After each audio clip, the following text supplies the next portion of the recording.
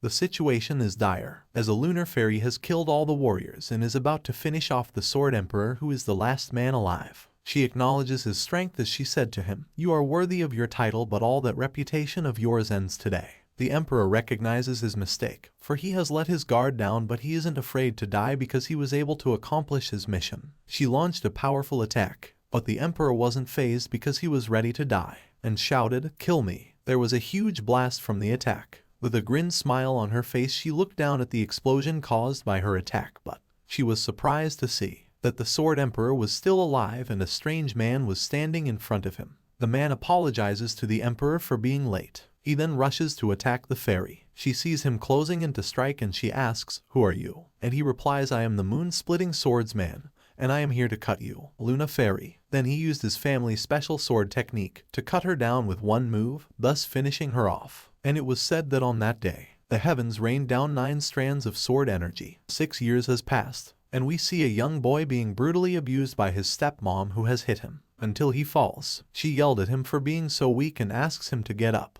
She asks him if he's ignoring the instructions she gave him to clean up the backyard thoroughly and make sure there is no leaves. The young boy with a bruised body replied, "You did tell me." She asks him if he is ignoring her because she is not his real mother, and he replies, "I am not." She asks him if he would have ignored if the instruction came from his mother who abandoned him after birth, and he replied, "No." This infuriates her, so she asks him if he would have ignored if the instruction came from his father, who has locked himself up in his room for 6 years and refused to come out, and he also replied saying no. This gets her more angry, so she asks him if that's all he has to say. She thinks he's trying to disrespect her. Then, she kicks him to the ground and starts beating him up, while her children watched from behind, laughing at him and mocking him saying, "He's so scared he can't even lift his head like a turtle." Only the oldest didn't seem happy about this. The Sword Emperor and his family, on their way to Waryong Manor. He notices that nothing had changed even after 6 years and is amazed by this. The Emperor's son is excited to finally meet his father's only sworn brother, whose name is Yon. The Emperor's daughter is also named Yon. The Empress inquiries from her husband where her daughter Nangong Yon is. The Emperor replied that she was feeling a bit stuffy and went on top of the carriage. The Empress was frightened and quickly rushes to ask her to come down and tells her husband that he is the one spoiling her. "Let her be," says the Emperor, "it's nothing new for her." The Emperor's son also assures his mother not to worry about Nangong Yon, because, with the level of martial arts that Nangong Yon knows, she will be perfectly okay. The Emperor's son excitedly asks his father, "Is Yon so strong that even you?" The Sword Emperor acknowledges his strength. The Emperor replies that 6 years ago, the martial arts Yon used were certainly the most perfect sword arts under the heaven. The Emperor also said to his son, "If it weren't for Yon, I wouldn't be alive here today." Also stating that Yon's heaven sword technique is certainly able to match up to their Nangong clan's advanced techniques. The Emperor's son is astounded and wonders if he is that strong, why haven't his martial arts been known to the world? The Emperor tells his son that it is because Yon is retired and didn't pass it down to anyone and that it's best not to say anything that offends him. The Emperor continues and tells his son that Yon had 2 wives, the first and the second, but he was especially fond of the second wife. But unfortunately the second wife died after giving birth 6 years ago, and after that, he lost all meaning to live, and locked himself up in his second wife's room. The Emperor then tells his son that it is also why they are there. He wants to look for a way to get Yon out of that room somehow. He also tells his son that once they get to the manor, to act like he don't know anything about it and not mention anything about Yon's second wife. "Do you understand?" The Emperor's son replies, "Yes, I'll bear that in mind." Back at the manor, a warrior shouts at the stepmother of the kid being beaten, "Madam, Sir has stepped out of his room." The stepmother is envious that her husband left that room after hearing about the Nangong carriage horse entering town. The warrior also says that he is on his way to receive the Sword Emperor. The stepmother then cleans the blood stains on her hand as a result of beating her stepson.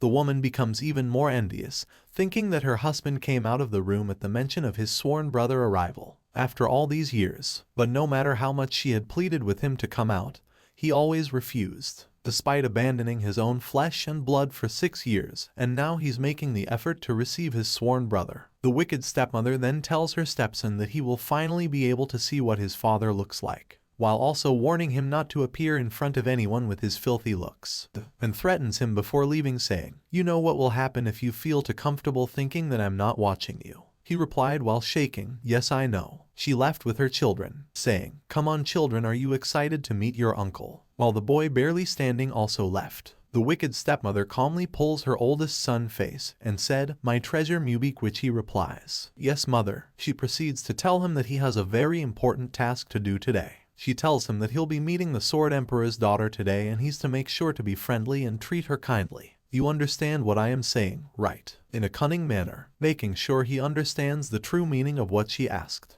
"Yes mother, I'll bear that in mind," Mubik replied. They all head outside to receive the emperor and his family. The emperor, upon seeing his sworn brother Yon, shares his concern about how he looks. "Are you all right?" he asked. Yon tells him that he is too ashamed to meet him and apologizes for not looking for him after all these while. The emperor stops him and said, "I can't believe you are saying something like that. I was so surprised when I heard about you." Yon says, "It seems I've worried you because of my incompetence." The emperor tells him that it's alright now that they've met. He proceeds to introduce his family to Yon but is surprised to see that his daughter has disappeared again without anyone notice.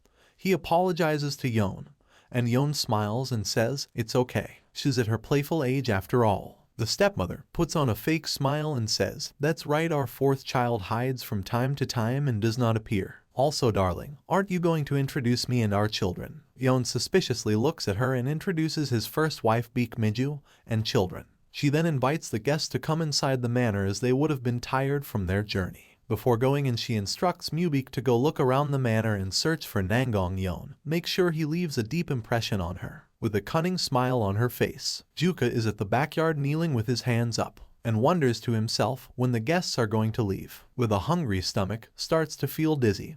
He tries not to sleep but eventually, he dozed off and fall to the ground. Few minutes later he heard some footsteps while sleeping and slowly opens his eye and sees a woman figure approaching him. He quickly kneels and begins to beg, shouting, I'm sorry, I dozed off without realizing. I'm sorry." Then he thought to himself, "I'm an idiot. I did something stupid and made first mother angry again. She won't forgive me this time." He raised his head up and was shocked to see someone strange. Surprised, he said, "No, that's not her. It's Nangong Yon," staring at him. Inside the manor, the Sword Emperor proposed a marriage between the Waryong Manor and the Nangong clan. Bikmiju was excited to hear this, so she asked the Sword Emperor, "Do you mean it?" And he happily replied saying, "Of course. The Waryong Manor is more than worthy of becoming our in-laws." Bikmiju, still very excited, says, "Oh my wow, what a joyous occasion this is. This is great news for our children as well." The emperor then asks Yon what he thinks. Yon is really thankful for the offer, but thinks it'd be better if the children had a say in their marriage, and parents shouldn't have all the say in their children's marriage. The emperor was satisfied with Yon's response. Bikmiju isn't happy hearing this and thinks her husband doesn't help at all, while she has always worked hard for the family. "You might as well just tell them that you regret marrying me out of convenience." So she asked the emperor, "Don't you think our children will like each other?" The emperor, still joyful, says, "Yes, we would be meeting each other more so they will have many chance to get to know each other." Happy Bikmiju then asks if she could request one last favor. The emperor asks her to speak freely, which she then asks if the Nangong clan could give guidance to her son Mubik. The emperor and his wife were both stunned by this request. The empress asked what she meant by that. Laughing, the emperor expresses his thought on the request saying, "Doesn't the Yon clan have their own advanced techniques? Besides, this isn't something I can decide on." Yon suddenly speaks and asks for the same thing as well. "If that's not too inconvenient for you and the Nangong clan, I would like some help as well." The emperor was stunned by this request from Yon, but accepts and says, "But is this really okay for your eldest son not to inherit your 9 heavens sword technique?" Yon proceeds to tell him that their family martial arts aren't as difficult as the Nangong clans, and he's sure Mubik already mastered the 9 heavens sword technique. The emperor asks if he's lying and says, "I saw you using the 9 heavens sword technique move 6 years ago." Yon replies, "Actually, I'm unable to pass down that martial art in my current state. I'll tell you the details later in private. So when you go back to Wuding Mountain." As he was about to talk further, he started to cough blood and fell to the ground. The emperor shouts, "Yon, get a physician." "Hey, Yon, wake up," he exclaims. At Waryong Manor's backyard, Mubik is seen walking around in search of the emperor's daughter and wondering where she could be, when he heard a voice coming from behind a building and recognized that it's his younger sister's voice. So he ran towards where the voice was coming from and saw that his sister was with the emperor's son. So he bows his head to apologize to the emperor's son for his sister having bothered him. The emperor's son told him not to worry, that she's no bother, and asks his name. Mubik calmly replied, I'm Mubik. His sister then pulls the cloth asking him if he knows her name. Before he could answer, she quickly said, I'm Seolju. You mustn't forget that, okay?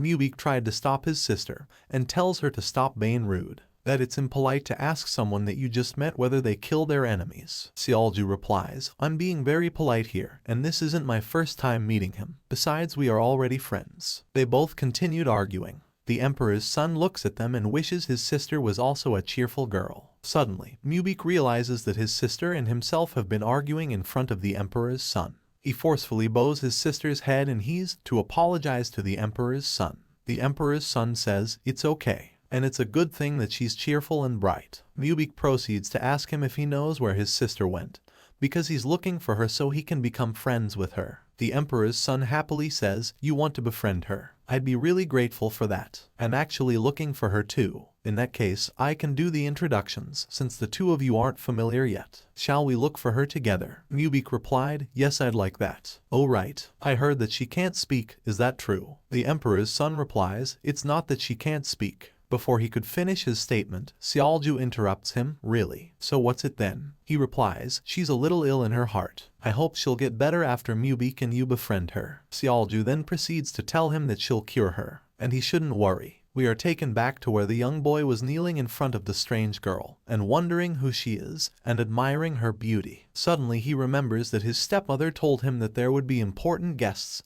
at their manor. He notices that the cloths and accessories the lady in front of him is putting on are so elegant, so she must be one of the guests. The boy starts to tremble in fear, as he also recalls that he was warned to stay out of sight from the guests. He tries to think of what to do, for his stepmother will definitely punish him. He tries to run, but the lady caught him by the shoulder and slammed him to the ground. The boy was terrified and starts to beg. I'm sorry. The lady stares at him and wonders what he is constantly apologizing for. He couldn't even react, even though I only pulled him a little. Did he not learn any martial arts? She realizes that the bruises all over his body don't seem to be the result from martial arts training, and it doesn't seem like he's been getting proper meals either. She notices his red hair, stating that it's identical to that of the moon-splitting swordsman, so he must be his child, and wonders why he's so afraid. As she leans towards him, he apologizes even more. I'm sorry.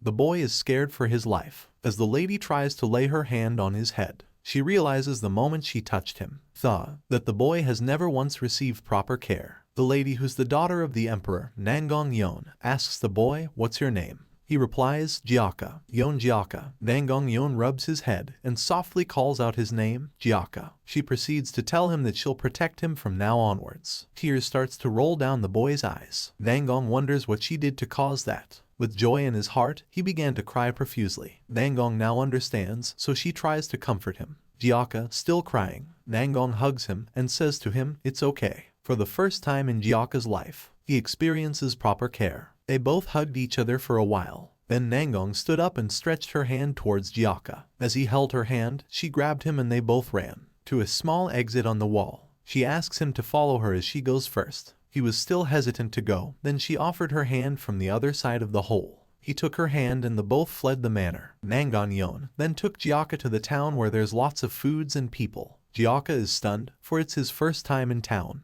He looks at a food stall and Nangong-yeon noticed him staring, and decided to get for both of them, which he devoured in an instant. She smiles at him while watching him eat. After eating, they were both walking in town when a warrior appeared behind them and stopped them. Jaka got scared at the sight of the warrior, but Nangong holds his hand tight in a reassuring manner. Back at the manor, Yeon wakes up and sees the emperor sitting beside him. I must have worried you, he said. The emperor replied, of course. Do you know how shocked I was? How could the moon-splitting swordsman be in this state? Yeon feels embarrassed and said, I couldn't even prevent myself from fainting. The emperor stops him from talking and tells him to only focus on recovering, that he needs to get better for the sake of his clan and children. Yeon proceeds to tell the emperor that his clan's advanced technique was passed down by a spirit. However, he can no longer see anything from the spirit and it is probably disappointed by how he is now and left him. Yeon then tells the emperor that the day his wife died, he also died as well. and that she left a child who resembles him greatly.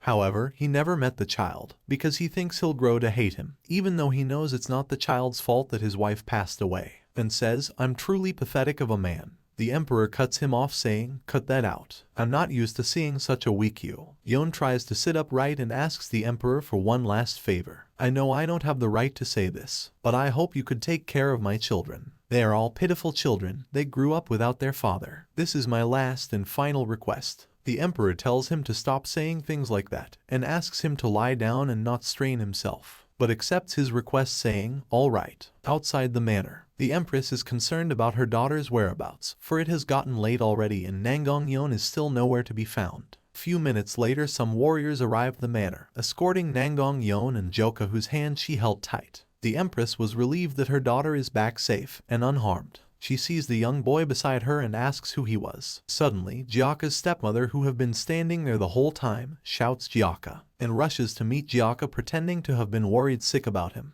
asking him why he looks so filthy. She said, "Oh my goodness, why are you in this state? Are you hurt anywhere? Do you know how much it breaks my heart to see you like this?" She then turns to Nangongyeon and said, "You must be Yon. I've been worried sick as I haven't seen him the whole day. Thank you for finding him." Nangongyeon gives a deadly look to Jaka's stepmother in response. "Yon," the emperor's son shouts upon arriving the scene alongside Mubik and his younger sister. "Where have you been? I looked for you the whole day," and playfully says, "I thought you climbed onto the roof again." And he's surprised to see his sister holding Jaka's hand, because she barely relates with anyone and she's already holding this boy's hand, a boy she barely just met. Nangongyeon turns to Mubik. He blushes, but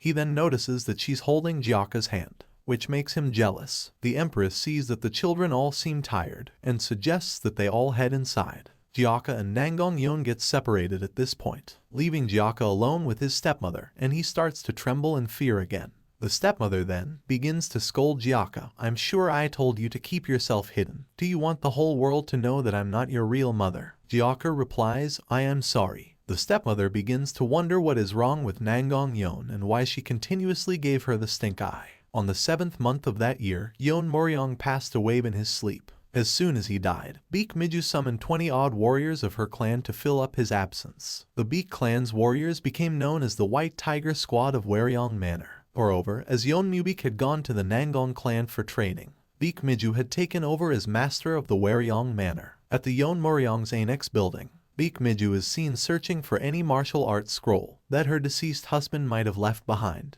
Then a warrior comes in to tell her that they've searched every crook and cranny of Waryong Manor, but couldn't find any martial arts manual. She yells out of frustration, "That's impossible. I'm sure I heard that man mention something about an advanced technique," and starts throwing different items around. The warrior apologizes. Beek Miju then angrily asks the warrior to move everything related to Yeon Moryong into the warehouse, and she never wants to set eyes on them ever again. "Yes, madam. We'll take care of that right away." He rushes out and orders every warrior in the manor be gathered in front of the building right away. Before he could give them the order to start moving the items, Beek Miju says to him, "When you're done taking care of those items, lock that brat away as well. Do you get what I mean? Please spare me. I know I was wrong. Please let me go." Jaka shouted as he was being thrown in the warehouse, where all his father's items have been moved to. His body slams the ground, and the warrior tells him, "This is your room now, don't blame me for this. I've got to do this if I want to survive." Jaka pleads for help, but the warrior tells him that there's nothing he could do even if he continues pleading. The warrior says to Jaka, "That aside, your father's keepsakes will be with you. Consider this a way to honor your father's death," and shuts the door as Jaka continues to beg for help. Jaka is terrified of being all alone in the dark, and wonders how long he has to stay in there. It's the next day. Jaka is awakened by light from a very small opening in the warehouse. He sees a bowl of water and bread in front of the opening. Immediately he takes a bite off the bread. He realizes that it's really hard and doesn't taste good. Then he began to think of when he'll be able to eat good food again.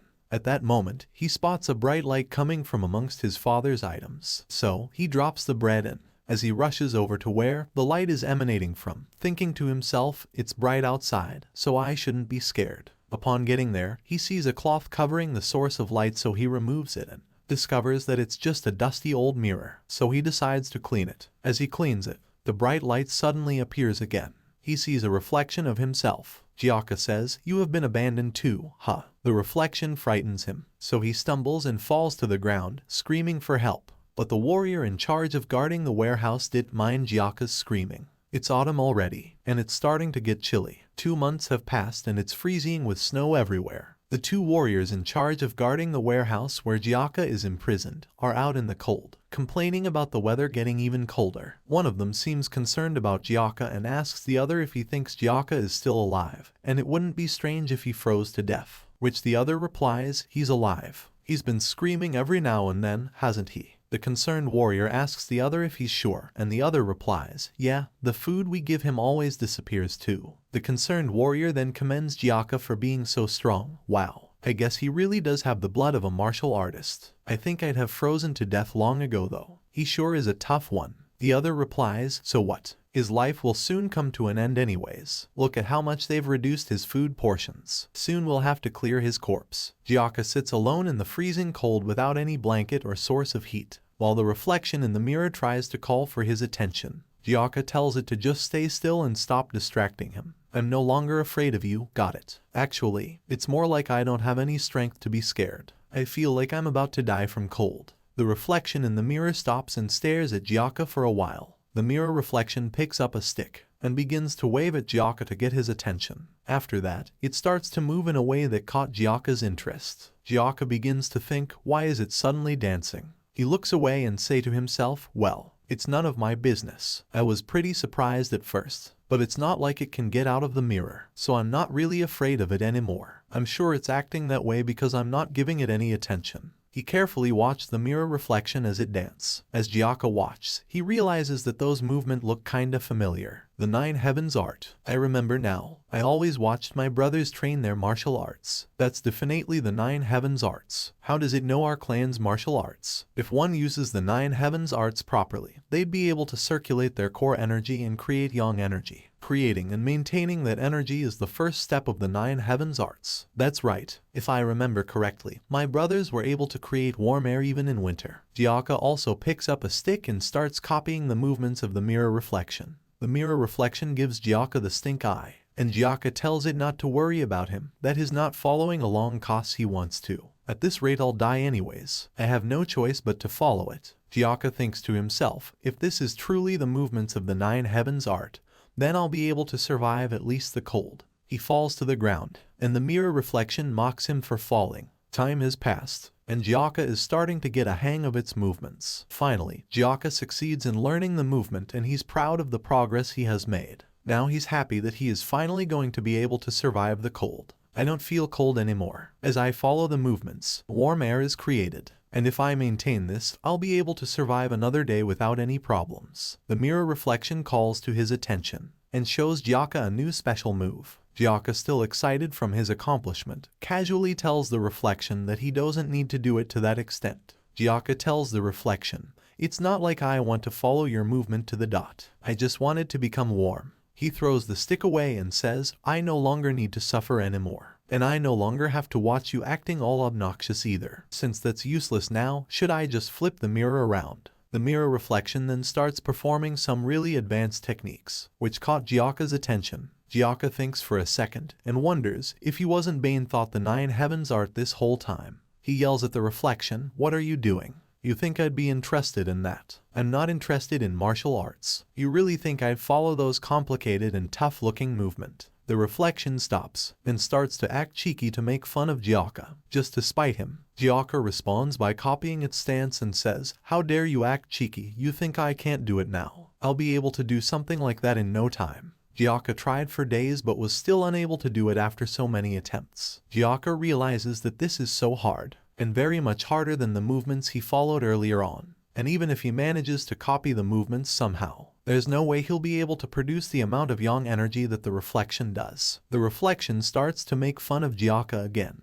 and this infuriates him. He gives up and says, "I don't care anymore. How on earth am I supposed to be able to follow something like that?" Jaka thinks about it all and says, "It's making him angry. Why did I even try? It's useless. It really won't help at all." But he thinks it's really cool and he wants to do it just like the reflection does. And he thinks, why isn't it working for me? its movements, even though it's complicated and difficult. When I compare it to the 9 Heavens art that it showed me previously, there are definitely similar parts, but it's way harder. Jaka continues to think to himself, is this a martial art that's even more advanced than the 9 Heavens arts? I've never seen my brothers doing these movements in their training before. But Jaka is sure the movements are similar to his clan's martial arts. But why does it know about our clan's martial arts? Jaka questions the mirror reflection. Hey, you're intentionally leaving something out right. I'm doing exactly as you, so why isn't it working for me? The reflection gives Jaka a suspicious look, which confirms to Jaka that it's intentionally leaving something out. Jaka then tells it that it's so petty for doing that and say he just won't learn the movements if that's how the reflection wants to play.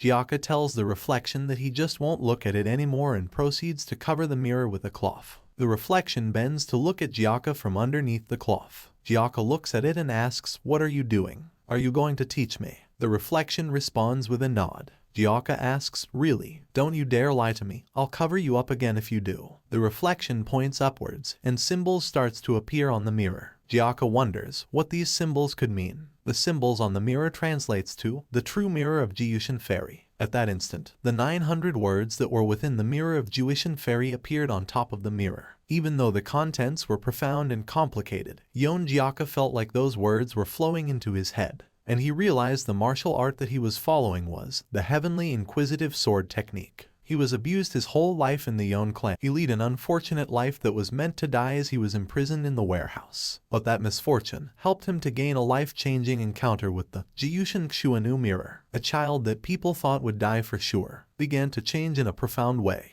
The secret manual of the 9 Heavens sword technique that wasn't passed because Yon Moryong had died was passed down slowly but surely. Time is fair to everyone. Ironically, because Yon Jaka was locked up in a tiny warehouse, he was able to focus on training in the Inquisitive Sword Technique. As time passed, Jaka grew stronger by practicing the sword technique and meditation. 10 years flew by, and finally Yon Jaka is able to do the exact same movements. A horse carriage arrives the manor. Nubik steps out, takes a deep breath and says, "It's been 10 years, huh?" His mother screams out of excitement, "Nubik, my son," as she rushes to welcome him. "You've come back as such a strange-looking young man. I've missed you so much." His siblings also come out to welcome him. Nubik greets his mother and tells her, "Mother, I've come back after finishing my training after 10 years. Beekmiju replies, "I'm so proud of you, my son. You did well. You've become so manly," and she hugs him out of excitement and says, "Now the Warriog Manor will become the strongest clan in Loyang.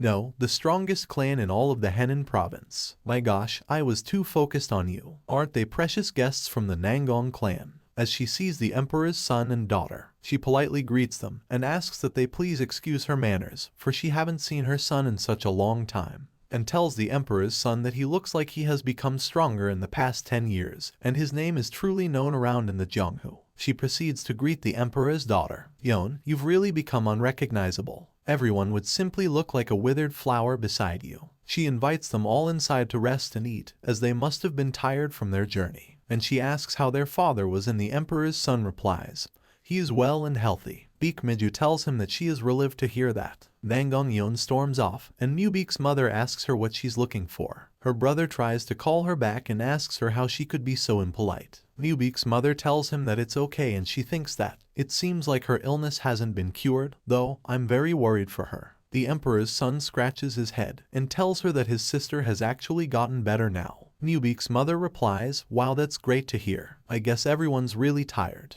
Go in quickly and rest." Nubik's mother rushes to tell one of the guards to alert every other guard and make sure no one lets Nangong Yon anywhere near the warehouse. She suspects that Nangong Yon must be looking for Jaka, and Nangong Yon must be persistent, for she still remembers Jaka. The warrior then tells her that he was wondering when would be a good time to tell her that the warehouse was too quiet, so he checked and couldn't find Jaka in it. Nubik's mother angrily slams the warrior to the ground and asks him what he's talking about, and demands an explanation. One day ago, Jaka is practicing the Heavenly Sword Inquisition technique, and finally, he succeeded in mastering the movement. Out of excitement, Jaka tells the mirror reflection, "I finally did it perfectly. This movement was really difficult. You saw that too, right? What I just did was the perfect one." The mirror reflection applauds him. Jaka went ahead to tell the mirror reflection that after he practiced the 900 words it showed him, he was able to get past all the parts where he was stuck at. and asks it to teach him the next thing. The mirror reflection smiles at him and pointed at the top of the warehouse. It appears that Jaka's final move from the training was able to break a hole at the top of the warehouse. As Jaka stares at the opening at the top of the warehouse, his training stick fell from his hand. To Yon Jaka, who spent 10 whole years in the dark and shabby warehouse. Jaka jumped off the ground to a pile of some of his father's belongings. The sky he had seen for the first time in 10 years is very beautiful. Jaka looks out and feels the warm air around, but he's scared to go out, and asks the mirror reflection if he could go out. It smiles at him and nods to Jaka. Jaka goes out, and he's amazed by everything he's seeing. Jaka says, "It's so pretty." The spirit in the mirror smiles as it watches Jaka, and finally disappears from the mirror. Jaka says to the spirit, "It's really pretty, come up here and look at it with me." He turns and sees that the spirit is no longer in the mirror and it's just an ordinary mirror now. Confused, he looks forward and thinks of what to do. Back at the present, the stepmother rushes to the warehouse to inspect it. She sees the hole in the ceiling and wonders if it was caused by a lightning strike. And still confused on how he got up there, one of the warriors asked her if he should send out a pursuit squad right now. The stepmother asks him why would they have to bother finding an ungrateful boy who ran away from the clan that fed him. She thinks that Jaka is just a fool if he thinks things would be any different just because he got out. Because he's just someone with a 6-year-old mind in a grown-up body, who don't even know how to earn a living and survive. And soon he'll starve, get sick, and die alone. Back at the manor, in Jaka's room, Mubik asks his mother if Jaka really ran away from home. Mubik's mother replies, "Yes, that's right. I think he left home 3 days ago. I sent people to search around town for the last few days but they couldn't find him." But Mubik says Jaka doesn't really have anywhere to go. Mubik's mother replies, "Yes, he must have been inspired after hearing that his elder brother was returning after becoming successful. You never really know what someone's thinking." Mubik replies, "Is that so?" Nangong-yeon arrives. Mubik turns and notices her and asks her what she's doing here instead of going to the inn. Nangong-yeon gives Mubik's mom a very scary look. Mubik's mom then tries to play it off and says, "Oh my dear niece. Have you come because you're worried about Jaka? Don't worry too much. They say kids his age often run away from home." Nangong-yeon gives her a very suspicious look. Mubik's mother proceeds to say that Jaka only ran away 3 days ago. But Nangong-yeon notices that the blanket and furniture don't have dust on them as if they have just been bought. Furthermore, contrary to the fact that the room seems to not have been managed well, there is absolutely no sign of human habitation. Mubik's mother then told Nangong-yeon not to worry too much, that she and everyone at the Crouching Dragon estate are working hard to find Jaka. But Nangong-yeon storms off without uttering a word. Mubik calls her disciple sister, but she walks away without looking back. Mubik's mom is angry and asks him if Nangong-yeon has always been so ill-mannered, and how much does Nangong-yeon look down on the Crouching Dragon estate for her to act like that. Mubik is quiet for a while, then speaks. "Mother, is it really true that our youngest ran away from home? Or did something else happen? I've never seen disciple sister act that way without a reason." He proceeds to tell her that Lovely Mind Reader is the nickname given to his disciple sister, who is said to read people's mind with her flower-like face. And there's nothing disciple sister can't solve. Once she becomes interested in something, she always solves it. And there is even a saying that goes, "Even if you fool a ghost, you can't fool the Lovely Mind Reader." He proceeds to tell his mother that if Nangong is in a bad enough mood to cut both of them off, then there must be a reason. His mother then asks him, "Do you think this mother of yours could have killed that puny kid?" Mubik tells her that he doesn't think that, and if she had killed Jaka, then Nangong-yeon wouldn't have left just like that. But if something really bad happened to Jaka, she interrupts him before he could finish what he has to say and tells him not to think too much about it. That Jaka didn't live in the manor, but it's true that he ran away. Mubik replies, "Did you just say he didn't live here? Then just where?" Mubik's mother responds, "He hasn't seen his own father's face even once, so I graciously allowed him to stay with his father's belongings." Mubik is shocked to hear this, and rushes over to the warehouse. But he's surprised to see that Nangong-yeon is already there, so he asks her how she was able to find the place. Nangong-yeon responds, "Even though it is the most remote place in the Crouching Dragon estate, there were a lot of people guarding it as if there was something I shouldn't be seeing. But just by looking at this place, I understand her reasoning. A warehouse covered with the smell of filth and mold, the floor where that child must have slept wearing his old worn-out clothes. It looks as if a vicious little demon was imprisoned here in the Crouching Dragon estate." She proceeds to tell Mubik that she's going to inform her father about this. As she turns to leave the scene, she says, "Since you're my father's disciple, there shouldn't be any rumors spread, but I don't think the relationship between the Crouching Dragon estate and my family will be the same anymore. Just so you know, I will be returning with my brother. Nubik is not happy. Still standing in front of the warehouse, he thinks of what to do now that the relationship between him and his respected teacher, his disciple sister, has been ruined. But right now his family's estate has no other choice but to live fearing the future action of the Nangong clan. Jaka roams about in town without any footwear, and is wowed by how much things have changed and is curious to know how long he has been in that warehouse. He thinks of a way out of town but is confused due to all the changes in town. Jaka thinks, should I have just climbed the mountains and rub away? I just wanted to look around for a bit. While lost in thoughts, Jaka bumps into a man. Jaka immediately apologizes to the man and asks if he's alright. The man looks annoyed and calls Jaka a punk and also tells him to look where he's going. Jaka looks at the man and instantly identifies him as the warrior from the Crouching Dragon estate, who locked him up in the warehouse 10 years ago. Jaka stutters, I'll be careful, then I'll get going. The warrior then asks Jaka to wait, that he has seen his face somewhere before, and now he'll have to check his ID. Jaka is scared that he might have been found out already and thinks of what to do on the spot. The warrior yells at Jaka, asking him he didn't hear when he asked him to come. Jaka regrets ever coming to town to explore and in fear of being locked up in the warehouse. He bolted away from the warrior, and the warrior yells, hey you punk, come back here. While running, Jaka tries to remember where the gate used to be, and also tells himself that he can't allow himself to get caught again. Finally, Jaka sees the exit gate and continues running towards it. While in his thoughts, I'm gonna run as far away as I can, so far that no one could ever find me. The warrior chased after Jaka. I've never seen so a disrespectful brat before.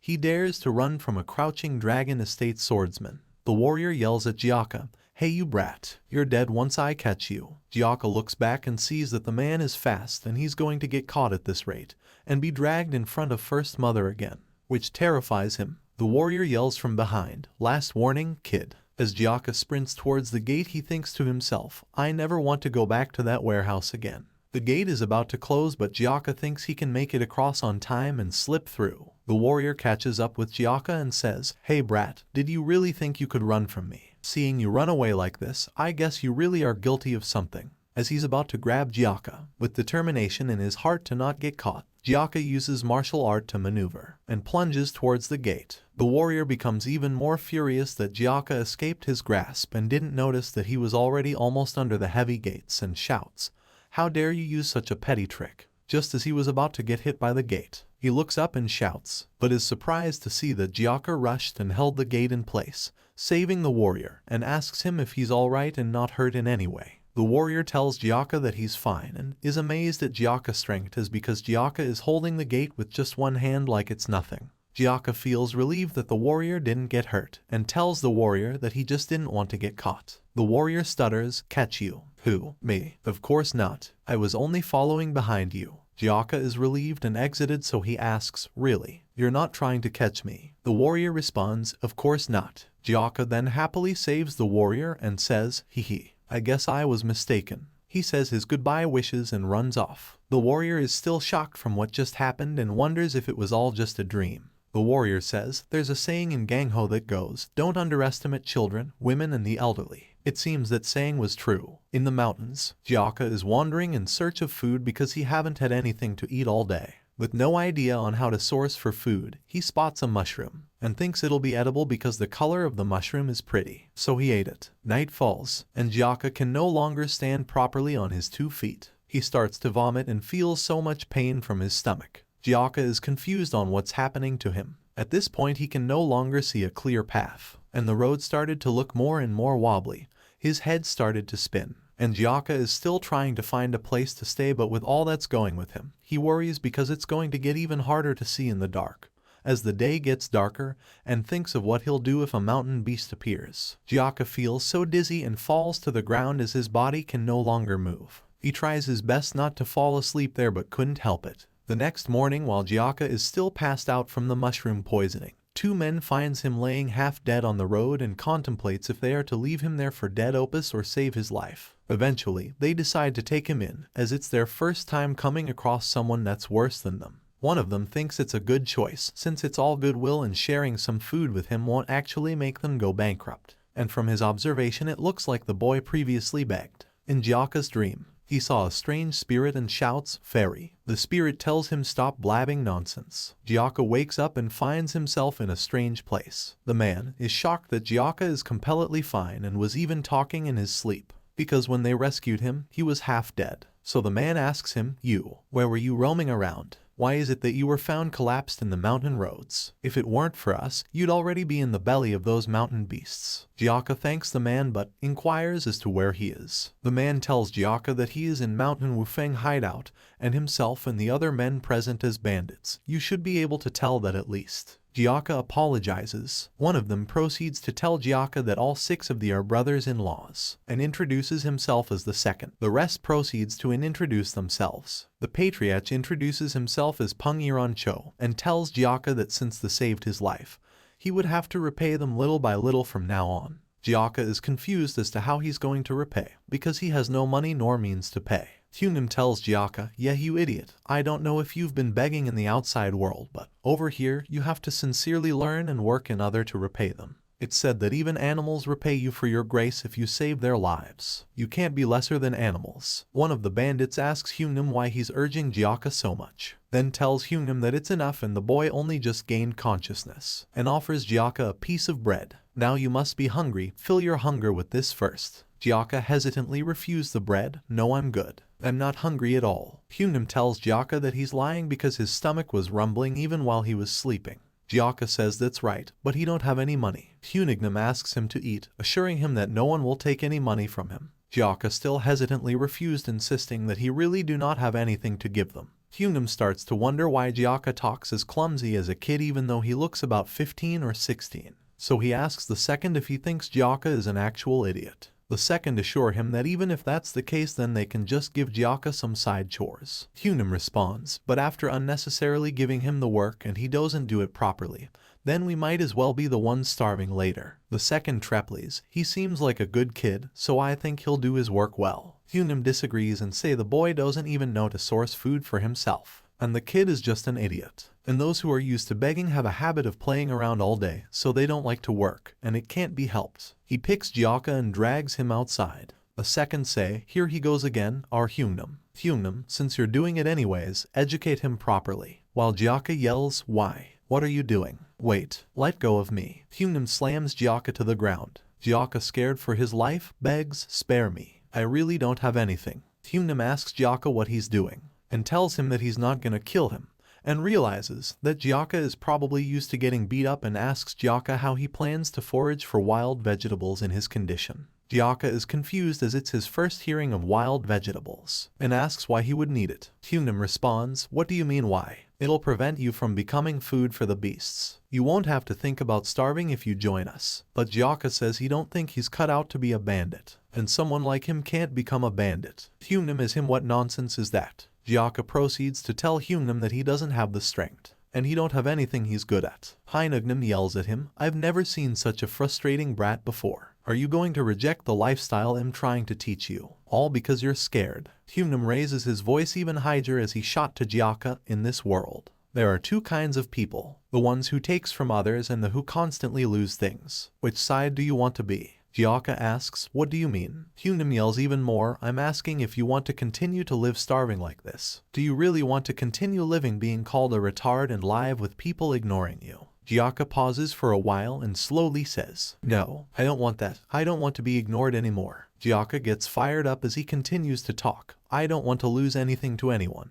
If I were to choose, I'd rather be someone who takes from others, instead of someone who always loses things. Hunim is excited to see Jaka fired up and says, good. That mindset is enough. Look behind you. From the first peak on the left over there, the 5th peak here in front is part of our land. Vast, isn't? Jaka replies, yes. Hunim proceeds to tell Jaka that they are the rulers of Mountain Wufeng, and nobody in the whole of Mountain Wufeng can ignore them, and tells Jaka that if he becomes part of their family, he too will be a ruler as well. Hunim asks Jaka, what do you say? Sounds cool, right? Jaka replies, yes. Hunim shouts, ha, I knew you'd like it. You are now the 7th brother of the Mountain Wufeng. What's your name? Jaka replies, Yon Jaka, that's my name. Hunim replies, Jaka, huh, that's a good name. There's something you should keep in mind before joining our family. Listen carefully and memorize it. Hunim takes a very deep breath and shouts to the mountains, fuck yeah. or the best. He looks at Jaka and calls him youngest, asking his to say the words as well, so Jaka shouted, we're the best. That moment, Yeon Jaka felt excited for the first time since he was born.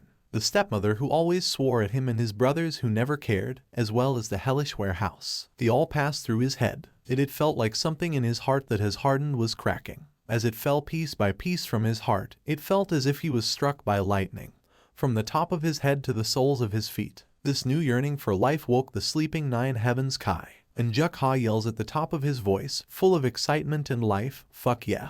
We're the best. A shout that sounds like he was releasing everything that was piled up inside of him. Split the clouds and fog and all of Mountain Wufeng echoed. It was like the mark of a new beginning in Yeon Jaka's life. Hyunam is very much happy to have given Jaka a purpose and says to him, you're a scrawny guy but your voice is excellent. It would be a shame to only give you house chores, so I'll pass on my martial arts to you when I have the chance. Jaka happily accepts, and Hyunam tells him that he'll first have to learn how to do chores inside the house by following the sixth eldest around, and proceeds to tell Jaka to at least do the chores properly, considering that his body is still very weak right now. Jaka responds, yes, Hyunam, I will give it my all. Hyunam is impressed that Jaka called him by his name instead of sir, and commends him on his fast adaptation. Thank you, Hyunam. Jaka replied. Like this, Jaka's mountain life had begun. He first learned how to survive. All thought Jaka was immature compared to normal people his age due to being locked up for 10 years. Thanks to the bandits of Mountain Wufeng who took him like a little brother, Yeon Jaka was quickly able to open his mind and adapt to his new life. His daily life was basically perfect. Of course, not every day was smooth.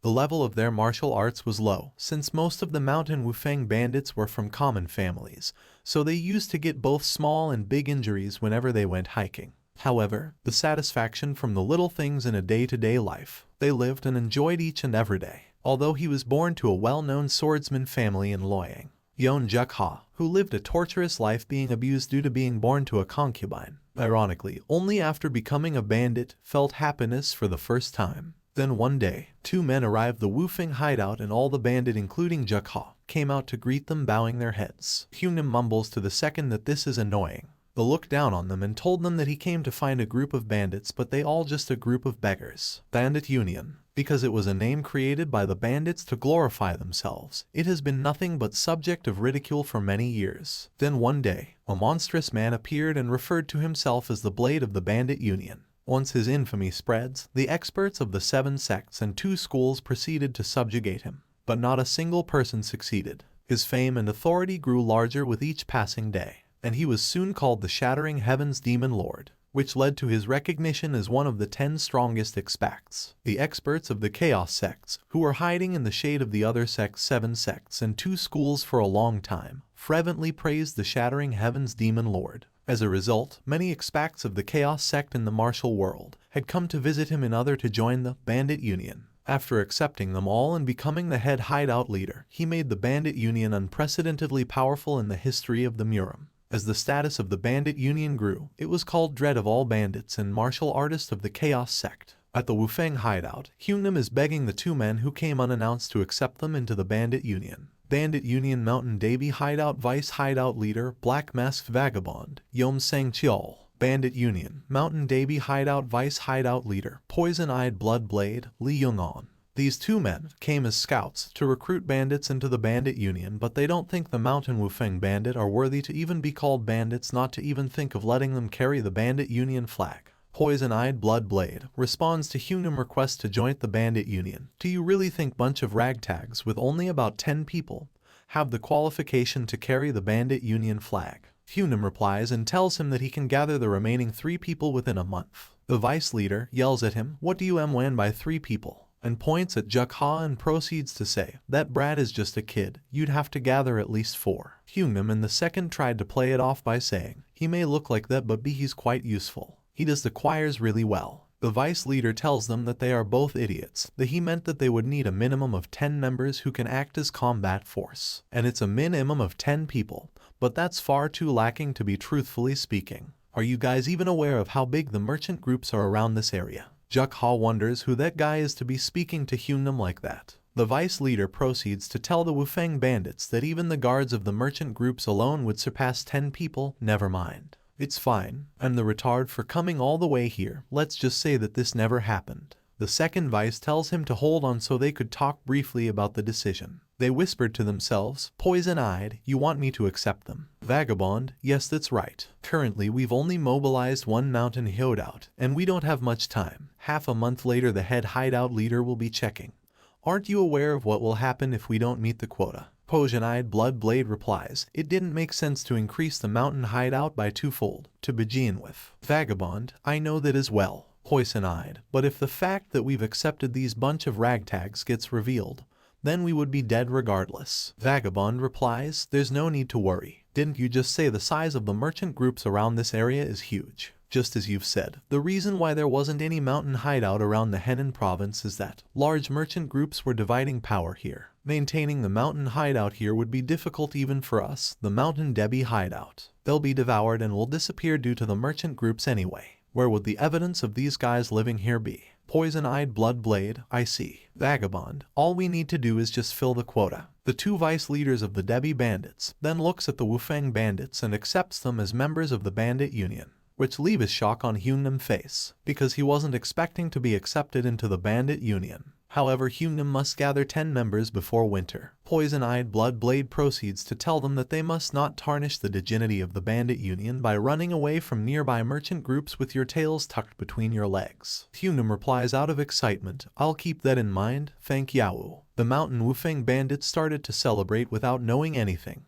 It's because most merchant groups paid the passage fee by raising the flags of the bandit union. But the two experts of the Mountain Debbie hideout who know of the strength of the nearby merchant groups had expected the Mountain Wufeng hideout to disappear before 2 months have passed. However, these expectations were way off. The Mountain Wufeng hideout members prepared to go on their first hiking, operating as the Bandits Union. They were all excited as they left. The sixth calls Jaka Youngin and tells him that he will have to properly hang the laundry, and not to forget to do the dishes. Jaka watches as they depart and thinks to himself, I'm tired of doing chores though. I wish I could follow them on their mountain travels too. But remembers Hyungnam telling him, you idiot. Do you know how important it is for household chores to be properly done? If we're going around with empty stomach, then all of the heroes and champions of the world will be laughing at us. Jaka says to himself, I can't let my Hyungnam be disregarded like that. That's right, I'm doing an important job. But Jaka still wishes he could go with them. 1 month of living in the hideout. 2 months later. 3 months later. Jaka sits all by himself as all the chores has been instantly, because he's gotten used to doing chores. He thinks of what to do with his time as he waits for the group to come back. He remembers that he hasn't practiced any of what he learned in the storage room since he got out. So he decides to practice and prepare in advance for the time when he will be able to join his sworn brothers on their travels, in order to repay their favor, and promises himself that one day, he'll definitely be of help to his sworn brothers. Hyungnam asks everyone to gather and says, these are the people who have volunteered to join the Mountain Wufeng hideout as we accept these 3 as our new family member. I'd like to make an announcement. Until now, our mountain hideout had sworn brotherhood with everyone. However, sworn brothers cannot just expand every time. From now on, all members joining will be divided by the order of recruitment. Now, if you understood what I said, introduce yourselves. One amongst the 3 steps forward and introduces himself as Chug-san, and says that he ran away from the crime of hitting the son of the county magistrate. He followed Gi-duk. Gi-duk then steps forward and introduced himself and that he's friends with Chul-san and he joined in order to lessen the burden on his family. The third person is a lady who introduces herself as Han Ki-yeon. She says she's 19 years old and her father had sold her to the Paler in Babong County, but she ran away from there. And after returning home, they kept telling her to go back, so she decided that the mountain life would be better than being a courtesan, and asks that the Wufeng clan take good care of her. The second rubs Jasha's head and tells him that now that he has siblings, he won't have to worry about chores anymore. The 6th eldest tells Jasha that he'll now be able to join them in the mountain travels as well, and states that he knows Jaka has prancing swordsmanship in the backyards recently. So he asked, you wanted to go on the mountain travels with us, right? Jaka excitedly replies, yes, and is excited that he can finally be able to accompany them on their travels. Hyungnam proceeds to tell the new recruit that unless they have exceptional talent, their ranks are determined by the order of becoming a member of the mountain hideout. Therefore, since Chul-san is 3 months older than Go-duk, Chul-san is the 8th, Gi-duk is the 9th, and Chai-yen is the youngest. and asked if anyone has any objections. Chul-san wasn't comfortable with being below Jaka, so he confirms from Hyunam if he can move up the ranks by having good fighting talent. Hyunam replies, "Of course, we are the Bandit Union. Anyone who's stronger becomes the Hyunam no matter what. Are you somewhat good at fighting?" Chul-san replies, telling Hyunam that he has had the opportunity of attending military offices for 3 years. Hyunam then asked him to choose who he doesn't want to be below, and if he defeats whoever he chooses then he'll be raised to the rank of the person he defeats. Chul-san chooses Jaka as his opponent and says it's strange for him to consider Jaka as his elder. Hyunam uses Jaka if he's going to maintain his rank by fighting Chum-san, or just accept to become the younger brother to Chul-san. Jaka considers the situation and thinks, if I avoid this fight here, I may not be able to join them on the mountain travels. But Jaka is determined to go on the mountain trailers, so he chooses to fight. Both Hyunam and the second are shocked that Jaka has actually chosen to fight, and ask Jaka if he's going to be okay, because it's obvious that Chug-san has had some combat experience. Hyunam then tell the second to leave Jaka alone as he thinks this is going to be interesting. So he announces, "Now, the two of you will fight, and the loser will become the younger brother unconditionally." Chul-san tells Jaka that he won't go easy on him in a fight. Jaka replies, "Enough with the nonsense." Two of the sworn brothers heard Jaka and smiled because "enough with the nonsense" is a phrase commonly used by the Hyunam, and they are proud that the boy is not scared at all. Chul-san is pissed at Jaka acting so cocky but doesn't mind right now because he thinks that if he can just become sworn brothers by defeating Jaka then that's a piece of cake. He yells as he plunges forward, "I'm sorry, but you're going to have to be defeated with this one strike." Jaka easily dodges his attack, and with a swift move strikes Chul-san as though he was wielding a blade, but didn't land a hit. Chul-san is stunned. The movement is so fast, Chul-san couldn't see what just happened. Jaka quickly realizes that he's fighting without a weapon. Then he quickly strikes Jaka again, shouting, "You surprised me, you little brat." He lands a heavy punch to Jaka's face. Jaka is on the ground bruised from the punch and thinks of how he's going to fight now that he has no weapon, because he didn't learn anything like that in the storage room. The second is worried and asks Hyunam if they should stop Jaka, because it looks like he hasn't fought a single time. Chul-san continues to pound Jaka, and Jaka gets frustrated and yells, "Just why? Why am I getting hit by fists like that?" Out of frustration lunges an uppercut to Chul-san's nose. With a bleeding nose, Chul-san gets mad as it looks like Jaka is really trying to embarrass him, and slams Jaka to the ground with a heavy punch, telling him to stay down if he doesn't want to be heavily injured. Then he should just stay down. Jaka yells back at him, "No, I'm going to win." Chul-san tells Jaka that he's just all talk and a small brat and lands a finishing blow. Chul-san feels so proud after knocking Jioka out. While Jaka lays down knocked out of the ground, Chul-san looks at him and says, "I did warn you to just stay down. You brought this onto yourself." And faces Hyunam, "You saw that right. Now I'm the seventh." "Who said that?" Jaka says, shocking everyone. "It's not over yet. Never. I'll never give you that position." "Bring it on," he says as he stands back on his feet. "Let's do it until the end. Let's see this to the end. Come at me." "What are you doing?" "Come at me." Chul-san is surprised to see Jaka standing after taking those hits, because even most well-trained men end up at the doctors after taking his punches, and still wonders how Jaka is fine because he took numerous hits directly. While Chul-san is just standing still thinking, Hyunam asks him what he's doing. "Aren't you going to continue? If you've lost the will to fight, is it okay if I take it as you giving up?" Chul-san feels humiliated and tells Hyunam not to regret this cause he might end up just killing the kid, as he runs off with full strength to strike Jaka. Jaka looks unfazed as he prepares for his counterattack. He acquired an exceptional martial arts, 9 Heaven sword concept, but he still had no idea how to utilize that strength properly. Because of that, he hadn't realized that he was strong. His will to travel to the mountains, and his desire to win, were enough to unlock the 9 heavens Kai Jaka had gathered while locked away for 10 years. Jaka decides to think of his fist as a blade. And this, Chul-san can't believe his eyes and wonders if he's seeing things. Jaka delivers a very fast and powerful punch to Chul-san's gut, which makes him cough out blood and pass out while standing. But Jaka didn't realize this and thinks that the hit didn't work how he wanted, and it probably isn't working cause it's not a sword, as he is about to hit him the second time. Chul-san falls to the ground, passed out cold. This makes Jaka seem confused and happy at the same time. The second was about telling Hyunam to stop Jaka, but everyone just sees Chul-san fall to the ground. Everyone is amazed, because Jaka's move was so fast, no one was able to see what happened.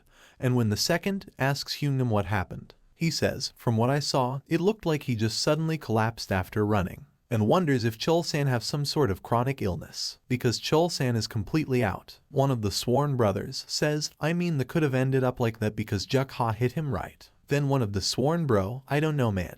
I couldn't see it because you were talking to me. Hunim smiles and cuts them all from arguing and says, does it matter? And announces that the victor of the rank match has been decided. Rank 7 of the mountain hideouts is still Yon Jaka. After the fight, Jaka is then presented with a weapon by the second eldest, who tells Jaka that Hunim wants him to have it because he was impressed by his fight. The second also informs Jaka that he can also join the trips to the mountain starting tomorrow. Jaka excitedly thanks him and promises to work hard. The second clears his throat and tells Jaka to hold his horses and says, it's good to be full of spirit, but fistfights are completely different. If you let your desire consume you, you'll be cut down by a blade before you know it. You were only able to win because it was a fist fight, but you would have died over a dozen times if it were a sword fight. But Jaka mutters, I could have won easily if it was a sword fight. The second shouts, silence. I'll teach you my exorcism sword technique. Pay attention. You know I ate the temple food when I was young, right? So even if I do it all, it won't take longer than 3 seconds each. But still, be hard for you since it's your first time learning a sword technique. Yes, older brother, Jaka exclaims. Pung Hunim sees the two practicing and says, it seems Tak has also taken a liking to our youngest. The exorcism technique was something he never taught, even when we begged. One of the other brothers seems a bit worried about Jaka going with them on the mountain trip starting tomorrow. Pung Hunim tells him that it's going to be fine and things will be over once they take on the name of Bandit Union and it's time to say goodbye to the past when they fought to death,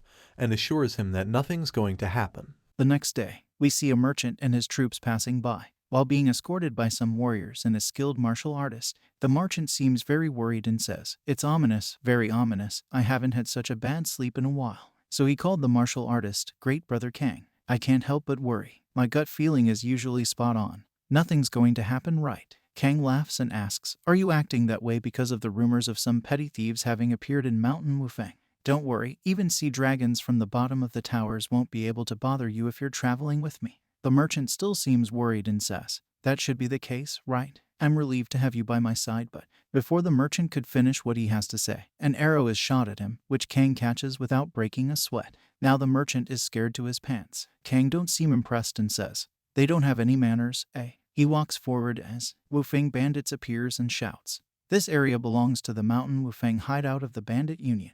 Kang doesn't believe that they are from the Bandit Union having less than 10 members, so he mocks them and laughs saying, it seems our man's merchant group has been greatly underestimated, and now we are being threatened by these petty thieves. He laughs even harder and asks them to say something that makes sense. Pung Hunim says, this bastard sound like he wants to taste another arrow. But Tak reminds him that the guy just caught their first arrow with his bare hands. Pung Hunim angrily says, then we can shoot multiple arrows at once. Hey, merchant group bastards, you seem to be acting out just because you have numbers. I'll make sure you understand what happens when you make fun of us in Mountain Wufeng. Furious, Hunim orders his guys to shoot. Kang gives a cheeky smile and says, how pathetic. This is why I despise low-level thief bastards, and single-handedly cuts down all arrows that is being fired at him and the merchant group. The Wufeng hideout members all froze in fear, and wonders how possible it is that all those arrows were deflected by just one sword. At that moment, Pung Hunim realizes that they are fucked, and that Kang is an expert martial artist. Kang gets so furious and calls them bastards who are worse than parasites.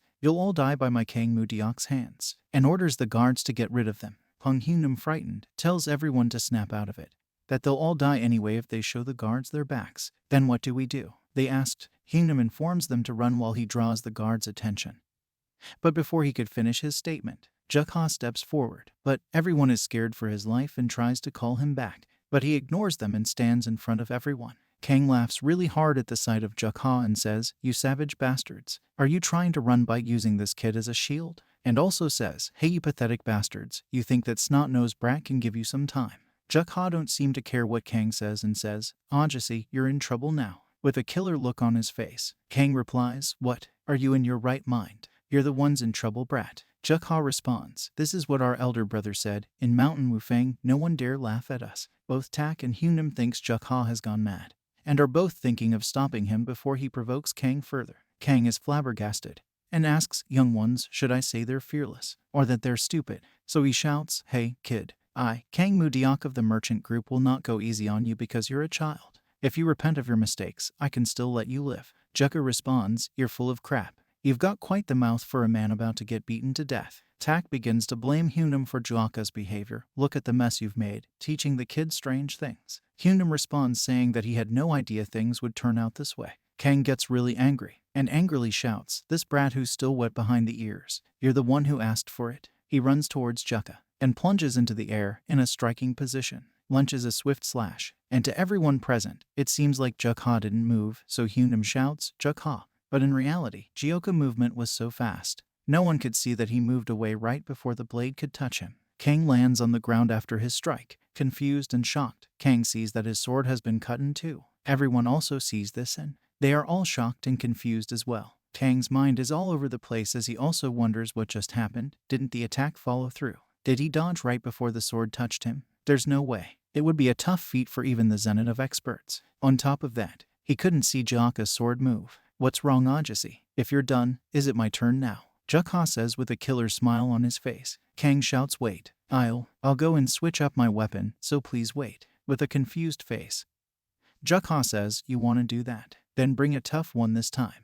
The last one was weak, so I almost sliced your neck along with it. After you switch out, I'll just cut your sword. Kang is scared after listening to what Jaka said, because he thinks Jaka's sword wasn't even close enough to reach him, but notices the little cut on his neck. Kang kneels down immediately, bow down, begging Jaka for forgiveness. He says, I'm sorry. I committed a sin worthy of death. I will pay the transit fee, so please just spare my life. And mutters to himself, he's a monster. Does it make sense for one so young to reach the level where they can use sword aura? I've never seen or heard anything like this. Jaka stares clueless, and smiles as he watches Kang beg. And so he says, fine, I'll take a generous transit fee, not a problem in the slightest. The entire Wufeng bandits are stunned. On their way back to the hideout, Hyunam is still shocked from what happened back there, so he asks Jaka how he did what he did back there. Jaka smiles and asks if it's about how he cut the sword. Hyunam affirms, yeah, where did you learn those techniques? Jaka responds and says that it's the exorcism sword technique that the second brother taught him a few days ago.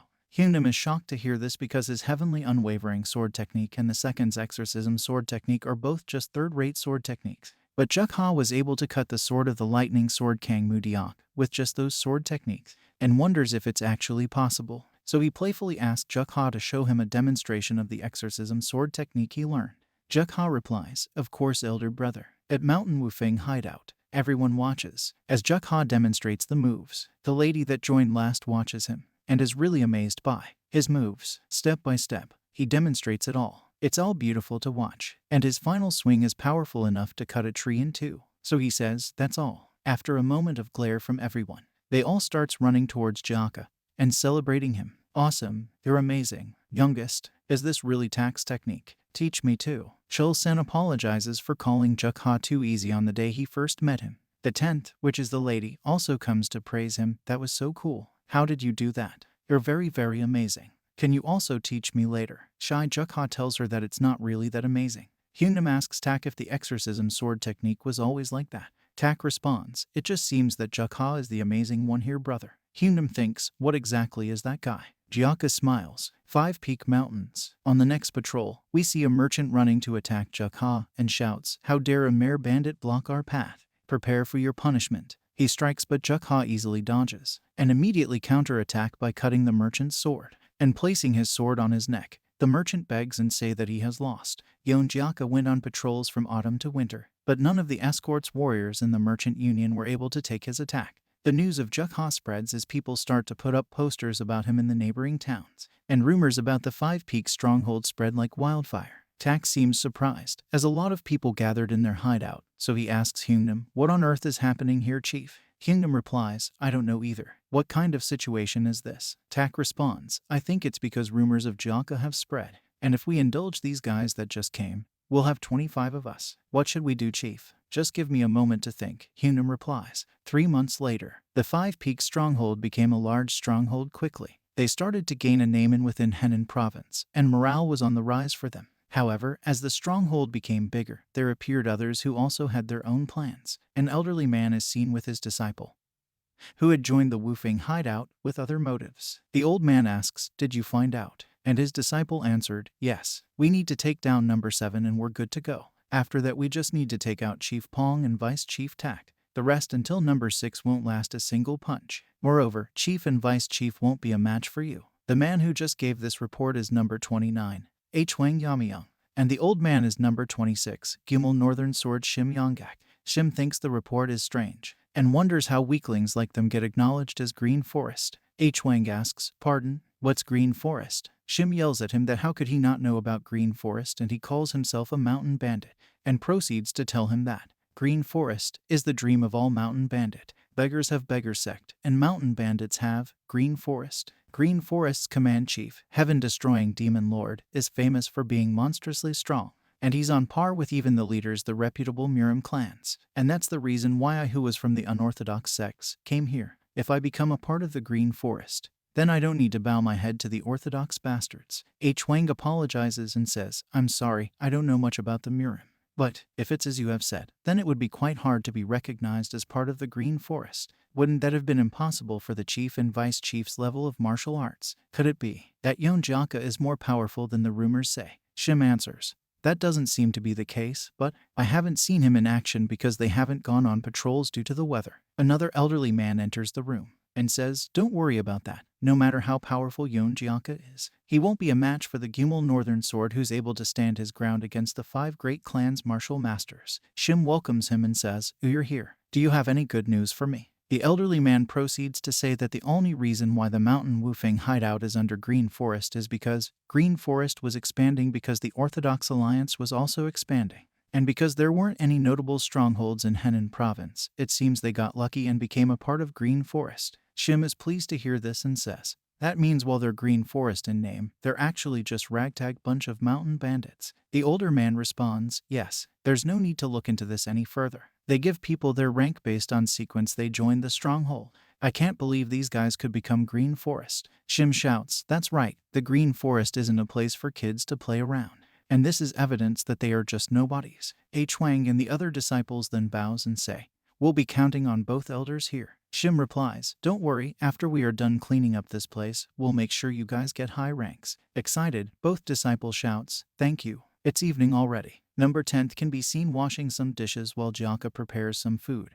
Then number 10 asks Jaka if he's heard about the people that recently joined them are requesting for a rank fight. Jaka reluctantly tells her that he's heard and what's about it. Then she proceeds to tell him to make sure he punishes them during the fight. Jaka asks her why, and also asks her if it's because they look down on her. She then tells him that that's not the case. She heard them mocking the chief by chance and saying that the chief's technique is learned from the streets. Jaka, after hearing this, gets furiously enraged, scaring the 10th sister, and breaks the table he was using to prepare some dishes. So he asks the 10th, who mocked the chief, but she tells him that she don't know because she only heard while passing by. Jaka angrily storms off saying that he'll get the answers from them directly. But as Jaka was about going into the room, he's then spotted by the 4th brother Hyo Dao, who calls Jaka and asks him where he's rushing to at this late hour. Jaka turns to him and tells Dao that he heard that some of the newbies were mocking the chief, and if that were true, he was going to rip their tongues out. But Dao asks him if he's going to kill the newbies that they worked so hard to pick out,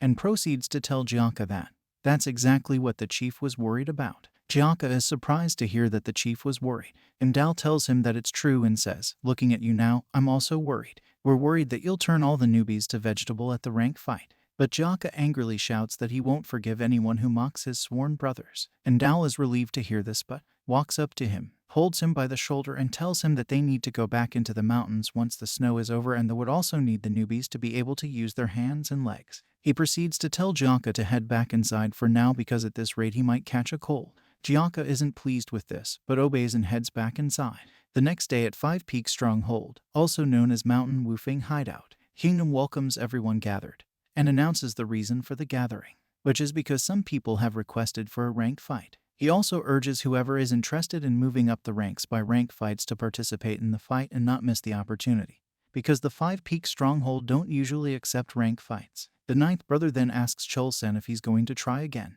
which Chol-sen then replies, "Are you crazy? I won't ever try it again." Kingdom then announces that those who wishes to put up a challenge to step forward. The elderly men and their disciples steps forward and begins to mock the chief once again, calling him a nobody with a loud voice. Kingdom is confused, but proceeds to ask if these 5 people are the only challengers they have. He continues with the announcement and says that they can choose who they want to fight and get their rank. but starting from number 7 and above, they must fight each of them according to sequence. He also adds that the duel will proceed fairly and the results will be acknowledged without complaints, and now asks them to tell him who they'd like to fight. With a grin smile on Shim's face, he says that they are all aiming for number 1. Hyunam looks at him and asks, "Really? You won't regret it, right?" Old man Shim smiles in a mocking manner. He then proceeds to ask Hyunam why they'd regret it, and says that all 5 of them are notorious martial masters within the Henan province. He adds that how would any of them be scared of someone who used to be a drug peddler? One of the disciples mocks the chief Hyunam, saying, "Gosh, that's so scary," and laughs, while the other says, "How could we be defeated by the heaven and earth blade technique?" All these mockery and laughs is really getting to Tak, who calls them bastards and wants to go hit them, but Hyunam tells him not to do anything.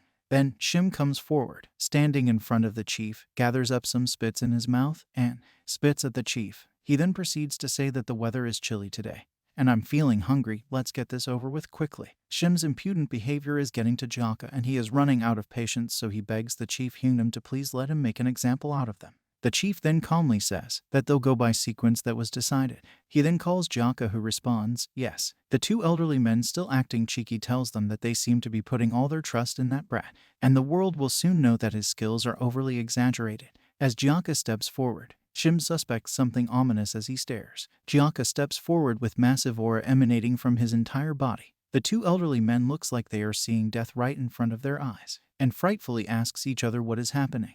Then Jaka, filled with rage, says that he thought he was going to die of pent anger. He calls at them and asks, "Which of you fucker wants to get beat up first?" Everyone watches as Jaka walks forward. Jaka stands in front of them and asks, "Who wants to go first?" They all seem to be afraid at the sight of him and couldn't decide who's going first. One of the disciples then suggests that the elders go first, but Shim, scared as fuck, tells him that it doesn't seem right for the elders to go first and it wouldn't look good on them. The other elderly man also agrees with Shim and shakingly says that it's normal for lower ranks to go first. The disciple is really scared and mutters to himself that wasn't what the elders said before, so he asks them who's going first. The disciple tells both elders that his stomach has been feeling unwell since. Only by looking at Jaka, his instincts is telling him that Jaka is dangerous, and thinks he needs to observe the situation first. While the disciple is still in his thoughts, one of the other disciples pushes him forward, which automatically makes him the first contender. He seems scared but tries to put up a bold face. He sees Jaka as a giant that's ready to devour him as he feels the unbelievable bloodlust from Jaka.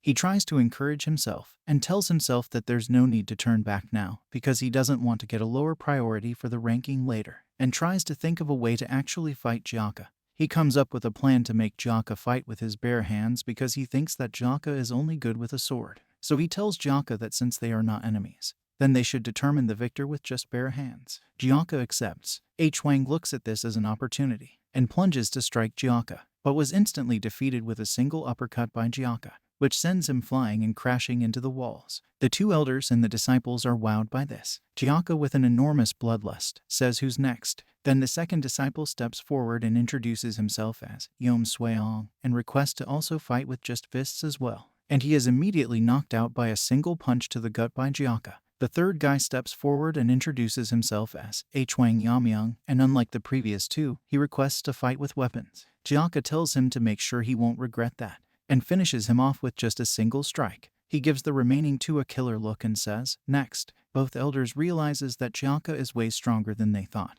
because he just took all 3 of their disciples out without breaking a sweat. Jaka asks them what they are doing and asks them if they are not willing to fight anymore. Shim tells him to give them a bit of time to decide who's higher in rank between themselves, and Joka tells them to do whatever they like and step up. The second elder thinks Jaka is just a fucking brat who has gotten very arrogant, but also acknowledges the fact that the boy is strong, and plans to use a secret move against Jaka. As he steps forward, he brings out a hand fan and introduces himself as Beak Jio, and says that he won't use a sword against someone who's in the same stronghold as him. And Jaka ignorantly says that he won't use his sword either.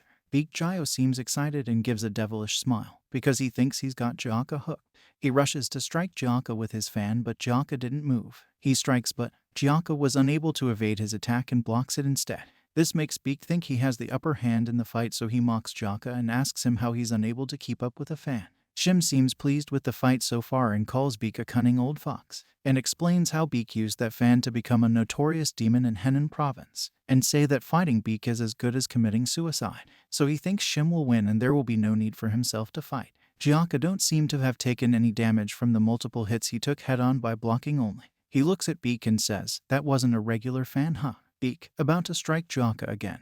Acting almighty, he tells Jaka that it seems like he wants to receive some beating, but stares and reflects on the fact that his fan can crush even boulders. But there seems to have been no impact on Jaka after taking multiple hits from him. Jaka calls him old fart, and from nowhere, Jaka's fist appears in front of Shim's face. Jaka, before landing the blow, asks him if he doesn't know what a fair fight means, then proceeds to land a very powerful and damaging blow to Beak's jaw, which sends him flying through the place. Everyone watching, including Hyunnim, are shocked at the mere sight of the strength of that single punch. Jaka pauses and tries to calm down. He picks up his sword and asks Shim if he's going to use a sword. Shim thinks carefully before responding, because he has just witnessed Jaka defeat Beak so easily, and he's also more stronger than the rumor says. While Shim is still in his thoughts, Jaka drags his sword on the floor and walks slowly towards Shim. Shim shouts, begging Jaka to wait, and says that he doesn't have any intention to continue. He then proceeds to say that it's hard to determine who is stronger between him and Beak Jail, but however he doesn't think he needs to fight at all. Jaka angrily says, "Hey old fart, sear this into your mind.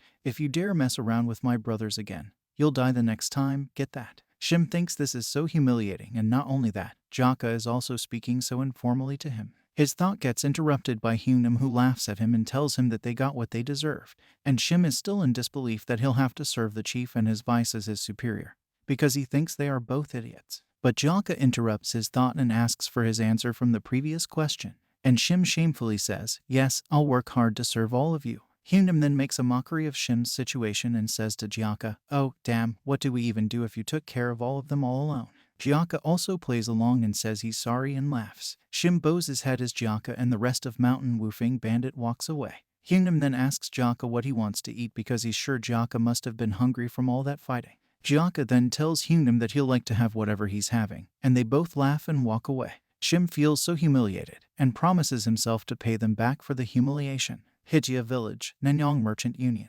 A messenger is seen running towards a building as he pushes people aside and shouts that he needs to meet with him. And we see a man sipping hot tea. The messenger arrives and shouts, "Master, there's big trouble. The rumors we were worried about are true." He then proceeds to tell his master that Shim Yonggak and Beak Jail were both seen coming out of the Five Peaks stronghold today, but his master don't seem to be worried. He then proceeds to tell his servant that if the world finds out that 2 of 3 great demons of Henan province joined the Five Peaks stronghold, they will experience another spurt of growth they won't be able to stop. The messenger also adds that there were a lot of merchant union that were affected by the growth of the Five Peaks stronghold in the autumn that just passed. The master seems to be having a good time, as he thinks this is all interesting. He then asks the messenger for who among Beak and Shim became the chief. The messenger then tells him that, about that, the chief is still Poong Yoncho, who uses the heaven and earth technique, and based on the rumors he heard, both Beak and Shim lost in the rank fight. The master, whose name is Lee Muryong, says that's impossible and says that he's sure that the information the messenger heard is wrong. The messenger then adds that the Five Peaks stronghold have already grown past 30 men in strength, and now they also have both Shim and Beak in their ranks, then asks for what should be done about the situation. Please, if you're enjoying this video, like and subscribe so I can be motivated to do more. Thank you. The master then asks if he has anything else to say because he thinks the situation is very good. He proceeds to say that he's always been bothered by Beak and Shim and he loathed being called one of the Henan province great demon alongside the 2 of them, because he never saw them as his equal. He then adds that the Nanyang Merchant Union will no longer allow the Five Peak Mountains bandits to wreak havoc anymore, because according to him, the Five Peak Mountains bandits have crossed the line. He then proceeds to say that they'll use this chance to get rid of the bandits and the 2 old gizzers, as this is a great thing for them. But the messenger adds that they are not people that should be underestimated. Lee Muryong assures him that it's all right and asks that he have some trust in the Nanyang Merchant Union. He also adds that since the bandits are 30 men, they themselves at the Nanyang Merchant Union have 3 times more than the bandits. Five Peaks stronghold. The place is peaceful. Jaka is seen outside polishing his sword. Then one of the bandits comes before him and offers him some water, which he gracefully accepts. As the bandit hands the water to Jaka, he tells Jaka that he was really surprised to see him easily take down one of the Henan province great demons, Beak Jayo. But Yon Jaka tells him that it was nothing much and Henan only has weaklings. The warrior then says that aside, and asks him why he's making his broadsword stand up like that. He then proceeds to tell Jaka that in the past, people used to say that martial masters are able to use a mere leaf to cut people, and says to Jaka that seeing the way is shaping his sword is what made him remember those words. These words catches Jaka's interest, and now he's curious to know more because he's never heard of that before. But the warrior thinks he has said something useless, thanks Jaka for his hard work and leaves. But those words didn't leave Jaka's head because he thinks it's incredible that a martial master can cut a person with just a leaf.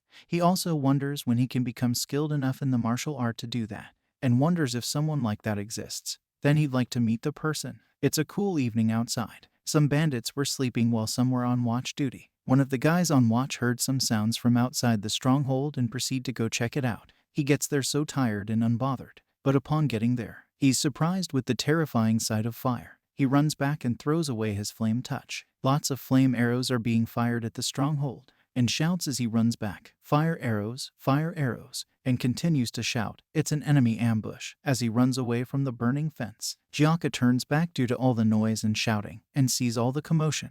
The intruders kept firing fire arrows at the fence. Jaka is confused as to why someone would attack them, and shouts, damn it. Kingdom rushes out as he hears all the noise and commotion. He orders everyone to stay calm and to also prepare for battle. One of the warriors rushes to tell him that at this rate, all their outer walls will be burned down, and proceeds to say that he'll go out to fight the intruders and put out the fire. But the chief pauses and thinks for a while. He remembers that there is only one entrance and exit to the 5-peak stronghold, and if they go outside, they will become sitting ducks for the enemies waiting outside, and they would be no different from rabbits smoked out of their den by fire, running straight into the hands of the hunter. He laughs and calls the enemies idiots, saying he figured that they probably weren't expecting him to be so smart. So he gives the order that no one is allowed to go out and they should all maintain distance so that the fire don't get to them, and also informs them that the plan is to build a new wall. Everyone hurries in building of the new wall, but Jaka isn't going to just sit and let the intruders disrespect them like that, and he's really angry that someone would dare set fire to their stronghold,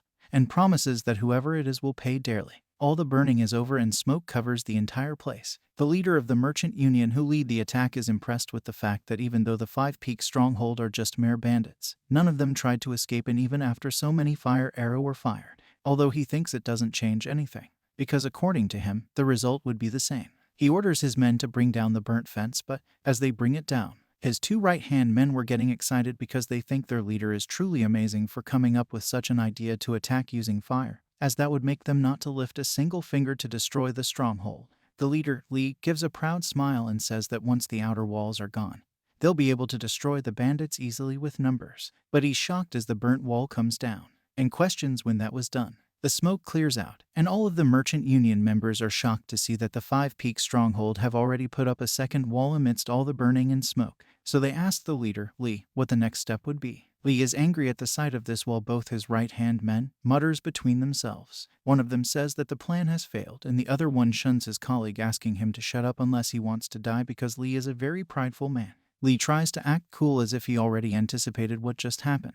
He orders everyone to stay calm and says that it appears that the bandits have used their brains. He proceeds to tell every of his followers that he will employ other planned strategy. One of the bandits from the 5-peak stronghold, watching from a small hole in their wall, sees Lee pull out an axe from his cloth and begins walking towards them. With fear on his face, he announces to everyone that a guy with an axe is approaching and asks Hyunam for what their next move would be. Hyunam asks him if he's sure the information he passed is correct about the person approaching alone, and he affirms that it's correct and that the person approaching only has an axe in his hands. But Hyunam orders everyone to not yet let their guard down. Shim also peeps from a hole in the wall and wonders what that person approaching is up to because he don't think someone in their right senses would actually strike the wooden wall recklessly with an axe.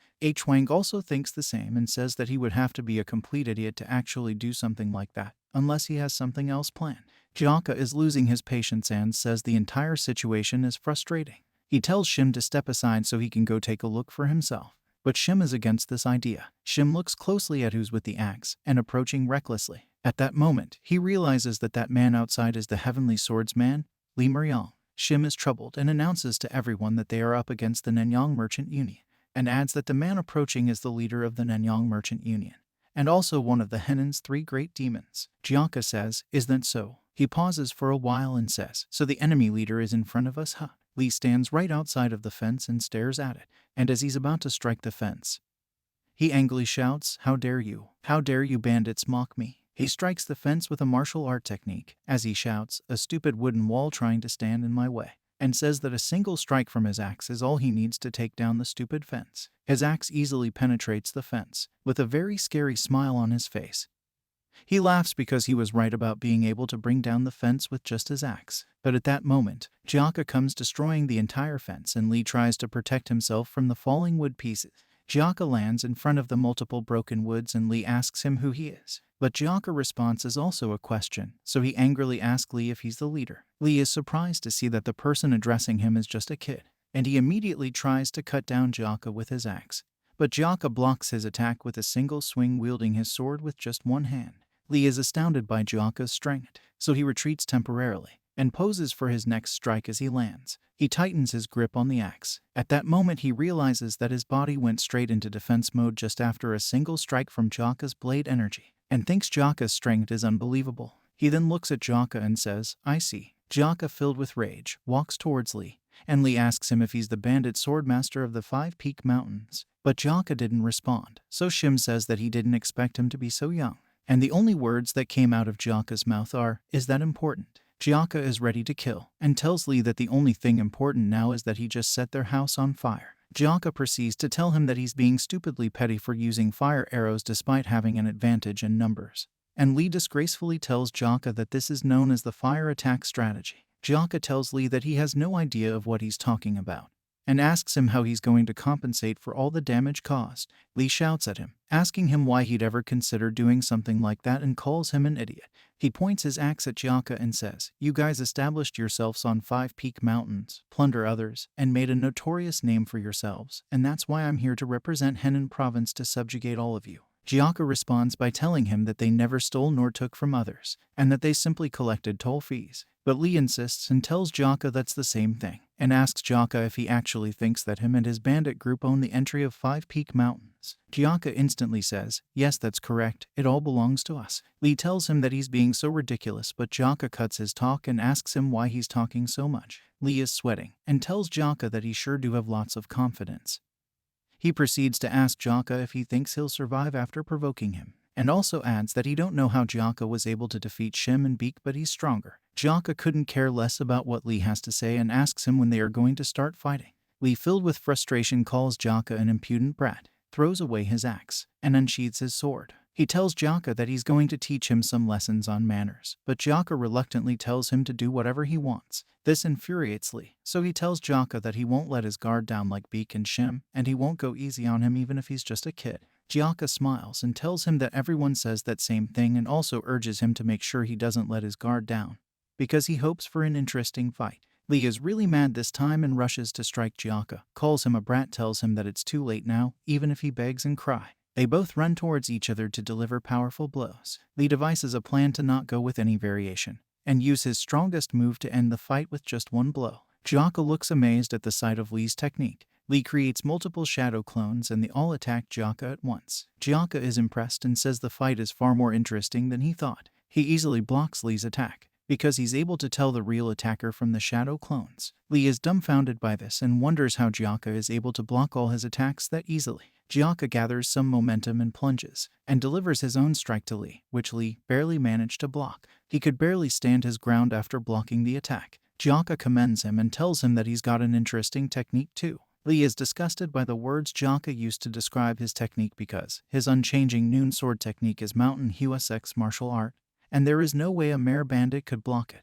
Lee, frustrated, yells at Jaka, asking him who the hell he is, where he's from, and what martial arts he uses. Jaka smirks in triumph and tells Lee that he doesn't have anything like where he's from. He proceeds to tell Lee that his martial art is the demon-slaying blade technique, that second brother Tak taught him personally. Lee is lost for words because the demon-slaying blade technique is something that's learned in temples. Jaka tells him he's correct and asks him, "Isn't that awesome?" and tells him that no one has been able to last more than one move so far, and says, "You're not bad." Jaka continues and says, "I also had quite a bit of fun seeing your technique, can I try it?"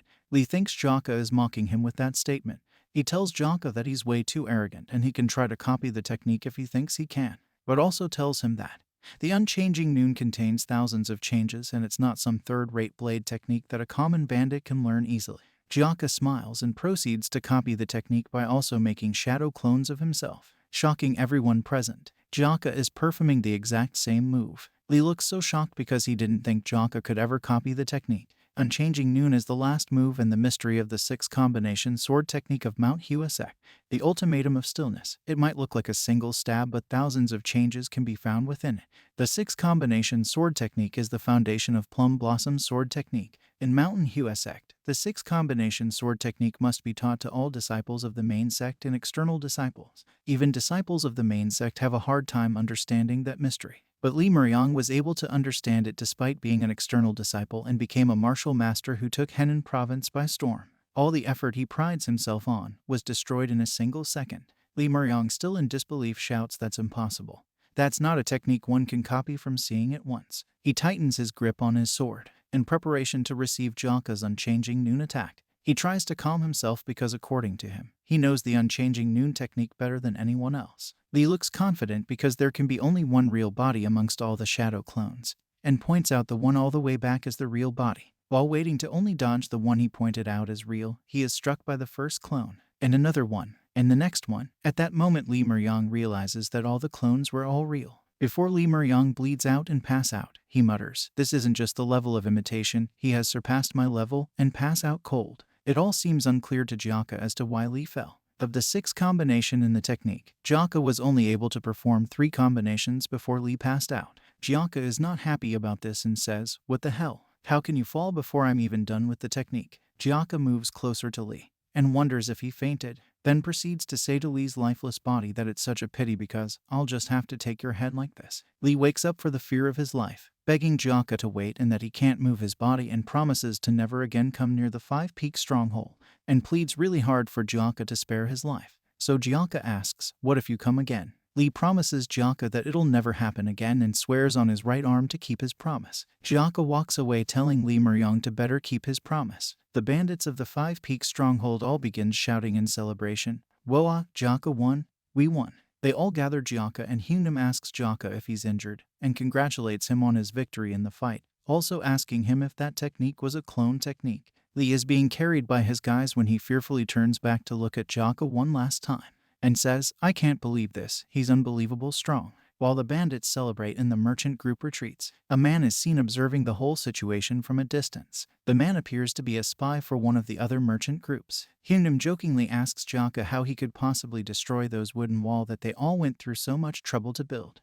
At the Mansu Merchant Union, a man is giving his report on recent events and says, excluding the smaller merchant union around Henan province, 3 of the bigger merchant union went down one by one. Even we, the Mansu Merchant Union and the Nanyang Merchant Union that shared the Henan province, were defeated, and you could say that there's been a huge shift in power balance. Another merchant that's also present in the room seems really upset by these brief, and wonders if the Heavenly Swordsman was really defeated, and to think that a common bandit that young would be that strong. The merchant giving the report continues his brief, saying that rumors have already been spread to the hooligans of Hejia village, and adds that with this, 5-peak stronghold numbers will probably grow even stronger. One of the 3 men in the room then tables a suggestion that it will be best if they strike now, before the 5-peak mountains members increase in numbers, and also proceeds to state his major concerns, which includes the fact that Jaka might be a disciple of the Green Forest Commander-Chief, the heaven-destroying Demon Lord, and asides that, it doesn't make sense that a common bandit that young is that strong. One of the guys in the room agrees with the other and adds that Jaka came during the time when Green Forest was trying to expand, so it could be true that Jaka is a disciple of the destroying Demon Lord, and if truly that's the case, then it would be best if they stayed away from him. One of them, whose name is Sang Muchun, the leader of Mansu Merchant Union, seems very pissed from hearing that statement, and angrily smashes the table before him, shouting, "How can we run from mere bandits?" With his bleeding arm, he says, "Do you know what would happen if we did that? Manso Merchant Union would be the laughing stock of all Henan," and asks his subordinates if they think a merchant union that's a laughing stock has any future. His subordinates then asks him for what could possibly be done, because himself and the leader of the Nanyang Merchant Union, who was recently defeated by Jaka, are on the same level when it comes to martial art skills, and asks him if he has any other way to deal with Jaka. Sang Muchun pauses and thinks for a while. He stood there frustrated because he knows that there's really nothing he could do, because Jaka is on a whole different level, and he's grateful that he looked into Jaka before going after him. If not, himself would have ended up like Lee Muryong did. It pains him so much that he can't do anything because Jaka is way too strong, and wonders if Jaka is really the disciple of the heaven-destroying Demon Lord. He concludes his thoughts and comes up with an idea to go to Huguang province, which shocked everyone present. He then asked them to bring him a precious Longjing tea leaf that they got from Westlake. But someone amongst the people present questions his idea to go to Huguang province at such desperate time, and tells him that there would only be more unrest within the merchant union if he leaves, saying much in sighs, and calls the subordinate who just questioned him a fool, and asks him if he's forgotten what's in Huguang province. The man pauses and tries to recollect what's in Huguang province. He remembers that the Wuding Mountain is located in the Huguang province, saying much and smiles because the guy is correct. And he says that him being an external disciple, he's someone who learned the Wuding martial arts, and with a cunning smile, tells everyone present that his master is the Wuding sect's elder, Sage Chun-Jai.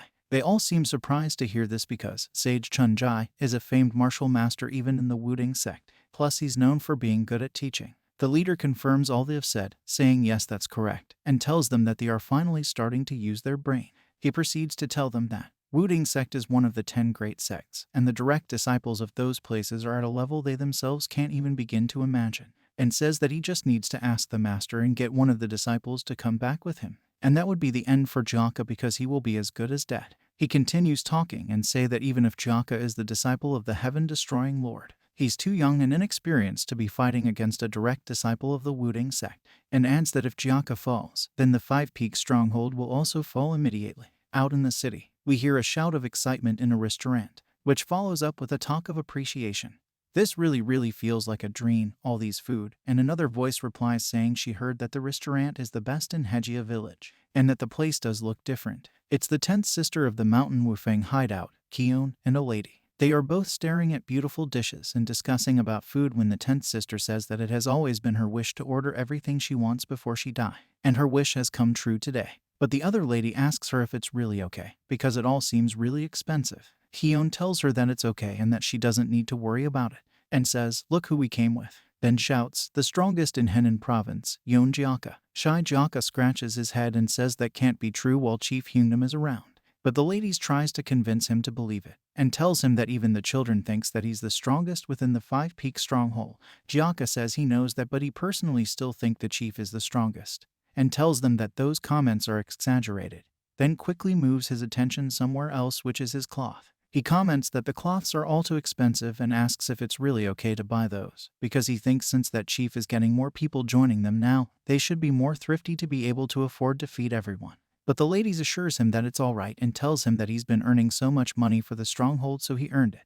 The new lady also adds that everyone at the stronghold is probably thankful to him, and proceeds to tell Jaka that the reason why they are able to enjoy such luxuries is because second brother Tak gave them a ton of money and asked them to make sure he have a good time, and that brother Tak also told them to make sure he eats until his stomach bursts and dress him in the best clothes. Jaka is surprised because it doesn't seem like the second brother would actually have said that, but the 10th gets up out of excitement and tells him that it's true, and proceeds to tell him that the second brother said that he wants Jaka to enjoy the whole day today before going back. Jaka, excited, says, "Shall we eat until our stomach bursts then?" He then focuses on the new girl and asks her who she is and what her name is, because he's never seen her before. She blushes and introduces herself as Sobik and tells him that she recently joined a week ago. Kion tries to make her shy and playfully says, "She's pretty, isn't she? The whole stronghold was in ruckus because of her," and says that Sobik is also famous for being pretty in Hejia village. Jaka is wowed and asks her, "Really?" Because she's shy about saying things like that in front of Jaka. She tries to deny it all and says that it's not true and she isn't famous. While they eat and discuss, a man seems to be standing at a distant corner watching them. Kion tries even harder to make Sobik more shy and says, "Don't lie, everyone knows your name though," and adds that she heard that Sobik was only able to get accepted into the 5-peak stronghold because of her popularity. Sobik tries to talk but is lost for words because of how much she was blushing. While still at their table eating and discussing, the creepy man walks towards their direction. Jaka is curious to know what the 10th means by her previous statement. The 10th answers, telling him that Sobik ran away after some famous hooligan threatened her to marry him. The creepy man is already at their table and interrupts their talk and with a creepy smile says, "Whoa, that happened. I already told you to look for me if you ran into any kind of trouble." Standing behind both ladies, he says, "So that's why I haven't been seeing you around, huh? Do you know how worried I was?" Sobik is scared and the Kion sits confident and couldn't give a shit about what the huge guy with a creepy smile has to say. Full of pride and confidence, she gives him the side eye and asks Sobik if the guy could be the hooligan. Sobik replies and confirms that the man is the hooligan. The guy playfully laughs and says, "Come on, a hooligan. It saddens me when you say it like that." The 10th sister is getting tired of this guy's nonsense and calls him Baldy and tells him that she was thinking of pushing him initially but decided not to and asks him to go on his way, saying that she doesn't want to flip a table full of such delicacies, and tells him that he don't have to lose his life and it would be best for both sides if he just left.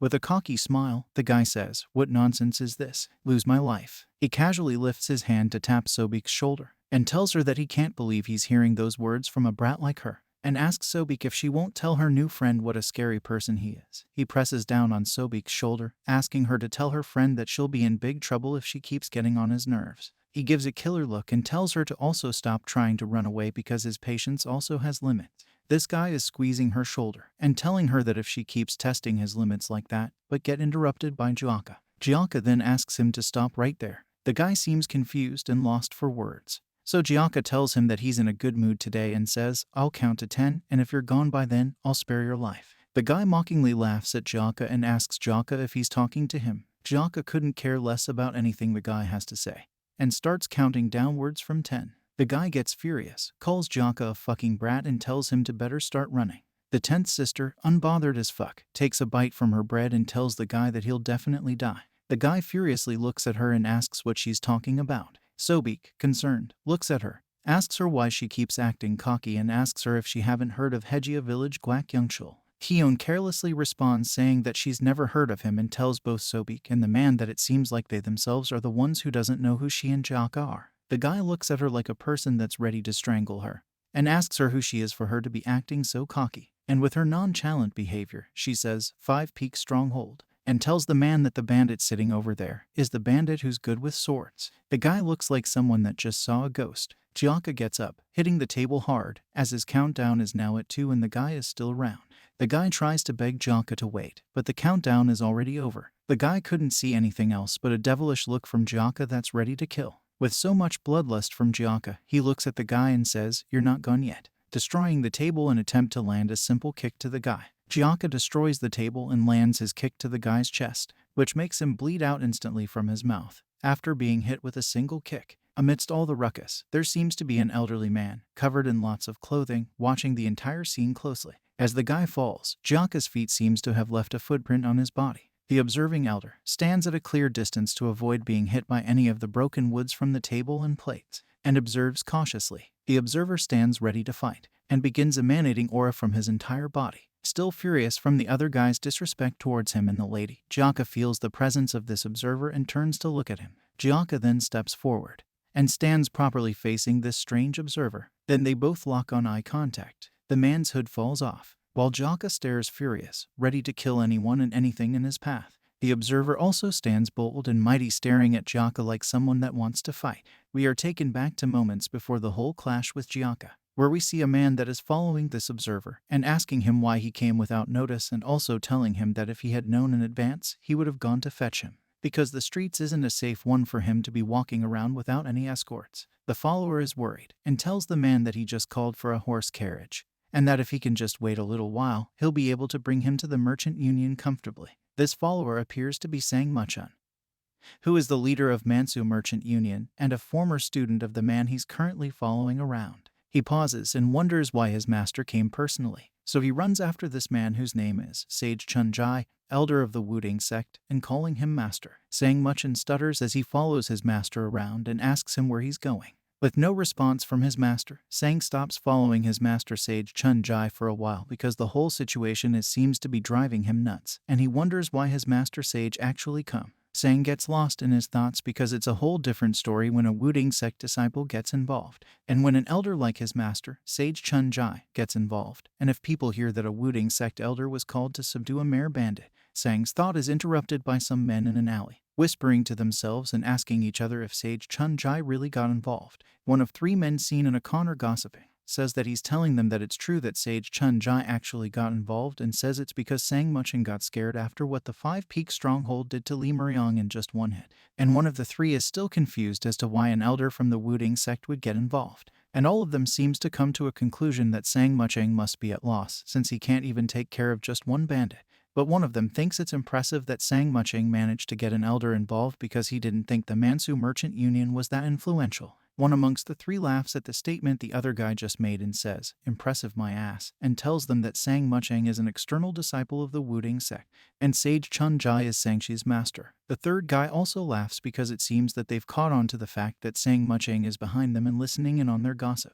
So he says, so he got scared of a young bandit and tailed to his master. He always acts so haughty, but look at his pathetic state now. Sang is really pissed after listening in on the gossip and calls those three gossipers bastards. But his master, who is just few steps ahead of him, could hear him call them bastards, and tells him that he can't believe that someone like him is letting marketplace gossip affect him. Master Sage gives Sang the side eye, telling him that he still has lots to learn, which frightens Sang, and he apologizes immediately. This also makes Master Sage give Sang an involuntary training order to Sang, which is to go into isolated training after the whole incident is over and train his mind and body, which Sage accepts without a single hesitation. We are taken back to the present where Master Sage Chun-Jai is observing Jaka before the kick, in attempt to land a simple kick to the guy. Jaka destroys the table and lands his kick to the guy's chest, which makes him bleed out instantly from his mouth, just from being hit with a single kick. Amidst all the ruckus, there seems to be an elderly man, covered in lots of clothing, watching the entire scene closely. As the guy falls, Jaka's feet seems to have left a massive footprint on his body. The Master Sage Chun-Jai stands at a clear distance to avoid being hit by any of the broken woods from the table and plates, and observes cautiously. Master Sage Chun-Jai stands ready to fight, and begins emanating massive amount of aura from his entire body. Still furious from the other guy's disrespect towards him and the lady, Jaka feels the presence of Master Sage Chun-Jai and turns to look at him. Jaka then steps forward, and stands properly facing this strange Master Sage Chun-Jai. Then they both lock on eye contact. Sage Chun-Jai's hood falls off, while Jaka stares furious, ready to kill anyone and anything in his path. Sage Chun-Jai is also standing bold and mighty, staring at Jaka like someone that's ready to kill. Everyone's attention is brought to where Jaka and Master Sage Chun-Jai is, due to the loud noise caused from Jaka's kick, which broke a hole in the wall of the restaurant. Sang Mucheng quickly rushes to where the loud noise came from, asking his master if he's alright, but is taken aback on observing the scene. He instantly recognizes Jaka as a member of the Five Peaks Stronghold, and wonders why he's there. He stares at Jaka, and notes that Jaka's vibe is a little different, and that hair color isn't common around this area.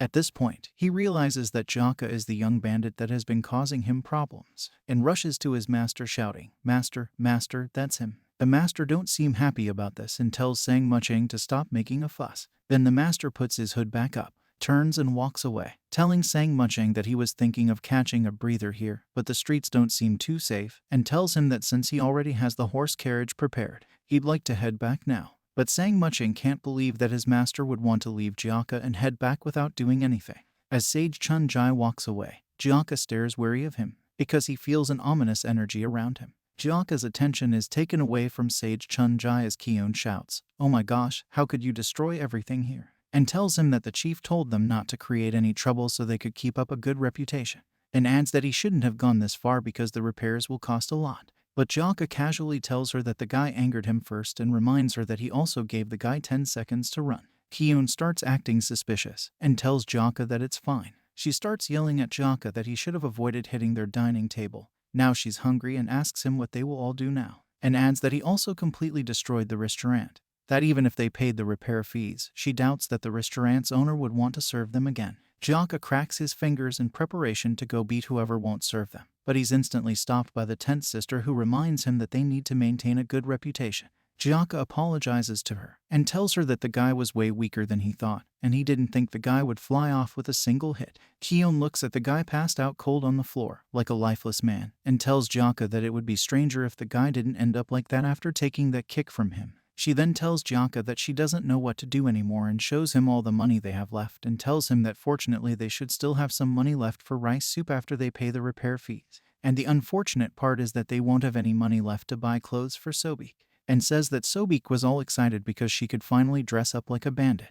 But Sobik tries to tell Jaka that it's not true and that she never said anything like that. It seems like the 10th sister has something planned. So she covers Sobik's mouth and gives a fake smile, and tries to emotionally blackmail Jaka by telling him that it's okay and that they would buy Sobik's clothes some other time. Jaka is sad to hear this and doesn't want that to be the case, so he suggests that they skip food and buy Sobik's clothes instead. Keon definitely has something up her sleeves. She tells Jaka that the money wouldn't still be enough if they did that, so she says, "Well, if you're really sorry about it, Then I think you can start by listening to a request of mine. Jaka ignorantly shouts, "All right, tell me what it is, I'll do it for sure." Then she smiles because she has got Jaka hooked, just as she wanted, and tells him that he mustn't go back on those words of his. She instantly puts up a bright face and tells Jaka that he'll have to teach martial arts herself and Sobi.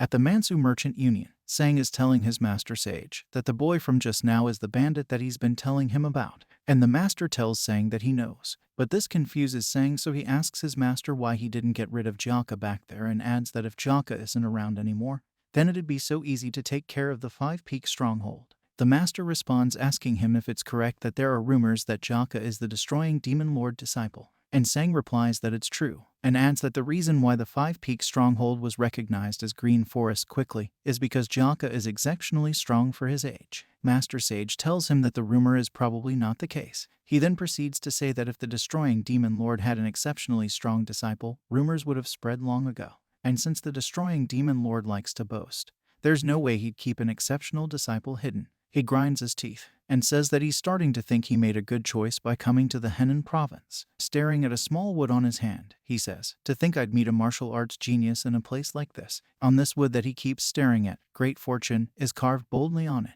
So he makes a final statement, "This is auspicious." 3 days ago at the Huguang province, Wuding Mountain, we see an elderly man that's being escorted by 3 young ladies. Carrying a bottle of wine is present to meet someone inside, playing with his beards. The elderly man, who seems to be an unwanted guest, then says to a man in front of him that the scenery is always beautiful no matter how many times he sees it, and that even within Wuding Mountain, there are only a handful of scenic views. He then proceeds to say that he has brought some precious Longjing tea from Westlake as a gift, and says that he only came because he remembered the man enjoys tea. This elderly man's name is Sage Tiho, the leader of Wuding sect. The other man who is being visited is Sage Chunjai, an elder in the Wuding sect and a martial master. Sage Chunjai don't seem impressed with the gift and says, "Longjing tea, that's a precious tea that's hard to come by, isn't it?" This whole time Sage Chunjai had his back turned at his visitors, now turns his head and says, "The fact that you brought something so precious here means that you have something to tell me, right?" Sage Tiho giggles and asks if he was that obvious. They both settle down and pour some tea to drink together. As they drink, Sage Tiho begins to explain to him his reasons for coming, which is because the merchants are having a huge headache, and that's because there's too many bandits swarming in a place called Five-Peak Stronghold, and that the recent movements from the Green Forest aren't to be taken lightly as well. Sage Chunjai then says that if Green Forest is involved in this, then it would make things a little too troublesome. Sage Tiho then tells him that that's exactly the case, because if they don't have any justifications, they can't do anything. So Sage Tiho tells the elder that, however things may seem, a merchant union leader in that vicinity seems to be his disciple, and he's the one who brought this tea as well. Sage Tiho proceeds to tell Sage Chunjai that they could get justification if he sends one of his disciples to protect the peace of Henan province, and his other disciple, the merchant leader who requested for help, then that would be enough justification to interfere. Sage Chunjai then asks him if he's requesting that they keep Green Forest in check. Sage Tiho responds saying yes, and asks him if he remembers how the demonic cult's Luna Fairy was a threat to the murim in the past. He proceeds to say that after that incident, he felt like there was a need for the Orthodox Alliance to become stronger. He reminds Sage Chunjai of how the Lunar Fairy tried to use her horrifying martial arts to take over the entire murim, the entire central plain. Although the Sword Emperor and the moon-splitting swordsman protected the murim by a close shave, we can no longer rely on their strength anymore. And proceeds to say that no one can guarantee that the murim will not face another threat like her, and it makes him feel uneasy because he doesn't know how long the peace will last. While saying all these, he looks worried and says that the unorthodox sect are also no exception in being a threat to the murim. So he begins to explain how numerous men have fallen by the hands of the Green Forest Commander-Chief, Heaven-Destroying Lord, and says that he personally thinks no one in their current murim can stand up to him. Sage Chunjai is starting to understand what Tiho is saying, and says, "Before they can become support to the heaven-destroying demon lord, you want me to uproot this new growing stronghold in the Henan province, completely, huh?" Sage Tiho tells him that's right, and says to him that the disciples he teach will always bring about a good reputation to the Wuding sect, and this would also become another chance to improve the Wuding sect reputation. And since Wuding sect influence would expand to Henan province, this would really be killing 2 birds with 1 stone. Sage Tiho pours Chunjai a cup of tea. Chunjai tries to reflect on the issue before giving his response and takes a sip from his tea, and finally accepts to take care of the situation but adds a condition. Slams his teacup on the table and takes a deep breath before asking, the leader of the Wuding sect, Sage Tiho, to please allow him be the one to personally handle the subjugation of the Five-Peak stronghold. Sage Tiho is confused and asks him why he would want to do that. Shunjai begins to narrate to Sage Tiho that as he has managed the Wuding mountain for the last 10 years, he has gone through countless rites and have seen a lot of divinations. But strangely, whenever he tries to see his own, he has never seen fortune before, and has also never seen misfortune before, and tells him that he thinks it's fate for himself to live a life without ups and downs. But the fortune he had this morning was different. Great fortune, that's the fortune he got. And finally says that he's sure this is an opportunity presented by the great teacher. Back at the present, Master Sage Chunjai is in his thoughts. The Five-Peak Mountain bandit that's good with swords. Although I don't believe the nonsensical rumor that he's the destroying demon lord disciple, he's definitely got a different energy around him. If I raise him as Wuding sect disciple, he could become the world's strongest swordsman. No, he would become Wuding sword supreme. If that happens, Wuding sect influence would pierce through the heavens. At Five-Peak stronghold, new buildings are being constructed, and the workers are taking their job seriously. A bandit then approached Chief Pung Yonsho, the leader of the Five-Peak stronghold, with reports that the construction has been complete. Chief Pong is impressed. Feeling proud of how far he has come, he stares at the newly constructed building and announces, "This is the Five-Peak stronghold's Harmony Pavilion." As things in the Five-Peak stronghold grew quickly, Debil's stronghold helped them construct additional buildings to match their growth. In order to fill up those new buildings, Chief Pung Yonsho recruited new carpenters, advisors, and their families. Everyone, including the families of the workers, are pleased with the newly built Harmony Pavilion, and the kids are excited and rushes to get a closer look at the building. Chief Pung Yonsho observes as the children run past him and gets lost in thoughts. Second brother, Tak, approaches him, calls him chief, and asks him why he looks so immense in his emotions. He snaps out of it and greets Tak, and tells Tak that he's just reminded of the past when he sees such lively scenes. And they about to start talking about what past Chief Pung is talking about. Someone runs towards them, shouting Chief. Tak calls this person Hyundo, and asks him why him ran towards them so frantically. While Hyundo is trying to catch his breath, he asks them if they've seen Jaka, and tells them that he heard that Jaka is teaching Sobik and 10th sister Kion martial arts, so he wanted to ask him too but didn't see him around at all. Tak with a smug face tells Hyundo that he's a step late, and that Jaka and the girls went into the forest just now. Hyundo yells that how could they leave without him, and Tak tells him to hurry up if he wants to catch them. Inside the forest, Jaka tells the girls that what they'll be learning this time would be the breathing method, and tells them they must first memorize 300 words. He closes his eyes and starts his breathing method, and says to them, "Those who want to obtain the 9 heavens energy, you must first conquer your own heart," and says, "The 9 heavens energy isn't tangible nor is it void." Jaka is interrupted by the Kion, who seems to have given up without even starting. Kion and Sobik tells Jaka that it's too hard, and they don't think they can even memorize 100 words. Jaka looks at them confused because he doesn't think it's hard, and casually tells them that they'll be able to do it if they practice for 10 years. And they both tell him that it's easy for him to say. Jaka pauses before telling them to just close their eyes and follow him slowly, and promises them that it'll get easier bit by bit. They are both feeling slightly motivated and agree to do as he said. So he instructs them step by step. So he says, "Close your eyes, focus on your breathing." He then opens one eye to check if they're doing all right, and he's instantly amazed to see that both of them are totally focused. This makes Jaka happy because it's his first time seeing others train like this. Kion and Sobik seems very focused with the training. Jaka joins them and says it's the feeling of hearing something that used to be vague clearly now, and dives into the meditation. The breathing method training that they started at noon has lasted till dawn. Kion is finally done and wakes up and is about to ask Jaka if they should all head back. As she opens her eyes, she is stunned to see Jaka fully immersed in meditation, and her eyes are instantly glued, even when Sobik tries to call her. So she tells Sobik to be quiet and watch Jaka. So they both sit and watch Jaka as his yang energy covers his entire body. His whole body levitates, while he is all up deep in training in his mind. Jaka stands with a sword in his hand and begins to train in the Heavenly Inquisition technique. But Jaka seems stuck and wonders when he'll be able to get deeper understanding of the technique.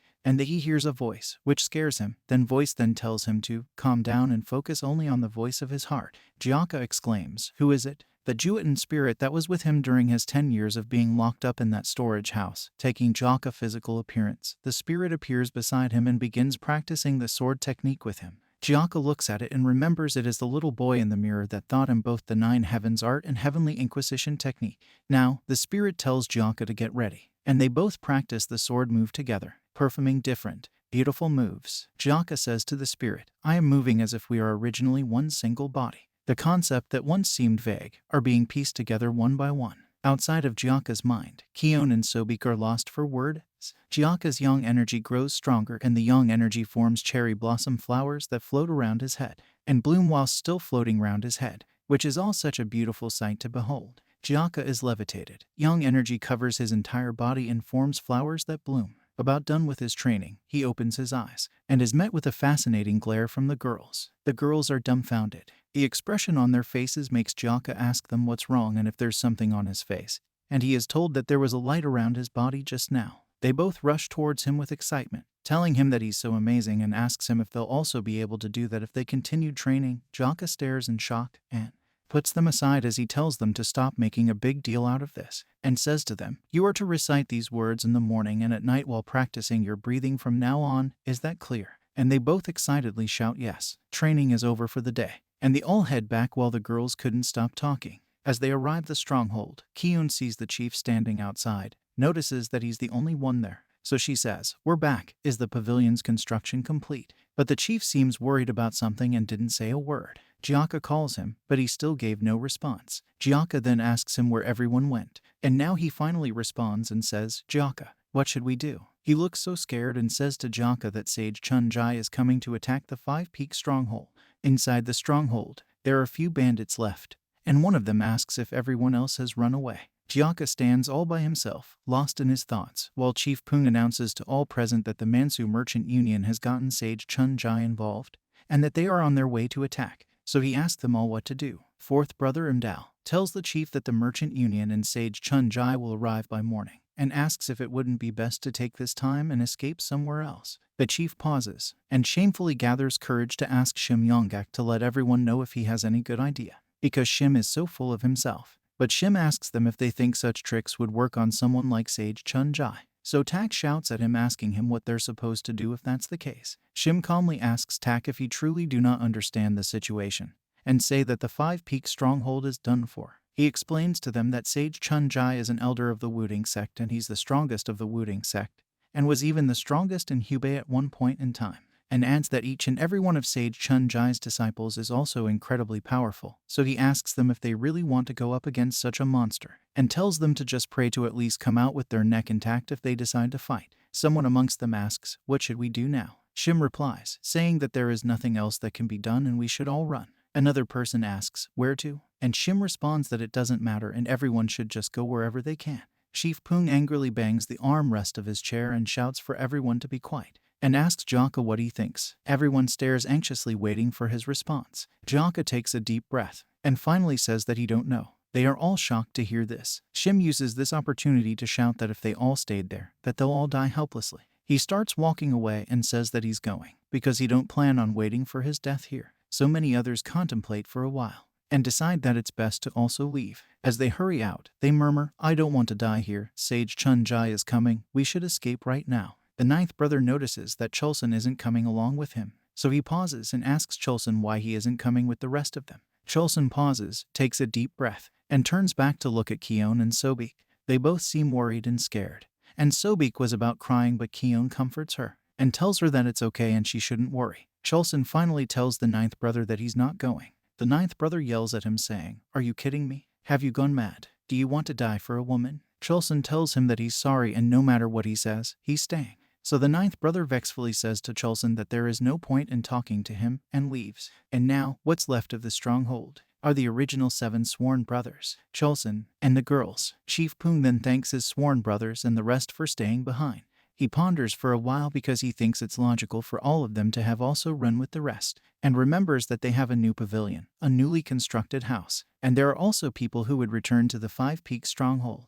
Angered, he clenches his fist and bangs the armrest again, which brought everyone's attention to him. A calm gust of wind blows in through a window in the building, carrying some leaves around, which catches Jaka's attention. He holds one in his palm, and remembers something vital, so he squeezes his palm and walks forward towards the chief, and calls the chief in, asks the chief if the swordmaster Sage Chunjai can cut a person with a leaf. Few hours later, it's night already, and Chief Pung is standing outside alone, in front of a fence he just finished fixing. He is all sweaty and takes a deep breath, We are taken back to hours before, where Jaka asked Hyunam if Sage Chun-Jai can cut a person with a leaf. Hyunam thinks on it because he thinks there's no way a human can do that, and tells Jaka that he doesn't think Sage Chun-Jai is that strong. Then Jaka says that if Sage is not that strong, wouldn't it be possible to fight him? Everyone turns to look at Jaka after that bold statement, and Chief Hyunam asked him if he's serious. The chief thinks this might work, because if it's Jaka that fights, he might be able to hold Sage in position for a moment and then they can all attack together in that moment. But instantly gets reminded of Shim's talk that they will all die and this is the end for the Five Peaks stronghold, and he tries to imagine a fight between Jaka and Sage. But in his imagination, Sage is way too strong for Jaka and Jaka is easily defeated. Sad, he tries to think of something, and asks himself if the only way to protect the stronghold is to put those children in a life or death situation, and thinks deeper if that really is the only way. Chief Poon continues to battle with his mind what to actually do, and says to himself, it's been 5 years since we came here. This is going to be the hardest decision the chief has ever made in his life. He ponders on everything that has happened so far, especially this year. We got a lot more new members and even built the luxurious Harmony Pavilion. There were a lot of good things that happened, and says to everyone that this much is good enough. They all seem surprised at his statement and asked him to not say things like that because they are sure Jaka can resolve the situation in no time, and tells him not to worry much about it. But he responds saying, no, that they can't always rely on Jaka. And this person that they are thinking to let Jaka fight is an elder from the 10 Great Sect, and he is probably way stronger than any one of them can imagine. He proceeds to say that he can't risk a gamble that will put them in a life or death situation, and that he believes everything Shim Yonggak said to be correct. We don't have any chances at all. The moment to finally make his decision has come and he says, as of this moment, the Five Peaks stronghold will be disbanded. We are taking back to hours after, where he stands in front of the fence and reflects on his decision. He looks at his blistered palm and wonders to why he's unable to leave, even though he knows it's the only wise thing to do. Still lost in his thoughts, the fence he just put up starts to fall apart. When he notices, the log was already about to crush him and so he shouts, and someone amidst the dust calls him chief and says, are you unable to do a thing since you're used to always asking others to do the work? The chief is surprised that someone still stayed behind, and holding on to the log of wood that was about to crush him. This person is Tak, second sworn brother, so Tak Go Young asks him with a smirk face if he really think they'd leave. The chief turns to the other parts of the fence and sees Hyungdo, Imdal, Keon, Sanchung, Sabong, Cholson, even Sobik, and Jaka are all holding on to the rest of the fence's logs that might have crushed him. Jaka asks him if he's okay. The chief is as grateful as he's shocked to see that they are all still around. One of them asks him what he's still doing around after telling them that they are disbanded. Imdal adds, didn't we all decide that if we're going to die, we'll die together? Keon is concerned, and asks the chief if he's okay and didn't get hurt. Tak then gives the chief his hand to help him get up, and asks him if he has eaten, as the chief smiles and says, all of you seriously, you guys are so disobedient. He takes Tak's hand and get up. Few minutes later, they all work together to fix the fence, and start a fire after the fence has been fixed. Tak is glad that they still had some materials left to put up the second fence, and Imdal is also glad because with this, they should be able to relax a little. The chief then suggests that they all take turns on guard duty, because even though Sage Chun-Jai and the Merchant Union are expected to arrive by morning, they might also launch a surprise attack. And they all agreed. Tak Gamyang, who used to live in a temple, Ma Hyundo, who is a thief that escaped from jail, Hyo Dal, who used to be a petty thief, Gok Sanchung and Jang Sabong, who used to be slash and burn farmers. The chief looks at all of them and says to himself, they trusted me even though I'm an insignificant person. This is a family that I'm thankful for, and says out loud that he thinks he's pretty lucky. Tak laughs with him and asks him if he's only just realizing that now. Keon gets up and calls to the chief, and he asked her what's the matter. So she says, now that we've decided to stick together whether we live or die, how about you stop being petty and make us your sworn family too? The chief didn't think too much about it and asks all three of them, Cholson, Sobik, and Keon, do you guys want that too? Cholson and Sobik are surprised that he asked, and the both immediately says yes. The chief thinks it's a good idea, and asks him sworn brothers what they think, and they are all okay with it. The chief acknowledges them as new members of the family and gives them new rankings, because the previous 9th member was amongst those who ran away. Cholson still remains number 8. Keon is the new number 9, while Sobik is now number 10. They all happily accept each other, and Chief Poon tells them, he'll be counting on all of you from now on, my family. And Jaka is happy to have new members in the family. If there are any bandits that knew of formalities, it might be from imitating the oath of the 3 gardens from the 3 kingdoms. Even so, though they might not be educated, they had lacked nothing. It is morning, at the Mansu Merchant Union. Sage Chun-Jai still holds onto his fortune, which reads, Great Fortune. Sage Chun-Jai leads the Merchant Union leader and its warriors to battle. Let's go. If you're enjoying this video, please like and subscribe.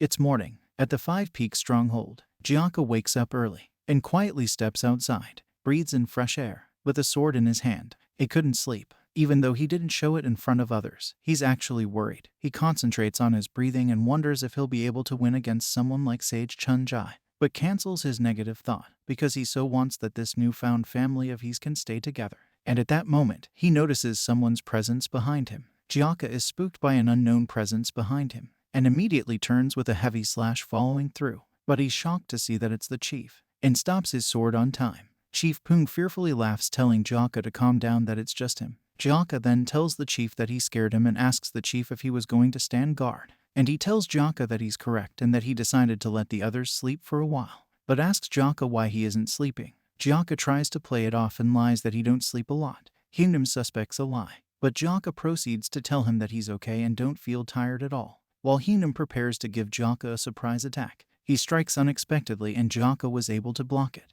and shouts Chief. Then the chief asks Jaka if he would duel to help loosen up his muscles. Jaka is shocked at first, but happily accepts. They begin sparring, and Heenam seems pleased to be able to help Jaka loosen his muscles. Jaka seems to be having fun. Heenam also gives his best. While they clash swords, Heenam apologizes to Jaka, which makes Jaka confused and asks him why he's apologizing. So he responds saying, It feels like I'm relying on you, who's the youngest, every time. And Jaka responds, Come on, we are brothers, aren't we? And at that moment, the Mansu Merchant Union arrives and announces, Five Peak Stronghold, listen up. With their warriors marching forward, Chief Pung is surprised as to how fast they got here. Sage Chun-Jai stares and ready for battle, and standing in front of Sage Chun-Jai is the Mansu Merchant Union leader, Sang Mucheng. Shouting at the Five Peak stronghold, he asked them to give up the stronghold now, and if they don't, then he would have no choice than to spill blood. Chief Pung Yoncho listens in anger, and because he doesn't think he can just let Jaka carry all the burden, he hops forward onto the top of the fence, while Jaka tries to call him back. But he smiles down at Jaka and says, The one who stands in front ought to be the chief, right? As he turns to look at the Merchant Union, he is wowed by how many of them came. But he no longer fears anything. With a cheeky smile on the Mansu Merchant Union leader's face, he asks Pung if he's the chief and tells him not to put up any futile resistance. Chief Pung confidently laughs and calls Sang's words fucking bullshit. He begins to mock Sang Mucheng, calling him a pathetic fool, and says, Is it true that you went to the Wuding sect to beg and cry for Sage Chun-Jai to come? And asks him if he thinks they would run away because he went and brought some senile old man, and calls them all at the merchant group morons, and asks Sage if he thinks if him and his merchant group can trick them. The chief's words is really getting to Sang, and Sang calls the chief a bastard, but the chief still continues talking and tells Sage that even if they went and brought someone stronger than Sage Chun-Jai, that it still won't faze them. Jaka smiles as he listens to Chief Pung talk. Sage Chun-Jai tells Sang that he already taught him to not get agitated about what other people say, but Sang tell him that he couldn't let such disrespectful speech sully his good name. Sage at that moment looks at Chief Pung, makes an ultrasonic vibration from his mouth, which Jaka could feel all the way from the other side of the fence. But Chief Pung that is standing on top of the fence didn't feel the vibration, and Jaka quickly tries to warn him to get away from there because he knows what's coming. Still ignorant, the ultrasonic wave from Sage Chun-Jai hits the fence and shatters it, sending the chief flying. The chief, ignorant as to what just happened, falling to his death. Sage Chun-Jai immediately jumps to finish him off before he hits the ground, and Chief Pung shouts for his dear life. The moment Pung Yoncho fell into danger, the fear and pressure Yon Jaka felt disappeared like dust. He simply wanted to protect his chief. With a single and powerful slash to the winds, Jaka was able to push Sage Chun-Jai back from killing Pung Yoncho. A huge explosion occurs from the clash of Jaka's slash and Sage Chun-Jai's ultrasonic sound wave. Sage Chun-Jai retreats to a safe distance and commends Jaka's strength, saying, What incredible power! And from amidst the blast, Sage is shocked to see Jaka coming from above to strike him, but he's able to block Jaka's attack on time. Their swords clash with great power from both sides, but Sage adds more strength to his movements, which pushes Jaka away, sending him flying. But he lands safely with a nice pose. Sage is baffled, and Jaka uses his sword as support to stand up, and wonders what kind of person Sage Chun-Jai is because he definitely felt a strong power from that clash their swords had. However, Jaka thinks that he is definitely stronger than Sage. Shim overheard all Jaka said to himself and asks, What? Who did you say is stronger than who? He commends Jaka for being able to use enhanced sword techniques at his age and says to Jaka that Jaka's conceit knows no bound. But Jaka replies telling him that he has never been conceited, and recognizes Sage's face as a familiar one, so he asked him if they've met before. Sage remembers their first encounter and tells Jaka that at the time when they met, although he felt that Jaka was really strong, he didn't feel Jaka would be a match for him. He stares and Jaka tells him that he's glad he's Sage Chun-Jai and says, "You aren't able to cut people with a leaf, are you?" Sage laughs really hard at Jaka and tell him that he's more interesting than he thought, and says that he's looked for numerous talents as he roamed around Jianghu, but has never met anyone as talented as Jaka, and proceeds to say that all martial arts in Jianghu kneeled before him, then tells Jaka that he's going to give him the chance to prove himself. "Now let's see if you are better than all the talents I've met," and moves into fight. The battle begins, and a single clash of their swords was able to send powerful waves enough to push the members of the Merchant Union backwards, and the sound from the clash alone was able to wake Pung Yoncho, who passed out when he fell, and he asks Tak, who's trying to carry him to safety, what the hell is happening.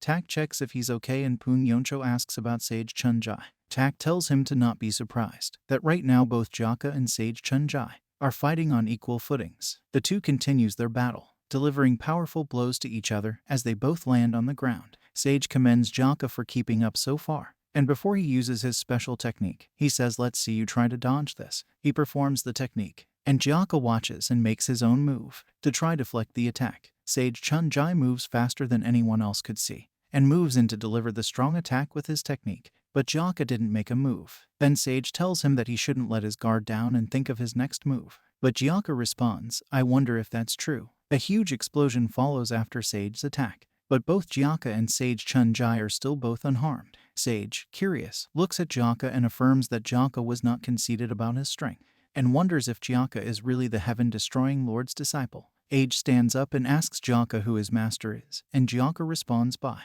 raising his sword up, pointing to the sky. Sage is confused for a second and laughs as he takes off his hood, saying that he likes Jaka more and more as he gets to know him, and now he understands why he got the great fortune divination, and says that if Jaka is the reason, then he thinks Jaka will be able to learn all the advanced techniques of the Wuding sects. Jaka responds telling him that he don't know what that is, but he doesn't need it either. Sage asks, "No," and with immense bloodlust emanating from his body, he threatens Jaka that he'd have to know it from now on. Jaka picks up on the change of energy flow from Sage Chun-Jai. Sage begins to perform the initial movement for this next attack, and the Mansu Merchant Union leader recognizes the movement as the martial arts of the Wuding sect that only elders can learn. The ultimate attack, Taiji Mystic Sword Technique. Jaka stares unfazed, and as Sage completes the movement, he tells Jaka that it's too late for him now, and asks him to start struggling. But Jaka runs straight towards him, and Sage immediately is able to tell where Jaka is going to strike from. Jaka jumps into attack, but is pushed back by some serious energy from Sage, and before he could react, he's cut on his arm by Sage, who tells Jaka to focus. But Jaka lands safely with his head facing downward and calls Sage a fucking old man. And as he raises his head, Sage is no longer standing in front of him, and appears right behind Jaka, about to deliver a heavy attack. And at that moment Jaka realizes that he won't be able to dodge that attack. Pung Yoncho and Tak both scared, for they think it's over for Jaka, and shouts out his name. Jaka was unable to block nor dodge the attack and takes a direct hit, and is wounded and angry. Sage shouts for him to get up and says that they are nowhere done yet. He then proceeds to deliver powerful slashes embedded with immense energy flow at a distance to cut Jaka. Jaka manages to deflect all the attacks. Then Sage performs really advanced techniques, which as Jaka sees, gets scared. Sage is about to deliver his most powerful attack, and all members of the Five-Peak Stronghold, concerned for Jaka's life, runs towards him, an attempt to help, and shouts his name. But heavy gust of wind that's being generated from the attack prevents them from getting too close. Sage, with all his might, delivers the attack, and the only thing Jaka could say is, "Bring it on." The attack is so powerful, it creates a very huge blast, sending everyone around it flying, and the light from its energy is so bright no one could look at it. Sage Chun-Jai lands on his feet after the blast, looking at all the ruckus it created. He says that it's been a long time since he was able to fight without holding back, and adds that he wasn't able to control his strength because he was too immersed in the fighting. But at that moment, a bright light of young energy emanates from amidst all the dust and smoke. Sage is seriously bewildered. At the sight of this, Sage is terrified and wonders what on earth is that. Loyang Eastern Side, where young Manor It is a gathering of elders and swordsmen who have come to watch and show off their sword skills. Miju, Jaka's stepmother, and an elder present applauds some swordsmen who just performed. Then Yumi, Jaka's older brother, Miju's son, steps forward and greets the elders of the Yon clan. Thanking them for gathering, he says to all of them that he has realized many things after training at the Nangong clan for the past decade, and that he'd like to show them what he has learned at the gathering. Miju explains that Mubik's martial arts has achieved 7 stars, although she thinks he's not as strong as his late father, the moon-splitting swordsman. His current skill should be enough for him to be acknowledged as martial master. Yon Mubik begins to perform his skills, and the demonstrations are so swift and beautiful. The elders are wowed and recognizes the technique. Yon Mubik pauses and concentrates, gathers his energy into his sword, and thinks of a humongous dragon, and how it uses its claws to split the earth. With dead focus and seriousness in his eyes, he delivers the powerful dragon claw attack, which appears on the ground as 3 long claws carved deep into the earth. The elders are amazed at what power the single strike pulled, and are all shocked at the sight of Mubik standing in front of what seems to be dragon claws scratches, and they all jump out of their chairs to go take a look. Miju, with her face that looks like someone that's planning something evil, asks everyone to go take a look, and Yon Mubik stands tall and proud as he sheaths his sword. We are taken back to the main fight between Yon Jaka and Sage Chun-jai,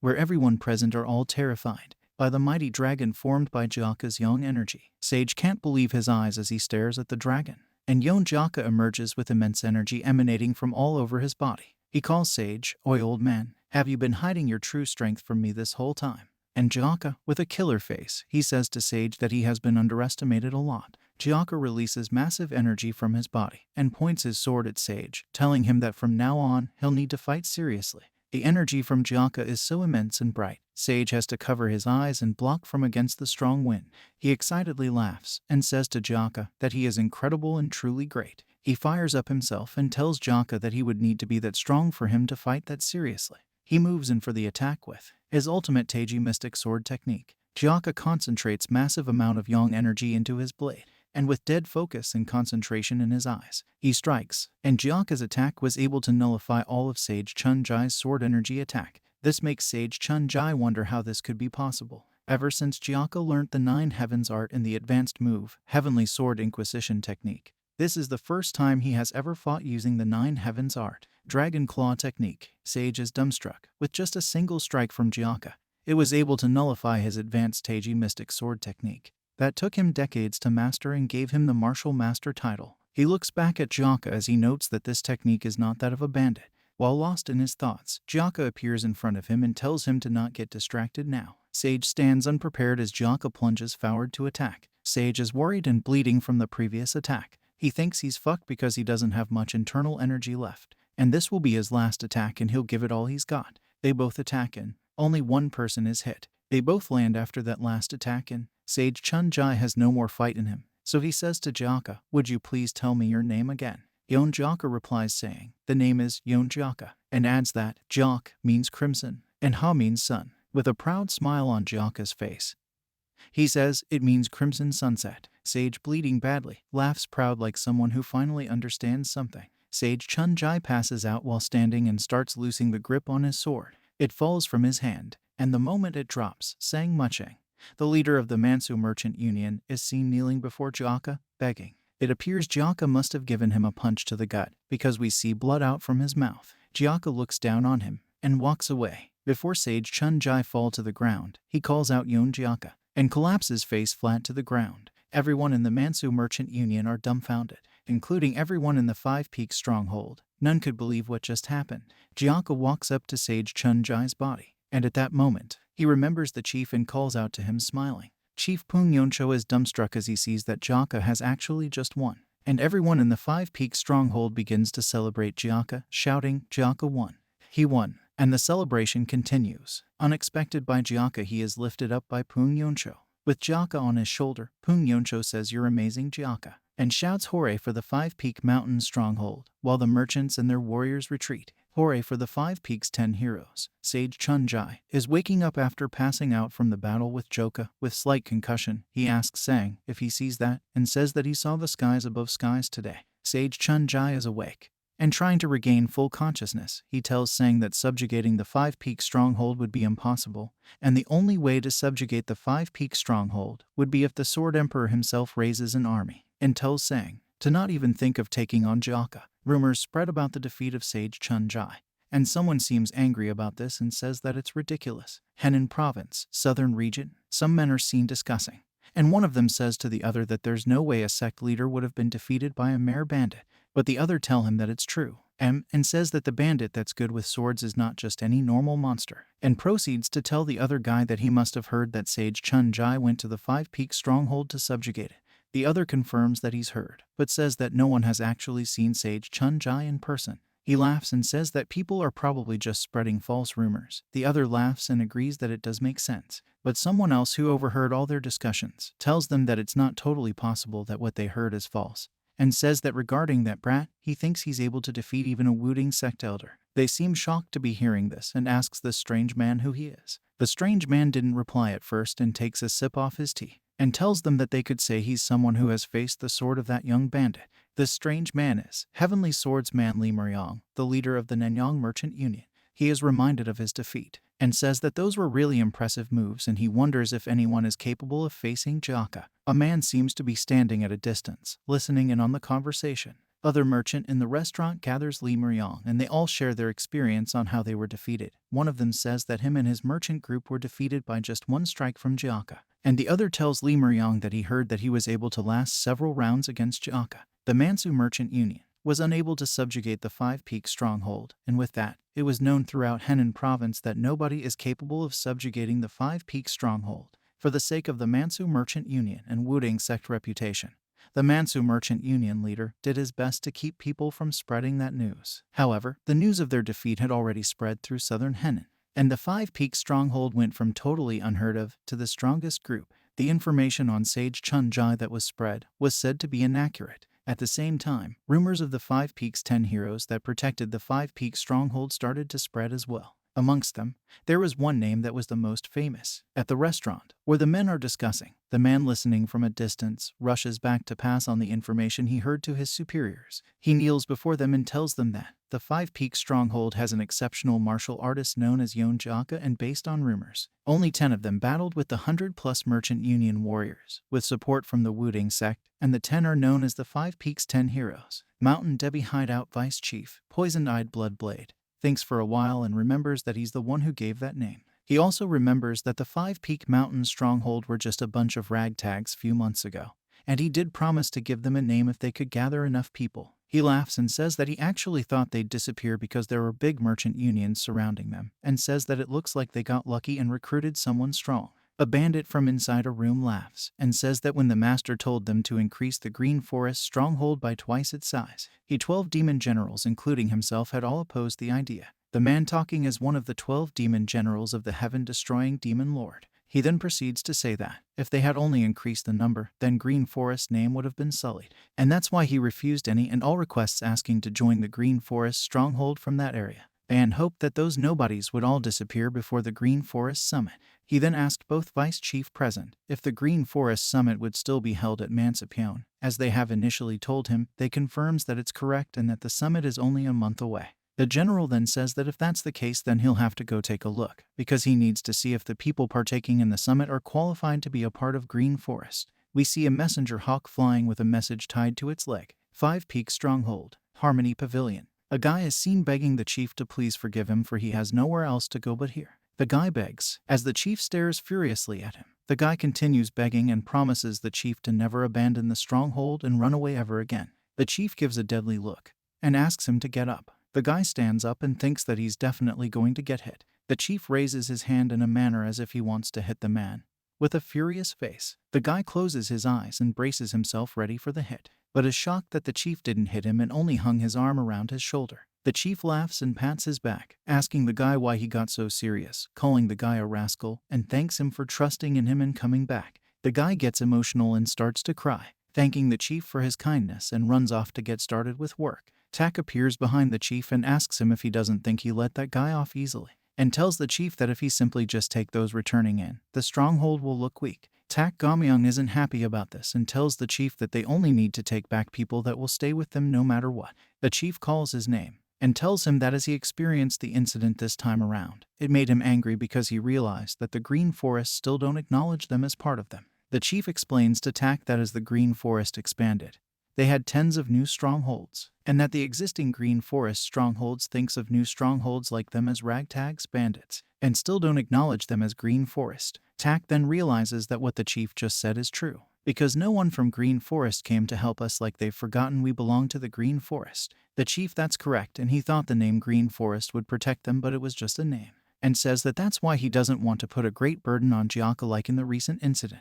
With determination, he tells Tak that they need to be acknowledged as Green Forest, but Tak asks him how they would be able to do that. Chief Poong then tells Tak that the Green Forest Summit is taking place soon, and that they would have to use the opportunity to show them at the summit that they aren't nobodies, and adds that if they are acknowledged, then they would be able to join forces with other strongholds, and in order to do that, they would need people who would stay back and protect the stronghold while they are gone. Tak smiles because he finally understands, and tells the chief that since they now have more mouths to feed, they'll need to work harder. The chief affirms that and tells Tak that he'll need him to help out a lot on that, and asks Tak where Jaka might have gone to again. Tak tells him that Jaka said he was going to look for that old man, and the chief says it looks like he's very busy. Both Tak and Poong discuss as the walk towards the Harmony Pavilion. Poong asks Tak what the rumors are on the 5-peak mountain, and Tak says that people are crazy about them and making huge fuss. Sage receives the messenger bird, takes out the message tied to its leg, and as he reads its contents, he doesn't seem concerned about it, throws it away, and continues his meditation. The content of the letter reads, I've heard that you're still staying on the 5-peak mountain. If a sect elder is absent from his position for too long, that'll show bad examples to the young ones. I hope you'll come back to the Wuding sect immediately. Jaka finally finds Sage. Sage, sitting on the rock, has been expecting Jaka and welcomes him as. Jaka doesn't seem pleased with him still being around, and calls him Mr., asking him if he isn't going back. Sage Chun-Jai gives Jaka a suspicious smile. Jaka, still persistent, asks him if he isn't going back, but he asks Jaka why he would want to do that, and tells Jaka that it's been a while since he had a break, and he's thinking of enjoying his time here before going back. Jaka still does not like why Sage Chun-Jai choosing to rest at the 5th peak stronghold, and tells him that he could go to the Mansu Merchant Union if he wants to take a break. Sage Chun-Jai realizes that Jaka won't stop asking him to leave until he gives him a proper response. Jaka then asks him if he's still talking about taking him in as his disciple, and says that if that's the case, his answer is still no, because he already told him that he's not interested. Sage Chun-Jai pulls himself together before stating his true intentions. He begins by telling Jaka that it's actually the opposite, and explains to Jaka that he have been called the strongest disciple in the Waiting sect, and was able to accumulate internal energy faster than anyone else, and also understood the advanced technique of the Wuding sect, and this year makes it 30 years since he started to train in the Taiji mystic sword technique.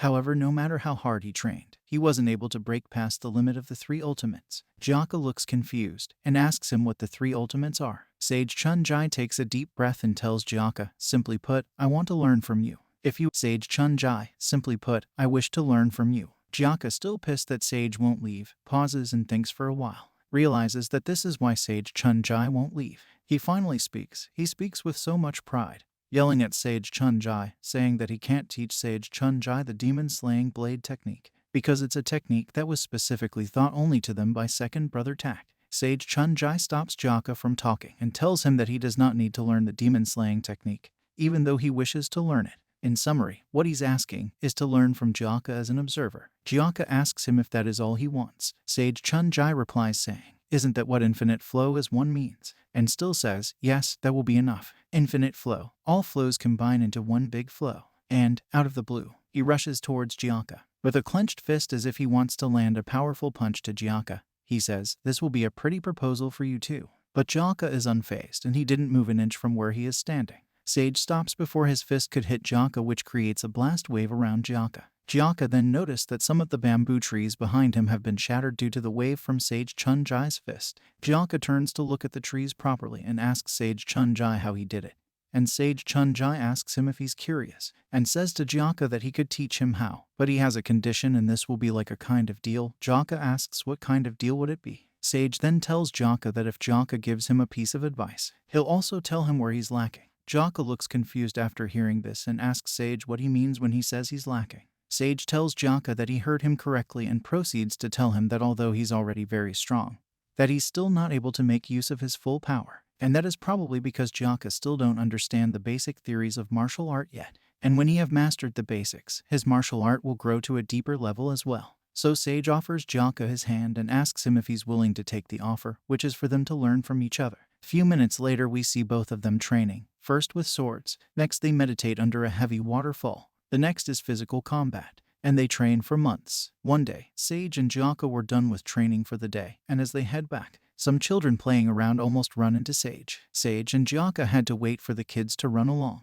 But as they stood there, Sage notices a child hiding by the corner, so he asks the boy what's wrong. The boy then gifts him a flower, which Sage happily accepts, and he tells the boy that he'll cherish it, while the boy also asks him to find time to play some other time. As the boy runs off, Jaka tells Sage that he seems to be pretty close with the boy, and Sage giggles and says that children are such cheerful and bright creatures. But Jaka disagrees and says that he hates kids the most.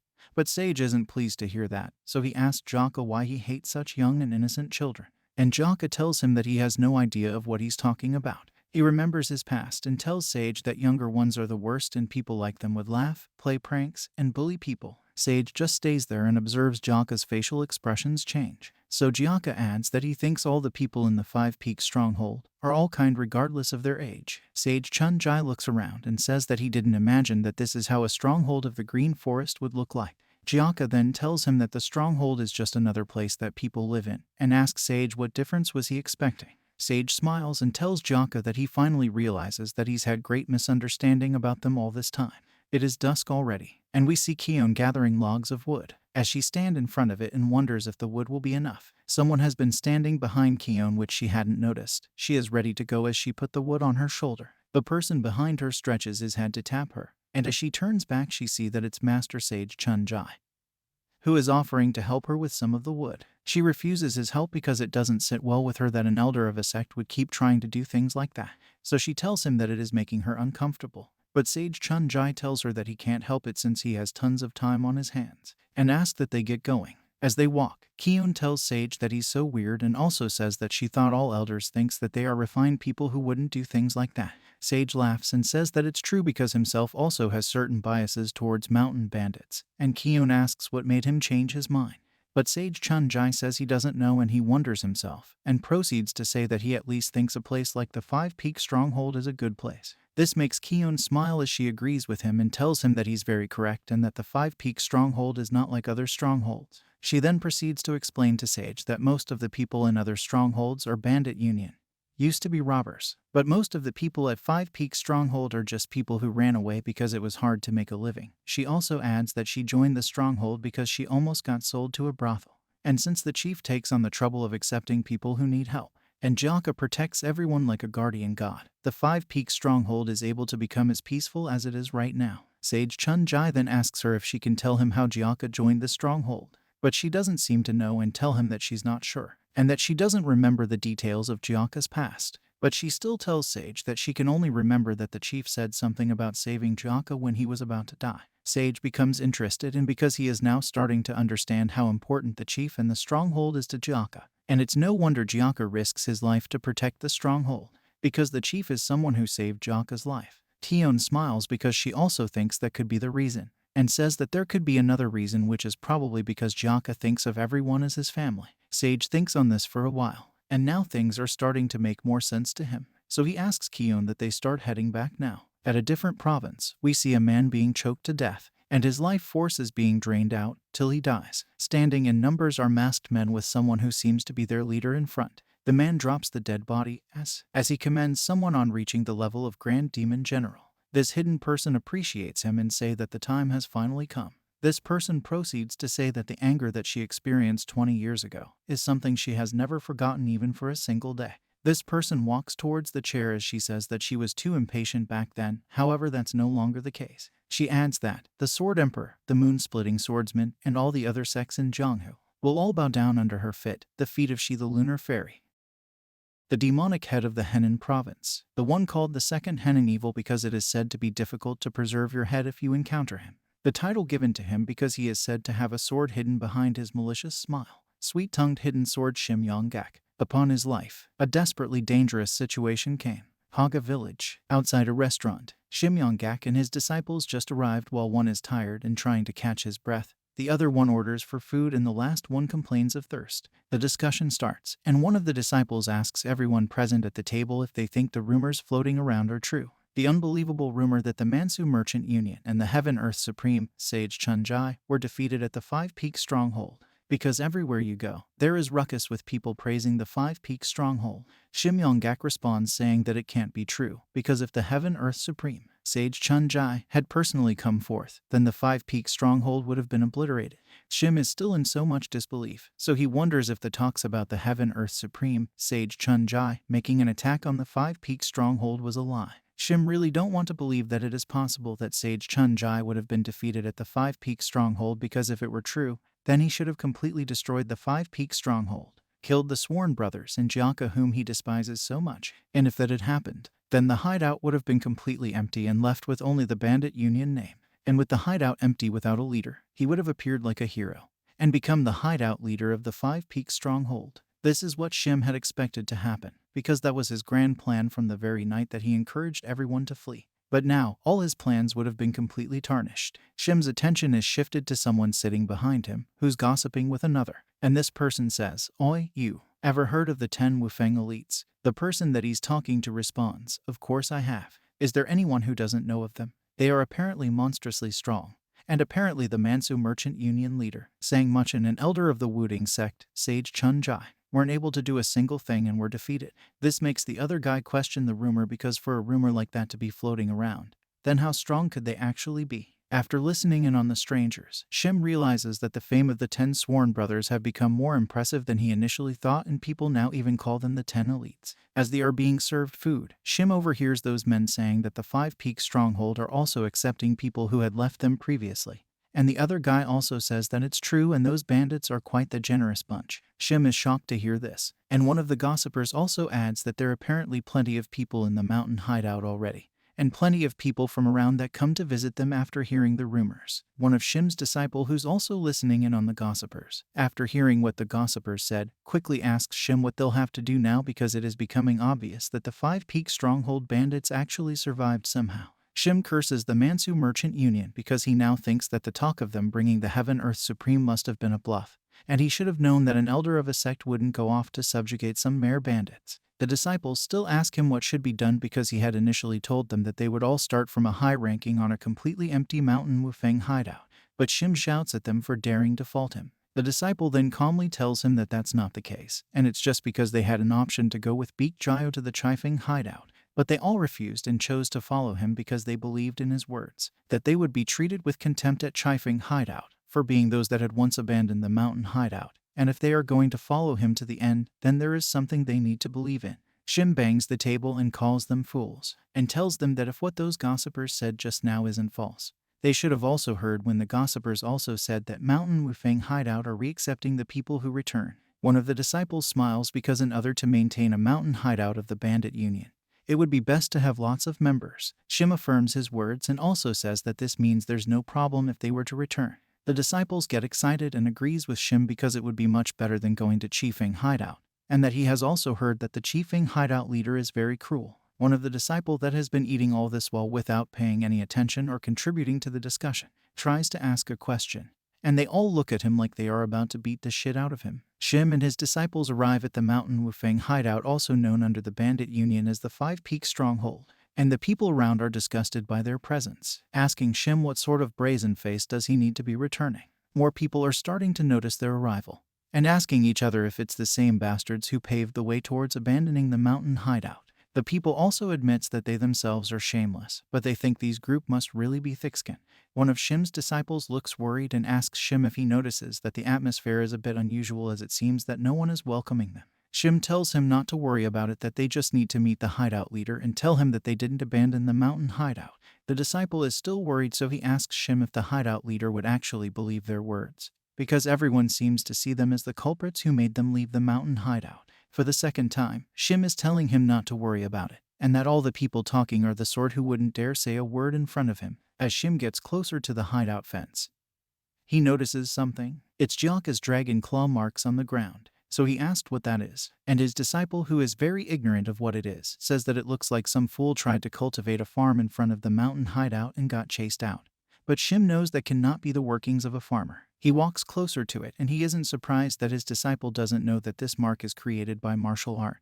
And he also knows that there is only one person in the mountain hideout who is able to pull off a ridiculous act like this. After Shim's realization, fear came upon him, but he tries to calm himself because he thinks that no matter how monstrous Yon Jaka may be, this isn't the trace that can be created from the exorcism sword technique. While Shim and his disciple are still staring at the mark, someone appears behind him and asks if he's Yon Gak, and says that they must be very shameless to have come crawling back. Shim furiously turns to see this person while shouting, "Which bastard dares to refer me as that?" The man puts on a smirk face and says, "Who dares, huh?" and shouts, "It's me, you idiot." Shim calms down and tries to recall the man's name, Lee Chol-sen. Shim, after remembering the guy's name, gets really furious and shouts at Chol-sen, asking him if he has gone mad. And Chol-sen responds, telling him that he doesn't think he's the one who has gone mad, which surprises Shim's disciples. Shim is really furious at this point and shouting that he only momentarily left the place and it now looks like the hierarchy has become a complete mess. Chol-sen drops the axe he was carrying and mocks Shim's words, telling him that if he thinks the hierarchy is a mess, then he should be the first to fix it and start by greeting the elder brother standing in front of him.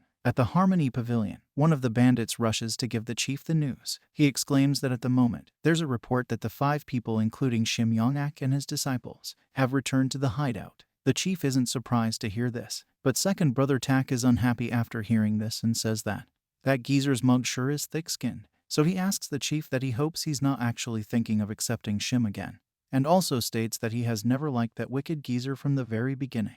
He also tells the chief that no matter what reason he might be thinking to accept Shim, he should also remember that Shim is the one who instigated the abandonment of the mountain hideout before anyone else. The chief agrees with second brother Tak, but also tells him that the hideout definitely needs the support of Shim, because Shim is the one known as Demon Head of the Henan province. Tak disagrees with him. He believes that they do not need Shim's support because the hideout have gotten stronger after Jaka taught them few things. He proceeds to tell the chief that they probably already have few members who can now stand up against Shim Yong-gak or Beek Jaya.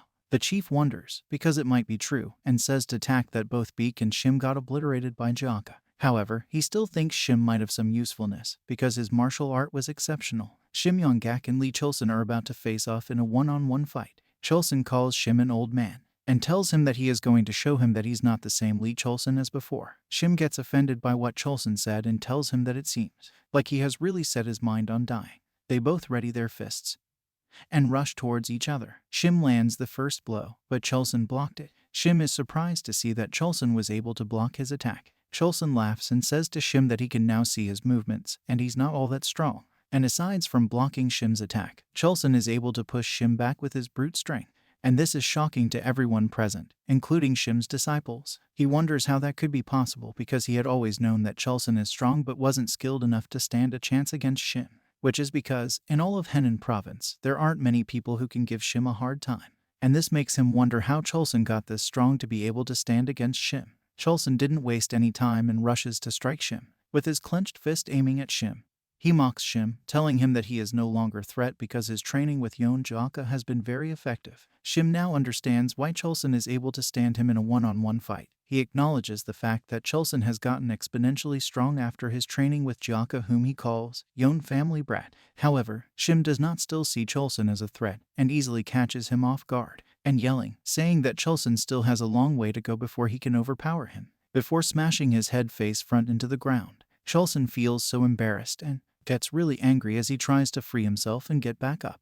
But Shim advises him to remain down unless he just want to keep hurting himself. Chol-sen refuses, laughs at Shim, and tells Shim that the fight has just began. Chol-sen manages to release himself from Shim's grip, yelling that he can never lose to someone who chickens out when things gets tough. And with his brute strength, he throws a heavy punch to Shim, and is able to dodge it at the last second. Shim gets angry because someone like Chol-sen, who he considers a bastard, is really trying to get a win on him. The whole thing has really gotten to Shim and now he's really pissed, so he unleashes a ferocious killing art, while telling Chol-sen that he's the one who pushed him and that he shouldn't resist too much. But before he could hit Chol-sen with his ferocious attack, someone appeared out of nowhere and negated his attack with just a single finger. This man is Sage Chun-jai, who then tells both Shim and Chol-sen that the fight is over. Shim is dumbstruck, as he still can't believe nor understand what just happened. Sage then tells Shim that he doesn't know who he is, but using a killing art is a little excessive. Shim still wonders what just happened, is trying to make sense of how someone could negate his attack with a single finger, which also makes him wonder if there's another monster around besides Jaka.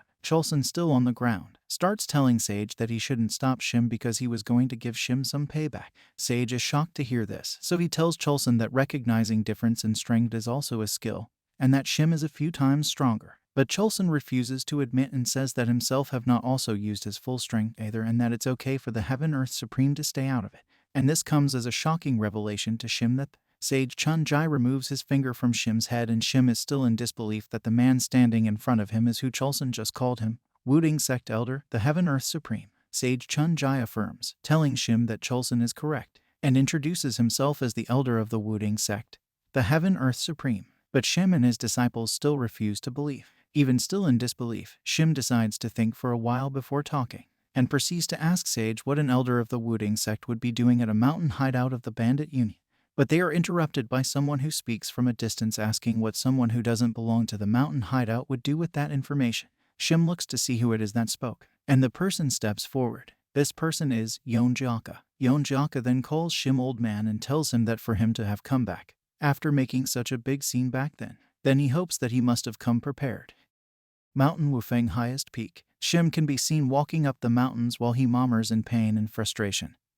He says that he, who ruled over the whole region of Henan province, he who even made the tears of crying children cease, why must he who has done all this undergo this type of shame? He calls Jaka the Yon clan bastard and promises that he will never forget what happened today. Few hours ago, we can see Shim's disciples scared to death and one of them pray, while Shim is being brutally beaten up by Jaka, and Shim wonders if he's going to die and if Jaka is really trying to kill him. Jaka continues his assault on Shim as Shim thinks of him as a demon bastard and concludes in his mind that Jaka is really a demon. We are back with Shim, who walks through the forest of the mountains all bruised up, mumbling on how he will exact his revenge on Jaka someday. And at that moment, he starts to feel some immense energy emanating from a close distance, and he wonders what this incredible energy is, because the weight and pressure he feels from this energy surpasses that of Jaka, who he constantly calls Yon clan bastard. Sage Chun-Jai creates a ball of aura and prepares to attack, while Shim hides behind a tree watching the whole thing. With dead focus and seriousness in Sage's eyes, he stares at Jaka, who plunges to attack. Jaka commends Sage's spirit as Sage releases massive Kai, and Shim is surprised to see that Jaka is also present. Sage begins to perform his martial arts skills while Jaka asks him if he has succeeded in linking with the 3 poles or whatever. Jaka gets excited as he plunges into the air to strike Sage and says that this fight is going to be fun. Sage smiles, because he doesn't plan to go easy on Jaka. He quickly unsheathes his sword and yells Jaka's name, telling him that he is sorry, and that he might have surpassed Jaka. Jaka smiles and tells Sage to get serious because he don't think Sage has actually surpassed him. Their fight goes on and heavy gust of wind blows from each strike,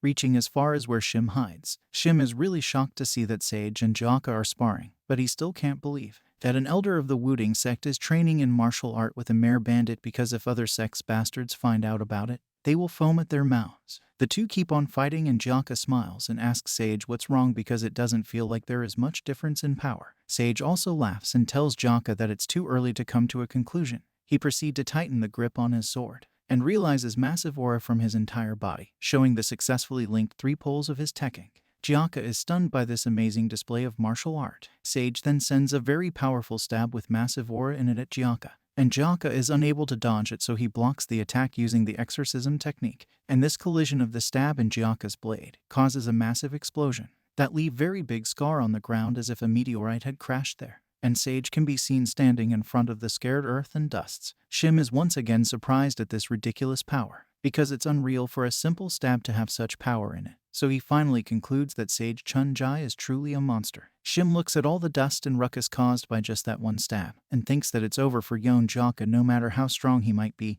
there is no way that would have left him unscathed.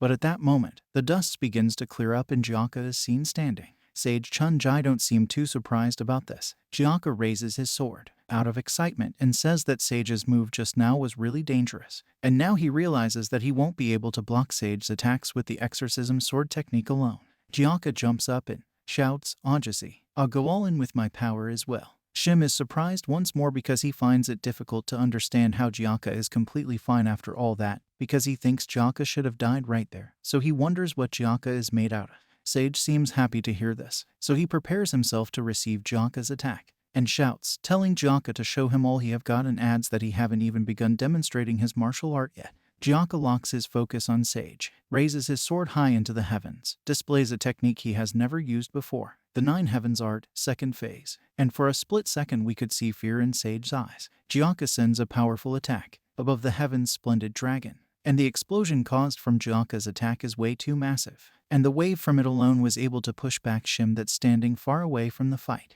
Jaka's above the heavens' splendid dragon attack split the sky and leaves Sage Chunjai running. Shim looks up at the split sky and is again dumbfounded, wondering how on earth was Jaka able to split the sky. Jaka seems excited because his attack went better than he expected, so he tells Sage that he seems to have improved himself thanks to him, and asks Sage what he thinks. Sage responds telling Jaka that if he had taken that hit directly, not even his bones would have remained on his body, and asks Jaka how much more he plans on surprising him. But Jaka don't seem impressed and tells Sage to stop pretending to be weak because he knows Sage haven't shown his true strength yet.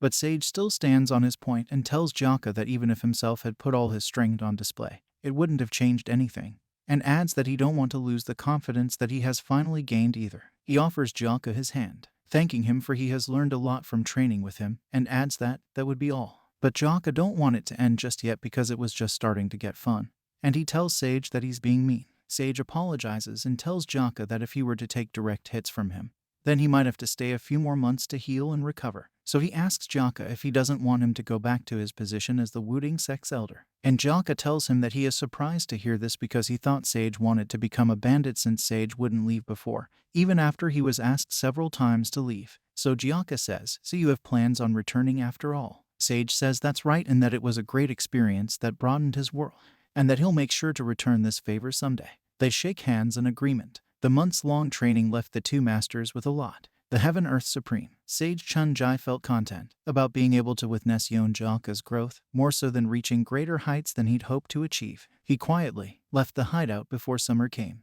waiting for the day the young man would show up in the central plains of Murim. Shim Yonggak is left speechless as he watches them walk away, and at this point, he has totally given up on revenge, and somehow, the hideout formed a stronger unity. 1 month later, a man is seen walking alone and he wonders if he is at Mountain Wufeng. The view is not too bad, he said, but a huge bear blocks his path, so he wonders if the beasts in the mountain do not know any fear, and how dare it bare its fangs at him. But he pauses and thinks that perhaps the bear could be the mother of the 3 young bear that he had just murdered, so he says that they simply received punishment for blocking his way. He turns his focus back to the mama bear, as she roars at him and about to strike him with her claws. The strange man didn't move an inch, and proceeds to pull out his hidden metallic claws, and beheads Mama Bear, slicing her into multiple pieces, stating that it was foolish of her to have attacked him because Yin Gale Felling Lord, is not that merciful.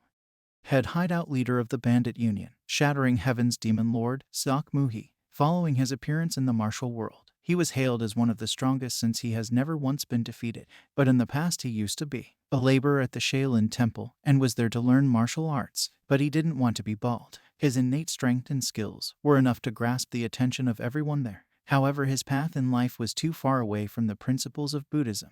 But one day, after discovering a worn-out statue of Buddha in an abandoned storehouse at the Shaolin Temple, his fate began to change. Sok Muhi began cleaning the statue thoroughly, as he believed he might be taught martial art if he cleaned it well. But he ended up breaking it. This ended up being a fortunate thing for him. Inside the statue of Buddha was an ancient martial tome called Dark Heaven Asura Scriptures. Following that path, the Shattering Heaven's Demon Lord left the Shaolin Temple and began wandering around the country. Not long after, he rose to the seat of Bandit Union head hideout leader and stirred up the martial world. After taking the 12 best bandits under him as his disciples, he passed down the teachings of the Dark Heaven Asura Scriptures to them, and their power intimidated even the elders of the 7 sects and 2 schools, and just like that, the Bandit Union's 12 demon kings, also known as the Grim Reapers, were formed. Mountain Wufeng Hideout. A sleeping cat wakes up to the loud shout of a man shouting, "Is the hideout leader of Mountain Wufeng Hideout here? I'm an envoy from the Bandit Union, and I'm also the Shattering Heaven Demon Lord's direct disciple." The chief, Tak, and the others all rush out to meet him but are surprised to see a drunk man,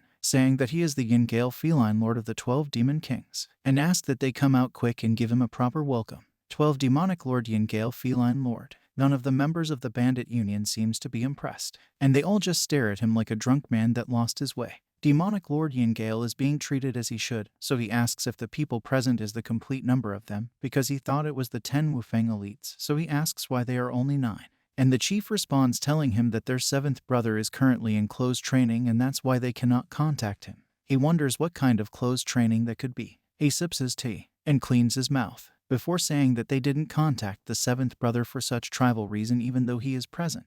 While one of the 10 brothers tries to whisper to Tak that Jaka is sleeping in his room, but Tak shuts him up, telling him to keep quiet, that Jaka does not even show respect for the elder of the Wuding sect. And does he think it'll be any different for the head hideout leader disciple, and that he should just think on what would happen if this man needlessly gets on Jaka's nerves? He imagines a scenario and says that things would be really bad, and finally says that they should just hope that demonic Lord Yingale doesn't insist on them contacting Jaka, and the other brother agrees. Demonic Lord Yingale slams his cup and says that it's quite arrogant of Jaka, but it's also admirable. So he says that they must have all survived all the attacks from the merchant unions around them due to such hard work, and that if bandits only indulged in debauchery, the merchant group, the 5 clans, and the 7 sects and 2 schools would all catch up to them, and tells them that they would have to continue to hold on to that mindset and make sure not to disgrace the name of the bandit union. Chief Poong responds saying, "Yes, I'll bear that in mind," then tells Lord Yingale that he must be tired after the long journey. But Yingale interrupts him and says that before that, he gives a stupid look on his face and asks Chief Poong to introduce Keon and Sobik to him. The chief looks shocked because he can already tell where this is leading, so he tries to play it off, brightens up his face and casually introduces Keon as the 9th and Sobik as the 10th. He quickly tries to change the topic and tries to offer food, but he is cut shut by Yingale and told to stay still. Demonic Lord Yingale then proceeds to tell the chief that he has 2 beauties, as he cleans his drooling mouth and say that the rumors are true after all. And Chul-sang comes from nowhere, trying to draw Yingale's attention away from the girls. He waves his hands sporadically, shouting, "Yes, yes, thank you." The chief also tries, telling demonic Lord Yingale that he doesn't feel good leaving him like this and that he should eat something first. But the demonic Lord Yingale tells the chief that he's not done yet. Keon raises her hand and calls the attention of the demonic feline Lord Yingale. Keon is also trying to get his attention away from herself and Sobik, so with her still shaking up, she asks him what brings him to this unholy place and if he has some important work to do here. Yingale shouts out of excitement, "Your pretty face suits the way you speak so nicely." He starts to blush and tells her that he's here for her. He corrects himself and says he's there for work, and he is finally back to his senses, and remembers that the reason he is here is to test if they deserve the right to bear the bandit union flag, and that if they weren't qualified, he planned on executing everyone here. He adds that the 10 Wufeng elite are quite prestigious in the Henan province. Staring lustfully, he commend them, telling them that they did a great job in raising the prestige of the bandit union, and that it'd be a pity to get rid of them, since there are some talented ones. Finally, he puts his hand in his pocket about to pull out something. He says, "Therefore, I officially acknowledge the Mountain Wufeng hideout as part of the bandit union." He pulls out a scroll and invites them to the bandit union tournament that will be held in October in Gangnam. And the chief stretches both his hands to receive the scroll. After receiving the scroll, he immediately opens it to read its content, which states, "The bandit union is scattered all about, so it hasn't received any respect as it hasn't yet had the chance to display its strength. Thus with this tournament, we hope to unite the bandit union as one. If we unite, everyone, including the 7 sect and 2 schools of the order sect, will all fall under our feet." After reading the scroll, the chief is happy that their mountain hideout has finally been acknowledged, and now they will officially become members of the bandit union. Yingale goes back to staring at the girls and says, "Now work is over." He asks for a drink from the Mountain Wufeng 10 elites, and complains that he had to ask first. The chief, still excited from the good news, tells him that he'll take good care of him today and calls Tak Gomayang to come because they both have to give a proper welcome to Yingale. They direct him towards the exit and his eyes away from the girls, telling him that the pallor down at Haga village is something else, but he tries to stop them from taking him away and tells them that they really don't have to do all this. And as they take him out, the chief whispers behind his back, asking Tak Gomayang where Jaka is, and Tak uses hand signs to tell him that Jaka is still sleeping. The chief then whispers that, that's good and they should quickly get Yingale out of the hideout. Yingale suspects something, but Chief Poong tries to act cool and puts up a fake smile. He looks back and hopes that they are able to get Yingale out of the hideout before Jaka wakes up, sleeping peacefully as Yon Jaka. At the palace in Haga village, Chief Poong and Tak Gomayang treats demonic Lord Yingale to a feast and still tries to keep his attention on the food. The chief says, "Oh my, just the sight of it makes my appetite grow." And Tak says, Q. The food here is spectacular. And they both make silly faces and ask him what he thinks of the food and if it suits his taste. Yingale responds, telling them that he's not sure, and he don't think it's bad, but he closes his eyes as he sips his drink, and begins to imagine Keon and Sobek call to him in a sexual manner. He opens his eyes and looks at the girls that he has been presented with, but he doesn't find them attractive and slams his cup on the table, and angrily says that this is exactly as he thought.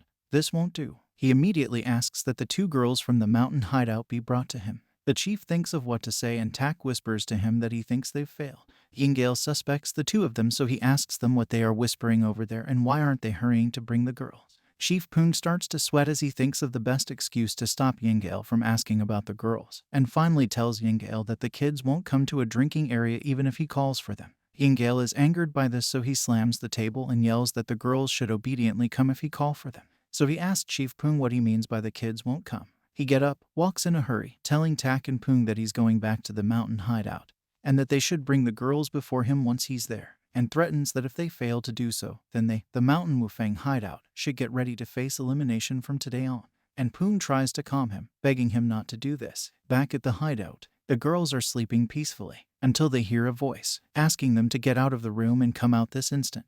Keon is still trying to wake up, and they both head outside. Unaware of the current situation, Keon calls Yingale, Hyungnam, and asks that he lowers his voice a little. Yingale gets mad and asks her if she's really trying to order him, one of the 12 demon kings. And Poon tries to explain, and Keon wonders why Poon and Tak are trying to hold down Yingale because she's unaware of anything. Yingale then yells, ordering the girls to come to him this instant, and asks them to bring over the drinks as well, and that they be quick about it. They are still confused and didn't move, so he yells once more, asking them what they are doing and orders that they get right on it, stating that if they refuse, then they should prepare to die. Chief Poon tries to make him calm and holds his hand, begging him. Tak also tries and tells him that he knows of another parlor with prettier girls, so he asks that they please go there. Yingale gets furious because Chief Poon dare touch his body. If you're enjoying this video, please like, share, and subscribe. So he furiously says that they are all really trying to test his patience. He reaches for his pocket and brings out his claws, puts them on, and Chief Poon, scared for his life, begs Yingale, telling him that there's no way they would try to get on his nerves. He starts crying and begging him, telling Yingale that he's actually doing all this for his sake.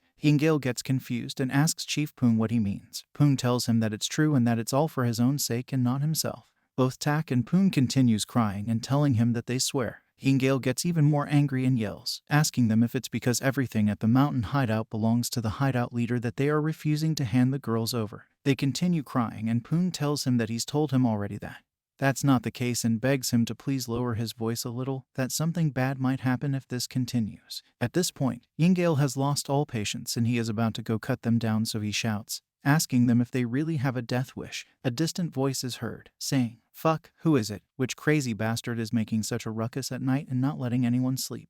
And the chief cries even more. Yingale pauses his attack, and he looks back to see who it is that spoke so arrogant. He stares at all the other bandits, and furiously asks who it is, which one of them dares to. But he's interrupted again by the same voice, saying, "If you're drunk, you should just go to sleep." Even the girls wonder who it is that's talking. And the person talks again, asking, "Why are you doing this shit after crawling into other people's mountain hideout?" Keon stares at Sobek, suspecting her of being the one talking. Sobek also stares at Keon, and Yingale stares at both of them. Sobek realizes that they think she's the one, so she starts to try and clear herself, stating that she's not the one who said any of those things. Yingale is not having it right now, as he thinks that these bastards are trying to play games on him. With so much bloodlust, he asks whoever it is to come out so that he can send them to hell today. So Jaka stands up from amongst the crowd, behind the girls that are surprised to see that he has been the one talking all these while. Jaka steps forward and with a straight face, he says, "I am here, how are you going to send me to hell?" Yingale is confused as he asks what is wrong with Jaka, whom he calls a young brat. Jaka yawns heavily, and Yingale wonders if Jaka is a madman because he thinks that there's no way Jaka would mess with him if he weren't a madman.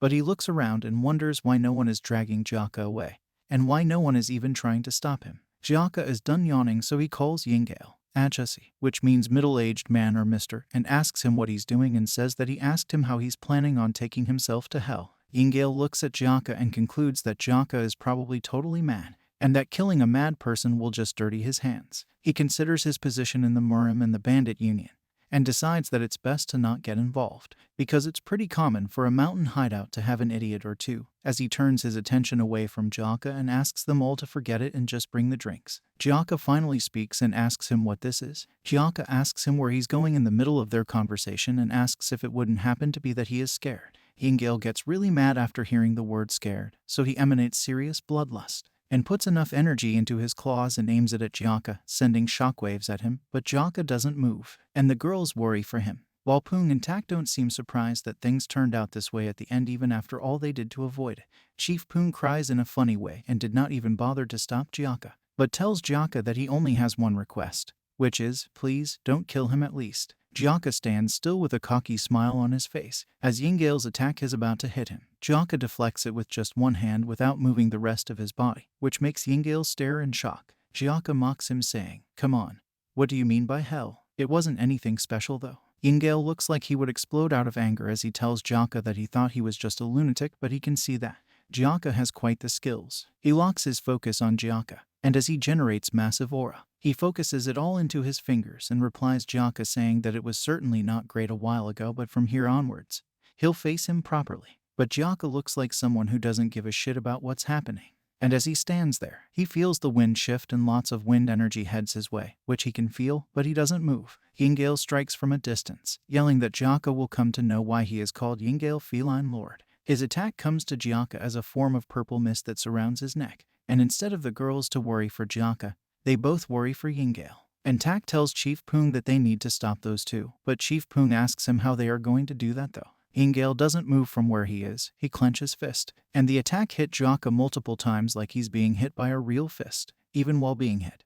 There's no reaction from Jaka as he just stares like he's trying to figure something out. Yingale, still on his attack, continues ranting and shouting that looping off Jaka's head is as simple as breathing to him. However, he unclenches his fist and stops his attack, and tells Jaka that he won't kill him this easily until he sees him grovel and beg for him to spare his life. So he says that he will make Jaka arrive at his death very slowly until he realizes how greatly he have sinned and understand by writhing in pain. After blabbing, he continues his attack again. But Jaka doesn't seem impressed at all, and tells him to come on, and that he only went along with him for just a bit, and proceeds to destroy the purple mist surrounding his neck and tells Yingale that he just doesn't know when to stop, and asks him to stop playing around with this stupid thing. Yingale is left speechless. Jaka is about to take things seriously, so he tells Yingale to try again properly. Yingale is still in shock as Jaka easily removes this hold he put on Jaka's neck, and the only thing that he could say is, "Huh." And Jaka responds, asking him, "What?" Yingale then replies telling Jaka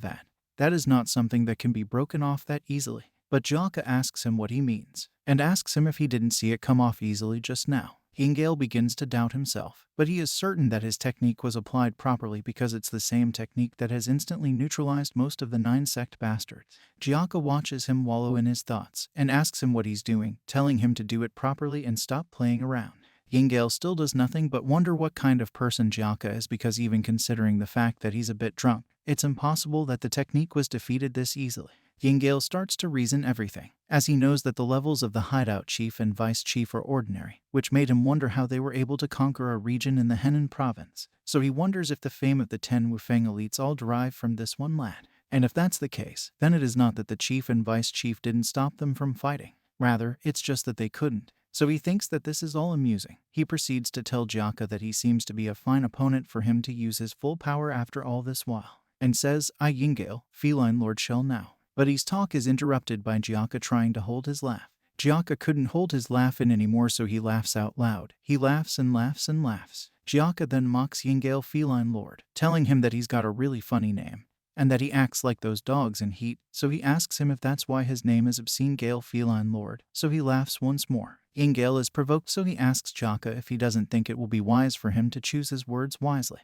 since those words could be Jaka's last dying wish, and he moves in for the kill. With ferocious agility and bloodlust, he plunges to attack. Jaka looks at him without a single bother nor fear in his eyes and asks Yingale if the only living thing he has is his mouth, telling him that he's way too slow. This angers Yingale even more, so he attacks, calling Jaka an impudent brat. So he shouts die. Poison style technique. Yingale skeleton frame. Jaka can see all his moves, so he raises just 2 of his fingers, and easily deflect the whole technique with just his bare 2 fingers, sending all Yingale's energy backwards, and causing heavy gust of wind to blow everywhere. That's enough to push everyone backwards. And Yingale Feline Lord is aghast by this. He finds it hard to believe that Jaka stopped his attack with just 2 fingers. He gets even more furious and refuses to lose, so he uses an art that he was taught by his master, the Destroying Heaven Demon Lord. Even though his master have told him not to use it as much as possible, he has no choice. Dark Heaven's Ashes Scriptures, the extraordinary martial arts he learned from the Shattering Heavens Demon Lord,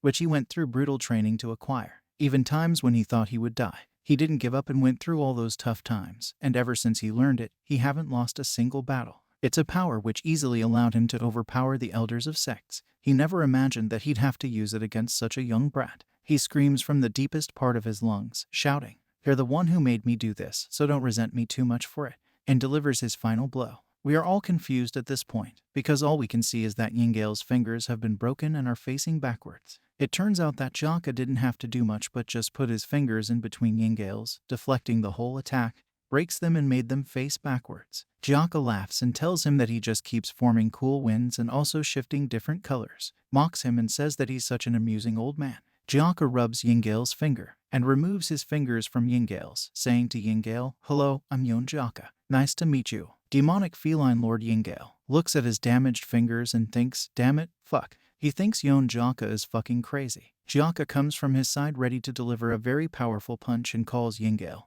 Ajasi, mocking him, asking him who's in heat, and tells him to listen carefully. So Jaka tells Yingale that his siblings are not his toys, and Chief Pung thinks no, because he thinks that if Jaka beats up a Grim Reaper of the Bandit Union, then the Bandit Union tournament will be out of the question for them at the Mountain Wufeng hideout. So he shouts, begging Jaka to hold it all in. Back to Jaka, about to land his direct punch. The pressure from his fist rises, generating enough wind power to push Tak and Pung backwards, and Yingale is dumbstruck by the sight of a bright light, which appears to be a mighty dragon created from just the pressure from Jaka's fist. Yingale is scared to his pants as he wonders what that dragon could be and if this could mean that he loses the fight. The punch comes as a humongous dragon that's about to devour him whole. And at that moment, Yingale sees himself in the afterlife as he sees death face to face, and he wonders if perhaps he just died. But death tells him no. Yingale begs for his life, telling death that he doesn't want to die yet and that he still wants to live before he could beg further. He comes back to reality and sees that Jaka's fist is just inches away from his face, and behind him is a massive wind wave that would have been the end of him if that punch had touched him. A heavy gust of wind blows and he stands there, looking like someone that just resurrected from the grave. The wave from the punch had already blown away all the surface of the ground behind him. Jaka's heated fist. Jaka looking unsatisfied and furious. Yingale, thinking that this can't be, falls to the ground and wonders what kind of monster Jaka is. Yingale says that it's such a shame for him. Jaka comes before Yingale and tells him that if it weren't for his big brother, he would have really sent him to hell, and tells him to consider himself lucky. Yingale's hands start to shake. Yingale Feline Lord didn't even reveal the full extent of his power. He couldn't help but lose the will to fight. It's because he had felt from the young boy the same pressure as the Shattering Heavens Demon Lord. He begs Jaka that they should stop the fight here and apologize, saying that he made a mistake due to his own drunkenness. Jaka looks down on him and says, "So you're aware that you made a mistake," and tells him to be more careful next time. The chief and vice chief are relieved to see that Jaka did the right thing and not beat up Yingale. Jaka then tells Yingale to get going after greeting his elder brothers, but Yingale asks him if he really needs to greet them before going, because there's Bandit Union ranking to consider here.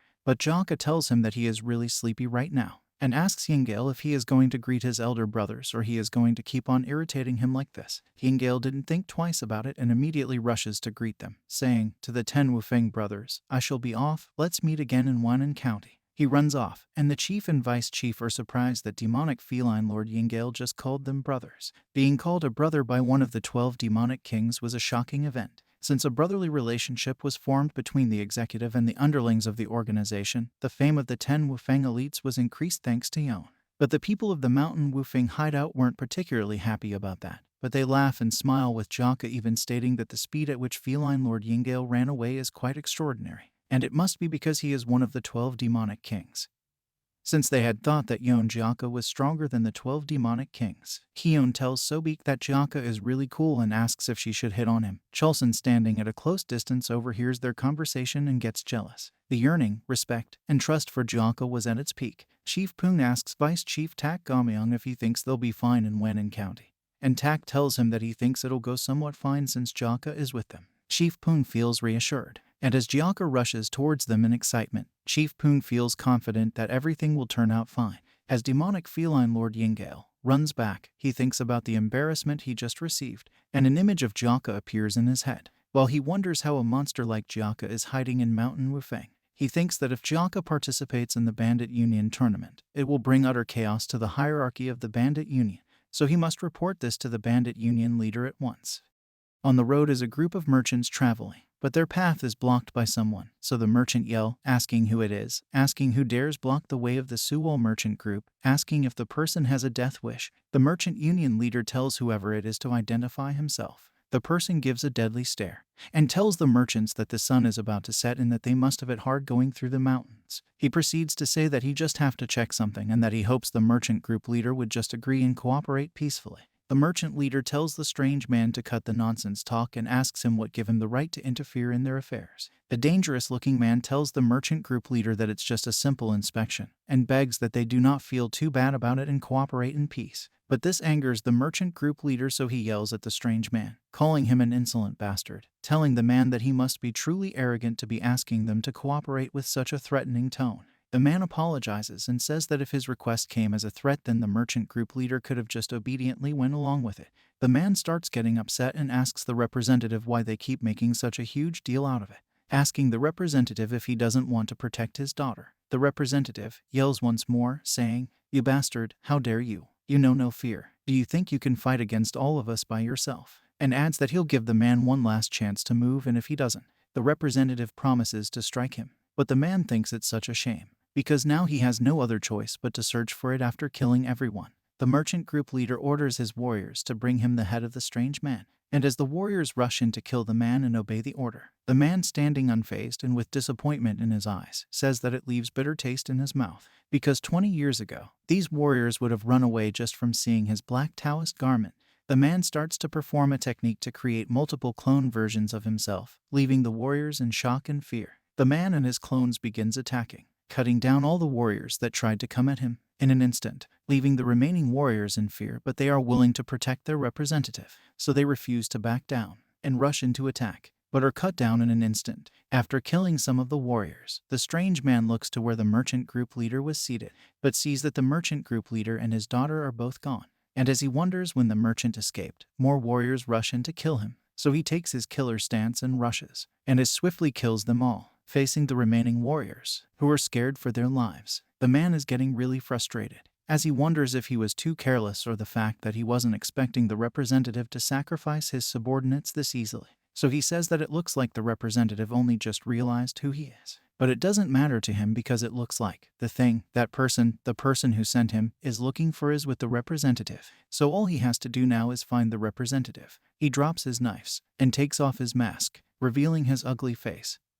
He says that in that case, then it should be fine even if he kills all the remaining warriors, which scares them even more. The representative, his daughter, and some warriors are still trying to get away when one of the warriors says that he and his men will go back to support the warriors that they left behind. But the representative tells him that he can't, and that this matter needs to be dealt with immediately and nothing can be done now because he must go. They keep on running as the representative feels for those he left behind, so he promises to follow in their wake after he finished the task at hand, and hopes that they understand that he cannot die just yet. A flashback from 20 years ago, when the lunar fairy attacked. The representative was handed a box by an elderly man, a box which he must look after and protect with his life. That's the box that he's trying to secure, because he must make sure it doesn't fall into their hands. Never. It's night already. The representative, his daughter, and his remaining warriors are still running, as he continues to tell them not to stop running and run as if their lives depends on it until they escape from the mountains. His daughter gets tired and stops, telling her father that she cannot go any further, but he insists that she must not stop.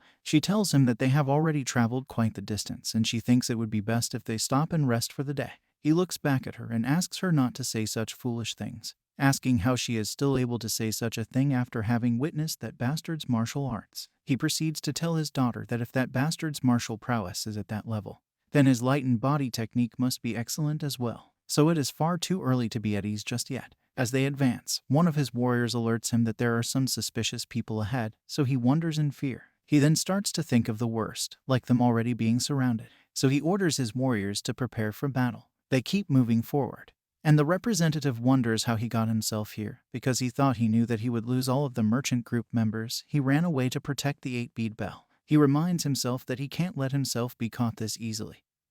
He remembers the past and what is in the box that he has to protect. Now he must report the revival of the dark spectral sect to the 9 sects, because he refuses to let the nightmare of 20 years ago repeat itself. And he must survive no matter the cost. His warriors unsheathe their swords and ready themselves for combat, because they think the people ahead them are with the bastard that came after them earlier. So they yell, "We will pierce through your defenses, even if you were to unfurl the heaven net, so attack us this instant.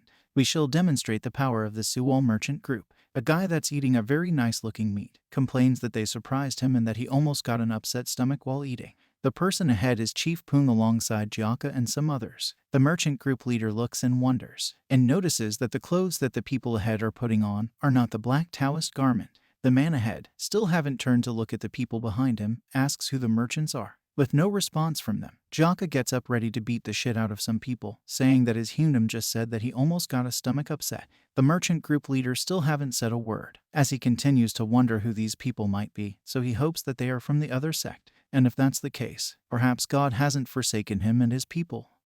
3 days ago at Mountain Wufeng hideout, someone is complaining about wearing a cloth. But the person pauses and asks if there's any need to go far, because he thinks the cloth will draw more attention to them instead. Shim replies, telling him that if there's many people moving all at once, there will be someone curious about it. He adds that they need to visit many towns and other to get to Wannan County. Among those, there is also the Hefe where the Nangong clan had put down roots. Also adding that nothing good will come from creating issues with the 9 clans before the Bandit Union tournament.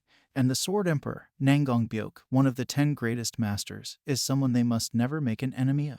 He proceeds to tell this complaining person that, however, since those sex bastards will foam at the mouth and barrel towards him at the slightest mention of the demonic or chaos sect, then there will definitely be conflict with them if they moved around in bandit attires. Chief Pung is the complaining person, and he doesn't seem happy about this. So he says, "Then you dressed up like this because you're afraid of those Nangong clan bastards?" So he asks Shim if he has forgotten that they are the Mountain Wufeng hideout.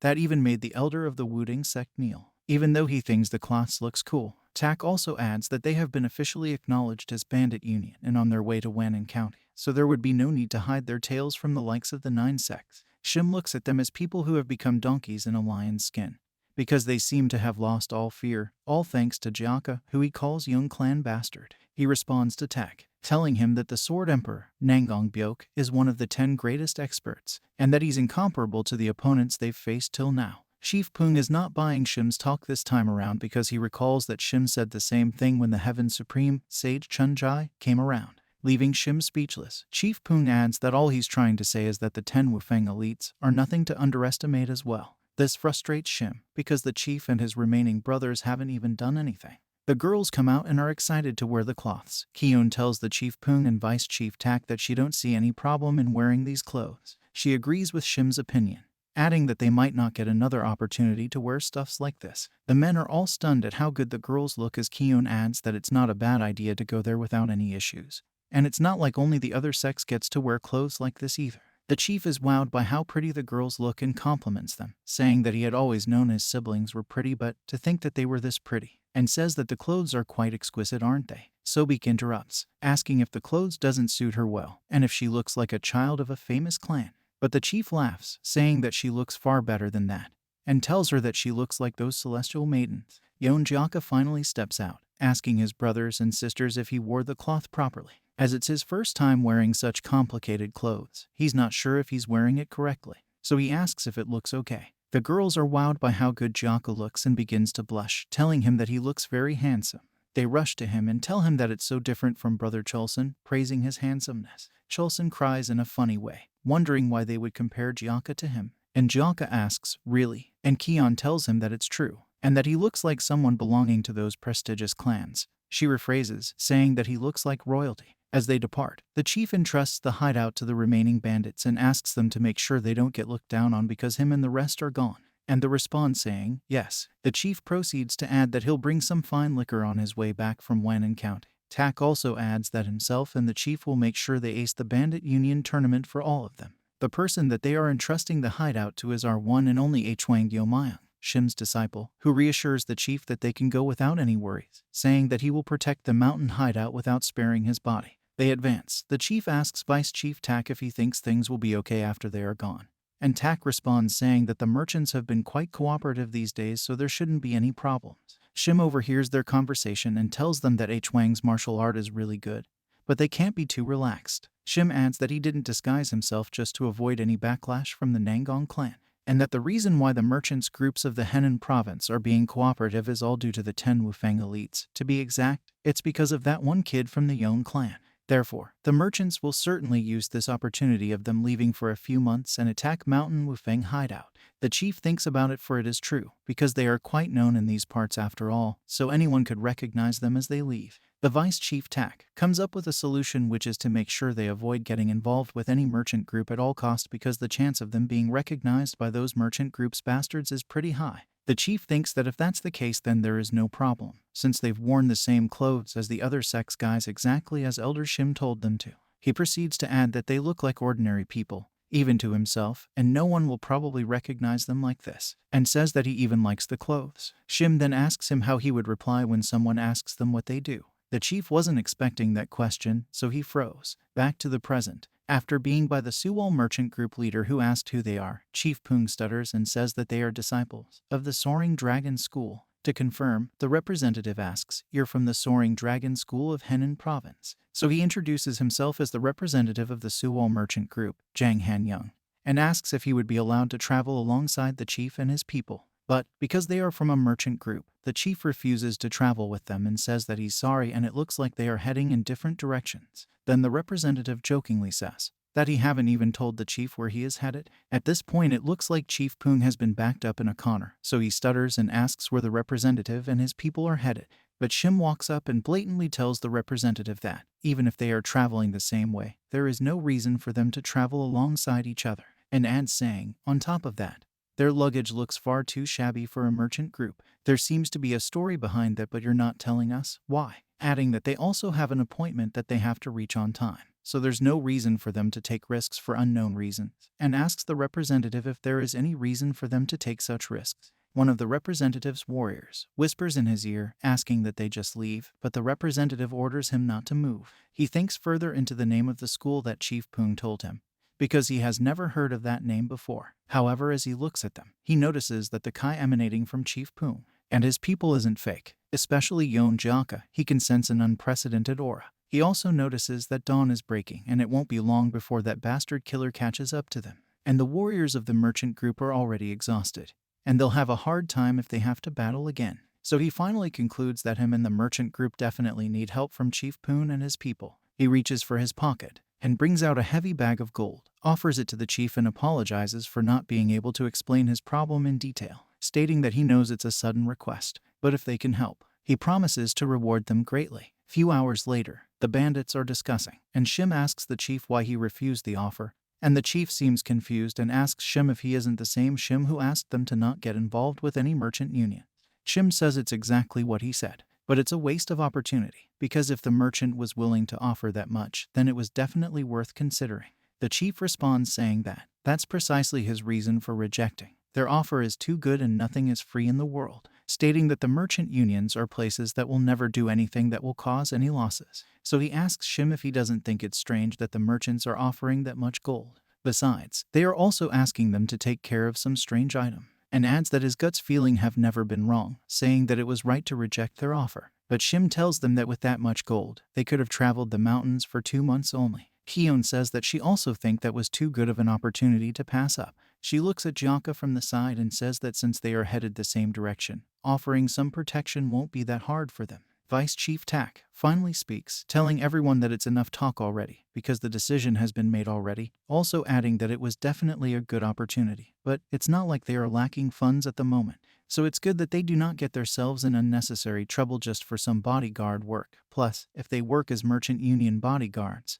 there's higher chance they'll clash with Green Forest. He proceeds to say that he understands that they might want to act like heroes of the Jonghu, but urges them all to focus on the Green Forest Grand Summit first. Hyun has been figured out, so she tries to deny that that's not her reason for wanting to help the merchants. Since the discussion is over, one of the 10 brothers says that it would be best if they get moving already, and another says that it's true. also stating that it looks like those merchant union guys were attacked, and since they've passed by this place, the people after them should be arriving soon. Shim agrees with them and says that the merchants' pursuers might think that they are in the same groups as them, stating that it's still a little dark but it would be best if they get moving quickly. The chief orders that they all get their stuffs and meet back around the fire. And they reply, "Yes, chief." Chulson stares at Kion as she walks forward, asking Sobek where she put her stuff, and Sobek tells her that it's under a tree further ahead. And as she approaches the bag, she tells Sobek to please look around to make sure they don't leave anything behind. Chulson keeps on staring, and suddenly start to blush. He leaves where he was stationed and rushes to go help Kion. Upon getting there, he tells her to leave the heavy stuffs to him, and this makes her blush, calling out his name softly. Chulson blushes again and gets lost in the clouds, but at that moment, he notices someone up in the trees, charging from above Kion to attack. The ninja thinks he's found what he's looking for, and Kion, still trying to get her belongings, is still unaware that she's about to be cut down by this ninja. As the ninja unsheathes his sword, he says that he has nothing against them, but he will need all of them to die here. The ninja is about to cut Kion, but Chulson runs towards her, calling out her name loudly. He blocks the ninja's attack, and that's when she looks up and sees the ninja, who says that Chulson's attempt is futile because they will all be dying anyway. The ninja is shocked, as he's met with an unexpected heavy kick from Kion, which damages his face and sends him flying, crashing into the ground. Chulson falls to the ground in so much pain because he was cut by the ninja, and Kion feels sorry for him, asking him why he was dumb enough to block the ninja's attack because she thinks she would have dodged it somehow. Chulson, still in so much pain and about to pass out, apologizes, saying that he's sorry. It seems he did something unnecessary. The chief rushes over to meet him, and both the chief and Kion calls out his name loudly. The chief is confused on what to do, because the wounds are deep. He lifts Chulson up and asks Shim Yonggak where the nearest village is. He says that he'll back Chulson and asks that everyone gets their stuffs and get out of this place, which they all reply, "Yes, chief." They get their stuffs and are about to leave, but Jaka stays behind and Tak calls him, asking him to get his stuff so they can run away before they get swept further into whatever this is. But at that moment he notices that the ninjas are more and have surrounded the whole place, but Jaka stands tall facing all of them. Shim thinks this is so fucked up because they have now gotten themselves into a lot of trouble because of those merchant union guys.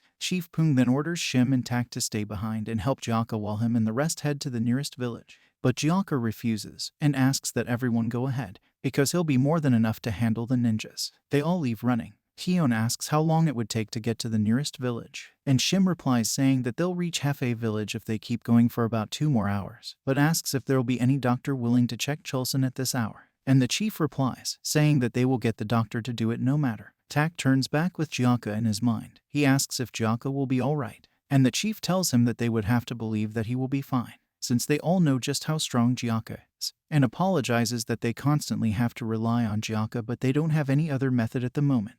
They keep running, and Shim says that they do not know how many of those black cloth guys are there, and that it would be a lot more troublesome if the black cloth guys were to catch up to them. He remembers the recent incident and states that, although it was a surprise attack, but to subdue Chulson in a single strike, it means they are not easy opponents. And Jaka probably also thought they wouldn't be easy opponents, and that's why he asked all of them to go ahead. Back with Jaka, the ninjas all come attacking Jaka at the same time, but Jaka is easily dodging the attacks, and asks them who they are. The one directly in front of Jaka wouldn't talk and tries to attack again, so Jaka casually pulls him by the head, and asks one last time, "Who the hell are you?" before landing a very devastating blow to the guy's head, which sends him flying far, far into the forest, leaving the rest in shock. And as they turn back to face Jaka, he's already in front of them with a killer look in his eyes. He takes them out one after the other, making them fear as they now realize that they are fucked. Jaka takes them out one after the other, taking them out with his bare hands and foot alone. More ninjas outside the forest sees the fight. One of them calls Jaka a brat that might have lost his mind, and is about to rush in unprepared, but is stopped by their leader, who tells them that Jaka is not an ordinary brat, so he orders everyone to get into formation. Jaka picks up the sword of a ninja he just killed, and asks the ninjas if they are deaf, because he asked who they are but no one is replying. He looks mad and asks if he needs to keep beating them up for them to reply, but the ninjas thinks Jaka is such an insolent brat, so they rush to attack in formation.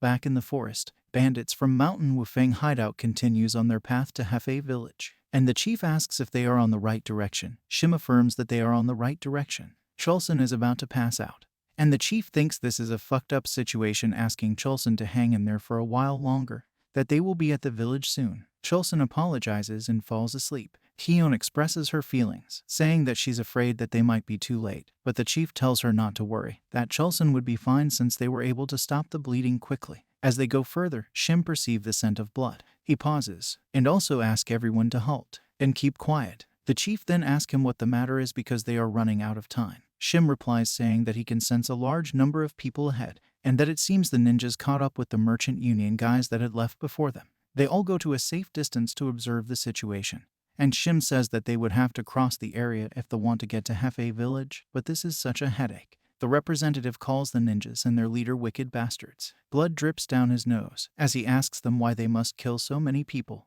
just to get one item. The leader of the ninjas stares and says it's not just an item, for there are people that would travel miles just to get that item, and adds that the item is far more important than the lives of all the merchants combined. So he asks that the representative hands the item over while they are still asking nicely. He places his blade on the representative's daughter's neck and asks the representative if he wouldn't at least save his daughter's life, as she calls to him in fear, "Father." But the representative refuses to hand over the item, stating that he already knows that the ninjas do not plan to spare any of their lives, so he won't fall for their hoax. The ninja then says that it looks like the merchant is not easy to deal with, and asks the merchant if it means that he wants him to kill even more people before he tells him where the item is. The representative shouts, calls the ninja a bastard, as the merchant group warriors shiver in fear of their lives. The leader of the ninjas orders his ninja to hold the girl properly so she won't run away, and he walks towards the representative. He tells the representative that he knows he won't try to escape while they have his daughter hostage, and now he's about to kick things up a notch. But at that moment, a scary-looking man appears from the shadows, asking the leader of the ninjas what they are doing. And the ninja seems to be scared of this new presence, so he asks the man why he have come personally. The man replies, telling the ninja that if he had done his job well, then he wouldn't have had to come, asking the ninja if he has lost his mind just because it's been 20 years since he has tasted blood. At this point, the man gets serious, and the amount of bloodlust emanating from him is just too intense. So he asks the ninja why he is yet to bring him the item, revealing his full presence. With fear in all of the ninja's eyes, all the ninja present stands at attention and salute the man, saying, "We pay our greeting to you, Grand Demon General." Divine Illusion Demon, Wung Yigui. Shim, observing from above, fearfully wonders who those guys are. He states that the guys who ambushed them are already pretty strong, but these ones with strange weapons are exuding an extremely dangerous vibe, and also wonders how strong the weird-looking guy is for the rest of them to be paying respects to him. Tak tries to interrupt Shim by asking how long they would have to wait, but Shim shush him, asking him to be quiet. Tak proceeds to ask Shim if those guys are so dangerous that he is so scared to even talk. Shim then says that if he's right, those people could be more dangerous than anyone they have ever faced before, and adds that even though himself is pretty strong among the unorthodox factions, those guys have otherworldly energy that he has never felt before, and states that their organization seems to be quite big and powerful, saying that he wanted to join up with the Merchant Union group and defeat them, but if they make the wrong move, they will all get killed. So he suggests that they do not make any move until Jaka arrives, and until they find out what exactly those strange-looking people are capable of. The Merchant Union warriors take the opportunity of the ninja's salute to kill some of them and free themselves. The warriors then tell the representative that they will give their lives to save the young miss, and rush to attack. Shim, still observing, tells Tak that they just need to observe the situation from afar. Divine Illusion Demon, Wung Yigui, sees the approaching warriors and he thinks it's cute, so he pulls out one of his stuff that looks like a dynamite, lights it on fire, and as he throws it at the warriors, a bright light emanates from it as it finally hit the ground. Wherever this thing touches, melts and turns to a sticky quicksand that sinks the warriors into the ground without any way of escaping. The warriors scream in pain and torment as they sink slowly, and beg for help, but no one comes to their aid. Standing in front of the sticky quicksand is Wung Yigui. He looks so fulfilled and unhinged. The representative stares in anger and sorrow, while Shim and Tak, still observing from a distance, wonder in shock at what kind of power that was. Shim looks worried and in shock because he has never heard or seen anything like that before. Divine Illusion Demon, Wung Yigui, pulls out another one of his bombs, points it at the representative, asking him for where the item is. Back to Jaka. He stands still and the ninjas attack him one after the other. The first one jumps and attacks by throwing both his axes at Jaka, which Jaka swiftly dodges and moves so fast, appearing in front of the ninja, and before he has time to make any further move, Jaka slashes him. Immediately, Jaka notices that another ninja is about to attack him, so he quickly takes his stance and ready himself to attack. Jaka closes in on the ninja unexpectedly and cuts him deep, killing him before he could even land his attack. The leader of the ninjas is frustrated and asks his comrade what they are doing. then proceeds to command that they all attack at once. Jaka is also angry at the ninjas. He closes in on them without their notice and tells him that if it frustrates him so much, then why don't he do it himself? As they turn back to Jaka, they are shocked to see that he's already right in front of them, and they wonder when he got so close. Jaka uses his martial art technique, shocking the leader, so Jaka strikes them all at once, killing them in an instant, using the 9 heavens art, first form, soaring dragon, which creates a very bright light and causes a massive explosion. As Jaka lands after his attack, he swings his sword from a striking position to a stabbing position and stabs the ground with force. He pants for a moment and wonders who those ninjas are because he'd still like to know. But there's no time to figure that out now because he has to catch up with his brothers. He states that they were all pretty strong as they were able to injure him, and if more of them are out there, then those who went before him might be in danger. As he walks away from the scene, he adds that he'd need to hurry. He jumps off the ground and zooms off with extreme speed. Still wondering who the ninjas are, he states that he doesn't even care anymore, and if they dare mess with his family, regardless of who they are, he promises that he'll erase them from the face of the earth. Back with Chulson, Keon applies pressure to his wounds and tells the chief that the bleeding has slowed down a lot compared to before, but the wound is too deep, and Chief Poon thinks this is all really bad, but yells, asking what the heck Shim and Tak have been watching for so long. Keon tells him that they said that they'd observe the situation for a bit, since there's a lot more than expected, but the chief gets angry and says that Chulson is dying here, so what more is there to see? One of the brothers who went scouting comes back telling the chief that he's scouted the area but there's no other path, so the chief asks if that actually means that this is the only way, and the brother says that there's actually another way, but they would have to go a long way around the other path, and they could also get separated from Jaka if they take the other way. The chief doesn't want to just sit around and wait, so he says that he'll go have a look for himself. He walks up behind Tak and Shim unnoticed, so he asks them what they are doing, which startles them both. Tak is grateful that it's not what he expected as he tells Chief Poon that he startled him, so the chief asks if those ninjas are that dangerous for them to be taking so long. Shim replies, telling Chief Poon that the ninjas are using a strange martial art technique that he has never seen before, and that it's absurdly powerful, and it seems like avoiding them and going through a different path is the best choice. The chief thinks of what to do, and asks Shim if it's really that bad for him to have said that. Divine Illusion Demon, Woong Yigui, tells the representative that he's giving him the last chance to hand over the item, but the representative tells Woong Yigui to just kill him because he will never hand over the item. Woong Yigui thinks it's strange for a mere merchant group to give up their lives to protect something that he don't think they know the value of, so he asks the representative if he perhaps know how to use the item, because the sect squad should have killed off anyone who knows, and with no response from the representative, he concludes that the representative must have been lucky and got out alive, which all seems interesting to him. But he also wonders how long the representative's stubbornness will last as he stares at the representative's daughter. He then proceeds to say that starting now, he's going to order his subordinate to have their way with her. This infuriates the representative, so he shouts, asking Woong Yigui to just kill him, calling him a bastard.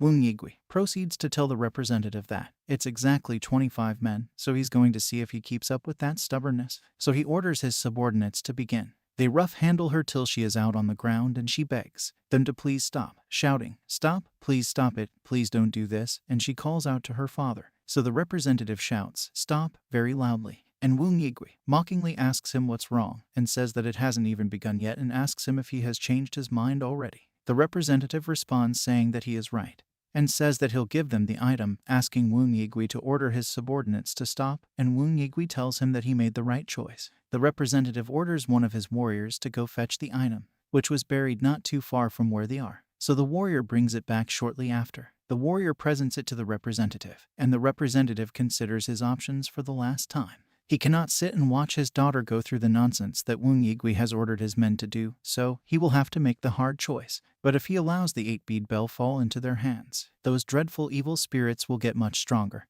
and the nightmare from 20 years ago might reappear. However, he sees no other way to save his daughter, so he hands over the 8-bead bell to Woong Yigui. Woong Yigui holds it in his palm for the first time staring, and says that he can indeed feel the energy of the divine artifact, stating that it was tough and they would have had a hard time getting it if they had killed everyone. Now, he intends to make the representative pay for making it so difficult for them to obtain. Woong Yigui proceeds to order his men to carry on having fun with the representative's daughter, but tells them that, however, they have to make sure to end it properly, because she has to pay the price for having such a horrible father. The girl begs and cries her eyes out, and the representative fumes in anger, calling them all bastards, saying that he already gave them what they wanted, and asks Woon Yigri how he can call himself a human, questioning if he's not afraid of the wrath of God. Woon Yigri turned to the representative with a horrifying look, telling him that he is the god, and adds that the representative's daughter would die anyway, stating that it would feel better if she enjoys herself at the very least while she lays on the ground trying so hard to resist, begging and pleading for them to stop, hoping for a savior. She screams at the top of her voice, begging for anyone to please help. She begs and begs. She even starts to curse, shouting, "Fucking help," as she calls the ninjas lowly animals. Woon Yigri feels an unwanted presence. So does every other ninja present, and a voice asks them if they do not have any morals as martial artists. The representative turns to see who it is, and this person tells the ninjas to stop right where they are and unsheathes his sword, saying that family is off limits. This person is none other than Chief Pung of the Mountain Wufeng hideout. Both Tak and Shim, still observing from above, are shocked to death because they didn't know when the chief decided to go down there. The chief introduces himself as the 10 Wufeng elites, strongest in all of Henan province, he rephrased, saying, "I Pun Yoncho of the Soaring Dragon School will crush you." Still observing from the safe distance above, Tak asks Shim what they would have to do now. Shim replies, asking Tak why he's asking him, as he wonders how Chief Pun Yoncho is still able to remember the rubbish name, Soaring Dragon School, after all they've been through this night alone. Woon Yigri turns, and as he looks at the chief, he says that it looks like a rat was hiding. So he orders his subordinates to kill Chief Pun Yoncho. 3 of the ninjas advance together to strike the chief, but he stands his ground and prepares for battle. As he asks them if they think they can, he tightens his grip on his sword and prepares for battle. He kills the first ninja with a single strike, and the other tells his subordinate to make sure he doesn't let Chief Pung escape. The ninja plunge into the air in an attempt to cut down Chief Pung, but the chief doesn't flutter. He slashes the ninja before he could launch his attack,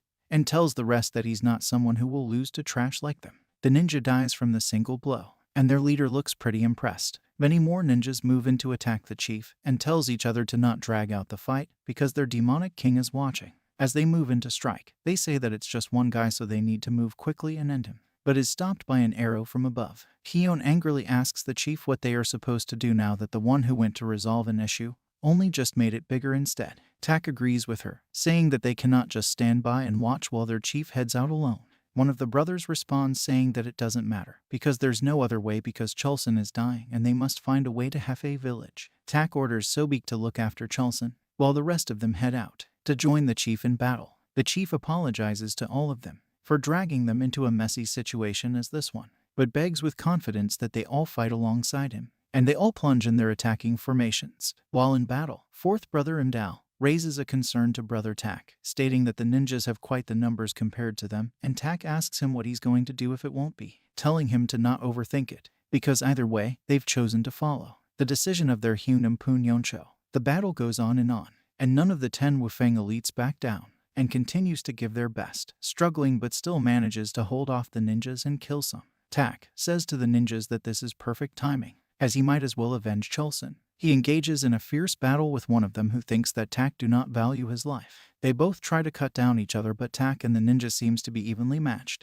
Tak worries that this might be too difficult, because it seems like the ninja is overpowering him. As Tak and the ninja are about to clash swords again, Shim Yonggak swoops in and is about to kick the ninja. He asks Tak if he scouted without him. Shim thinks the ninjas are quite tough, although they are nothing to him. He tells Tak to put his full power behind his attack so that he can be sure of picking them off one by one. So he lands a very heavy kick to the ninja that Tak was facing difficulty with. And Tak is excited, as that is what he would expect from old man Shim, and tells Shim that he's the reliable sort for times like this. Shim lands on the ground and tells Tak that this isn't a time to act casually, as this is a fight that they have no chance of winning. He's not even sure if they can hold out for 15 minutes. He proceeds to say that he doesn't know what Hunim Pung was thinking when he charged in, but at this rate, everyone will die. The fight goes on, and one of the 10 brothers who uses arrows is able to injure the ninjas with his arrows, which provoke them, so they decide that they would have to take care of him first. The brother feels confident in his arrows and is happy that he is able to land perfect hits,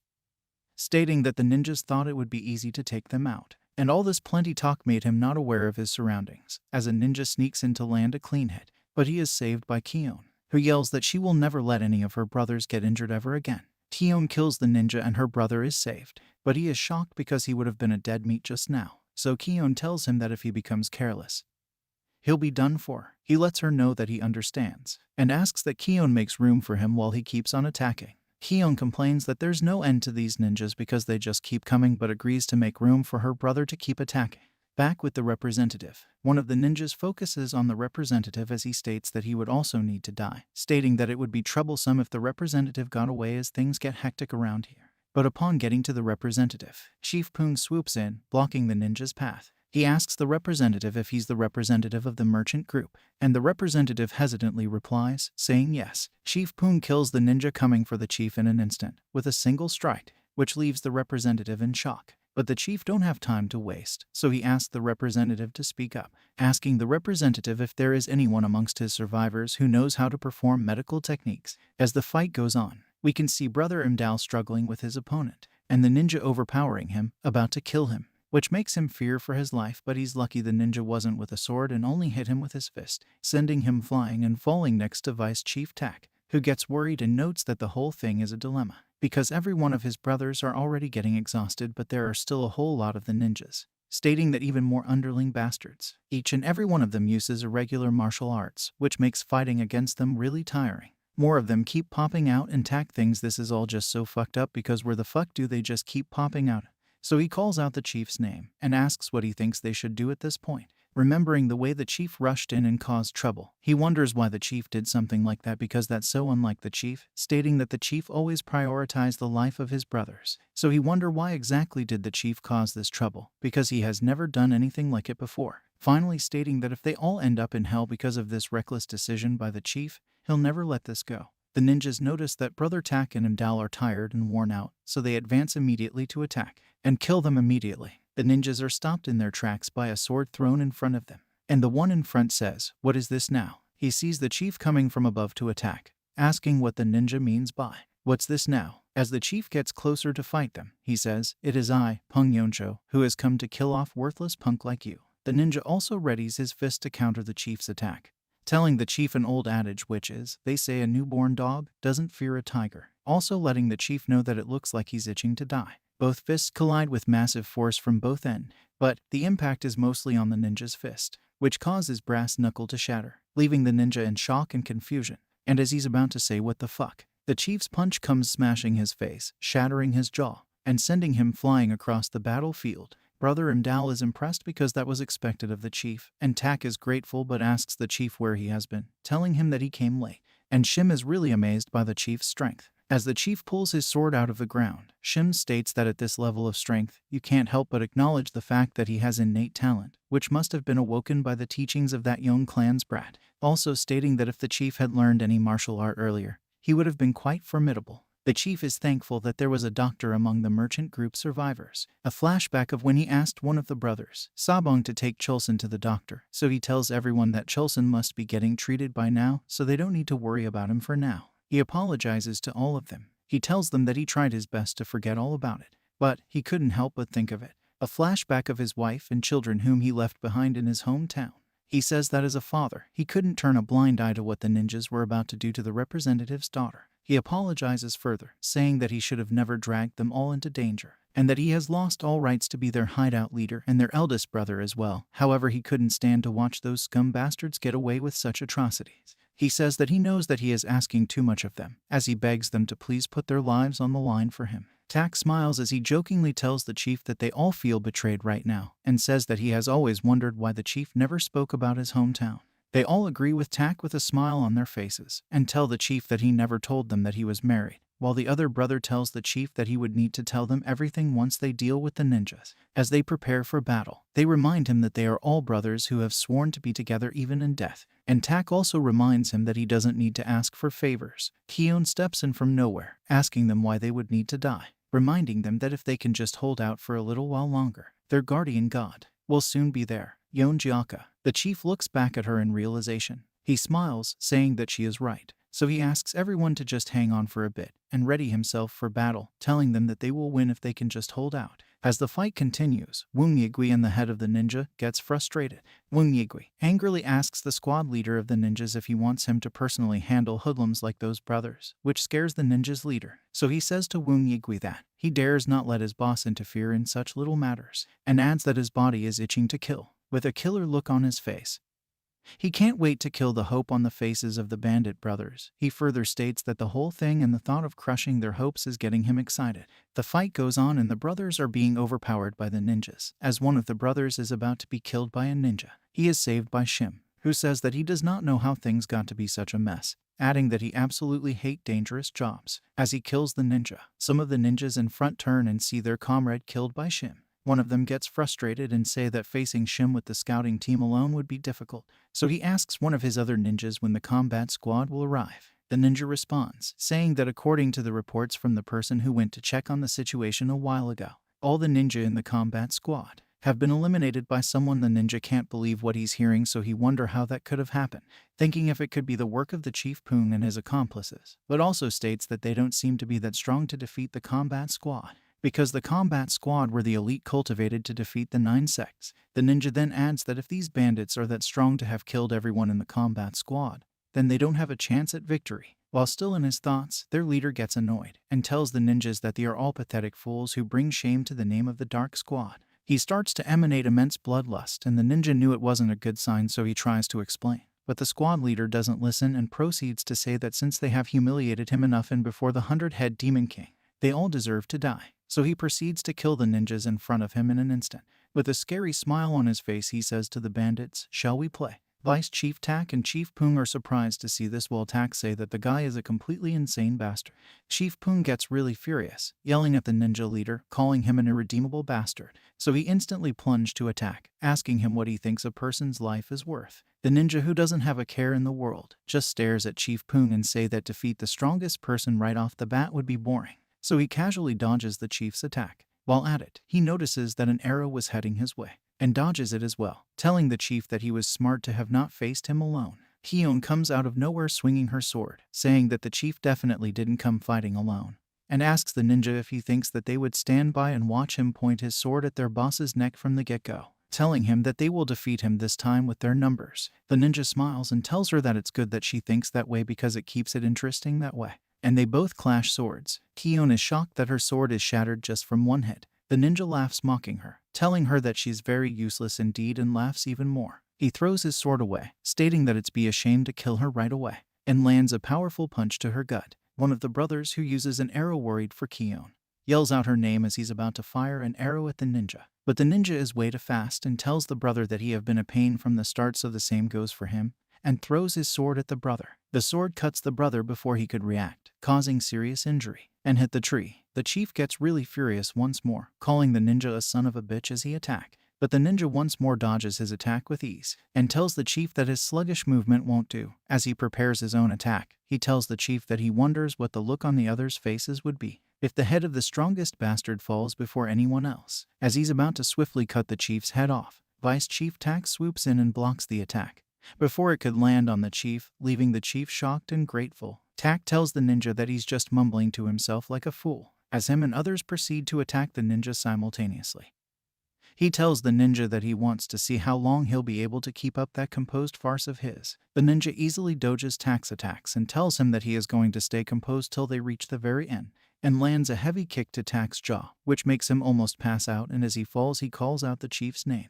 The ninja gives a devilish smile, and proceeds to badly injure the rest of them, who came attacking with Vice Chief Tak. The ninja laughs at the defeat of the bandits. He thinks that they are from other faction, and says, irriously, "This other faction bastards all act mighty, thinking they are heroes of some sort even though their skills are pathetic," and walks to pick up his sword. The chief yells out the names of his comrades with fear in his eyes that they might have been killed, and as the ninja picks up his sword, he asks the chief if it's time to finally bring this to an end, stating that he'll save the strongest guy for last. But Shim steps in, throws his sword away, and says that it's been bothering him for a while now. This confuses the ninja, so Shim continues and asks the ninja who he has been calling the strongest one here. Shim displays his deadly killing martial art technique, and tells the ninja that unless his eyes have gone cross, he should look straight at him, stating that the strongest one is him, Shim Yonggak, the sweet-tongued hidden sword. He quickly jumps off the ground, and attacks the ninja with his deadly technique, but the ninja dodges it, and they begin to battle, with Shim throwing in some deadly attacks and the ninja dodging every single attack.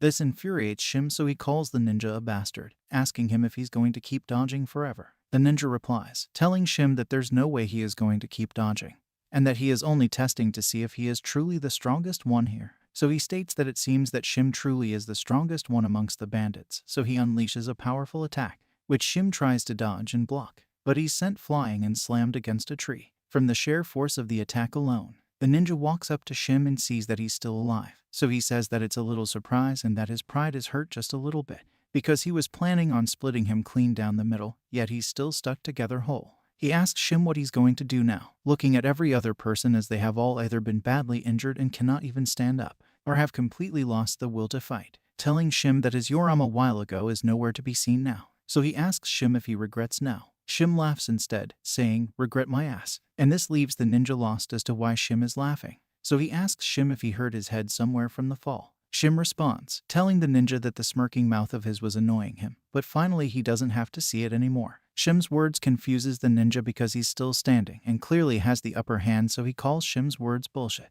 But at that instant he senses something. He senses a powerful energy around him, so he wonders what kind of energy is that and where it could be coming from. Shim smiles at him and says to him that he's going to promise him one thing, which is that all bastards of them are dead now. Jaka standing on the branch of the tree above Shim, staring down at the ninja with serious bloodlust. The ninja looks up at Jaka and asks Shim who that brat is, and asks Shim if he was acting up cause Jaka, whom he calls a punk, was coming. The injured Keon and Tak sees Jaka and they both shout, "Brother Yon, you're finally here." Every other person sees him and are happy, stating that they held out this long, now it's their victory, stating that the ninjas whom he calls bastards are all dead now. Tak seems relieved that Jaka is here, but he still wonders if Jaka will be able to take down the ninjas all by himself. Demonic Lord So Woong Yigui also notices that the air about the bandits who he calls fools have changed, which means that even in those moments of desperation, they all trust in that little brat, which makes him to believe that Jaka must have quite the useful martial arts. The squad leader of the ninjas laughs and tells Shim that the head of the dark spectral set is going to weep at this, asking Shim if he thinks that brat will be able to defeat him. One of the 10-head demon soldiers, the dark spirit demon slayer, Sadu Young. As Jaka jumps down from the tree, Sadu Young stands unfazed and unbothered. Jaka speaks, asking Sadu Young if it's him. With a deadly look on Jaka's face, he asks Sadu Young one more time if he is the bastard who hurt his brothers. Sadu Young looks so disgusted by Jaka's arrogance and calls him an imbecile. He gets angry and readies his sword to cut Jaka, so he says that how dare Jaka act so arrogantly before him. He instantly uses his technique and attacks Jaka, saying to Jaka that it seems that he needs some educating. But Jaka easily dodges his attack and deflects the whole technique by hitting Sadu Young's arm with the side of his palm. And with that, the bone in Sadu Young's arm is broken. And before he could react, Jaka follows up the attack with a powerful right hook to the jaw, which damaged his face and sends him flying, with blood gushing out of his mouth and nose. As he falls, he wonders what just happened. Instead of worrying for his life, he thinks of how bad he looks in front of his master, that he cannot allow this farcical display to be seen by the 100-head demonic king, demonic lord So Woong Yigui, who gives him a deadly look, which make him immediately try to regain control of his body and land perfectly on the ground facing Jaka, with his broken teeth and jaw.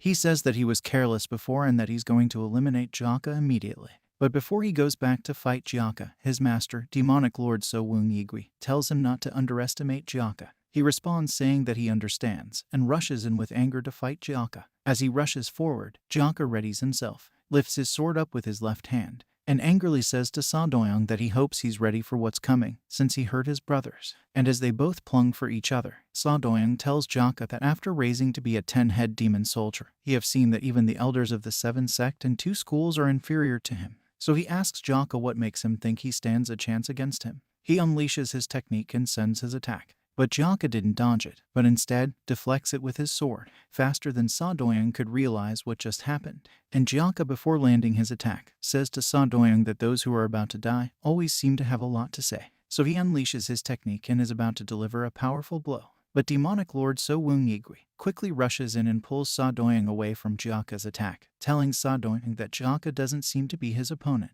and immediately blocks Jaka's attack. But Jaka doesn't seem impressed and asks him what's up with him now, as he continues to fight him. Demonic lord So Woong Yigui is surprised to see that in a battle of strength, he is being pushed back, and the battle continues with powerful attacks coming from both ends, causing serious explosions, enough to push the bandits back, and they block their eyes because of the excess light from the explosion. Shim, while trying to stay still and cover his eyes, states that the fight is really intense and the two are releasing such unbelievable amount of force. Although this was expected, because the guy using that strange technique is strong. and none of them would have survived if he had joined the fight before Yon Jaka arrived. Demonic Lord Wung Yigui looks down and realizes that he has been pushed back a lot, which shocks him as he questions himself if he's losing right now. Jaka doesn't stop his ferocious attacks as he come from above to attack. He calls So Wung Yigui, Ajasi, and asks him if he's going to stand there and take the attack head on. Demonic Lord So Wung Yigui looks at Jaka and tell him that he is impressive and acknowledges his strength. But he jumps away, dodging the attack just right on time before Jaka blade could touch him, and immediately pull out 2 of his weird-looking dynamite, and tells Jaka that he deserves to experience his shadow-sealing soul-snatching demonic art. Jaka looks curious, and Demonic Lord So Wung Yigui throws them at a distance from Jaka, which makes Jaka confused as he asks Demonic Lord So Wung Yigui if he can't even aim. But Jaka still keeps his guard up as he watched the grenade closely. But Shim looks terrified because he have seen the technique before and knows what it can do. So he warns Jaka, shouting that he quickly dodges the grenade, telling him to quickly get out of there. But Jaka still looks oblivious and doesn't move. Demonic Lord Wung Yigui laughs and says that it's too late now, and that there's nothing Jaka can do now. Jaka begins to feel the air about him change, but still doesn't know what's happening. While So Doying laughs, stating that after acting so high and mighty, Jaka ended up where he is now, and adds that no human has ever returned alive after getting hit by that technique, and finally says that it's over for Jaka, as we see the technique looks a bit different this time. Jaka asks Demonic Lord So Wung Yigui what this is, and almost instantly after, he finds himself floating as if in a container filled with water and no space for oxygen. Jaka can't breathe while trapped in there, and even when he tries to cut through, his body feels so heavy, so he continues to wonder what this is. With multiple failed attempts of trying to slice his way out, he realizes that he cannot use his full strength while trapped in there, which also makes him wonder if the stuff might also be poison. 100-head Demonic King Wung Yigui, the technique that found no opposition when he traversed the Central Plains in the past. The shadow-sealing soul-snatching demonic art. This technique sealed one's shadow and snatched one's soul, and it was already dubbed invincible by the time he had joined the ranks of the sect's 10-head demon soldiers. Now he is a 100-head demon king who is far stronger than before. He thought that there would never be someone who would be able to withstand the shadow-sealing soul-snatching demonic art. It was that powerful of a technique. Even Yon Jaka couldn't help but be flustered by it. Yon Jaka could see nothing as he fell into the hell of darkness, and he thought for the first time that he might die. In this situation where he couldn't even tell up from down and left from right, he couldn't think of a way to escape this situation no matter how he went through it in his mind.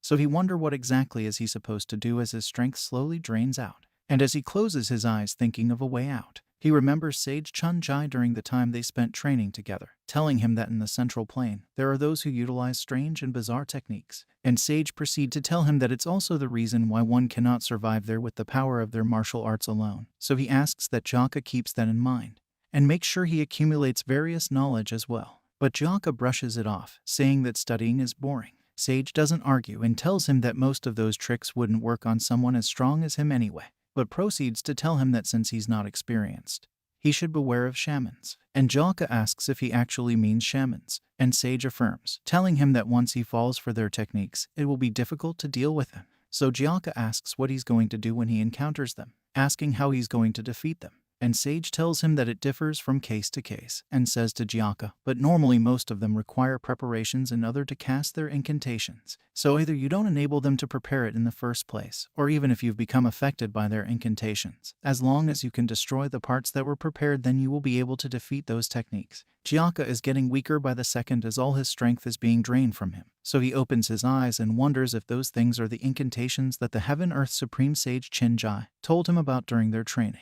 He also recalls that there are 4 of those things planted into the ground around him, and realizes that there must be a reason why the weird-looking guy threw those strange chopsticks into seemingly random places. He also recalls that there was strange smoke that emitted by those strange things. So he wonders if those could be the foundation of this incantation. So he decides that if those strange-looking chopsticks stuck into the ground are the problem, then he just have to turn up the ground around him. He finally decides to try out his theory. Since he doesn't know where the ground is, he unleashes one of his 9 Heavens art moves, 9 Heavens World Technique, 7th Phase, Blessed Dragon Splitting Claws, which is a move that will allow him to send his attack in every direction. Outside the bowl, Hion and Tak looks worried for Jaka as they fear that he might not survive, wondering what kind of technique is that. While worried, Chief Poon calls out for Jaka and asks Demonic King Wung Yigui what kind of bizarre technique that is. Wung Yigui smiles with so much pride showing in his face and says that he didn't think that he would use the technique the moment he stepped foot into the martial world. stating that the martial world is as interesting as he thought. So Doyoung apologizes to the demonic king for making him act,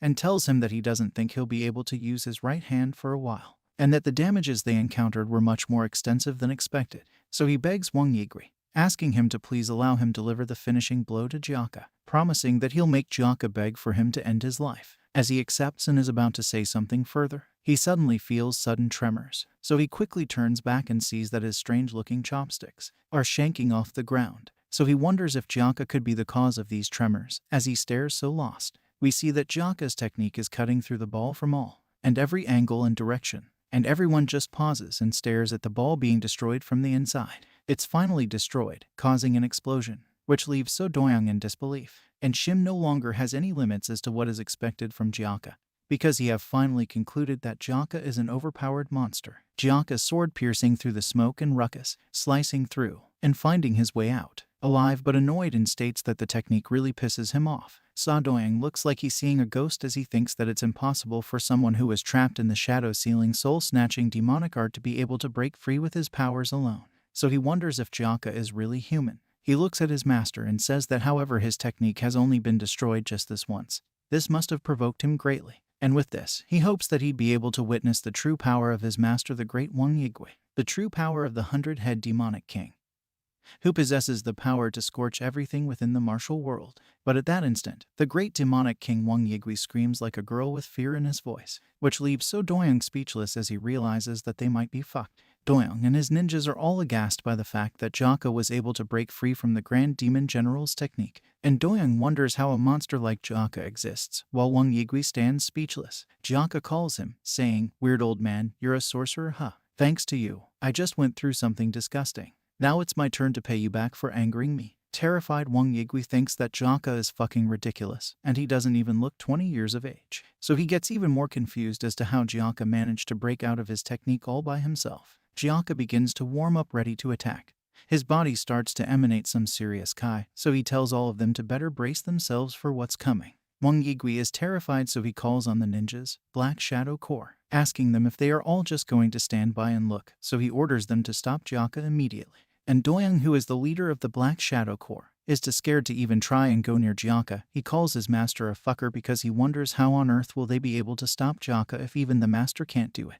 At this point, he concludes that his life sucks, so he also passes the order down to his underlings, telling them to listen up as he orders them to make sure they kill Jaka immediately. And they can't believe that he's actually sending them to face that monster. They obey the order and go to fight Jaka. Jaka sees that they are coming at him in numbers again like they did before and was able to injure him, and it pisses him off, so he immediately takes care of them. Wang Yigui watches Jaka as he fights and wonders if Jaka is a real monster, stating that Jaka is so strong that even if he fought with all his might, his victory wouldn't be guaranteed. Also adding that he knows that the Jianghu is a vast place, but a martial master such as Jaka doesn't appear that easily, stating that it would be best to eliminate whatever comes in the way of the order. As he reaches for his pocket, he pulls out the 8-bead bell, saying that transporting it is top priority at the moment, and murmurs to himself that it's not because he's scared. He wants to run away and leave his disciples to fight Jaka alone, but pauses and realizes that it would be bad if people found out about the existence of their cult though, and things have gotten so complicated right now. However, he thinks it's a must to at least kill the Merchant Union's envoy chief because he's sure that the representative definitely knows about their cult. Even though this is his last resort, he'll have to use it. As he makes his escape, he tells Doyoung that he'll be transporting the 8-bead bell right now, but So Doyoung shouts out of surprise, telling him that without his help, it will be hard for him and his subordinates to deal with that guy. And Wang Yigui yells back at him, calling him a bastard and telling him that transporting the 8-bead bell is top priority. So he throws his remaining strange chopsticks-looking thing, telling Doyoung that is the last kind of help that he'll provide. The thing was thrown straight at the representative, who is too weak and slow to react or to even move away, but stand in shock and confusion, until it hit him and blood splashed out, with the representative falling to the ground and his daughter rushing towards him and calling to him, "Father, father, father." As the representative falls, he thinks, damn it, so this is what it comes down to. Jaka looks at the representative, his daughter, and the remaining warrior, and calls all members of the Black Shadow Corps pieces of trash. He turns his sight back to the Black Shadow Corps and focuses on Wang Yigui that's trying to escape and tells him that they can all give up on trying to return safely. Yigui gets scared again and asks his ninjas what they are all doing, ordering them to go stop Jaka at once. Jaka increased his speed and plunged in for the kill. and Sadoyang decides to stand his ground, ordering all his soldiers to fight to their death, stating that anyone who tries to escape will die by his own hands. And they all rush in to attack Jaka at once. Jaka doesn't budge and still goes forward, with dead focus in his eyes. He unleashes a very powerful form of his 9 Heavens Art technique. 9 Heavens Arts, 9 Dragon Twister, which comes as a mighty dragon devouring everyone in his path. On that day, the ultimate technique of the 9 Heavens Sword technique that was thought to have been completely lost had appeared even more powerful in the skies than it did 20 years ago, and shone down as 9 beams of sword energy. The powerful martial prowess of Jaka. Yumi cult's Black Shadow Corps was an assassin group raised to destroy the 9 sects, but they have all been defeated helplessly. Even the Black Shadow Corps captain, Wang Yigui, and one of the 12 demonic warriors, Sadoyang, had run away. Looking all battered is Sadoyang, who justifies his reason for running away because his captain had also run away. The black assassins had disappeared in all direction like a locust of grasshoppers. The Grand Demon General, who was known as the strongest in the cult, he who thought no one could rival him in the Jianghu, had left the place in great shock. Moreover, the person who humiliated him wasn't even one of the world's strongest martial masters, but a young brat. Jaka swallowed down his anger, even though he wanted to chase after the black assassins who hurt his family. His family had suffered injuries worse than he thought, and he decided that taking care of the 5 Peak 10 heroes was of high priority. The chief comes to console Jaka, telling him that he's really glad that he's with them, but Jaka is still not happy with himself and apologizes for not coming sooner. But the chief tells him that it's alright, and apologizes instead, saying that they all almost got killed because of his own stubbornness, so he thanks Jaka. Jaka still blamed himself for not arriving quicker. He never received love from his family ever since he was young. He had received threats and abuse so much it was tough to even keep his eyes open. For he who endured all of that, the 5 Peaks 10 heroes were more precious than anyone because they stood by his side.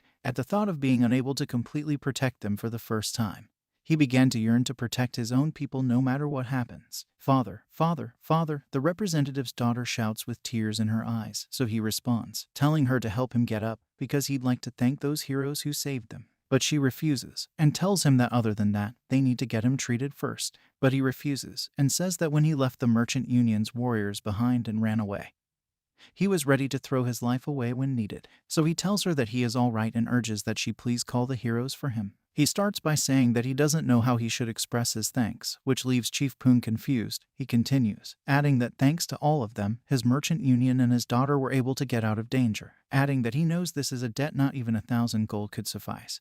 But he promises that the Suwol Merchant Union will reward them with the best they can give, although they've already been aided greatly by the heroes. He has one more favor to ask, which is for them to please protect his people until they arrive at their destination safely. The representative had passed away after he received the attack of the Grand Demon General. The 5 Peak 10 heroes decided to fulfill his last request. While it was because the Merchant Union destination was similar to their own, it was also because the 5 Peak 10 heroes had suffered all sorts of injuries and needed to get treatment. However, there was another reason that no one could dare to speak of. That is why they started to travel together. As they travel, Shim whispers to the chief, telling him that if they keep on traveling on the path they are on, they would be in the Palgong Mountain, the Crimson Death Stronghold's territory. Chief Poon realizes that Shim is right, so he asks Shim if they have any other option. Shim tells him that it would be best if they avoid running into the Crimson Death Stronghold because they are an acknowledged strong under the Bandit Union, also known as Green Forest, stating that it would be really bad if they ran into them before the Grand Summit. Chief Poon then asks Shim if he'd like for them to tell the Merchant Union guys that they can't cross the area because they are a part of the Green Forest, adding that the Grand Summit location is definitely just right beyond the mountain in front of them. As Shim is about to say what he thinks, he is interrupted by Chief Poon again, who tells him to think about it, asking him if he thinks the Crimson Death Stronghold would come after a Merchant Union that doesn't even have a horse carriage, ending it all by telling Shim that he worry too much. Far away, in an unknown location, demonic Lord Wang Yigui can be seen standing in front of a rock. He places his hand on a secret lock that opens up a pathway. A woman says to him that he came later than expected, and it happens soon after he became 100-head Demon King, so she asks him if he doesn't think he's being rude. Wang Yigui quickly apologizes, stating that he encountered some unexpected troublesome things. So the lady tells him to be more careful next time, stating that it's not an everyday occurrence for the 100-head demonic kings of the sect to gather in this place, and tells him that she hopes he learns some courtesy so as to not trouble them. And he responds saying that he understands. The lady then asks him if he has safely brought the 8-bead bell, which he replies her saying that he has brought it, but he had somewhat of a rough time getting it, but he has brought it safely without damaging it. He places it amongst the others that are on the table, saying that with this, they have secured 7 right bead bells now. The lady that have been speaking is the lunar fairy, who congratulates Wang Yigui, stating that thanks to his efforts, the sect will be able to gain far stronger forces. She adds that since everyone seated at the table has approved the leader of the Star Stem set as the next candidate for the next 100-head Demon King, now there will be 700-head Demon Kings in the sect. But one of the men seated at the table disapproves of them adding another 100-head Demon King, stating that they are fine with just 6, and they seem to be just fine with just 6 of them. And another person among the 6 says that she gave her approval before, but after having thought about the sect's leader spirit calling ritual of the 1,000-head demon lord, she feels like it's a bit of a waste to use up one of the 8 bead bells like this, adding that given that they 7 of the 8 beads bells needed to find 3 more, if they use up one, they will have to go back to searching out 4 of them again. The Star Stem sect leader seems to be a bit confused and asks them what the problem is since they have all given their approval before now. The Luna Fairy interferes and tells him not to worry about it because they are all just jesting, stating that it is the decision of their grand sect leader to create 700-head demonic kings, adding that because the whereabouts of their leader is still unknown, there is no need for them to rush the spirit-calling ritual of the 1,000-head demonic lord, and once 700-head demonic kings are created, they shall have to use the remaining 8 bead bells to create more 10-head demon soldiers. And finally, they the dark spectral sects will reveal themselves to the martial world once again. She proceeds to add that they have chosen this opportune time, foretold by their sect leader, so that they will be able to conquer the martial world once the 700-head Demon King gather. But Wang Yigui says that there is no telling if it will be as simple as that, telling them all that he lost half of the Dark Squad in his mission to acquire the 8-bead bell. A flashback of his recent encounter with Jaka. Wang Yigui adds that's what more is that their opponent was a mystery brat, and even the Dark Squad leader himself, a 10-head demon soldier, couldn't survive a single clash against him, adding that although he calls himself a shaman, he was confident that he would win against whoever he would fight. But that bastard was a monster strong enough to break through the shadow-sealing, soul-snatching demonic art with his strength alone. The Luna Fairy interrupts him, asking what kind of preposterous claim is that, and says that unless he was one of the strongest experts, there's no way a 100-head demonic king would have been defeated by him. Wang Yigui doesn't stop there, so he adds that although he quickly left the area because of the importance of the mission to secure the relic, truthfully, he doesn't think that he would have been able to defeat the young brat if he had stayed and fought him to the end, adding that it was his first time seeing a martial art of that kind. Describing the technique Jaka used, he says that Jaka flipped his body 9 times midair, and the sword Kai poured down from the sky like the pearls of thunder. So he tells the Luna Fairy that she wouldn't believe even if he told her all of it. Fear came upon the Luna Fairy as she hears of the technique, so she says to Wang Yigui that if it is the 9-sword Kai, then she wonders if it could be. Only one person comes to mind. Mountain bagging. A man shouts, "You insolent bastard. You dare try to sneak across mountain bagging like a pack of rats. Your heart's just bloated with courage." Leader of the Red Sand Hideout piercing heaven's blood axe Hayek Leonhu. Hayek arrogantly tells the 5 Peak 10 elites and the merchants that they couldn't possibly be unaware that the ruler of the mountain bagging is the Red Sand Hideout of the Bandit Union. He further adds to them that if they want to stay alive while crossing this path, they better pay 200 liang per person. Chief Pung is surprised to hear the amount because he thinks that it's too expensive, and they only took 20 liang per person, while Shim sighs, telling the chief that he figured that it was bullshit that they wouldn't mess with a merchant group that's without a carriage, and tells the chief that he told him that Red Sand Hideout were infamous with their mountain pathways, and finally adds that he doesn't understand why the chief decided to help the merchant group for no good reason, adding that the Bandits Union tournament is just ahead and they are completely screwed. So he asks the chief if he doesn't think that they look like they are escorting the merchant group. The representative's daughter begs the leader of the Red Sand Hideout, saying that they cannot pay such a high toll, and explains to him that as he can see, they have already been raided so they don't have much left. He agrees with her, saying that does seem to be the case and they don't have any carriage either. The representative's daughter replies telling him that it's true, so she begs that if the heroes of the Red Sand Hideout would be so kind-hearted as to allow them cross. Hayek interrupts her, telling her that it's unfortunate because he's in quite the pinch as well. He tells her that there is a big event that's going to be held in the Bandit Union, so he needs some emergency funds. So he tells her that they would have to give up anything that may cost something and go on their way. But the representative's daughter still pleads with him, once more stating that they have been pillaged so they have nothing amongst their possessions. Hayek replies her saying that then he can just earn the price for meat by butchering them, and his subordinate asks if he shall go see if they have any valuables or not. With a cocky smile, he says that every punch brings you closer to profit, or so they say. Red Sand Hideout Vice Leader No Yongjin. Chief Pung and Shim have a little discussion about what to do. Chief Pung asks Shim if it is not true that the merchant group are penniless since they gave them all they had. And Shim asks what about it. So Chief Pung tells Shim that it seems like they might have to give the Red Sand Bandit Union some money. But Shim reminds him that they are also robbing from the Bandit Union as they are not actually from the Soaring Dragon School as they claim to be. This leaves the chief confused and he asks Shim what he thinks would be the best course of action. Because if those bandits approach them to search their things, their faces will be seen, and if a fight breaks out, they would have to deal with a big problem right before the Bandit Union tournament. Sobek whispers a joke to Jaka, telling him that those people next to the man with the axe, asking him if he doesn't think they look like dumplings hollowed out by rats, and Jaka responds saying not really, mildly dumplings. Sobek laughs, as well as the others in front, while Chief Poon and Shim Yonggak discuss, and the chief finally decide that they pay the toll fee before things get worse. Shim agrees but still thinks it's such a waste. The chief tells Shim that he also agrees that it's such a waste but asks him to think of what could happen if those bandits anger Jaka somehow, and Shim tells him that he knows, and that he is pulling out the money already. The vice chief of the Red Sand Bandit Union looks at them laughing, so he wonders if that Jaka is crazy, asking how they have the composure to laugh in this situation. He gets pissed as he thinks that he must seem laughable to them. So he says that it seems that they need some beating. He cites the bag of gold that Shim pulled out and shouts at them, telling that they must think his sight is so narrow-focused,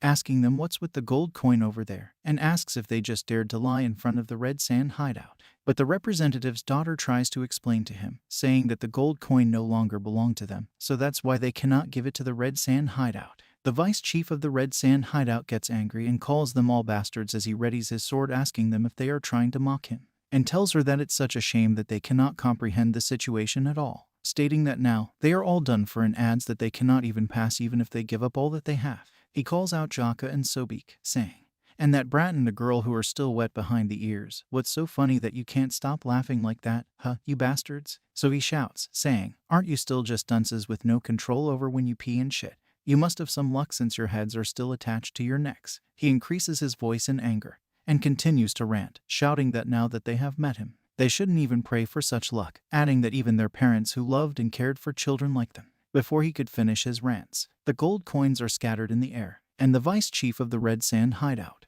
is seen passed out and falling from being hit by a coin that Jaka threw at his forehead. Shim looks into the bag and couldn't find the coins that were in the bag just now. Even the Red Sand hideout leader is confused as to what just happened. In his confusion, he states that he couldn't even sense them attacking. So he realizes that there's a martial master amongst them. Chief Poon gives a tired expression because after everything, things still ended up this way, and Shim feels the same way, saying that it's totally doomed. Jaka catches some of the falling coins and says that the moldy dumpling Ajasi really has no manners, and that he doesn't care about the rest of what they have said, but they shouldn't have brought up talk of family. So he sends some of the coins flying, which goes directly to hit the forehead of the Red Sand chief, and his subordinates received one on each of their forehead as well. So the chief asks them to quickly cover their faces and hope that the Red Sand bandit lose consciousness and forget their faces. But Shim doesn't cover his face as he thinks that it's too late now. And Sobek asks how the Red Sand bandit are not going to remember, because elder brother Jaka has gotten involved so valiantly, adding that the tournament is in a day or two.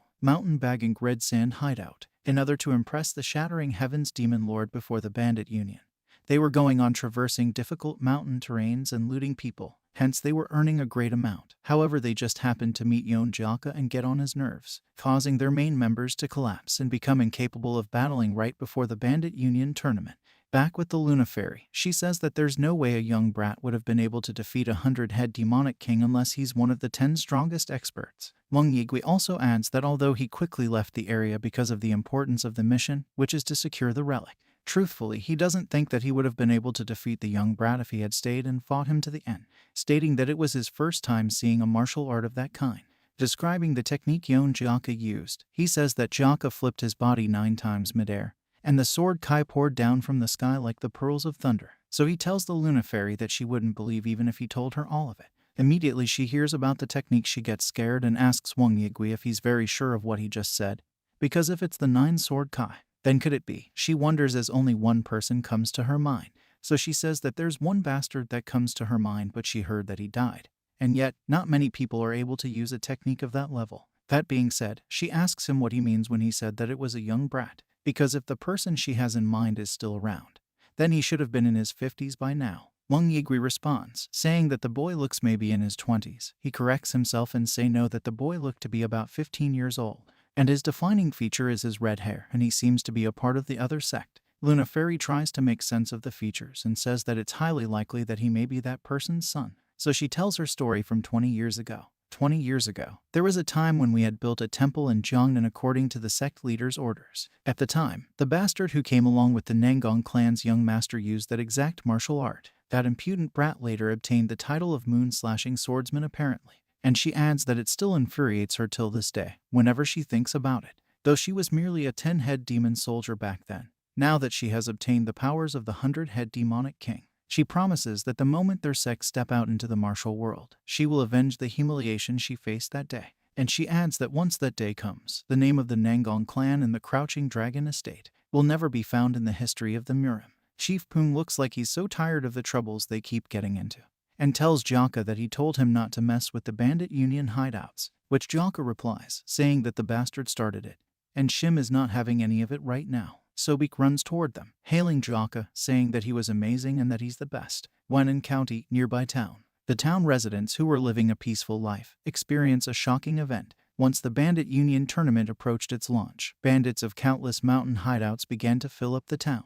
Though the members of the Bandit Union were aware and vigilant against each other, there weren't any big commotions, fortunately. A strange guy is seen talking to an old geezer, telling him that it feels like all the mountain hideout of the Central Plains have gathered here, and asks the old man if he doesn't find the greatness of the Bandit Union to be amazing.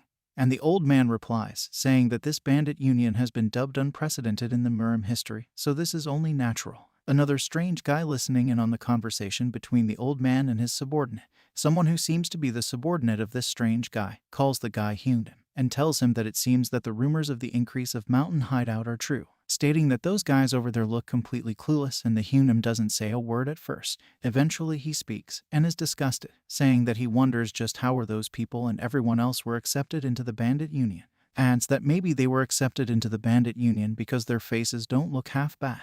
He focuses on the Mountain Wufeng hideout members and tells his subordinate to look at them, telling him to look at them, saying that the way they are imitating a merchant group, it's obvious that they are some nameless mountain hideout, asking his subordinate if he doesn't think that it's going to be easy as pie if they were matched up against those guys in the Bandit Union tournament. He calls the Mountain Wufeng hideout bandits a nameless hideout and also thinks that they are some weaklings. Sobek tells Jaka that she feels more comfortable now that they've all changed and back into their Bandit Union outfit. His subordinate replies saying that those guys look like they are just there to fill up the head count, and he wonders if they are going to withstand a single punch. But the strange guy laughs at his subordinate, telling him that it looks like he have long ways to go, and at this rate he's not going to live a long life. So he tells him that if he wants to live a long life, then it would be best if he doesn't fight against the redhead.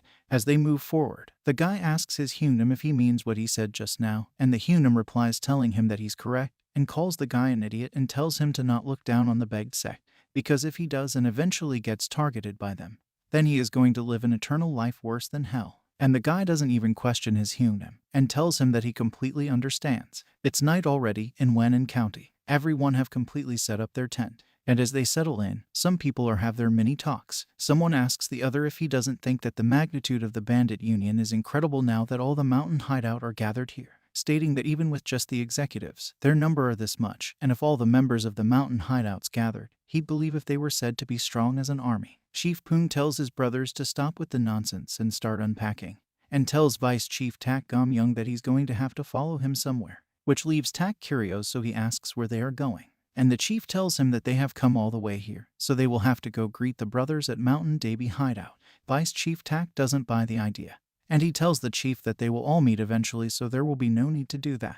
The chief agrees but states that it's proper manners to go and greet them first, since they were the ones who picked them up and took them under their care. Jaka lying alone under the bright full moon, and suddenly Sobek arrives saying that she finally found him, and asks him what he's doing out there, and tells him that she have been looking everywhere for him. So she asks him how he can just slack off here while everyone is unpacking the luggage and setting them up. He gives her a temporary glare and tells her that he had a lot to think about, so he was just gathering his thoughts, and says to her, "By the way, you used to stick close to Keon all the time. I don't see you together these days. Did you fight or something?" She's shocked to hear this assumption by Jaka, so she immediately tells him that that's not the case, and that she and Keon would never fight, stating that it's just that Keon always sticks to Cholson nowadays. and she feels like she's bothering them somehow whenever she's with them. She blushes as she looks at Jaka, and he tells her that so long as they are not fighting, then it's fine. So he asks if she also wants to slack off with him. She blushes so much and tells him of course, saying to herself that she wants to stay together with him. That aside, she tells him that she's really surprised because she thought he wouldn't have anything to worry about, meaning that he's so strong, and why would someone like him have any problems? Jaka replies, saying, that's so. I don't think I have any problems now. Then Sobek asks if that means that he had problems before, and thinking about it, she tells him that she have never heard anything about his past. So she asks that he please tell her about it. He tells her that it's not something really worth sharing, but tells her that he was actually thinking about his parents before, but he couldn't remember their faces at all. And Sobek asks him why it's so. So he tells her that his mother died when giving birth to him, and his father, he had never seen his face properly until he turned 6. So it's not that strange that he doesn't remember him, but adds that he can vividly picture the person he resents the most. Sobek is shocked to hear this and asks him who that is, and the thought of this person makes him instantly angry, so he tells her that it was someone who tried to kill him. Sobek couldn't believe what she just heard, so she asks him if he isn't still talking about when he was 6 years old, because what could possibly be the reason his life was threatened at such a young age, and asks him if he perhaps is royalty.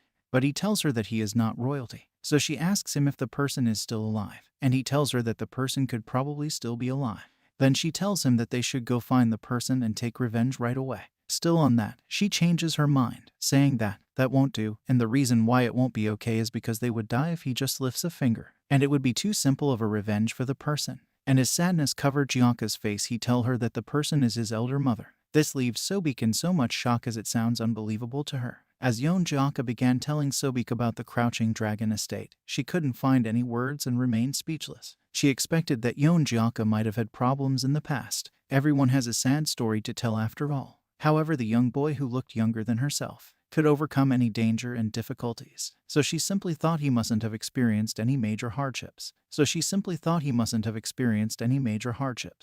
was Jaka, the one whom she envied all this time. He looks at her and tells her that it's not fun, right? But is shocked to see that she's crying. So he quickly asked her why she's crying. She apologizes and tells him that she didn't even know that he had to go through something like that. Clueless Jaka interrupts her, asking her if he said something useless, but she apologizes once more. But Jaka doesn't accept her apology and tell her that he's the one who's sorry. The bright full moon. Someone presenting a report says that the rules of the Bandit Union states that you aren't allowed to interrupt the mountain travels of another mountain hideout. This person is leader of the Red Sand hideout, Piercing Heaven's Blood Axe, Hayek. He says that however the bastards who attacked their Red Sand hideout helped the merchant group, and he has seen them in the camps, stating that it was the members of the Bandit Union, the Mountain Wufeng hideout, telling the person that he's reporting to him that the Mountain Wufeng hideout members disguised themselves as the escort of the merchant group at this time when the Great Bandit Union tournament is starting. He believes it'd be wrong to let the mountain hideout off like that after they broke the rules, which is why he requested a meet with the person he's reporting to. This person is irritated by the report he just heard, so he says to Hayek that if it's the Mountain Wufeng hideout, then it hasn't been that long since it was formed, right? So he asks Hayek what he wants to inform him of. This person is none other than Bandit Union head hideout leader, Shattering Heaven's Demon Lord. With an intimidating look in his eyes, he asks Hayek if he actually wasted his time just to boast about the incompetence of the Red Sand hideout, or he's trying to mock the strength of Mountain Wufeng hideout, venue of the Bandit Union, Wannan County. Bandit Union head hideout leader is disgusted by the report from Hayek and says to him that if it's the Mountain Wufeng hideout, then it hasn't been long since they were formed, asking Hayek if he's correct, and his 12 disciples stare at Hayek with an intimidating glare. Hayek raises his head slightly with fear in his eyes, but doesn't reply the question that the Bandit Union head hideout leader asked him. So the Bandit Union head hideout leader asks him if he's saying that the Red Sand hideout was defeated and by the just created Mountain Wufeng hideout. He looks disgusted and asks Hayek what he really wanted to inform him of. Bandit Union head hideout leader, Shattering Heaven's Demonic Lord. Hayek is shocked at the Shattering Heaven's Demonic Lord's reaction to his complaint and asks him what he means by that question. The Bandit Union head hideout leader then responds by asking him if he's boasting about the incompetence of the Red Sand hideout, or he's mocking the strength of the Mountain Wufeng hideout. Now that Hayek thinks about it, he actually has nothing to say. Yingale, who is among the 12 disciples, looks worried because he thinks that if it's Mountain Wufeng hideout, then it must be that bastard. 12 Demonic Lord Yingale Feline Lord. He starts to get super worried, stating that young Jaka completely disregards the position of the rank within the bandit union. Remembering his experience with Jaka, Yingale remembers that the young bandit bastard forgoes any shred of respect towards his seniors. So he remembers when Jaka told him his name, Yon Jaka. As he stands there reflecting on his thoughts, the fear and hatred he has for Yon Jaka consumes him. But he doesn't realize that his fear and hatred for Jaka is making him emanate bloodlust from just thinking about Jaka alone. The bandit union head hideout leader notices him and doesn't say anything at first, but proceeds to dismiss the red sand hideout leader, who get up and leave without any further complaints. As he leaves, he wonders what the bandit union head hideout leader has in mind. Continuing on, he asks his disciples if that brat is the sword-wielding bandit of Mountain Wufeng hideout, adding that he recalls that the boy they call that bastard is a young boy. And Yingale responds, telling him that he is correct and that the boy looked like he hadn't even hit the age of 20, and for someone who hasn't even reached his maturity, he was completely audacious. The bandit union head hideout leader sighs and asks Yingale if he's saying that the disciple of the Shattering Heavens Demon Lord was defeated by someone who wasn't even 20. And while being in a drunken stupor at that, Yingale stutters as he tries to respond, and the rest of the disciples stare at him angrily. So the demonic demon lord finally makes his decision, slamming his clenched fist hard against his chair. Yingale and the rest shuts up and awaits his decision. So he says that if the brat from Mountain Wufeng hideout is going to appear in this bandit union tournament, adding that if he steps up, then Yingale would be the one to confront him. Yingale questions his hearing, but the bandit union head hideout leader tells him that he said himself that he made a mistake while he was drunk. So what's the big deal? He gets serious and proceeds to say that himself, the Shattering Heavens demonic lord, shouldn't have a disciple who lost to a brat who's not yet turned even 20. It is the biggest disgrace. So he warns Yingale that if he loses in that tournament again, he will have to forfeit the position of 12 demonic king and undergo training for 10 years all over again. After hearing this, Yingale recalls his previous 10 years training with his master, the bandit union head hideout leader, which was really brutal and almost killed him. With fear in his eyes, he questions himself if his master is really asking him to go through that hell again. The bandit union head hideout leader gets really mad at Yingale and yells at him, asking him why he's overwhelmed with fear of that brat. Fear that's enough for him to refute his words. And of course Yingale denies his fear for the brat and says that he can never refute his master's words. He quickly kneels and bows to beg for mercy, telling his master that he, Yingale Feline Lord, have accepted his master's orders. Yingale realizes that this is the worst, because he knows that if he fight against that formidable brat in 100 battles, he'll face 100 losses. So he tries to think of another way. At the tent of the Mountain Wufeng hideout, Chief Pung is really excited to see Yingale, so he showers him with praises, calling him the pride of the bandit union, the Yingale Feline Lord, Hyundam. So he asks him what brings him to their tent. Jaka and the rest of the brothers are eating when one of them recognizes Yingale and asks Brother Tak if that's not the guy that was beaten to a pulp by Yon Jaka. Yingale responds to Chief Pung's question and tells him that he heard that the Mountain Wufeng hideout had arrived, but he couldn't come to see them. He doesn't understand why Chief Pung is calling him Hyundam. Chief Pung invites him in, telling him that they all would have come running if he had called. He calls him Hyundam once more and says that it's been a while, asking him how he have been since they last saw each other, while others go to greet Yingale Feline Lord. Jaka sits unconcerned and enjoys his food. Yingale fumes from the inside because he doesn't like how casual Chief Pung is being with him, so he says that if not for his mistake at Mountain Wufeng hideout, all of them in the tent would be bastards who couldn't even meet face to face with him. Sobek notices him, and so does Keon, so they put up a bright smile and calmly asks him what brings him to their tent. And Keon also compliments his physique, telling him that it has gotten much better since the last time they saw him. Yingale's face almost burst from blushing too much, and he makes a mistake by asking brother but corrects himself and asks blush.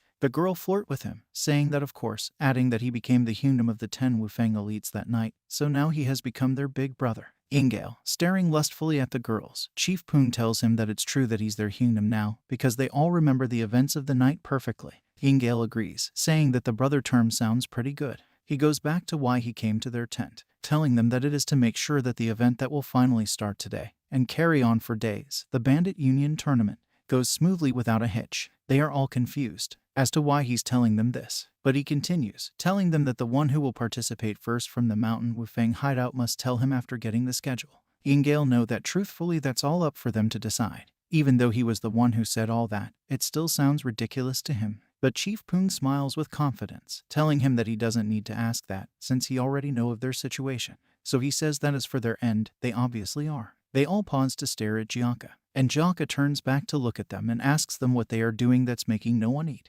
asking just how important could this guest be. Yingale looks at Jaka and says to himself that it's exactly as he had thought, stating that these simpleton never fail to meet his expectation, adding that Jaka's rudeness is still the same.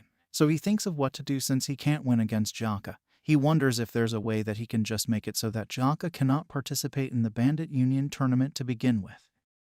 Bandit Union head hideout leader, Shattering Heaven's Demon Lord. Without using any microphones or speakers, he makes an announcement, addressing the entire member of the Green Forest present in Wannan County. He announces that the Green Forest will no longer be a group of bandits. His voice was loud enough for everyone at the Bandit in Wannan County to hear him loud and clear. So he announces that it is time they surpass the 9 great sect and become the world's strongest sect, and finally says to all of them at Green Forest that it is time to prepare for the 1,000-year-old reign. He sits back on his chair as the general manager, Ujim Yoon, announced that the Green Forest Summit will now begin, and all the members of the Green Forest chant and roars, causing lots of noise. And so, with the secretive competition amongst greatest bandits, and in order to decide 10 total guards and patrols, the first day of the Green Forest Summit began. A fight breaks out between 2 bandits. The man on the right, all charged up, asks the other what he's doing by pushing him, and the other asks him if he wants him to peel the skin off his face. Chief Poon looks at them and wonders what kind of arrogant bastard they are to be fighting on someone else's mountain.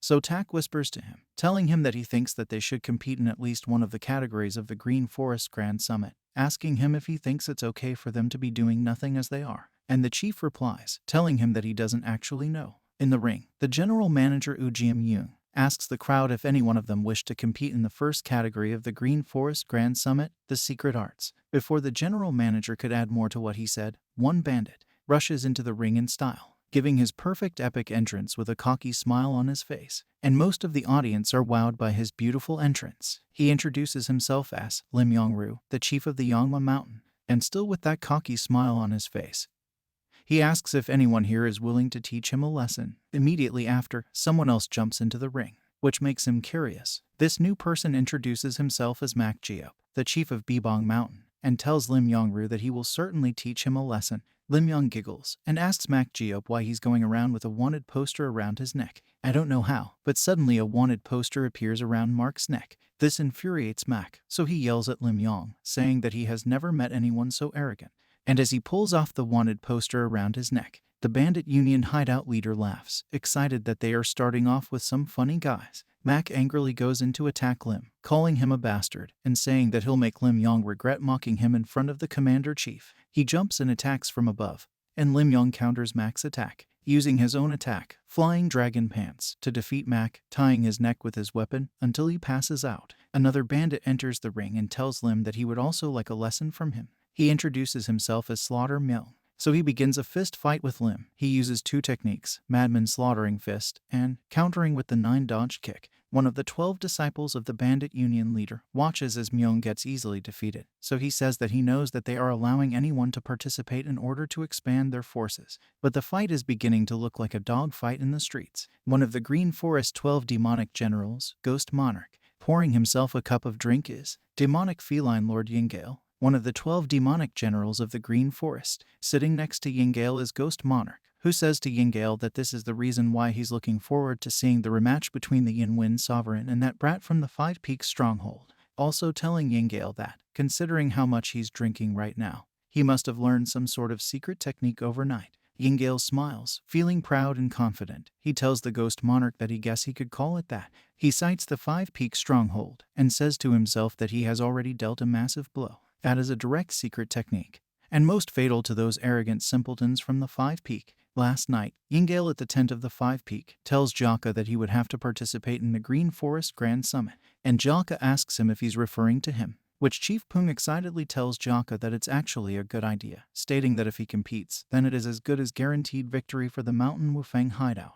But Yingale tells him to wait, saying to Jaka that if it's about skills, then he knows for sure that he'll win any tournament. However, he tells them a secret, which is that this isn't just any competition, and that it's a place where they will be selecting the important personnel for the Green Forest, adding that if Jaka were to show up in this competition, he guarantees that he would be able to secure a position as a guard. But he clears his throat and says that the problem is what comes next, which is that the position requires him to patrol all of the stronghold across the nation. So Jaka gets curious and asks if it means that when the competition is over, he won't be able to return to the 5 Peaks, and with a stupid look on his face, He tells Jaka that he is correct, also asking him if he thinks that a position in the Green Forest would be easy. He proceeds to tell Jaka that he sure will come across many difficulties in his travels as well, and who knows if it will take a year or several years. Not only that, without the 5 peak 10 heroes, how long does he think he'll be able to live in peace, and that all of his brothers will have to return to their place except him who has an obligation to fulfill. So Jaka asks if it means he will have to be alone without his family. The information Yingale have just put down pisses off everyone, as they realize that this must have been Yingale's reason for coming to them in the first place, stating that he is such a cunning human. Yingale is so happy to see the frustration in all of their faces. The chief gets really pissed off, and so does Shim. But Shim knows that out of everything that Yingale has said, nothing he said isn't true. Jaka stops eating and calls his big brother. He bows his head and tells big brother Poong that if it is his decision, he will gladly leap into fire, but states that however, he finally have a real family to take care of, and if he were to become a guard they would have to be separated. The faces on his family members change as they all look gloomy. The chief notices the look on all their faces and asks them what the hell, yelling at all of them that Jaka hasn't become a guard yet. Jaka looks at big brother Poong and Tak realizes that it's true, so he smiles. So brother Poong asks them all since when were they, the country bumpkins from the 5 Peak, interested in becoming the patrols and guard. So he tells them all not to get all hang up on the technicalities and get a grand tour while they are here. This brightens up Jaka, so he responds saying, "Yes, big brother." He smiles back at Jaka and gives him a thumbs up, but in his mind he tells Jaka that he really feels regretful. Just like that, Yingale's secret technique pierced through their hearts. Back to the present, Yingale is feeling really relaxed and compliments his drink, saying that it is really sweet, which makes his colleague question if he is drunk already. The head hideout leader notices Yingale's excitement, so he wonders, looking at the 5 Peak and Yon Jaka specifically. The Green Forest Grand Summit continues. Someone unleashes his technique, Iron-Headed Art, which enables him to be able to headbutt his opponent with brute force and incapacitate them with a single hit. Chief Poong questions the Iron-Headed Art, questioning if that's not just headbutting. Jaka is bored and yawns loudly, which makes his brothers all look at him.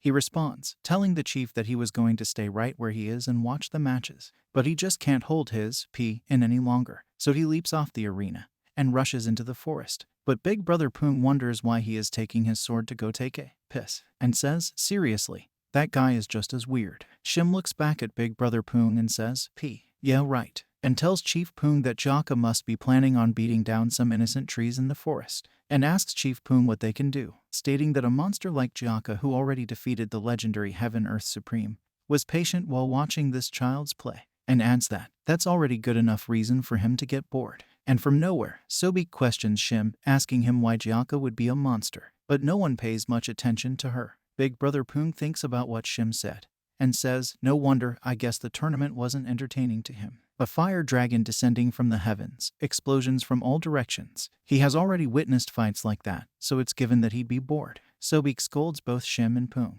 telling them that they are too mean and that her big brother Jaka is no monster, which comes as a shock to the entire 5 Peak brothers. But Tak immediately changes the atmosphere, asking the brothers who they are going to bet on this time around, and one of them says that he'll be betting on Blockhead Min. Sobek loses hope on ever changing their mind, but gets worried, because as her brother Jaka continues to be called a monstrous master and the like, she wonders if she'll ever be able to walk beside him on equal terms because the anxiety in her keeps building up. And so, right after Jaka exited the arena of the Bandit Union tournament, as if they have been waiting for the perfect moment, a big event was starting to take place.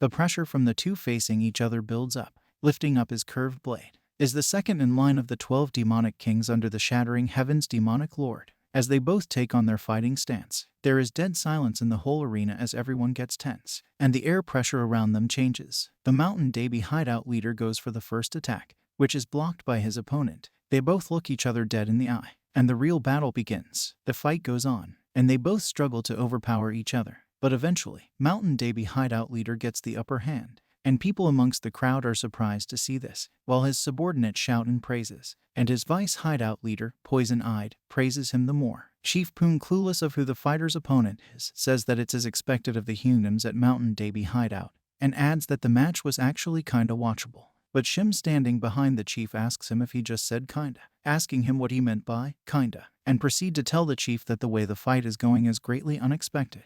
But Chief Poong asks him how possible is that, asking Shim what he means, stating to Shim that it's obvious that one side would end up losing. This annoys Shim as he thought that Poong and the brothers were actually upping their standards, stating that even if they were cut off in the countryside, he wonders how they could be this clueless. So he tells the chief that what he means is that the one losing is none other than the disciple directly under the Shattering Heavens Demon Lord, one of the 12 demonic kings, the Red-Eyed Group Lord. The Shattering Heavens Demon Lord looks at that man and asks if he say he was the hideout leader of Mountain Daby, Li Mu Jin, stating that looks are deceiving, adding that he is quite good, and to think that Red Eyes would suffer so much. This worries him as he continues to repeatedly tap his finger on the handle of his chair. His disciples notices the worry in his face and stare without being obvious. Ghost Mornak, sweating and shaking, tells his master not to worry, that their second in line takes a while to get himself warmed up, and that's why it looks like he's being pushed back, stating that the real Bandit Union tournament has only just begun, so he should relax and enjoy the matches.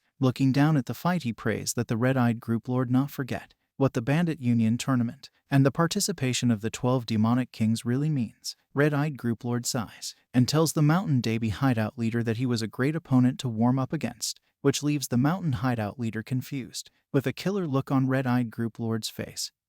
He tells his opponent that he is slowly getting tired of following his lead, and that it is time to end this match. In one hit, Mountain Daby hideout leader Li Mujin takes his fighting stance and looks unfazed, and Red-Eyed Group Lord unleashes his killer technique, Sanguine Rift of the Myriad Serpent, which appears around him as a huge serpent with multiple heads sticking out of his blade, which he sends as an attack straight towards the Mountain Daby hideout leader, leaving Poong and Tak in shock as Poong shouts, "Snakes!" and countless numbers of them too. Mountain Daby hideout leader readies himself to block this powerful attack, but his vice chief shouts, asking him to get out of there. Shim doesn't look surprised at all and says that that's as far as it goes, even for that Daby hideout leader. The attack comes cutting Li Mujin, which makes the other members of the 12 disciples smile, as this is something that they would like to see. The attack comes from multiple directions, slashing Li Mujin with no room for escape. Shim looks as he thinks that the Mountain Daby hideout leader is really impressive in his own right too. The leader of some remote mountain hideout was able to fight in equal terms against the disciple of the Shattering Heavens Demon Lord, and was able to drag out his secret technique as well. And if it's that level of skill, even if it's not as much as the Yone clan bastard of their mountain hideout, his name should have definitely been known somewhere. Red Eyes group leader jumps in for the final blow against his opponent. As he unleashes final attack, he shouts for the head hideout leader of Mountain Daby to be silenced, and the attack causes an explosion. Yon Jaka out in the woods hears the sound from the explosion and think that it's a thunderclap, so he says that he only came out to warm up a bit after a long while, but wonders if it's going to rain, asking what's with the sky. He walks further into the woods, not wanting to mind whatever that is. Upon getting to a tree, he says that he might as well try this for today, which is to cut down a tree. He flips his sword and grips it tight with both his hands, taking a stance to cut down the tree. He focuses on it and thinks that since there are too many people around, he shouldn't make too much of a ruckus, so he plans to cut down the tree with minimum kai and speed. As Jaka swing his sword, someone sitting behind the tree casually says that he hopes he's not trying to slice him in half as well. Jaka hears this and immediately holds back his attack, which had already hit the tree, but stops before making any deep cut. The guy from behind the tree gets up and asks Jaka if he's supposed to thank him for sparing his life, or if he's supposed to beat the shit out of him or something. Jaka is surprised to see this person because he didn't feel any presence, so he tells this person that judging by the way he look, he's also a bandit, and asks him what he's doing behind the tree and not in the sparing ground. So the guy says, what else, saying that he's just like Jaka, a young hideout leader. He stretch and yawn, and Jaka wonders what's with this guy. The guy then tells Jaka that he got tired of this bandit union or forest union, so he was planning on taking a good nap in the middle of the forest, but he woke up right before his death. Jaka says, young hideout leader, and tells the guy that he is not anything like that though, and walks away. The guy looks confused, so he runs after Jaka, asking him if he is saying that there are stronger people than himself within his mountain hideout, calling Jaka good sir, and telling him that the way he was cutting down that tree was far from ordinary, asking him if he know that. And Jaka replies, asking why he is calling him good sir. So he says that his big kingdom does have something special that can't be expressed with martial arts alone.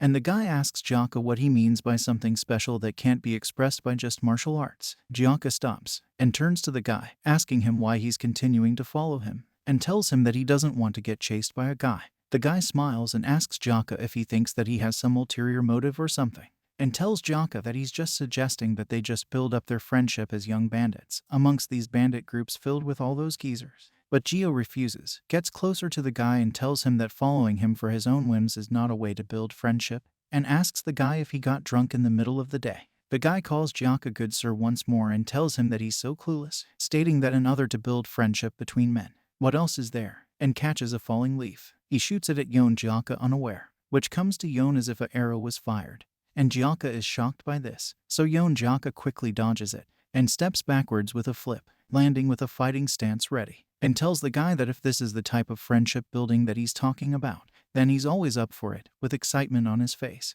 And the guy smiles at Jaka. Jaka tells the guy that if it's this sort of friendship building, he is up for it as well, but says that it's a bit of a shame. At the very least, looking at the leaf that was fired at him, there are 2 pins which the guy disguised under the leaf. Jaka then says to him that it's such a shame, because he had hoped the guy had the ability to cut people with a leaf. The guy asks Jaka what he means with a leaf, saying that he is the one who took a nap, but it looks like Jaka is the one who is talking in his sleep. The guy readies to fight, blows up multiple leaves, and tells Jaka that for something like that, he should be asking masters who are at the level of the 5 order sects to do that kind of feat, so he jumps above Jaka to attack, and with a cocky smile on his face, he displays his technique, Black Lotus Blossom. As Jaka watches him, he feels disappointed and tells the guy that he already met someone like that, and jumps right into the attack, rotating his blade so fast, the guy can't even see the move. The guy is shocked to see Jaka jump right into his attack, so he wonders what's wrong with Jaka because he just dove right into his flowers of hidden weapons.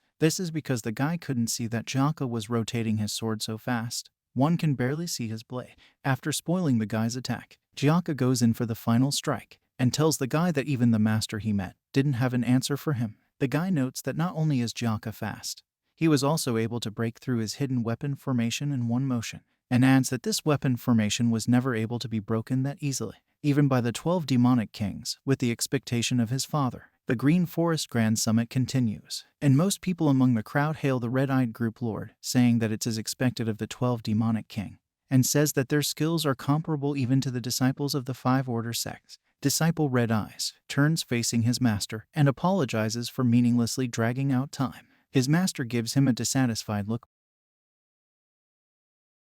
But at that moment, Ghost Monarch notices that the Mountain Davy hideout leader is still standing, so he immediately shouts out to Red Eyes, telling him to focus that the sparring is yet to be over. Red Eyes turns and sees the Mountain Davy hideout leader emanating lots of dark kai. The Mountain Davy hideout leader unleashes his secret technique, and tells Red Eyes that this must be such a dilemma for him, because he wasn't able to finish him off in the one attack he so bragged about. Pung and Tak are shocked to see that he withstood the previous attack, and his vice chief praises him. He plunges in with his secret attack, Venomous Insect Striking Technique, and tells Red Eyes that he is going to get hurt if he turns his eyes away. Red Eyes also plunge into the sky, asking the Mountain Davy hideout leader if he thinks anything will change just because he holds out a little longer. He sends his killing attack, and the Mountain Davy hideout leader gives a devilish smile, countering it with his own killing art, which leaves shock on Red Eye's face. So Davy hideout leader jumps into the air and unleashes his killing art to deliver his final blow. And before he strikes, he thanks Red Eyes for his teachings. The move is so fast that Red Eyes couldn't dodge it, so he takes a direct hit, but tries to block it.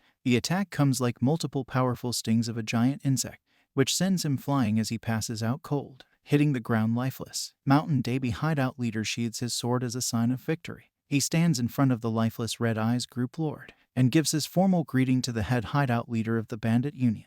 Heaven-shattering demonic lord looks surprised, and wonders, because that guy just now, he suspects something from that guy's flow of kai. So the pride in all remaining disciples are crushed in an instant. Poon looks confused as usual and asks what on earth is going on. And how could the disciple of the Heavens Demon Lord lose to a mere unnamed hideout leader? And asks if Red Eyes is actually still alive. Shim stretches his neck to see for himself, and says that thankfully, he missed all the vital parts, so there's no need to worry about that. However, that man, Lee Mujin, used a kai accumulation technique that he has never witnessed before, which also begs the question, just what on earth is going on in this Bandit Union tournament? A man in the shadows, with a smile on his face, which goes from a suspicious smile to an evil glare. After the fight, the head hideout leader of the Bandit Union conjures up his kai into his palm in attempt to help Red Eyes, and places it at the back of Red Eyes in order to help him with the flow of his own kai. His other disciples feels ashamed and useless as they watch their master perform Red Eyes' treatment, Few seconds later, Red Eyes tells his master that his body has become much better now. But this disgraceful disciple of his, Red Eyes, have no words to say to his master. One of the disciple calls to his master and asks him why he is personally proceeding with the Kai circulation,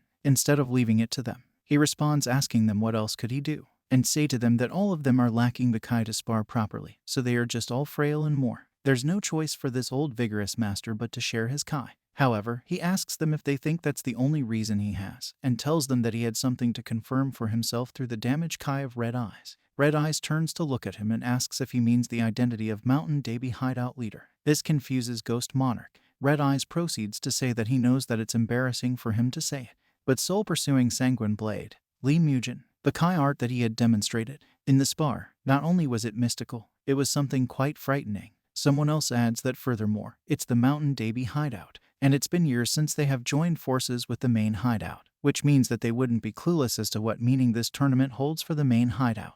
And despite that, the way they stepped up themselves and defeated Red Eyes as if they had something to show everyone. This isn't a problem that should be overlooked so easily. So Ghost Monarch asks if the guy is trying to say that unless Lee Mujin has gone mad, he is purposefully trying to obstruct the great will of the Bandit Union.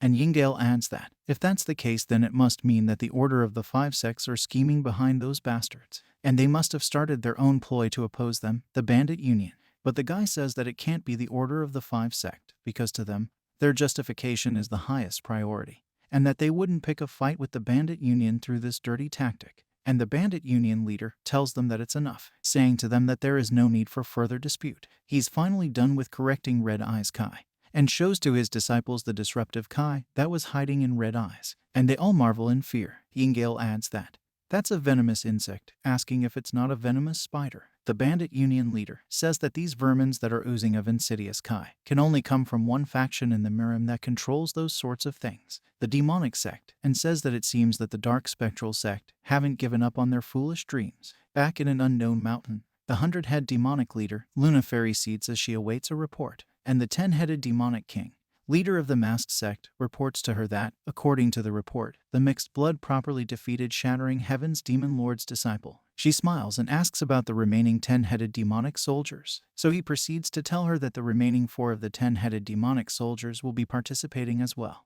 Nightfall at the Bandit Union camp. Mountain Samdo hideout. Chilling Face Sword Master. Violent Gale hideout leader. He steps forth, and his subordinate asks him if he had just arrived. He stands in front of them with a giant boar in his hand. Actually, it's 2 giant boars in his hands. His name, Evil Spirit Butcher. East Lake hideout. The leader can be seen chewing from the raw skin of the boars he had killed. His name, Life-Taking Bloody Palms. Yangtze River hideout. The leader, his name, Yangtze Abomination. Those are the remaining 4 10-headed demonic soldiers. 10-headed master of the masked sect continues his report, asking the Luna Fairy if she doesn't think it's a giving that the soldiers took up the position of patrolling and guarding out of the 10 available spots. The Luna Fairy gets excited as she says that it's already so fun just thinking about it, enough to make her want to see it in person. The 10-headed demonic soldiers, stomping on the 12 demonic kings. Back at the Bandit Union main hideout, Yingale thinks the dark spectral sect is trying to use the Bandit Union tournament to attack the murim.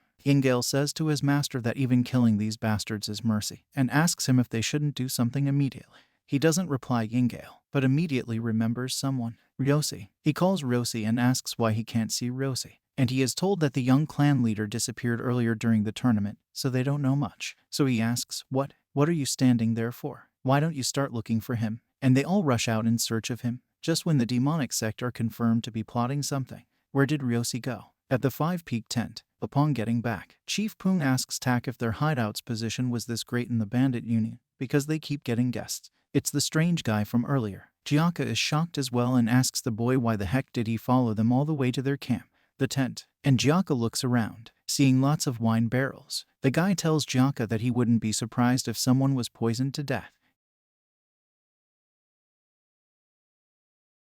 He smiles at Jaka and asks him what else, and proceeds to say that after a fight between men, there are only 2 things that await them. The first one is to keep fighting until one or both of them die. And he stops, but Chief Poon asks him what the second thing is, asking him why he made them curious and then stop. Still no reply from him. Chief Poon then tells Jaka that he thinks the guy is waiting for him to ask the question, and asks Jaka why he's just staring at the guy without saying anything, and tells Jaka that he looks scary. P.S. NB. She's a woman, but they all probably mistook her for a man because of her male dress-up. Jaka sighs, and finally asks what the second thing is. She comes closer to Jaka, poking his chest. She says, "So you're curious, huh?" Jaka answers her saying, "Yeah, sure," even though he thinks she's annoying. She slapped the drink and say that would be the second thing. Out of nowhere, she picks up the big barrel and starts drinking directly from it, shocking Jaka and everyone else. She completes her sentence, saying that the second thing would be to share their stories over wine and become brothers. Jaka asks, "Become brothers?" So he says that he does admit that out of the people he have recently met, she seems to be the most interesting one so far. But still, asking to become brothers is a little bit too much. Tak agrees, and says that something like that, as expected, they as big brother will need to settle this for him.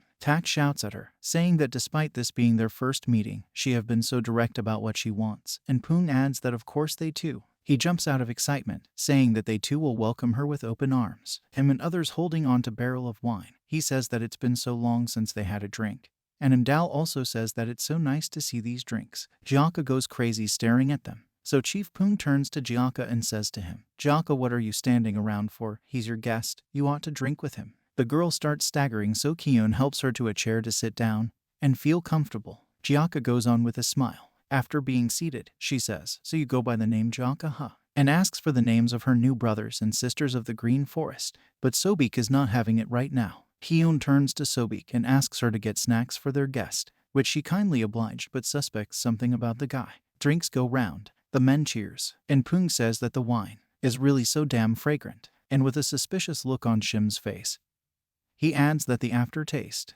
has a rich and fragrant flavor. To put it in simple terms, he jumps out of excitement stating that this is a fucking awesome wine.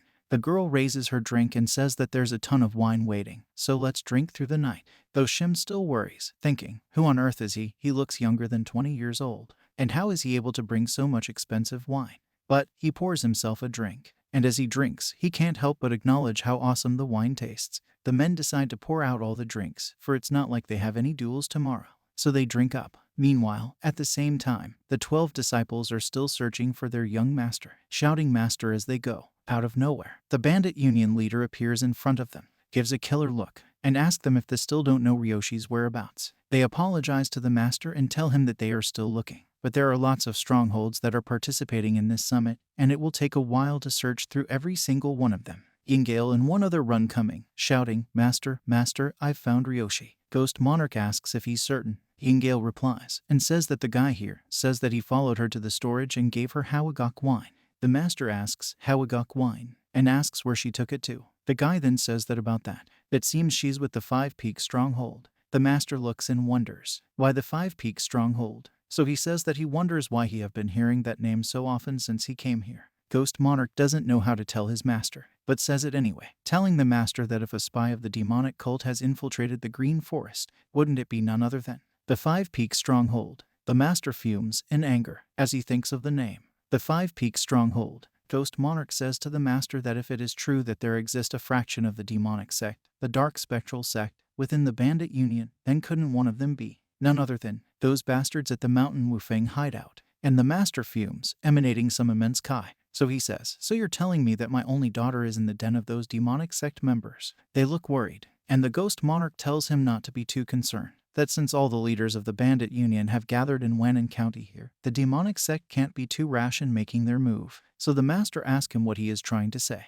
One of the disciples then says to him that even if it may be frustrating, he has to believe in the young clan leader and observe a bit more, adding that if word spread in the Bandit Union tournament that the master or one of the 12 demonic kings have laid their hands on one of the hideouts, then the main purpose of the Bandit Union tournament, which is held to uphold the status of the Bandit Union and secure its position, would be set completely off course. The master agrees, and says that it could be what the demonic sects are aiming for. But Yingale looks around and asks himself what's going on here, because he knows that there's no way those fools. A flashback of Jaka and people in Mountain Wufeng hideout, and of how ridiculous they are. He states that there's no way those fools could be spies of the dark spectral sect, and say to himself that it can't be possible, adding that the energies that they were letting out were closer to that of the Order faction instead. So he realizes that his senior, Ghost Shadow, must have hastily come to the wrong conclusion, since he didn't meet those idiots for himself. However, he thinks that if the senior were to misunderstand in that way, his thought is interrupted when the master calls him and asks him what his thoughts are as someone who has personally encountered them. Yingale sees this as a golden opportunity, so he tells his master that he too thinks that the first disciple brother's opinion are very reasonable. Yingale sees this as an opportunity to get rid of those pesky Mountain Wufang hideout bastard without even lifting a finger. The master asks him why he thinks the first disciple brother opinion is reasonable. So he say that he has forgotten, but there was something he remembered after hearing the words of his senior brother Red Eye. He says that it was a chilling energy beyond being mystical, and that even though he may have been drunk that day, he can still clearly remember the energy that bastard called Yon Jaka released. So Ghost Shadow says that if Yingale's words are true, then it would be best if they arrest those bastard right this instant. The master remains quiet as he thinks on what to do. And the first disciple says that Ghost Shadow is right, stating that if the Mountain Wufang hideout are confirmed as spies, then they must rescue the young clan leader right away. But Ghost Shadow tells them all to calm down for a bit. The disciple refuses and proceeds to ask Ghost Shadow what he means by calm down, stating that there could also be a possibility that they approached her whilst knowing her identity. Yingale looks at them arguing and says that the story is turning more and more ridiculous as it goes on. Wouldn't that be a huge problem? However, at that moment, the small doubt that the Ghost Shadow Lord had raised had ignited something in the master, something that should not have been touched, not of the shattering heavens demon lord, Seok Muhi, but of the father, Seok Muhi. His wrath, in terms of toughness of the spirit alone, he was said to be unmatched in the world, as the shattering heavens demon lord. But he too was an eternally benevolent father to his one and only daughter. To him, the safety of his daughter, Seok Ryoshi, to put it simply, her safety was reason enough to stir up conflict, not only in the Bandit Union, but to call for an intensely bloody war in the whole murim. Sobek stands behind Ryoshi and say that this brother is really weak to alcohol, so she tries to wake her up, saying to the sleeping Ryoshi that she needs to know why her face makes her so mad,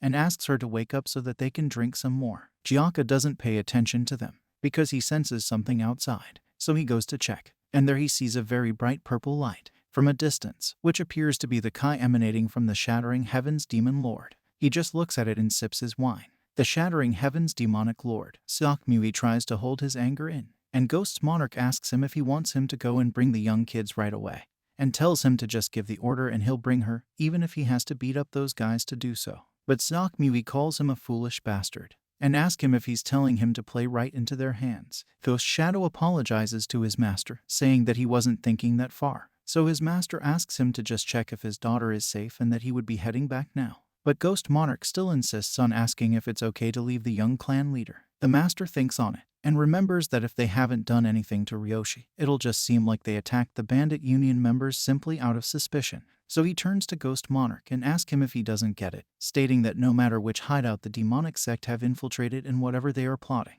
their target is this stage of the Bandit Union tournament. He adds that those bastards will probably move more aggressively now. They will be using demonic arts and bearing their fangs, and if they defeat the 12 demon kings with that strength, the Bandit Union name will be tarnished immensely. On top of that, if word gets out that they attacked any Bandit Union without any proper reason, no mountain hideout will trust in them, and the unity and authority of the Bandit Union would fall to rock bottom. And asks him if he doesn't get what the most important thing to do right now is. So, he tells them that the most important thing to do right now is to do things that will help increase the prestige of the Bandit Union, which means he's saying that he won't forgive any more loss, and they must all win. Using whatever means possible, they have to win. And so he heads back. The disciples discuss amongst themselves, and one say that he's still worried about one thing, which is, what are they going to do if Mountain Wufang does not participate in the match? And Ghost Monarch asks him what he means. Yingale thinks about it and he realizes that they might actually not participate because of what he told them. And the disciple says to the first disciple, Ghost Monarch, that it might just be a guy feeling. But he remembers that those guys from Wufang hideout were acting like they had come sightseeing, regardless of who won and who lost. He adds that the suspects must have been aiming for the position of guardian when they participated in the match. However, those bastards from Mountain Wufang haven't even participated yet, and yet somehow they got into contact with the little clan leader who wasn't even at the tournament stage at first. So one other disciple asks him if he's saying that they might have an alternative motive. He replies, saying that he is not sure, but he knows one thing is sure, which is that if Mountain Wufang hideout does not participate in the match, it will be hard to collect evidence that they are using demonic arts. After hearing this, Yingale thinks on it, and states that it's true, even if they participate. There's no way they'd use demonic art. Now he realizes that he didn't think this through, because if they don't use demonic art, his lie will be revealed for what it is. Ghost Monarch shouts angrily that if the most suspicious ones won't participate, then what other way is there? Yingale thinks this whole thing is fucked up now, because he thought he'd be able to reap the reward without working for it. but now things just got more complicated. Meanwhile, at the camping site, drunk Poong sings, "How sweet the alcohol is. Tasty alcohol that goes down smoothly." Poong is so happily drunk, saying that the alcohol tasted exquisite, so even its effects are luxurious, and he's glad that he got to taste such precious liquor, adding that truly, the Bandit Union tournament is great, but begins to wonder which mountain hideout could that guy be from to bring so much of this precious liquor, and says that he's so jealous. Some guys hiding in the bush watches Poong as he sings and dance alone, so they say that he changed his cloth, but they are sure he was the guy from before, and they get excited that he just happens to be drunk. It's the Red Sand hideout leader. He says things just got a lot easier since no one else seems to be around, so he orders his guys to begin. They move in understanding their assignment. So, as they run towards Poong, he looks at them, but doesn't understand why some strange guys are running towards him. As they get closer to him, they pour sand in his eyes, and both goes forward to attack drunk Poong. Yoncho, who asks, "Who are you bastards?" Jaka, still drinking inside, says that he thinks he just heard the Hunam's voice but isn't sure. And Ryoshi suddenly wakes up shouting, "Who are you calling drunk? I can still drink more." And as Jaka sips his wine, he hopes all is fine with his Hunam. Meanwhile outside, the assault against Poong continues, and he's too drunk to react, so he gets hit by those bandits. As Poong falls to the ground, they say to themselves that this is a piece of cake, but the Red Sand hideout leader tells them not to let their guard down, and tells them that it will be bad if the young bandit pops out because of their noise. One of them say to him that the young bandit must also be drunk, so he says that they should just beat them up as they come out one by one. But Red Sand hideout leader Hayek tells him that he won't be saying such nonsense if he had been on the receiving end of the young bandit's fist, and says that for now, they just need to take Poong somewhere quiet, and knocks Poong out. Jaka finally steps out. They take Poong Yoncho into the mountains, by a little stream, and says that the spot will be fine. Then one of the guys almost drowned Poong, but Hayek tells him that it wouldn't be any fun if Poong dies before they get started, asking him to bring him out. So he oblige, and pulls Poong head out of the water. Hayek laughs, and the guy that almost drowned Poong calls Hayek Hunam, and say to him that Poong looks like a rat that survived after helplessly drowning in the water. Poong also laughs and says that he was wondering who was kind enough to sober him by washing his face and even pressing his meridian. He looks at them and says, "So it was our brothers from the Red Sand hideout." The guy gets pissed and is about to smash Poong's head to the ground. He asks Poong if he dares call them brothers after humiliating their big brother like that. Poong takes a deep breath and says, "Oh well," and immediately gets up, readies his fist, and moves so fast, delivering a powerful punch to the guy's face before the guy could even land his kick, which sends him flying and rolling on the ground, leaving Hayek and the other in shock as the guy fall. So Poong tells them that he is all sobered up now thanks to them. So he calls to the Red Sand hideout leader and asks him if he's doing this because he got hit few times by his brother. Hayek angrily asks him if he still don't get it. So he tells Poong that there's a hierarchy even within the Bandit Union, and proceeds to tell him that Mountain Wufeng hideout is a newly added member of the Bandit Union, and ask him if he doesn't know that he is the lowest among the lowest mountain hideout, and being the lowest, he dared do such a thing to their Red Sand hideout. Poong tells him that he didn't know that, but adds that it was such a long explanation. So he tells them to go and call upon the one who did it if they want to serve some punishment, asking why they are doing this to him instead, when he had nothing to do with it.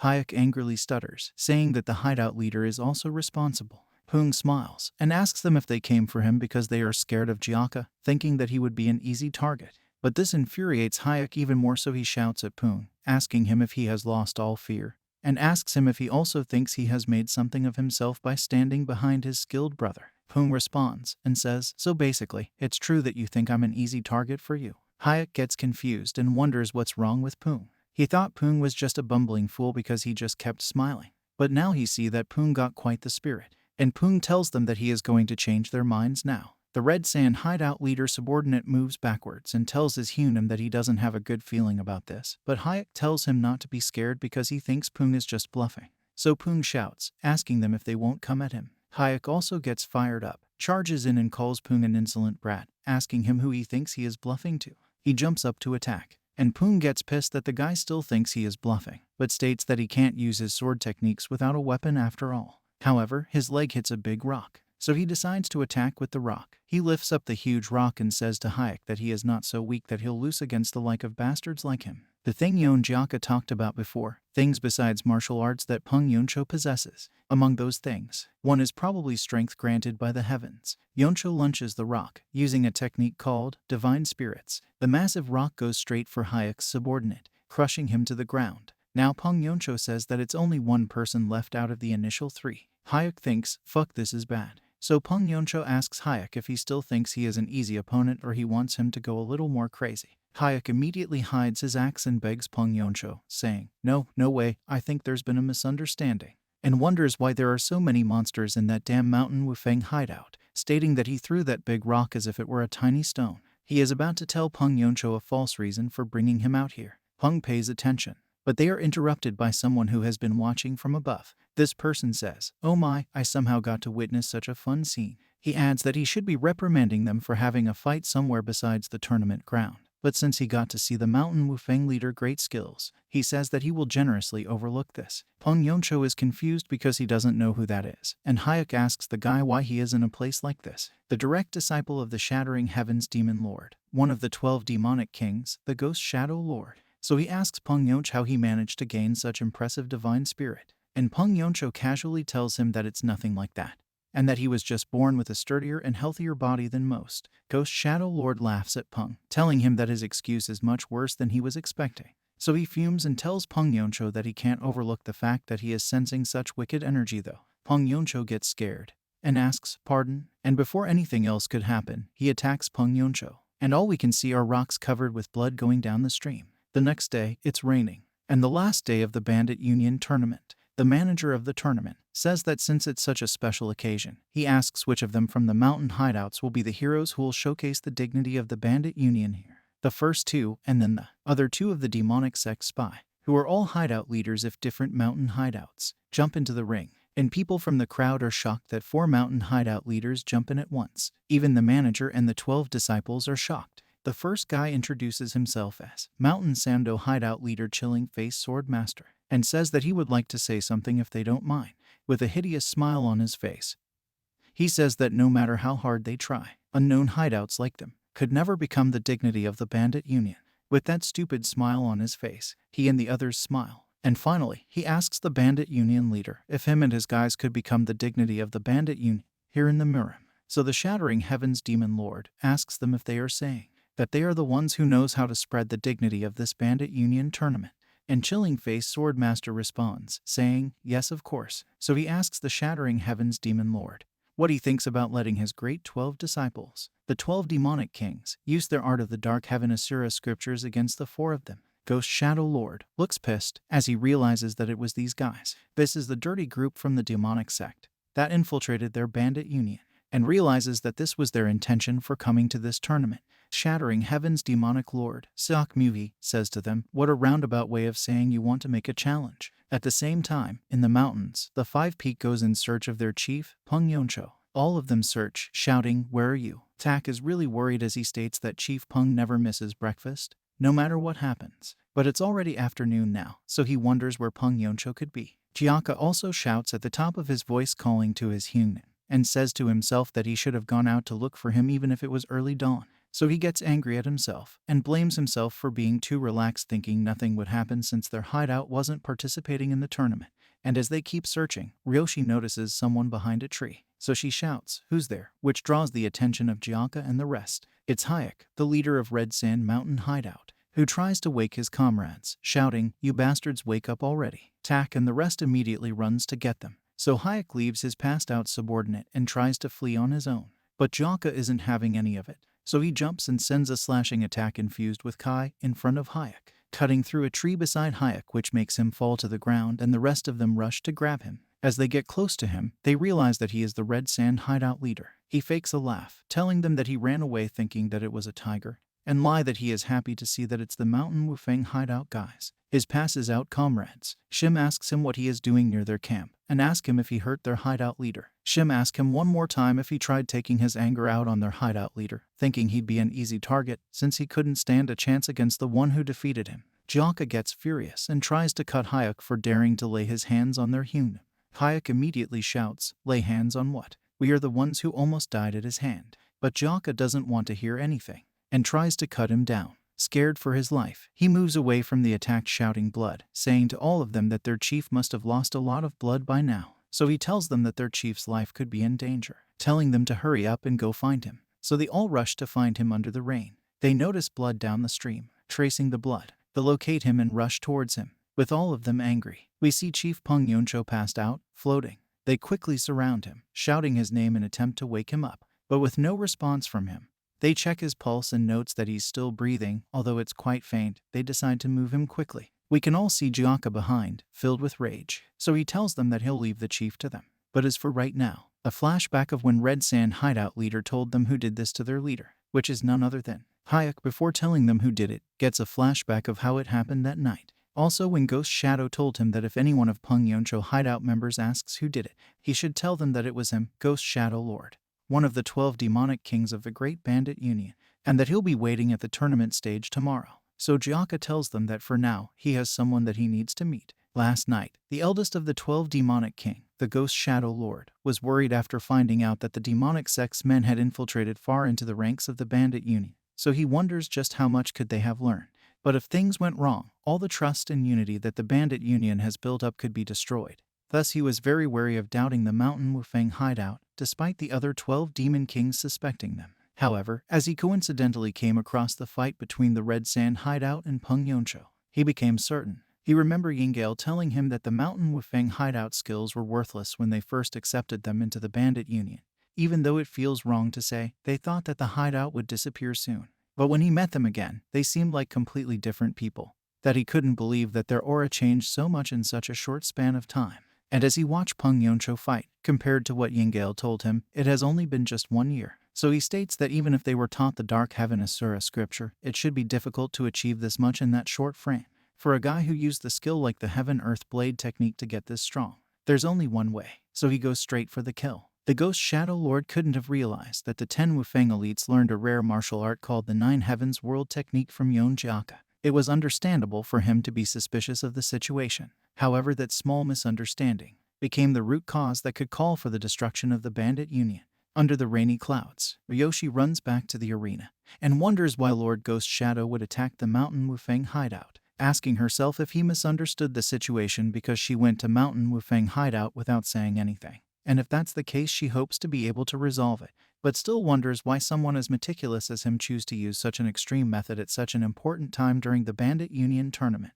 The moment Ryoshi entered the tournament arena, she could somewhat understand the reason. The 12 disciples of the Shattering Heavens demonic king were being completely annihilated by the demonic sect soldiers. Sense of danger is a technique one of them uses to pound one of the 12 disciples. This thing doesn't simply end at the loss of the disciples of the 12 demonic kings, but also shook the foothold of the Bandit Union itself. These guys are using their demonic art to crush the 12 disciples of the Shattering Heavens demonic lord. Even their speed were unmatched, as they are able to unleash attacks with ease, attacks that the demonic kings could not predict nor deflect. The battle goes on, and the 12 demonic kings are losing badly. One of the demonic sect and one of the disciple both clash in battle, but the disciple is overpowered and sent flying, smashed into the wall. Also, one of the big shots of the murim, the Shattering Heavens Demon Lord, members of the Bandit Union whose masters are winning the tournament, cluelessly praise their master, with some shouting, "You're the best," and others shouting, "You're the true protagonist of this Bandit Union tournament." The remaining disciples who haven't participated in the fight gets really pissed, saying that those bastards are acting so full of themselves. It was a great disaster. Ryoshi watches the defeated disciple as he tries to get back up on his feet, but falls back to the ground. However, she wonders what this situation have to do with the Mountain Wufeng hideout. Ghost Shadow Lord questions if the skills of the Dark Spectral sect was this great. As Jaka steps in, he asks what all the cheering is for, and says that being so fucking loud makes him want to kill everyone. And Ryoshi could feel the pressure from Jaka's bloodlust. She quickly turns and is surprised to see that Jaka really came, so she asks to calm down, because they haven't even confirmed if the Red Sand hideout leader was telling the truth. But Jaka tells her that if she doesn't stop getting in his way, she'll be the first one he gets rid of. So she immediately excuses him and stare as he walks past her. As he climbs onto the arena, the 4 demonic sect soldiers also stare and wonder what a young brat like him is doing here. Even the clueless bandit members of the hideouts complain, asking what's with Jaka, saying that it's time for their hideout leader to shine, and asking who he thinks he is for interfering like that.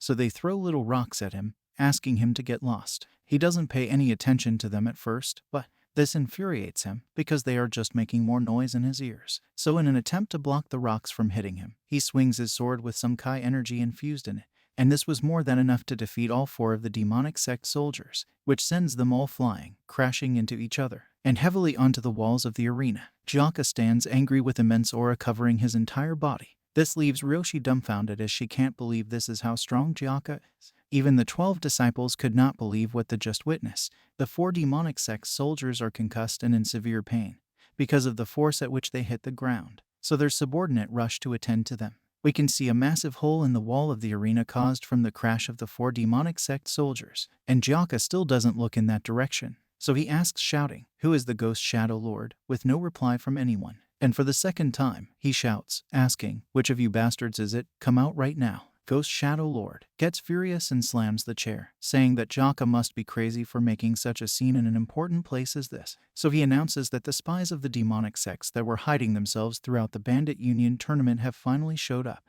Ryoshi questions what he just said, because she couldn't sense any demonic energy from the Mountain Wufeng hideout. So she questions what Sir Ghost Shadow is talking about. Ghost Shadow Lord speaks with pride, telling Jaka that he is the one who invited him, and says to him that he will have him pay for interrupting the Bandit Union tournament held by Master with his life. Jaka doesn't waste a second and jumps in for the kill, moving way too fast, and Ghost Shadow gets scared as Jaka is about to strike him. But he dodges the attack, which makes Jaka hit the ground instead. Ghost Shadow unsheathes his sword and leaps backward because Jaka doesn't stop attacking. Jaka's strength scares him, and he thinks that for someone to attain this level of strength at such a young age, then it must be exactly as he had suspected, which is that they are probably affiliated with the demonic sect. Seokmuhi begins to watch the fight closely and has something in mind.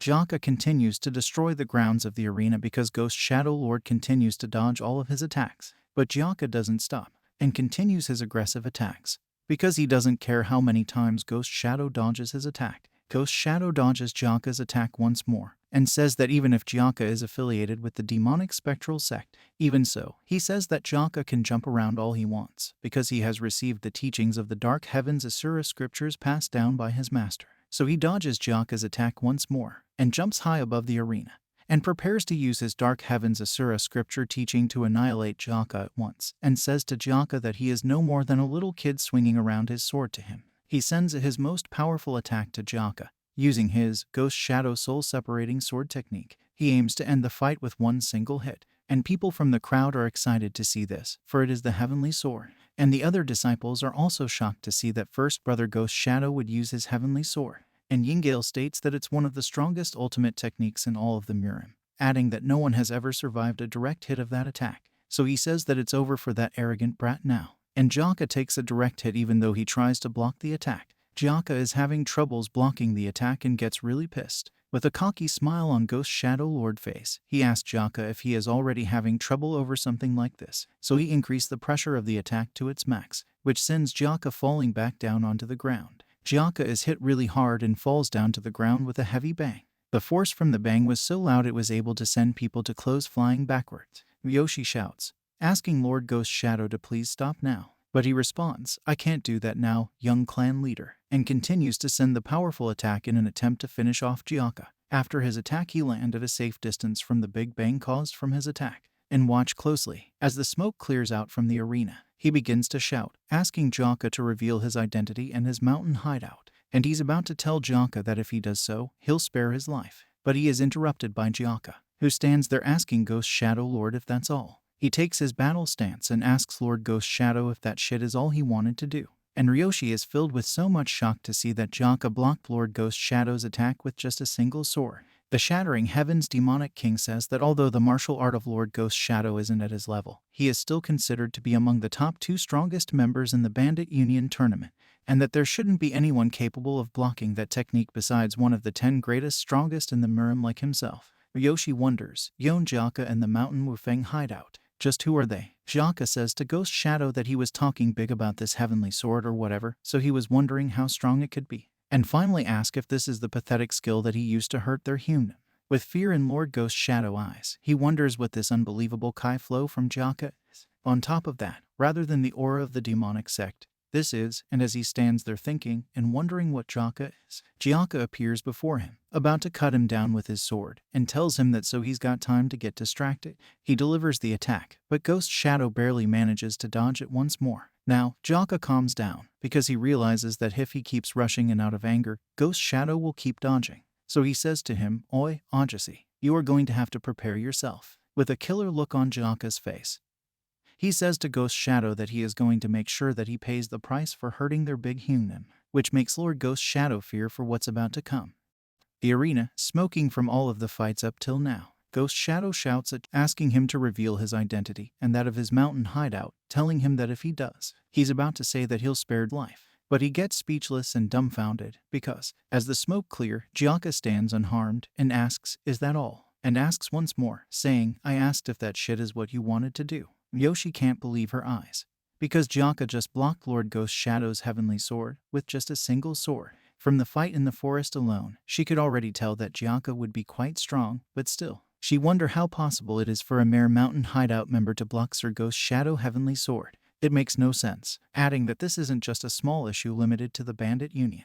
If this gets out to the whole of the murim, it will cause a huge problem. Jaka begins his attack, 9 Heavens World technique, 4th phase, rotating his blade so fast, it creates a vortex that's trying to suck Lord Ghost Shadow. Even Ghost Shadow's heavenly sword energy is being sucked by this vortex. This worries Yingale because it's also pulling everyone close. Jaka releases a powerful strike or fire, followed by a strike of disaster, and disastrous strike, which Lord Ghost Shadow finds difficult to block. The fight continues and the immense energy from the fight goes towards the crowd, and the director have to shout for everyone to try and avoid being hit by the Kai. It hit the crowd and some tried to avoid it, but it still hit them. One of the 4 demonic soldiers looks very displeased about this, because they are supposed to be the protagonist of the finale, but it's ruined all because of Jaka. Looking at the fight go on, he still questions what kind of monstrous strength Jaka has. Lord Ghost Shadow is caught by Jaka's Kai flow and he can't move. As he stands hooked by Jaka's Kai, he gets scared. Jaka poses for a powerful single attack, and sends a single and swift slash, injuring Lord Ghost Shadow badly, causing him severe pain, and sending him flying across the arena. Lord Ghost Shadow passes out as he hits the walls of the arena, but is instantly woken up from internal bleeding. As he coughs, he wonders what is happening to him right now, and Jaka comes for the kill, but Lord Ghost Shadow manages to get away in the nick of time. But before he lands, he is met by Jaka midair, who asks him if he thinks that's all. So Jaka lands another powerful attack, and Lord Ghost Shadow manages to dodge it, fearing for his life. Still trying to get away from Jaka's attacking range, Jaka appears behind him with a powerful kick, smashing his skull to the ground, causing Lord Ghost Shadow to bleed out and pass out again, while Jaka stands furious behind him. Jaka then asks him to get up. Lord Ghost Shadow wakes up and Jaka says to him that he guessed that's all the strength he had, Anjasi, telling Lord Ghost Shadow that it's looking a lot different from when he boldly picked a fight with him. Lord Ghost Shadow then tells Jaka to hurry up and kill him if that's what he wants, and pridefully tells Jaka to not expect him to beg for his life to be spared, and he shouldn't expect an apology either.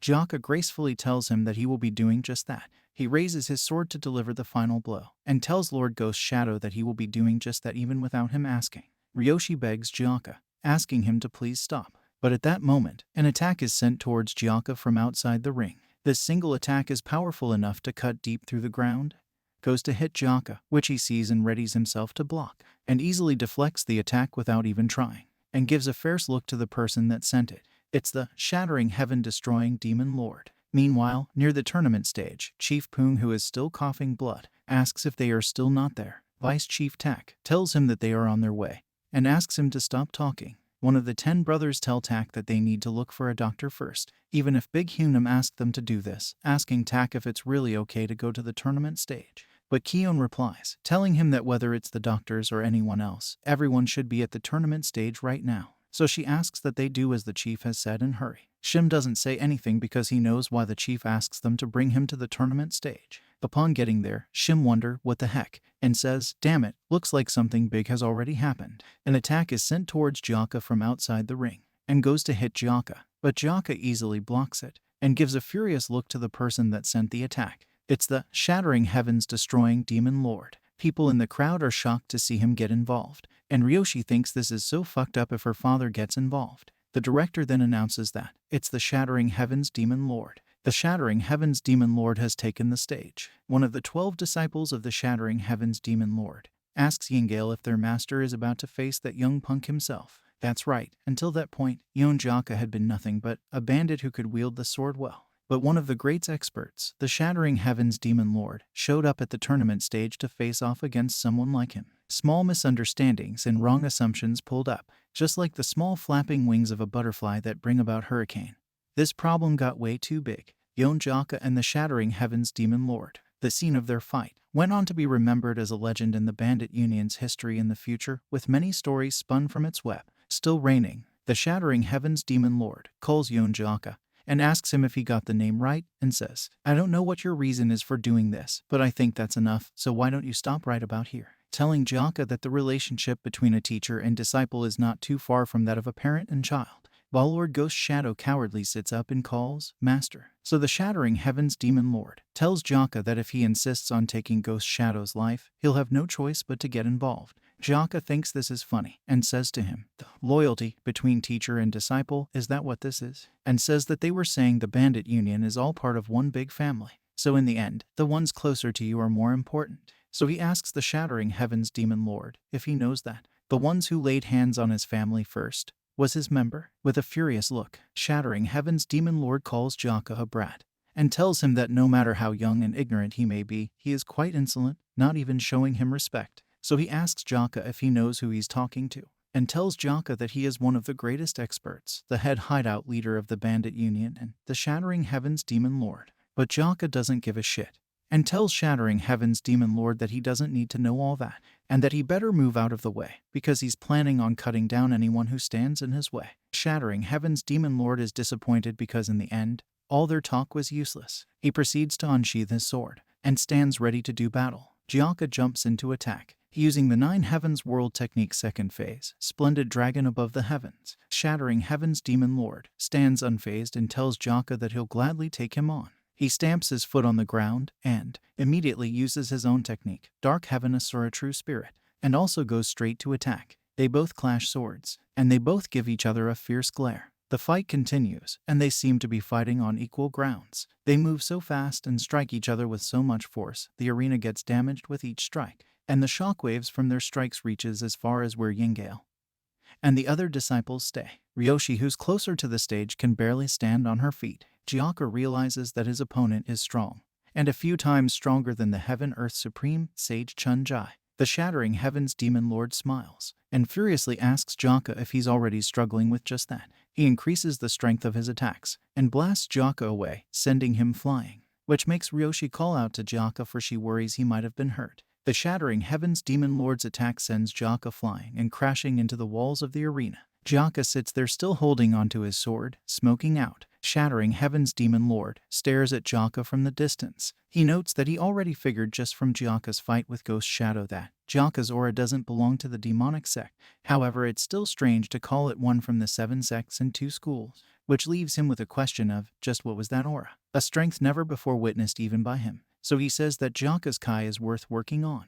Yingale and the rest get excited, and Yingale says, "That's right, the likes of him could never stand a chance against Master." Jaka breathes heavily as he gets back on his feet, jumps back into the stage. Realizing that his opponent is strong, he states that he might not be able to defeat him. However, he's going to keep going. He readies his feet on the ground and goes in for a ferocious attack. The Shattering Heavens Demon Lord sees a bright light from Jaka, which makes him wonder. Jaka uses the 9 Heavens World Technique, 8 phase, 9 Dragon Body Reversal. Everyone seeing this gets scared. Jaka goes in with this monstrous attack, shouting with might as he goes, "Ah!" As the attack comes near the Shattering Heavens Demon Lord, he dodges it by jumping away. The attack causes a massive explosion. Still, he jumps once more from the attack and explosions, soaring high in the sky, wondering what kind of power this is. But Jaka doesn't stop. He sees that the Shattering Heavens Demon Lord has dodged to a higher ground. Still so furious, he asks the Shattering Heavens Demon Lord where he thinks he is going. So he sends the attack with an even more powerful force to meet the Shattering Heavens Demon Lord up in the sky,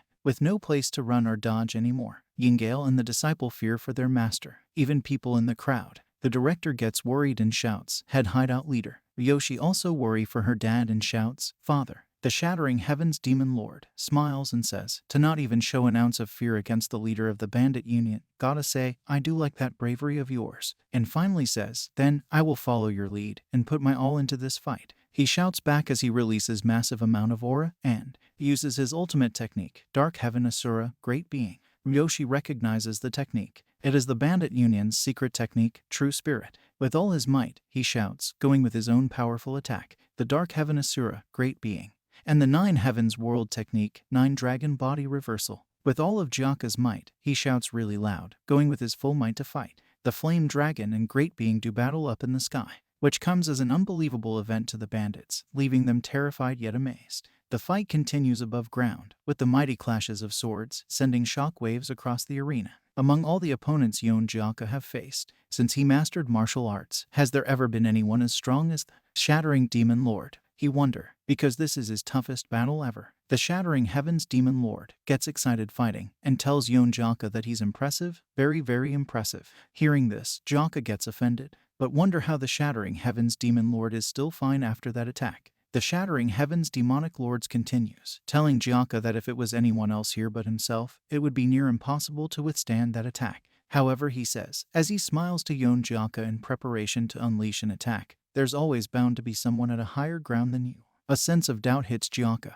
and he is struck by the Shattering Heavens Demon Lord, which he barely blocked at the last second. The Shattering Heavens Demonic Lord tells him that indiscriminate confidence and the strength to uphold it reminds him of his younger self. Their swords clash in. The Shattering Heavens Demonic Lord closes the distance between himself and Jaka and tells Jaka to his face that's why he's really starting to like him. This infuriates Jaka, so shouts, asking the Shattering Demonic Lord what all this bullshit is, and tells him to just hand over the bastard who attacked his big human. But the Shattering Heavens Demonic Lord smiles and says, all right, and hits Jaka by the shoulder, telling him that he doesn't think that there's any need in duking this out any further, and says, however, we should still finish our talk. At an immense speed, he drags himself and Jaka back to the ground, since they've been fighting above ground. Speed so fast, the bandits can barely see them fall. They can only see a very bright light with the color of the Shattering Heavens Demonic Lord aura as it descends from the sky at super speed and hit the arena with immense force, causing a huge explosion. And the waves from that explosion forces bandits in the audience off their seats, and they try to block away from the blinding light. Light so bright and waves so powerful, it spreads far, far into the forest surrounding the arena, scaring the earth, and leaving massive clouds of dust and smoke behind. Despite all that, both swords still remains against each other. As it appears, both fighters landed on their feet and still in battle stance, with Jaka still really mad, and Shattering Heavens Demon Lord excited. Jaka still really pissed, goes for the first strike, calling the Shattering Heavens Demon Lord a bastard. But the Shattering Heavens Demon Lord blocks Jaka's attack and is about to engage in battle, but suddenly, Shim jumps into the arena with Chief Pung on his back, who shouts, stop now, and Jaka wonders who that could be. Shim carefully lands on the ground because of the wounded Pung on his back, so Chief Pung tells Jaka that he thinks Jaka has done enough, and tries really hard to put up a smile for Jaka, calls his name. Jaka, filled with joy, almost bursting into tears, calls the chief Hunim. The chief then tells Jaka to look and see that he's fine, so asks Jaka to stop fighting already. Shim interrupts, shouting at the remaining brothers, asking them if there's really no one around that it must be him to carry Pung. But they all hype him, saying, you're the best old man Shim, I knew you could do it. Jaka still can't believe his eyes, calls out, Chief. Then the Shattering Heavens Demonic Lord hits Jaka's sword away and asks him what he's waiting for. Jaka looks confused and doesn't understand, so the Shattering Heavens Demonic Lord smiles and tells Jaka to get going already. Jaka stares at him for a while and takes off without saying a word. Rushing towards his Hunim, he shouts, Chief. And Chief Pung gets down from Shim's back and tries to stand on his own. Jaka gets to him and asks him if he's okay, telling him that the slash wound is pretty deep and that he shouldn't be moving. But the chief smiles and tells Jaka not to worry and asks him if he has forgotten who he is, so he says to Jaka that he is the great Pung Yoncho and adds that this kind of wound is just superficial for him. He tells Jaka that his slash wound is totally fine and that he didn't know what Lord Shadow was thinking, but he didn't strike his vital points. Lord Shadow, who is already up, gives a confusing look. Suddenly, Jaka furiously turns towards Lord Shadow, shouting, I knew it, I must kill that bastard. But Pung Yoncho holds him down, calling out his name, telling him that it wouldn't be right for them to create any more commotion at the Green Forest Grand Summit. So he asks that they think about what to do after hearing their side of the story, and says that he's sure they have their reasons. Jaka, still mad angry, furiously asks Chief Pung what there is to talk about, telling Chief Pung that he almost died because of Lord Shadow. He continues and stutters as he tells the chief that he thought he might not make it, but the chief immediately calms Jaka by laying his hand on Jaka's head. He playfully calls Jaka a rascal and says, I thought you were already all grown up, but I guess you're still just a kid. With a warm voice, he tells Jaka that he's really okay. Tears start to drop from Jaka's eyes. The chief tells Jaka to calm down and go back. Things get emotional, with Sobek tearing up, Kion calling the chief calmly and Tak giving a smirk look. The Shattering Heavens demonic lords then calls to the director of the tournament. Instantly the guy knows what to do, so he announces that with this, the Green Forest Summit has ended. But most of the bandits in the arena have already passed out from the waves and explosion caused from all the fights. The arena is already totally destroyed, as if the summit could carry on. Even if they tried, it wouldn't be possible. Ryoshi feels relieved as she holds her chest. She says, "Ah, my heart? Seriously?" Ryoshi's thoughts. We got lucky since father interfered halfway and settled the situation somehow, but Jaka, to think you were able to fight on par with father's dark heaven Asura arts, you're no ordinary man for sure. She blushed really hard as she adds that she has never seen anyone like him that she feels so much respect and excitement for. She is caught blushing by her father who calls her name Ryoshi, which startles her, so she tries to play it off by smiling awkwardly and immediately turns to run away. Her father looks suspicious of her, so he stares at happy Jaka escorting his Hunim. He thinks for a sec and says, It can't be what I'm thinking, right? Chief Pung stumbles as he's being escorted, which causes Jaka to worry and shout, "Chief!" The Shattering Heavens demonic lord sees this and shouts at Yingale, asking him what he's still standing around here, and tells him to quickly go and get the physician here to take a look at the 5 Peak Stronghold's chief. With immediate effect, Yingale responds, saying, "Yes, sir," and immediately rushes to go get the physician, saying, "I'll go dig up physician Huatep's grave and bring him here right away." He deeply still hates the outcome of this battle, as he thinks, "Damn it, Jaka, you managed to survive again this time around." As the crowd leave, they talk amongst themselves, saying, "Wow, did you see that fire dragon of that brat from the 5 Peak Stronghold? That was really amazing." And someone else say, "Fire dragon my ass, the heaven-destroying demonic lord went easy on him because he didn't want to beat up a kid." The Shattering Heaven demonic lord shouts, announcing to them all that, also. They all turn to look at him. So he says, since the situation is a mess right now, with a killer intent, he says, we will be looking for the victors of this summit and giving them their rewards. So he tells them to stop talking about what happened today and just wait for that. The demonic sect 4 soldiers amongst the crowd. In their minds, I'll be waiting. They all give a hideous smile and say that they'll be waiting. Later that evening, 5 Peak Stronghold tent. Someone shouts, "What did you just say? You thought we were with the Yumi cult?" It's Chief Pung Yoncho. He says that he's seriously so speechless, and asks how they even came to that misunderstanding. The physician tightens the bandage and calls the chief to shut up. It hasn't been long since the bleeding stopped, so he wonders how Chief Pung Yoncho is able to move with such vigor, questioning if he's really human. Ghost Shadow humbly says that in regards to his recklessness, there's no excuse he can give for it. So he bows and shakes as he says, "I know this might sound like an excuse, but I wasn't expecting the Crimson Death Stronghold to help with your wounds, though I thought they'd tell you about the actual situation before I did." But all members of the 5 Peak Stronghold give him a furious look, thinking in their mind, as if they'd do that for us. But Chief Pung Yoncho tells Ghost Shadow that in any case, he also almost got killed by Jaka as well, and they do not want to complicate the situation any further, so he suggests that they just call it even with that. This statement comes as a shock to Ghost Shadow, and even to the Stronghold, who question him as to why he would call it even just like that. Even Kion tells him that he should remember that he almost died, but he shushed them with his hand sign, and tells Ghost Shadow that in return, they have to make one thing clear, which is that with this incident, Ghost Shadow owes him his life. And immediately, with remorse, Ghost Shadow says, "I, Ghost Monarch, swear as one of the 12 demonic generals that I will not forget my debt to your life," and says that he's simply thankful for a magnanimous person like Chief Poon who has such a magnanimous heart. But Chief Poon says to him, "Come on, no need to make it so grand. Looks like our misunderstanding has been resolved, so let's go eat something together," and says that he's starving to death.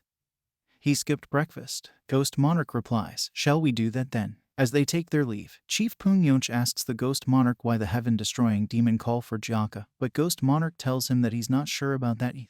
Tak suspects Pung and questions if it's not that Pung wants to go finish the fight that they couldn't finish earlier. And one of the brothers reply, telling him that that can't be the case. That same night in a tent is Jaka and the Shattering Heaven demonic lord. Jaka, looking confused, asks the Shattering Heavens demonic lord to repeat what he just said he wants him to do. He gets his reply, Green Forest Main Patrol. The Shattering Heavens demonic lord tells Jaka that he has already decided that Jaka will become a part of it, so he asks that Jaka do not make him repeat himself again. Jaka, confused, asks the Shattering Heavens demonic lord what he just said he wants him to do. He gets his reply, Bandit Union's head guard. The Shattering Heavens demonic lord tells Jaka that has made up his mind about making him the head guard, so he asks that Jaka does not ask twice. Jaka looks down at the table, staring at a badge. He tells the Shattering Heavens demon lord that he doesn't want it because he heard it's a tedious job that will prevent him from going back to his mountain hideout for years. So he pushed the badge back towards the Shattering Heavens demon lord.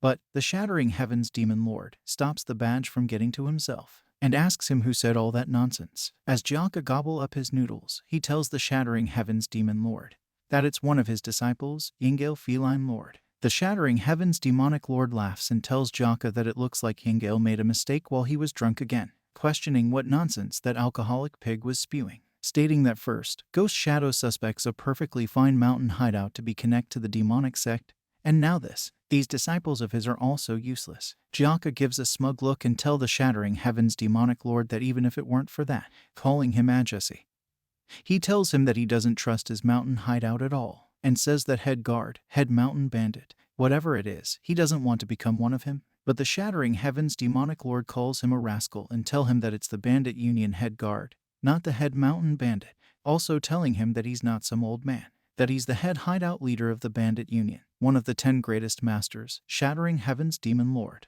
both of them passing the badge around. The Shattering Heavens demon lord asks Jaka who his master is, but Jaka gives a silly look and asks him what he means by master, telling him that he doesn't have a pet project like that. This gets the Shattering Heavens demon lord fired up, so he calls Jaka an impudent rascal, telling him that he doesn't show even a hint of respect towards those above him, and asks Jaka if he should use this chance to fix that arrogance of his. Jaka also gets fired up and tell him that it looks like he has regained his energy from just eating a few chunks of meat, calls him an old man and tell him that things could turn out ugly if he overexert himself. All this conversation was still happening while they push the badge around, and it suddenly flies off the table, but is caught by someone. This person asks both of them what this is, and asks them if the tournament stage was not enough, and if they are going to destroy this tent now. Jaka turns to look at this person, wondering who that is. The person continues talking and furiously say that it's because there's no drinks set out to accompany a meal amongst men.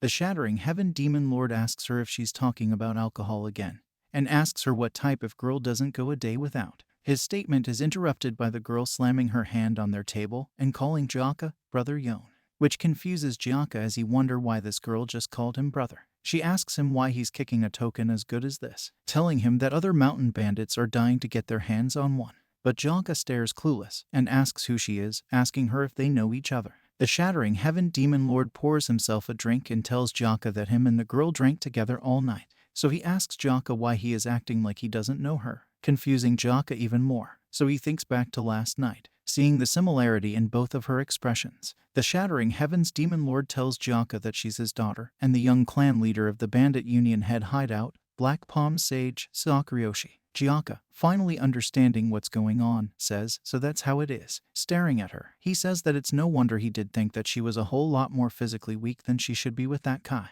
So he asks that she also pour him some drink that he's thirsty, but she furiously gets up and asks him if that's all he really has to say, shouting Thatevin though the fact that she's such a beauty was revealed so dramatically. Back at the Five Peak Stronghold tent, they are shocked to hear that Ryoshi is a girl and not a guy and is a total babe as well. On top of that, she's the daughter of the Shattering Heaven demon lord. Shim doesn't find it too surprising because it's as he thought, because he found it strange from the beginning.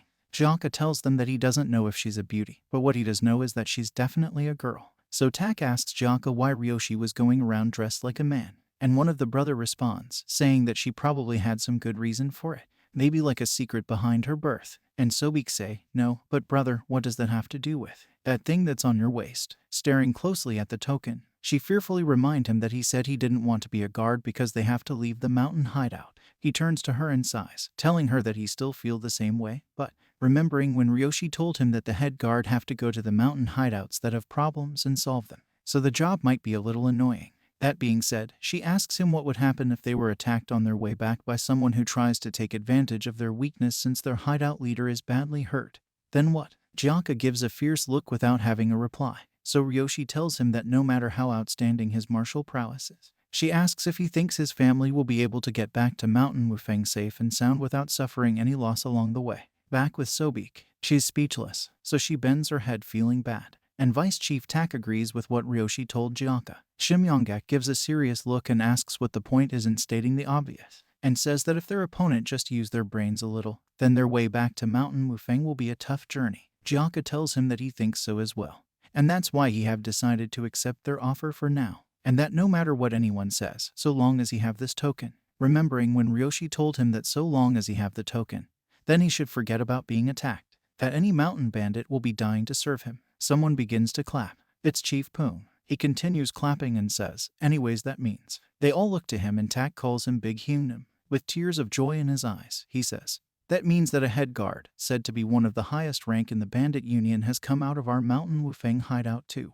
He claps more and says that this is the best thing ever. They all think on it for a while, although Sobek is still feeling odd behind. Vice Chief Tak says, that come to think of it. One of the brothers then scream in jubilation, that's right, and shouts, our Jaka has become the bandit union's head guard. Making everyone aware of this, Jaka blushes and turns away to leave, telling them to stop and just leave. But they still jubilate and replies, yes, Sir Head Guard. A female from behind shouts, oi, Head Guard Yon Jaka, calling to him. The brother turned to see who it is that called, while Jaka pauses in shock. It's Ryoshi. She shouts over here, waving her hand so that Jaka can see her. So she shouts, telling Jaka that they should drink for 3 days and nights straight when they meet again. Jaka also turns to her with a smug smile on, and asks her if she's really talking about alcohol right up till the end, but says right, let's meet again, and him and his brothers be on their way, leaving the bandit union camp. Ryoshi then says that just seeing them leave has already got her feeling bored and that Jaka was really an interesting guy. She looks back and says, now then.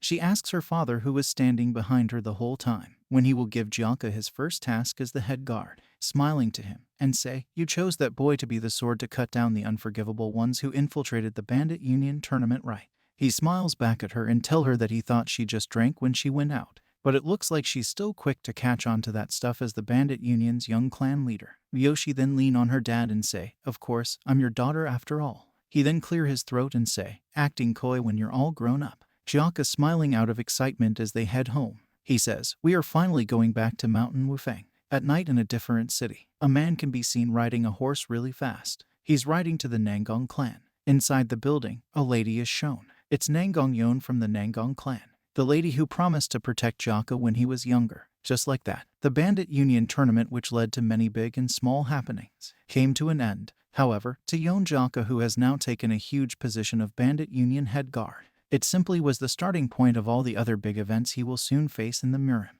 Hyun, staring at the map, says that it would be hard to take the carriage that their big Hunim is on to the top of the hills. Staring at the map, she says that the next place they'll have to go through is Hefe. At night in Hefe village, a man can be seen riding a horse really fast. He's riding to the Nangong clan. Inside the building, a man is drinking. The person on the other end of the table tells the man to drink slowly, or he's going to choke. So the man stops drinking and slams his cup on the table and cleans his mouth. He pay his respect by greeting and tells the person in front of him that he quickly rushed here since he was in a hurry and couldn't afford to waste time.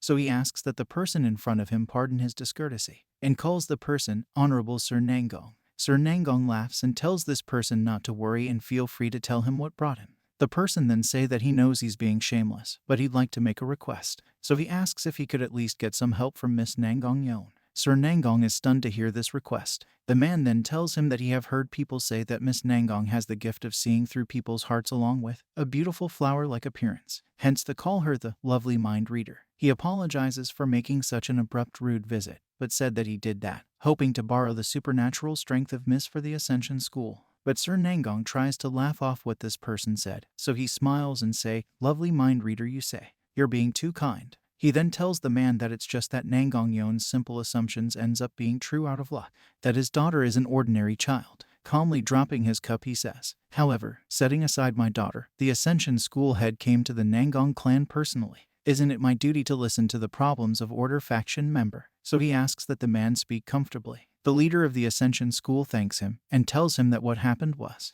they have a student at their Ascension School called Solitary Crane Sword, Dyung-cho, who has been making name for himself in the martial world recently. The leader of the Ascension School tells Sir Nangong that the student left home for Ascension School 4 days ago, but he just disappeared into thin air. Sir Nangong then asks this leader of the Ascension School what he means by disappeared, and tells him that it's normal for a young boy like that to leave home for a few days. So he asks the leader of the Ascension School if it isn't a stretch to say he went missing. The leader of the Ascension School then tell him that that's true, but the reason why he's worried is because not long after Cho disappeared, a strange rumor began to spread in the streets. Soaring Dragon School. He says that he has never heard of them before but is coming to help the Ascension School. The Sword Emperor, Sir Nangong, suspects something and asks Soaring Dragon School and say that he haven't heard of the name either. The Ascension School leader furiously bangs the table and tells the Sword Emperor that the Ascension School never requested help from this Soaring Dragon School, and that their disciple disappeared the same time as they appeared.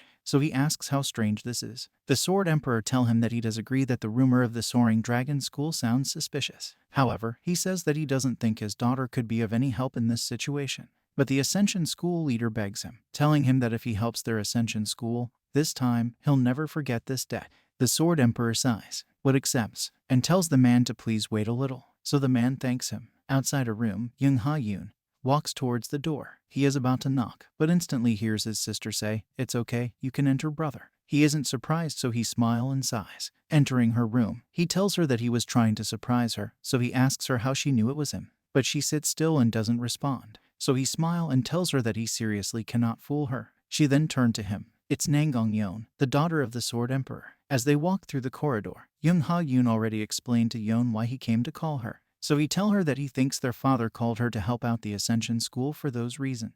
He sighs and tell her that she might need to hear the man out in detail to know more, and that she should cut the man off right away if she smell anything fishy. That it doesn't matter even if it looks harsh, telling her that her safety is more important to her brother.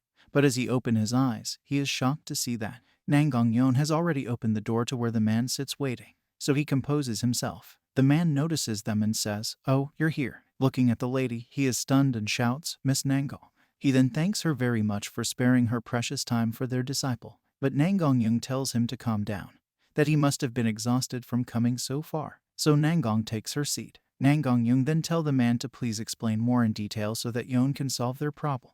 And the man gracefully accepts. The man explains everything that he has said from the beginning for them. Yoon then say, I see. And the man says, yes. The Sword Emperor then asks the man if the other union has said anything about this matter. The man thinks on it for a second and say that the other union said that the Soaring Dragon School could be a new sect or a fake name being used to pretend they are from the Order faction.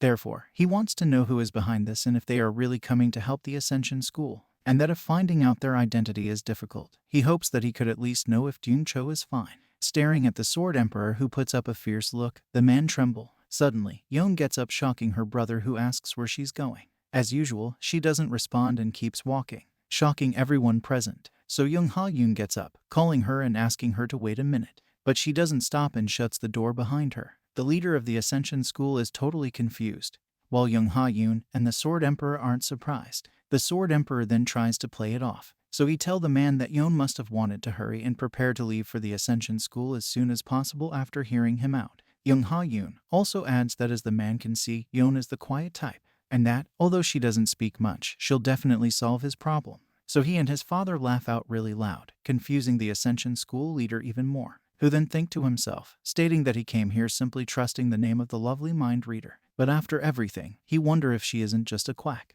"I beg of you," someone shouts. It's a lady crying and begging Yoon and her brother to please find her son. He tells the lady that they'll try their best, so he asks that she please tell them if she remembers anything useful. Yoon just stand behind him with a straight face on, thinking on all that has happened. 4 days ago, a disciple of the Ascension School, the solitary crane sword, Cho, suddenly disappeared without a trace. He was a young warrior whose title of Solidarity Crane Sword suited him best. The fact that someone like him had been gone for days without prior notice definitely meant that he must have gotten himself in danger after being dragged into some problem.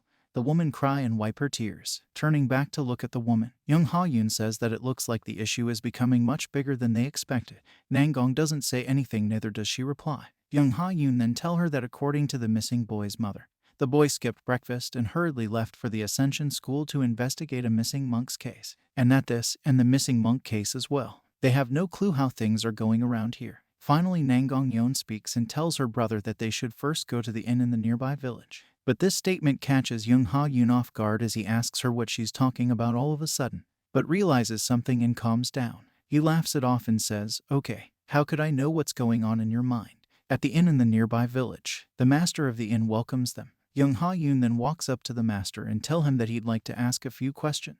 The man thinks on it first but accepts. Nangong-yeon looks carefully at the man as her brother asks the man if, around 4 days ago, a man in his 20s going by the name of Solitary Crane Sword stopped by here. With a straight face on, she stares at the man, watching his every move. Young Ha-yoon tries to be casual with the question, so he tells the man that well of course he could have trouble remembering a customer from 4 days ago, but says that he just wanted to ask just in case. The man then shouts that of course he remembers him. Young Ha-yoon looking at the man, wonder why he's looking at Yeon while answering. Even though he was the one who asked the question, the man starts to talk, not hiding anything. He says, "Don't even get me started on that day." He tells them that a huge dispute happened and the end became a mess. This catches Nangongchen's interest, as well as Yeon. Yeon looks around as the man narrate how the day went, picturing it all as it happened. A man breaks a table. She turns to where that must have happened. It's as if she can replay it all in her head. The shattered table pieces fall on Deung-cho's body, which makes him shout, asking the person who broke the table what he thinks he's doing.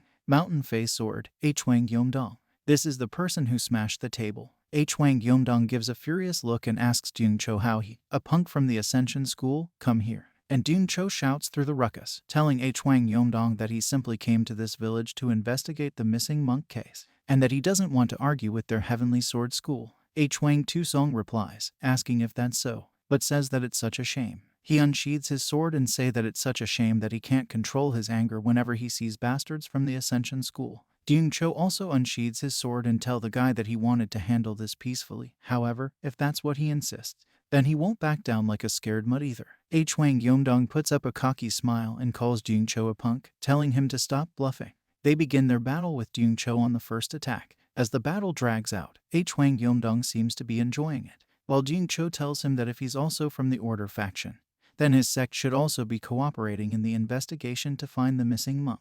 So he tells Hwang to at least not be a hindrance if he's not going to help. Hwang laughs Deung-cho off and asks him if that isn't the Ascension School's job, and also asks him who cares if a monk's missing, and that it got nothing to do with him. This provokes Deung-cho, so he goes for a killer move, but Hwang-yeomdong dodges, and immediately counter, with an upper kick to the jaw sending Deung-cho flying. But Hwang-yeomdong doesn't stop there. He follows Deung-cho as he falls, and completes the attack with another powerful kick, sending Deung-cho flying, and crashing heavily onto the ground of the inn. Hwang-yeomdong drops down softly. With satisfaction in his eyes, he says, "Right, what's all the fuss about some missing monk?" He continues his attack, shouts asking Deung-cho why he's throwing his own life away for something like that. The 5-peak Elite 10 happens to be at the same inn. Jaka says seriously, they're fighting so much for such a small issue. Shim also adds that it looks like the bald head might win, but questions if the fighters can't do it in moderation, and says that that's why those young ones are hopeless. Chief Pung Yeoncho bites down on his food and say that if that's what old man Shim thinks, then he'll bet this chicken leg that the bald head wins. Shim calls him Hyundam and says that, still wagering away a half-eaten one is. Jaka doesn't let him finish his statement by flipping a coin, throwing it straight at Hwang-yeomdong, which luckily hits his sword, and bounces off to hit a pillar in the inn. Hwang-yeomdong's entire body vibrates just from the shock caused by the coin Jaka tossed that hit his sword. This interrupts their fight as the guy shouts, asking who that is. Looking at the gold coin still stuck in the pillar of the inn, Yeon goes and plucks it out, then calmly asks the inn owner if someone stopped the fight. He affirms that, telling her that the person was quite young, and now notices that the wager was stuck there all these while. He then continues telling Yeon what happened. Jaka flicks the coin towards the fighters, and tells them that he can't eat because they are too noisy. The inn owner tries to remember the name of their sect. It hits him and he says, "Ah, right. It certainly was. The Soaring Dragon School." He tells her that the person who stopped the fight and his group said they were from the Soaring Dragon School. This name rings a bell for young Ha-yoon as he remembered that Soaring Dragon School is the one that the Ascension School leader had mentioned. It also rings a bell for Yeon as she remembered that it's that mysterious school, Soaring Dragon School. That's the suspicious school that the Ascension sect leader told her about. Young Hyun wonder if the disappearance of Deung-cho could really be related to the Soaring Dragon School. Yeon then asks the inn owner if the Soaring Dragon sect looked like they were traveling together with Deung-cho. He tells her that he's not sure in that doesn't seem to be the case, but remembers when Hwang walked up to Jaka's table and called Jaka a brat, and asks him how he dares stick his nose in the affairs of another sect, asking him if he doesn't know his place at all. But Jaka just sits still without a single word. Instead, he proceeds to bang the table, which send 3 coins flying towards Hwang-yeomdong's direction, which he sees, but is unable to dodge nor block. So all 3 coins hit him directly, causing him some serious pain, and caused him to fall to his knees. Looking at Jaka, he notes that this is fucked. Even though that kid might look young, he's extremely skilled. Jaka gives him a fierce look and asks him if he wants to keep going. Hwang Yomdong gets up furious, calls Jaka an arrogant brat, and tell him to consider himself lucky. Yet, he just turns and walks away angry. The inn owner then tell Yon that Cho and the Soaring Dragon School didn't seem to be traveling together and that the fight ended way too quietly, and they went their own ways, so he can't really tell what happened afterwards. Looking at the coin and thinking, Yon wondered just how skilled the person who interfered is, for them to easily subdue two martial artists of an orthodox faction. However, what's more important is that Hwang Yomdong attacked Cho with the intent to kill. She thinks, wondering why he would do that. She understands that the relationship between the two sects is strained, but he should be aware that if things escalate, it'd become very complicated if the Murim alliance steps in. She turns, thinking that Hwang Yomdong guy is probably. She doesn't complete what she's thinking and just turns to walk away, which surprises young Ha Yoon, so he calls to her and chase after her. He asks her where she's going without saying anything, so he asked that she wait for him. The inn owner then say to them that the next time they come, they should at least buy a cup of tea. As they walk through the town and Young Ha Yoon tries to catch up, Yoon thinks to herself. She states that Hwang Yomdong person probably has a grudge against the Ascension School sect, and since they saw the faces of the Soaring Dragon sect, they must be certain that they weren't traveling with Cho. Looking at Hwang Yomdong, she say that, in that case, someone near the inn, one of them would have been waiting for Cho. She pictures exactly what happened on the night. On a lonely road in the mountains, Cho walking alone that night. Then, from nowhere, a guy comes from behind to strike down Cho. He turns to look at the person, unaware that he's about to be killed. Yon, who is picturing it all in her head, says, so that's how he was mercilessly killed. Blood everywhere as it appears the guy's head has been chopped off. She says, so that's how he was mercilessly killed without making any sound, nor resist. Picturing it all on the road where this event might have happened. She then points to where she thinks Cho was killed. Looking towards where she points, there's blood on the grass. Young Ha Yoon shouts in disbelief, questioning if those are blood stains. He immediately rushes over to the grass and tells Yoon to stay right there. Upon clearing up the grass, Young Ha Yoon is stunned by what he sees after finding Cho. He sees Cho's sword on the ground, and Cho's lifeless body laying next to it. He then picks up a plaque, and says that seeing how his plaque and money is still here, this definitely wasn't caused by robbers or bandits. So he questions if this could really be the doing of Hwang Yomdong. Yon replies, telling him that if the truth that Hwang Yomdong killed Cho is exposed, a fight between the Heavenly Sword School and the Ascension School will most certainly take place. She states that the Heavenly Sword School isn't strong enough to go against the Orthodox Alliance, so the fact that they still dared to do something like this means there's someone backing them up. More so, Cho's head is missing, and that this is way too similar to that incident that took place 20 years ago. So she adds that there's something ominous about this. At a gathering in the demonic sect, Hwang Yomdong stands before the 100 heads generals. They all smile as he tells them that as they've asked, he has brought back the head of the offering, as promised. So he asks if they will now allow him to join the demonic sect, Yumi cult. The Luna Fairy replies, telling him that she didn't set her expectations high but says that she guessed that he's pretty useful, and tells him that with those kind of guts, he has earned the right to become one of the 12 demonic soldiers. She then tells him that she'll keep her promise, so he shouldn't worry about that. Hwang then rejoices with Cho's head in his hand, saying, "Thank you." The Luna Fairy then tell him that the Murim is a place where the weak gets devoured and the strong survives, a world where the strong preys on the weak. She then puts on a grin smile and say, and so, in the near future, the Yumyung cult will be at the center of turning the world upside down. At the same time elsewhere, the Five Peaks 10 heroes pass by Hefe as they were returning to their stronghold. Chief Pung Yoncho sighs, sounding frustrated. He says that now that his body is slightly recovered, he thought that he could get a refreshing drink in an inn after a long while. And yet, dust was flying everywhere as a fight went on during their meal. Shim responds, saying, "Yeah." He says, "There's no greater joy than getting to our stronghold quickly so we can lie down peacefully and have drinks." But he's interrupted by one of the 10 heroes asking him what he means by our stronghold. Shocking him, Vice Chief Tak puts on a funny smile and remind him that when Sage Chun-Jai previously charged into their stronghold, he ran away the quickest, and says, "Now you're calling the stronghold ours." Tak, Jaka, and the rest laugh at him. With nothing to say at first, he then shout, "What? Can't I miss the Five Peaks stronghold as well?" Telling them that he even went to the Bandit Union Grand Summit as part of the Five Peaks stronghold with all of them. So he asks them if he can't call the stronghold our stronghold. Suddenly, 2 swords appear in front of Shim. 2 swordsmen hold Shim, saying, "Got you," one of Henan's 3 great sword, Gimel Northern, Shim Yonggak.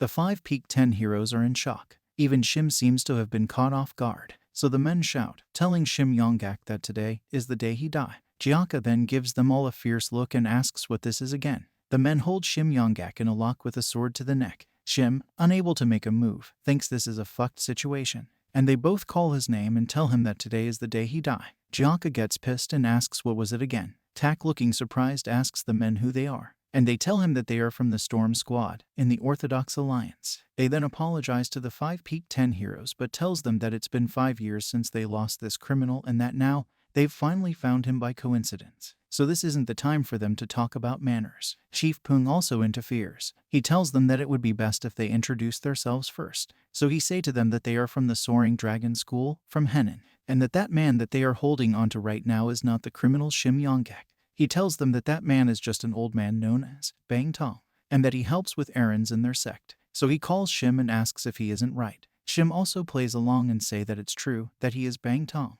the Soaring Dragon School. The warrior thinks and notes that he have never heard of them before. However, staring at them, he can feel the energy of the orthodox martial artists from the rest of them, looking at Jaka, but he then looks at Shim and say not this old man, while Shim tries to act like a foolish old man. The other guy then speaks out, shouting, Bang Tong my ass. This old man is definitely one of the 3 great criminals of the Henan, Shim Yonggak. He tells them that although he doesn't know why Shim Yonggak has hidden his identity and infiltrated the ranks of the Orthodox sect, he says, I, Lee Sangman, can't possibly confuse this damn starved weasel face of his. Shim Yonggak is offended by Lee Sangman calling him a starved weasel, but the name makes the 5 Peak 10 heroes almost burst out with laugh. Lee Sangman then asks them if they say they are from the Soaring Dragon School, and tells them that while he doesn't know how Shim Yonggak deceived them, he tells them that this old man isn't Bang Tong, but the Gumul Northern Sword, a criminal known as Shim Yonggak.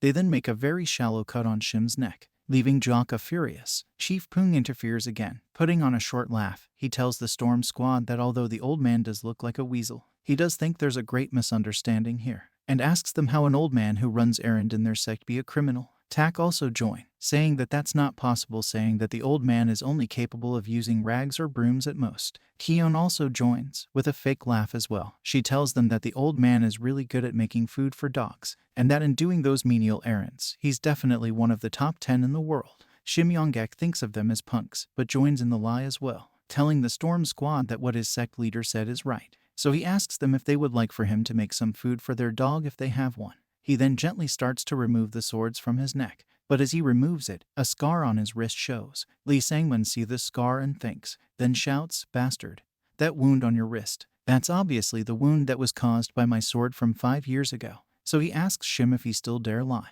Shim has been found out, with no way out of it this time. He thinks, shit. Even the 5 Peak 10 heroes are surprised with nothing more to say. Lee Sangman tells Shim to not think of weaseling out anymore, and say to the Soaring Dragon School that if they keep trying to cover for this criminal, Shim Yonggak, he'll assume that they are his accomplices and submit them to the judge of the Orthodox Alliance. People start to gather around. After hearing, a criminal, they start to question what they are talking about. And someone says that seeing how they are talking about getting the Orthodox Alliance involved, then he guessed something did happen here. Shim thinks that he really is unlucky to think that he would meet these Orthodox Alliance guy in this place of all places. He then looks towards Jaka because he knows that in order to resolve this situation, he needs Yon Jaka to do something. But he thinks there's no way Jaka could do something for him that could bring harm to the 5 Peak stronghold.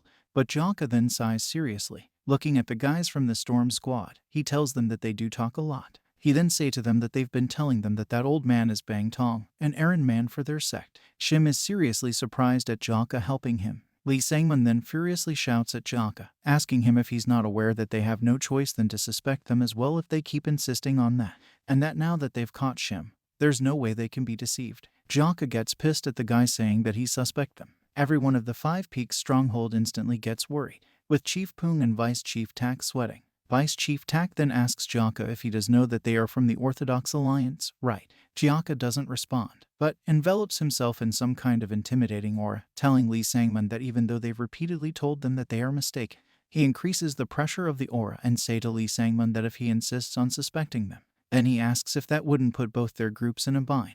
Furious, Jaka uses his aura energy to create himself going for an attack with a sword. He gives a fierce look, and his aura envelops the entire place. The energy Jaka created roars at the Storm Squad holding Shim, making them all tremble in fear. But Jaka main aura energy goes as if to cut down Lee Sangman. He fears for his life, thinking if this is not the rumored aura execution. He alone can see Jaka aura about to cut him down. He then immediately drops his sword. As the sword hits the ground, Jaka aura execution still pauses with a blade to Lee Sangman's face. In fear and shock, he tells himself that that's supposed to be only possible for the top 10 strongest martial masters of the world. So he wonder what kind of boy he is for him to be using such a high-level technique. Shim looks at Lee Sangman sweating from fear, wondering what's got him like that. Lee Sangman wonder how such a young boy is able to use that. Jaka, still standing where he is with his fierce look, asks Lee Sangman if he still does not believe what they have told him. The other guy then calls Jaka an arrogant brat, asking him how he dares speak so arrogantly in front of his. Lee Sangman interrupts him before he could finish his statement and gives up,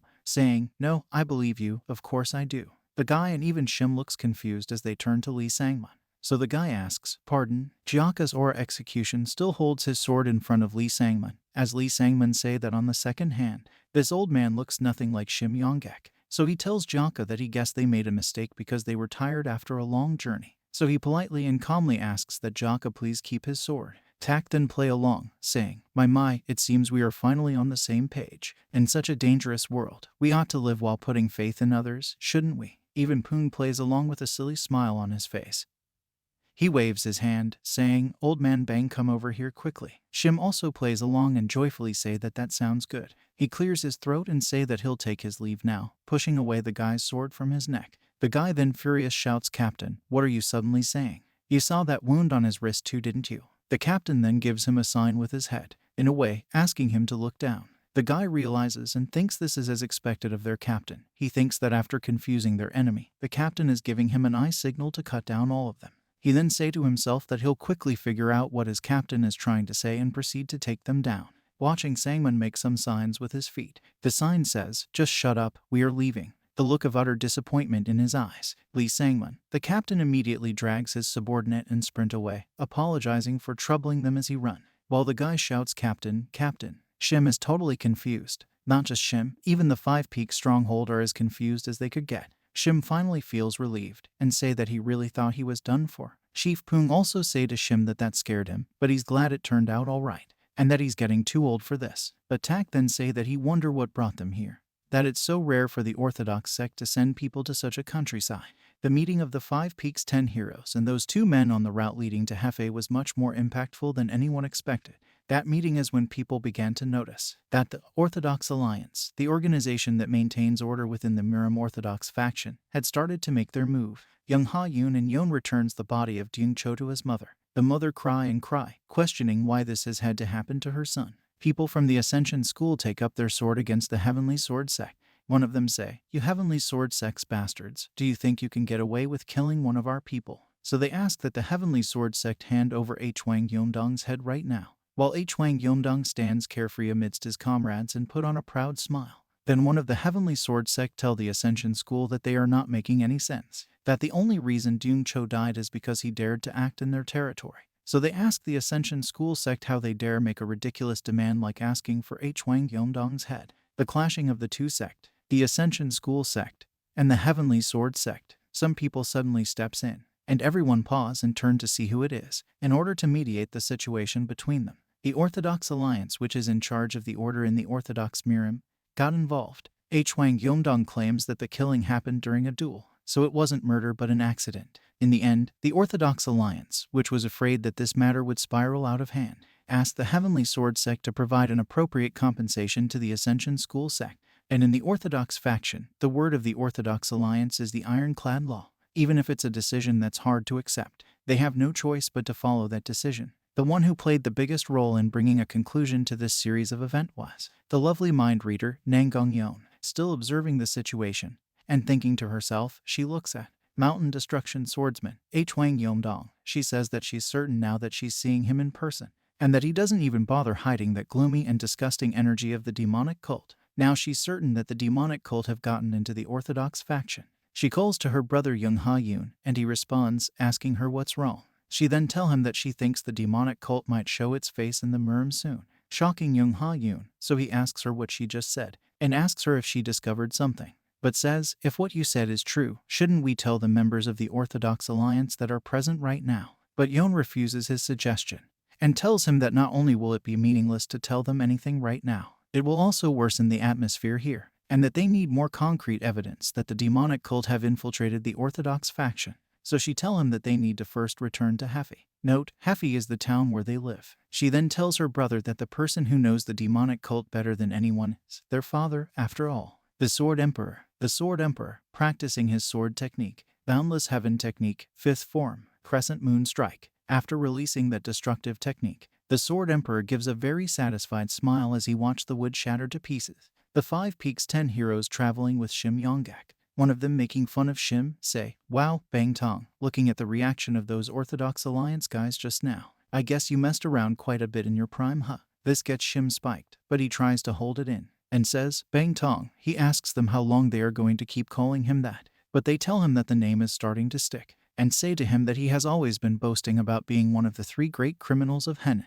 So he tells Shim that he guessed that wasn't a bluff, huh? Shim then gives a really proud grin smile and say that while he's living a quiet life because the Orthodox Alliance is after him right now, they'd be considered a goner if they even dared to stare at him in the past. So Keon butts in and say to him that if such an amazing person decided to become a mountain bandit, then she guessed that the Orthodox Alliance would be more scarier. With a funny look, he replies, telling her that he'd be lying if he said they weren't scary, and tells her that it's because it felt like being a mountain bandit suited him more after giving it a try, and that he plans to stay in the Five Peaks stronghold until he dies of old age. Thinking to himself, he says that it's got clean air, plus he don't have to worry about starving. Keon doesn't like the happy look on Shim's face, thinking that that old man just had to win every argument. Shim also notices and say to himself that they are too young to win against him in an argument, so he grins. Tak then say, well, remembering the past, he say that their stronghold used to be powerless and they didn't even know martial arts, and it was a little hard to make a living. But now, they've got a nice-looking Harmony Pavilion,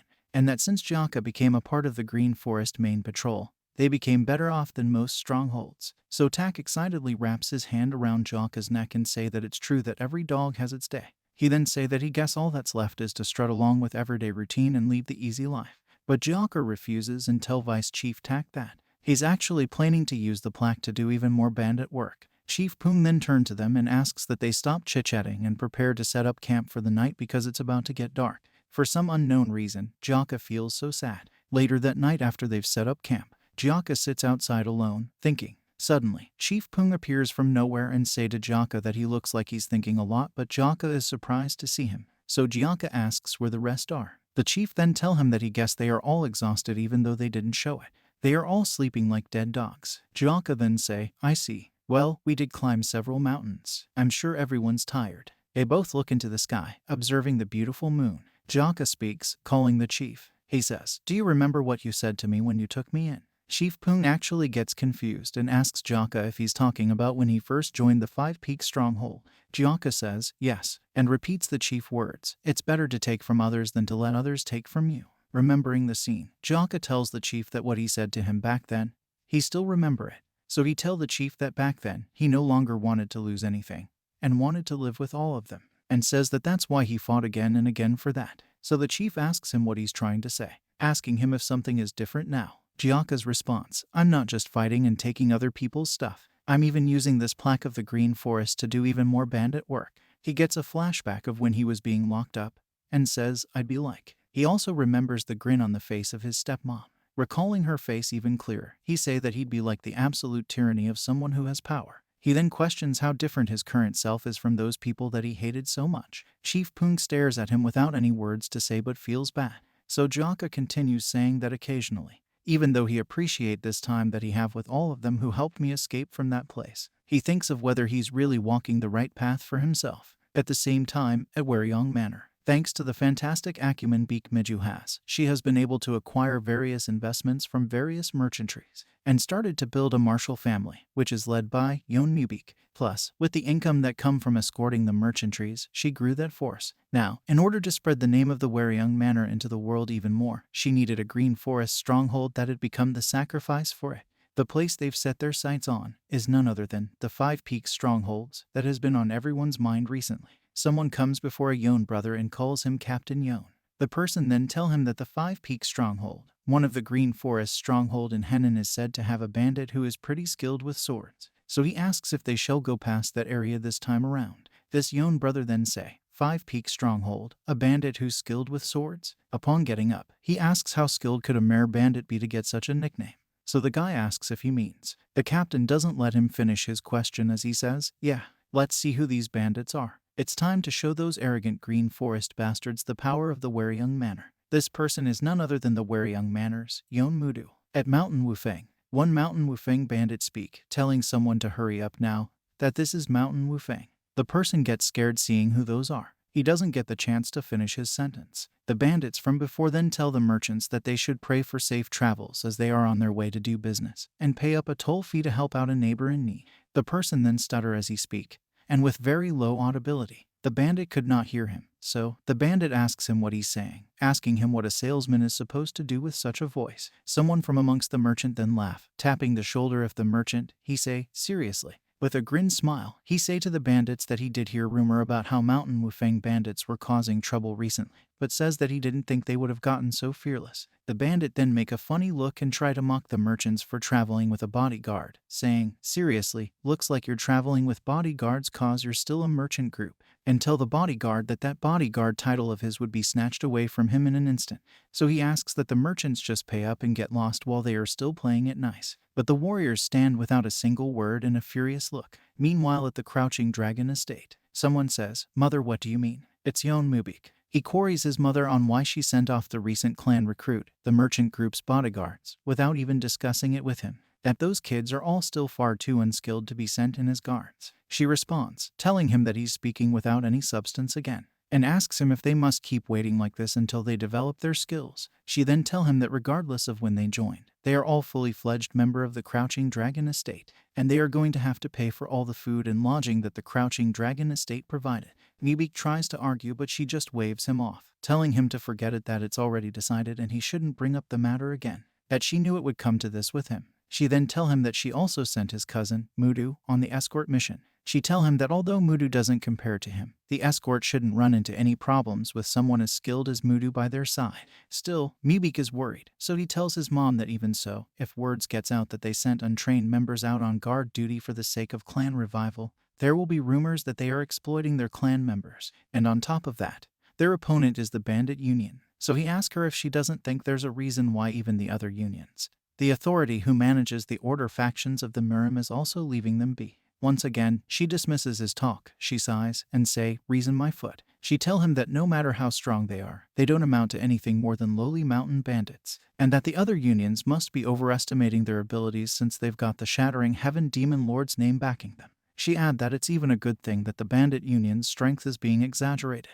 She say that it's true they have it rough, yes, but asks him if he doesn't think now is a good chance to deal with the bandits. Finally, she tell him that if they end this successfully, they'll soon easily enter the 7 sects and 2 schools, and they'll be able to spread the name of the Crouching Dragon estate all over the world just like 20 years ago, the clan that defeated the Bandit Union mountain hideout. Meanwhile at Mountain Wufeng, Yonmudu and the representative of the merchant discuss amongst themselves. While they talk, the bandit wonder what they are up to. Mudu and the representative then turn to the bandits and jokingly apologizes for making them wait too long. With a stupid look on Mudu's face, he continues the fake apology, saying, but what do?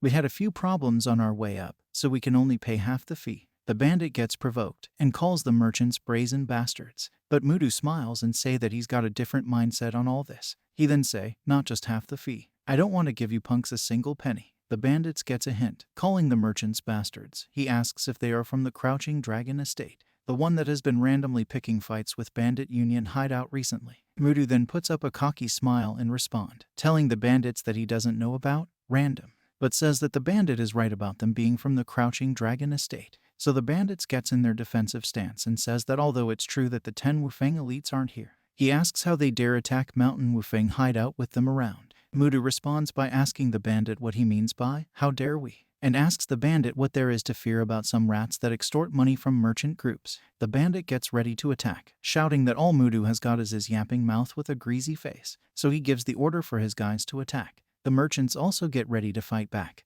but Mudu stops them. He then turns to them and asks that they do not concern themselves with these useless people and just prepare to get going. He awaits them as they plunge into attack, without unsheathing his sword. He takes out a couple of them with his bare hands and his sheathed sword. He then unsheathes his sword and uses his 9 Heaven World technique, first phase, Soaring Dragon Heavenly Ascension. The last bandit standing gets really terrified, and from nowhere, Mudu appears before him and tell him that it's too early to be surprised. While landing his attack, the bandit's sword is knocked off his hand, and as it fall to hit the ground, the bandit also fall to his knees. So Mubik points his sword at him and asks, so? With a cocky smile, M asks if they can just go now, calling the Mountain Wufeng bandits rats, some of them injured and some of them passed out. The bandit in front of Mudu grinds his teeth in anger and frustration, but still say to Mudu that he'll let them off without taking any passage fee on this one. But tell Mudu that there won't be a next time, so he asks that Mudu keeps that in mind. Mudu then casually turns to walk away with the representative from the merchant excitedly say that the bandit should have acted that way from the start, that it's a win-win situation for all when things are ended nicely, but guys like them always make you use up your energy. But turns to Mudu and say he heard that the Mountain Wufeng hideout was making quite the name for itself recently, but says that it looks like all of that were just made rumors, that these guys aren't noteworthy at all. Mudu laughs at the fact that these clumsy bastards were making fame, and say, then again, they say empty bottles makes the most noise. He then say that you can understand 10 things about something after learning one. He then say, I can tell. I can see what the level of these trashy bastards called the Bandit Union or whatever is too. The bandit, still conscious, then say to Mudu that that's fair enough and that he is simply passing through now, but that it will be different when their Hunims, the 10 Wufeng elites, are back, and say, we'll see you then, you evil bastards. Mudu gives a short laugh and asks the bandit who he's calling evil. He then tell the bandit that he was just going to leave nicely, but his yapping is quite annoying. With a disdain look, he says, right, keep yapping, you losers. He then tell him that out of all the bastards who have told him to watch his back, he have never seen a single one of them, not one come to get their revenge. Somewhere else, under a rainy cloud, the Mountain Wufeng 10 elites are running, trying to get shelter from the rain while Kiyun complains about why it suddenly started raining. But Shim tells her to stop talking and enter the abandoned shrine. The others also complain about how infuriating it is, for they are almost at Mountain Wufeng hideout and it just suddenly started raining. After entering the shrine, Tak say that it's still a relief that there's a shrine here, and the other brother adds that he doesn't even have extra clothes to change into, and they almost got soaking wet. Chief Poon then turned to them and say that since it has come to this, they should just sleep here for today and leave early tomorrow morning. And they agree. But Kion and Sobik get scared. Kion question if this place doesn't feel a bit too eerie, that it looks like a ghost could appear any second. Shim makes fun of her, asking her what ghosts, and tell her to wait till she's 60, and she'll be more scared of humans. He tell her that she wouldn't even hear someone dying when it rains this hard. Out of frustration, Kion slaps him on the back and tell him that she was already getting goosebumps. So how could he go and say things like that? Shim kick in pain, but turns to face her and they start arguing. He tells her that he's not wrong, and that it's a great weather to kill someone since the blood also gets washed away by the rain. Kion then tell him that he must be so proud of that the other union is dying to catch him all because he lived like that. They continue arguing while Jaka gives them the side eye. By the way, I wonder if our hideout is doing okay with this much rain. Chief Poon questions, and Tak tell him that there's no way it's that big of a deal. It keeps on raining non-stop, with thunder and lightning striking in the clouds. Some masked men somewhere else in the forest are moving together with a sack on their shoulders. At that moment, Jaka's senses are alerted. He then immediately whispered to everyone to be quiet, that someone is coming this way, stunning them all. So they immediately take up their sword and ready for battle. One of the men from outside kicks the door open, and they all immediately rush in. Upon getting inside, they notice the Mountain Wufeng 10 elite standing in front of them, still staring at each other. The bag one of the masked men carry makes a slight shake. Jaka notices this movement and is shocked, thinking to himself. He notes that sack just now, he questions if it didn't just move. Upon entering the building, they all stand facing each other, while Jaka pays close attention to them. One of the assassins shouts, calling them bastards, and asks them who they are. Tak responds, saying, "That's what we are supposed to say," and tells them that they were resting here first, okay? And says, "How bold of you to come barging in and start spewing all this crap." He tells them that judging by those sacks, they are definitely burglars. Also calling them bastards, he asks them who they work for. Lightning strike outside due to the weather, and one of the sack the assassins carry shake. Jaka noticed the sack move and question if it means. Tak also noticed this and called them fuckers, so he furiously asked them if they are kidnappers. Then all the assassins get on alert. Immediately they drop the sacks, they start unsheathing their swords. Seeing this, Chief Poon gives his brothers a sign, and they all immediately get into formation. The assassin sees this and states that their movements are incredibly synchronized, so he realized that they are no ordinary guys, and also states that red-haired boy, his aura is no joke. So he calls him "You there?" he asks. "What is your name?" And Jaka asks him why, and asks him if he's going to put up a memorial tablet for him in this shrine after learning his name. So he tells the assassin to forget it and just end it quickly and come at them. The assassin gets provoked and calls Jaka a young brat who's still wet behind the ears. As they rush in to attack, they ask how dare he act so impudent without any fear for his life. But before they could get to Jaka, his brothers come before him and stand right in front of Jaka, ready to defend him. They clash swords with the assassins and are able to hold their own against them. One assassin in particular doesn't flutter and is ready to take on all three brothers, but finds it difficult as he sees them coming with some serious speed. All three swords are about to cut him down, but he manages to block it all, but struggles as he thinks, shit, who would have known that they were such monsters? That we're resting in the shrine we came in to take cover from the rain. He's still thinking and struggling with the three. Chief Poong comes from behind. The guy sees Chief Poong Yoncho, but Poong Yoncho has already closed the distance. Chief Poong Yoncho then cuts him in an upward slash with enough force to force him to fall back, almost falling to the ground. But he controls himself to land properly on both feet, holding his wound. Shim Yonggak sees this and is surprised, calling them bastards. He also states that the energy they are giving off is similar to the ones they met on the way to the Bandit Union tournament, the ones who used that strange martial arts. They also showed off all sorts of martial arts. But that strangely and off-putting energy and the weird sword techniques that he's never seen before, it's definitely similar to those bastards. Poong Yoncho, standing beside Shim Yonggak, complains and questions if it's because he hasn't fully recovered yet, that he can't even deal with those shabby bastards. Shim, giving him the side eye, states that back then they all certainly had a hard time fighting those bastards, hard enough for their lives to be in danger. But here is Poong complaining and asking if it's because he didn't eat enough. Tak rushes towards Poong Yoncho, telling him to just rest. Shim, looking at him, wonder if they have become that much stronger in such a short time. And as Tak approaches the assassins, he calls them insolent bastards, telling them that they are dead meat. Shim, forgetting that he's in the midst of battle, is carried away by his thoughts, thinking, at this rate, won't those young brats catch up to me? I, Shim Yonggak, the sweet-tongued hidden sword, who used to have a strong grip over the Henan province. While lost in thoughts, he's almost cut down by one of the assassin's sword. But he manages to block the sword right in time, and the assassin shout that he'll send this old geezer off first. The assassin dashes in straight for an immediate follow-up attack. But even though Shim is still surprised from the attack, he manages dodge, getting posed at himself for letting his guard down. The assassin sees this opening and uses it to land a hit on Shim Yonggak. It was unexpected, shit is hit, and he coughs out blood. Everyone is shocked, seeing as Shim just got easily taken down. They pause and are looking surprised. Then suddenly comes Jaka with a heavy stomp of his feet to the ground. The stomp causes the whole area from his feet to the front to crack open, making the assassin lose balance and falls to the ground. Jaka then stands in front of the mess he just made, emitting strong internal energy from his body. The assassins looking at him get scared and wonder what that ridiculous martial art is, and they think, just who the heck is that guy? Jaka, all furious, says, abducting people wasn't enough for you, you even dared to touch my family? At that instant, he plunges straight ahead, calls them punks and tell them to better prepare themselves, because he'll show them what it means to be beaten up enough for dust to fly around on a rainy day. Seeing that Jaka stood up for him, Shim Yonggak smile, asking Jaka if he considers him as a part of his family. Jaka doesn't respond and just goes straight to dealing with the assassins, one by one with only his fists, and heads straight for the guy that seems to be the leader of the assassins. Upon getting closer, the door behind the assassin is shattered, making the assassin shout. And as he's about to fall, he notices something. Looking terrified, he thinks, this fucking brat.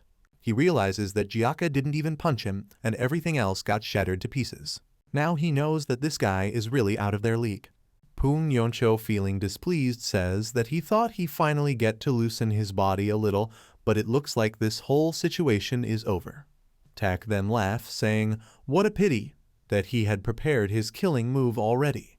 The assassin is now frustrated, so he shouts, saying that they might be retreating now, but that they'll meet again soon enough. So he tells them to just wait and see. That then he'll rip them all limb from limb.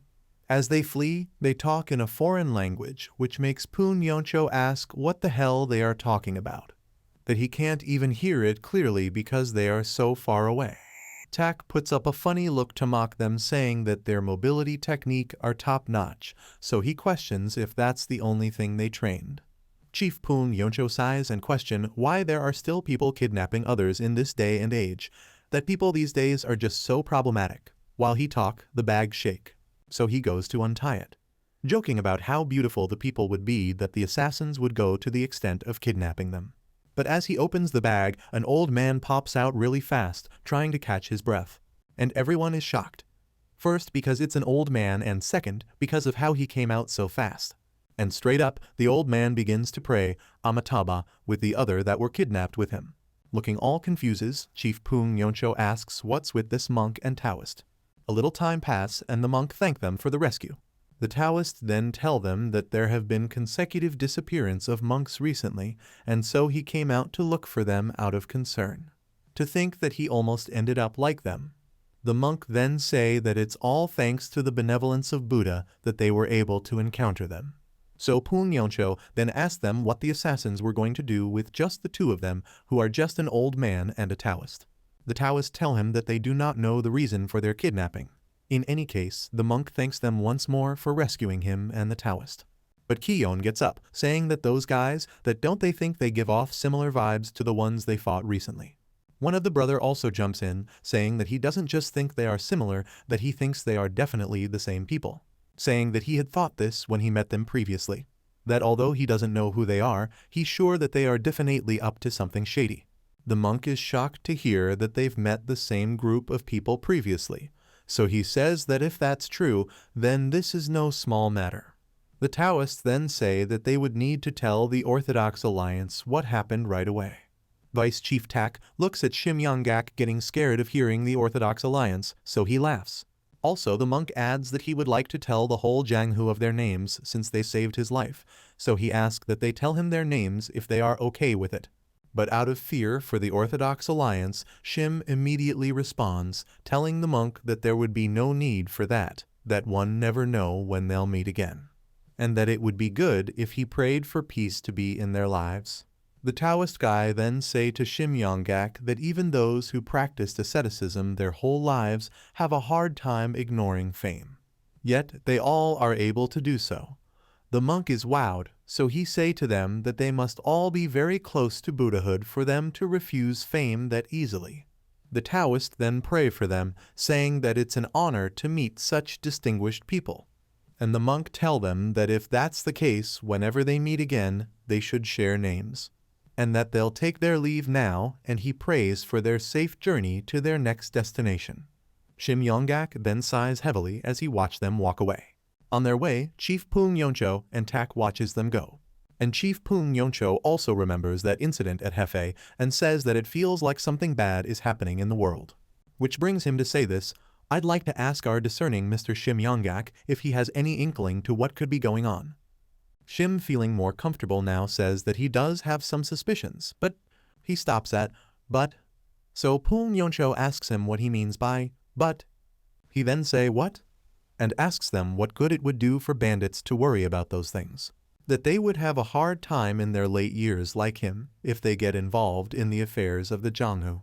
That they should just worry about how they can get back to their stronghold quickly and continue on with their lives. Thinking about it, the chief say that Shim is not wrong, that mountain bandits are not in a place to worry about other people. Tak, swinging his sword, then say that once they get back to their stronghold, they can live a much easier bandit life.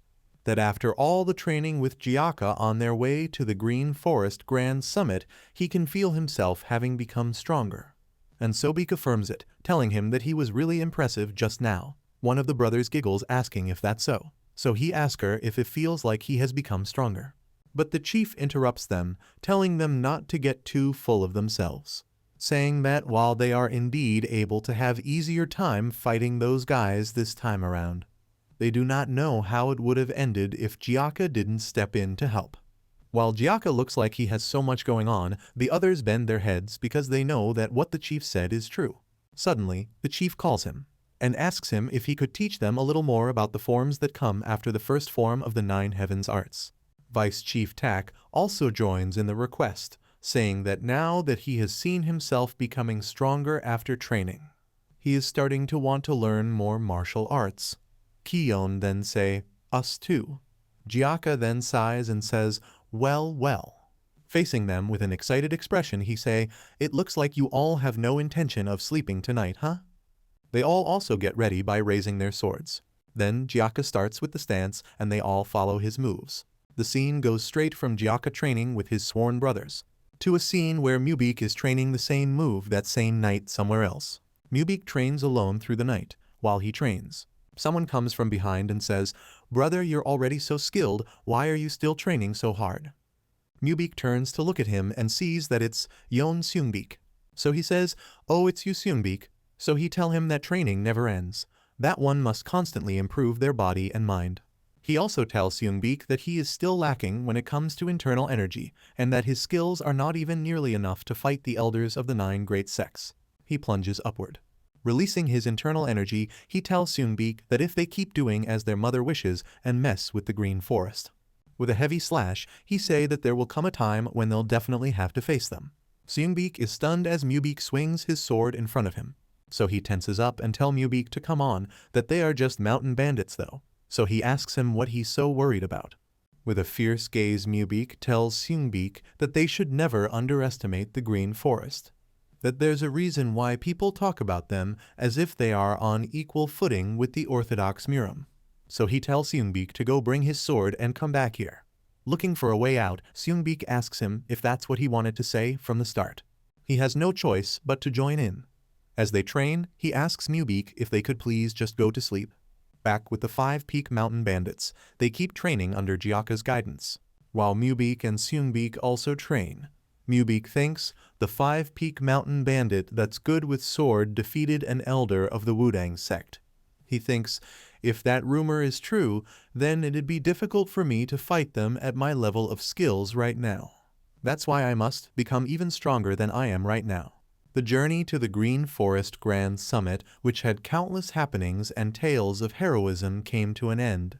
As they arrived their stronghold, the members of the stronghold happily announced their arrival and welcomed them well. Finally, the 5 Peak 10 heroes and Yeon Jaka had returned to the 5 Peak stronghold. As they are being welcomed, one of the stronghold members asked the chief if he's feeling all right because he heard that he got injured. The chief smiles back at him and asks him if he can't tell that he has long recovered from such a small injury, that he could go out there and rub some people right now. They laugh about it and say that now that he has come back in one piece, they'll be having a much easier life as bandits from now on. The chief thinks on what they said for a while. Then he says, "I guess so," while they all look at him and give a suspicious expression on their face. 2 months after they returned, Cholson is standing in front of an opponent. He speaks saying, "A ranking battle out of the blue, must we do that?" So he tell his opponent that he won't take responsibility if he gets hurt. The opponent, feeling confident in his skills, say, "Me get hurt? Speak for yourself, better steel yourself for what's coming next." He also say to Cholson that while he was away for the Green Forest Grand Summit, they have been receiving training from Yumi. So as he plunge into attack, he shout that once he defeats Cholson in this ranking battle, he'll be able to join the ranks of the 5 Peak 10 heroes and make his name known throughout the world. So he shouts, "Take this," using his Hellblade first technique. With all of his talking and shouting, Cholson doesn't even budge, but just looks at him pitifully. Cholson then raises his blade high with one hand, and immediately deflects his opponent's attack. And after the clash, they can all see that Cholson clearly cut through his opponent's blade, leaving his opponent completely confused. And as he tries to move his blade, the part where Cholson cut shatters. The opponent then starts crying, shouting, "No, my Hellblade, do you know how expensive this was?" Cholson then mocks him saying, "Heal my ass," so he tell him to just go and train somewhere. Kion and every other person watching laughs at Cholson's opponent. Looking at Cholson blush over Kion, the opponent tries to figure out what just happened, stating that Cholson's level of skills weren't that much different before they joined here though. Thinking all to himself, "I guessed it when I sensed that the vibe he gave after the Green Forest Grand Summit were different. But he's become so ridiculously strong. And he's been training for every single day ever since he came back." He then thinks that Cholson could even be stronger than Yamyang. He also notices that Cholson and Kion look so close. This realization makes him think, fuck. Then he say that he feels so alone. Meanwhile, Yomyung is somewhere else shouting, this is really not right. He shouts at Shim Yonggak, calling him sir, and asking if Shim is really listening to him. But Shim doesn't seem to be bothered about whatever he's saying and casually tells him that he's quite noisy. So Shim asks him what he's making so much noise about. He then furiously asks Shim if he doesn't see it, that all of them came back from the Green Forest Grand Summit. No one has gone to do any pillaging, not even the chief of the 5 Peak 10 heroes. That all of them were just trying every single day that the stronghold isn't functioning properly. So Shim asks him if that isn't why he has been doing all those loot runs by himself, and asks him what the problem is. He gets speechless looking at him and thinking. Yumyung then asks Shim if he didn't hear about how the Waryong Manor, people that came from Loing beat them completely while they were gone. So Shim turn and tell him that he did hear about that roughly, but he asks, well. He asks him if he turned to the chief and asked him to seek revenge. And he shouts that of course he did, recalling when he went to the chief and what he said. Chief, shouldn't we wait for those arrogant Waryong Manor bastards to go back to Loing and show them how the 5 Peak stronghold is? That they'll get back twice the toll fee from them while kicking them around, and also make an example out of that arrogant and cheeky bastard. But the chief cuts him short from his revenge speech, telling him to forget it and just let it go. He gets confused and asks, what? The chief then tell him that it's not like they'll have any trouble making a living by letting a few guys like them off. Vice Chief also agrees and says that it's just like the chief said, that he should just let them go instead of making this a big deal. Then they both get up and start discussing something else immediately, talking about how they can smoothly use internal energy. Yomyung, watching them act this way, gets really confused and just thinks to himself. Back at the present, he complains to Shim that Pung Yoncho is the chief of a stronghold, so he asks what kind of reaction that is. That there are so many mouths to feed in the 5 Peak stronghold, and at this rate, everyone will starve to death. So he says, this brings him to say this, sir, how about you suggest a ranking battle? Shim quickly turns to him shouting, what? With who, that Yon kid? And Yomyung replies saying, yes, that'll be a start. And says, back then when you didn't want to fight that Yon kid personally, I assumed it was because you wanted to err on the side of caution. So he tells Shim that if he fought him this time around. While the guy talks, Shim looks at him with so much fear in his eyes. And also start recalling the people that Jaka has fought, the elder of the Wudang sect.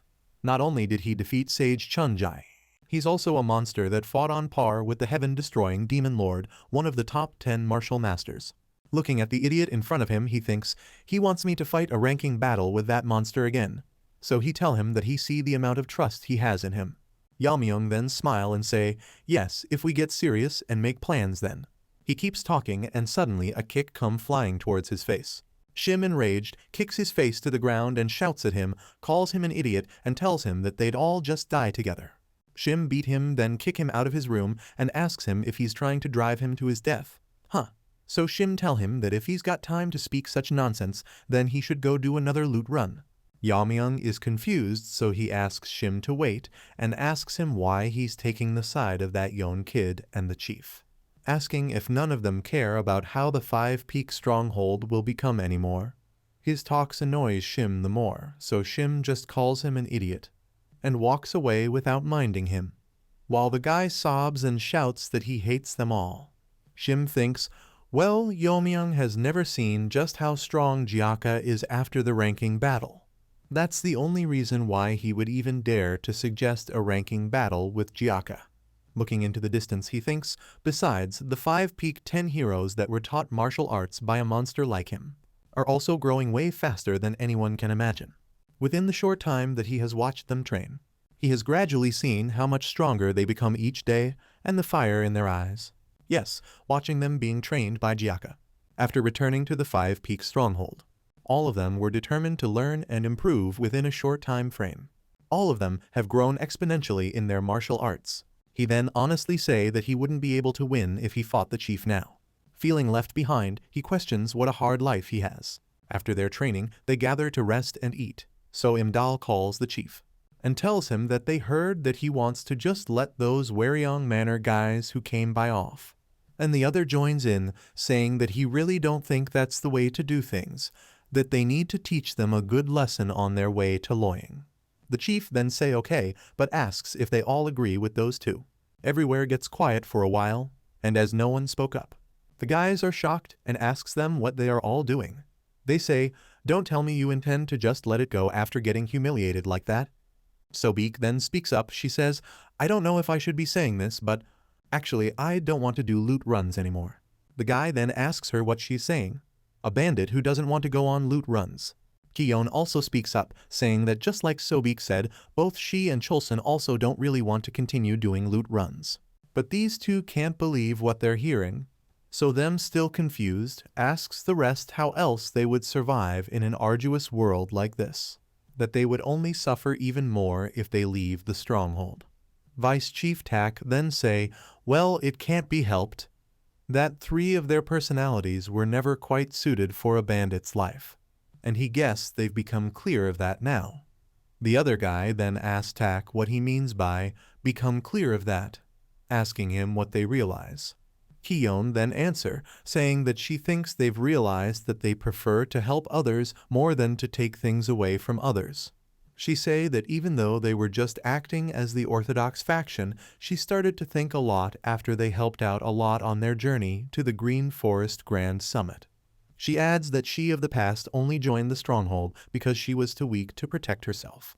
But now that she has become capable of that, she doesn't think it's correct for her to continue being a bandit. Tak smile, and he thinks that that's not surprising. That once they've understood who they really are, they won't be able to go back to being who they aren't. Looking to the side where the chief is, he thinks that means. The chief finally breaks his silence, and says, in that case, number 3 and number 4, do you want to continue being a bandit? He asks. Number 3 says yes, that they've been doing similar things for a living before they joined the stronghold. Number 4 also says that since they've been doing similar things before, they don't feel bad about doing loot runs, and that he actually thinks it's the perfect job for him. But he says to the chief that no matter what, it's his decision and that they'll follow his orders. Chief Poon Yoncho, looking at them all, thinks for a while and say, okay. He then declare that from today onwards, number 3 and number 4 will take over the stronghold. These guys are shocked, so they shout, what? But they calm and asks the chief if it couldn't mean. Before the guy could ask his question, Tak smile, thinking that he already knew it. The chief then proceeds and say that as of today, he'll step down as the chief of the 5 Peak Stronghold. Everyone is taken aback by what he just said. In shock, they call him chief, but he stay quiet. Kiyon then speak, asking him what the hell he's talking about by saying that he's stepping down. He looks at her and says, what do you mean what I'm talking about? It's just as I've said. Did I not tell you this before? I have a wife and a child that I had to leave without a choice because I was wrongly accused of something. Sobik, with a pitiful look, then asks him if he's going back to his family now then. She asks him if he has already decided on this. Well, he says that he's not sure yet, that he had thought he was protecting his family back then by leaving them. And that is why he started to be a bandit since he had no other choices. So he doesn't know if he should go back to them now after having left for so many years. Tak then smile at him and say, Chief, I guess you had your own set of problems like Jaka, huh? Number 4 then say to him that it must have been painful to force himself to go on loot runs this whole time then. The chief quickly waves it off saying, not really, it wasn't painful, and that he doesn't regret his time spent with the stronghold at all. So he say to them that to be able to meet all of them and overcome all those countless hurdles together and even being acknowledged as a Green Forest stronghold, that was certainly one of the most brilliant moments of his life that he wouldn't exchange for anything. Number 4 and number 3 smile and are happy to hear him say the things he said. Vice Chief Tak and the others smile as well.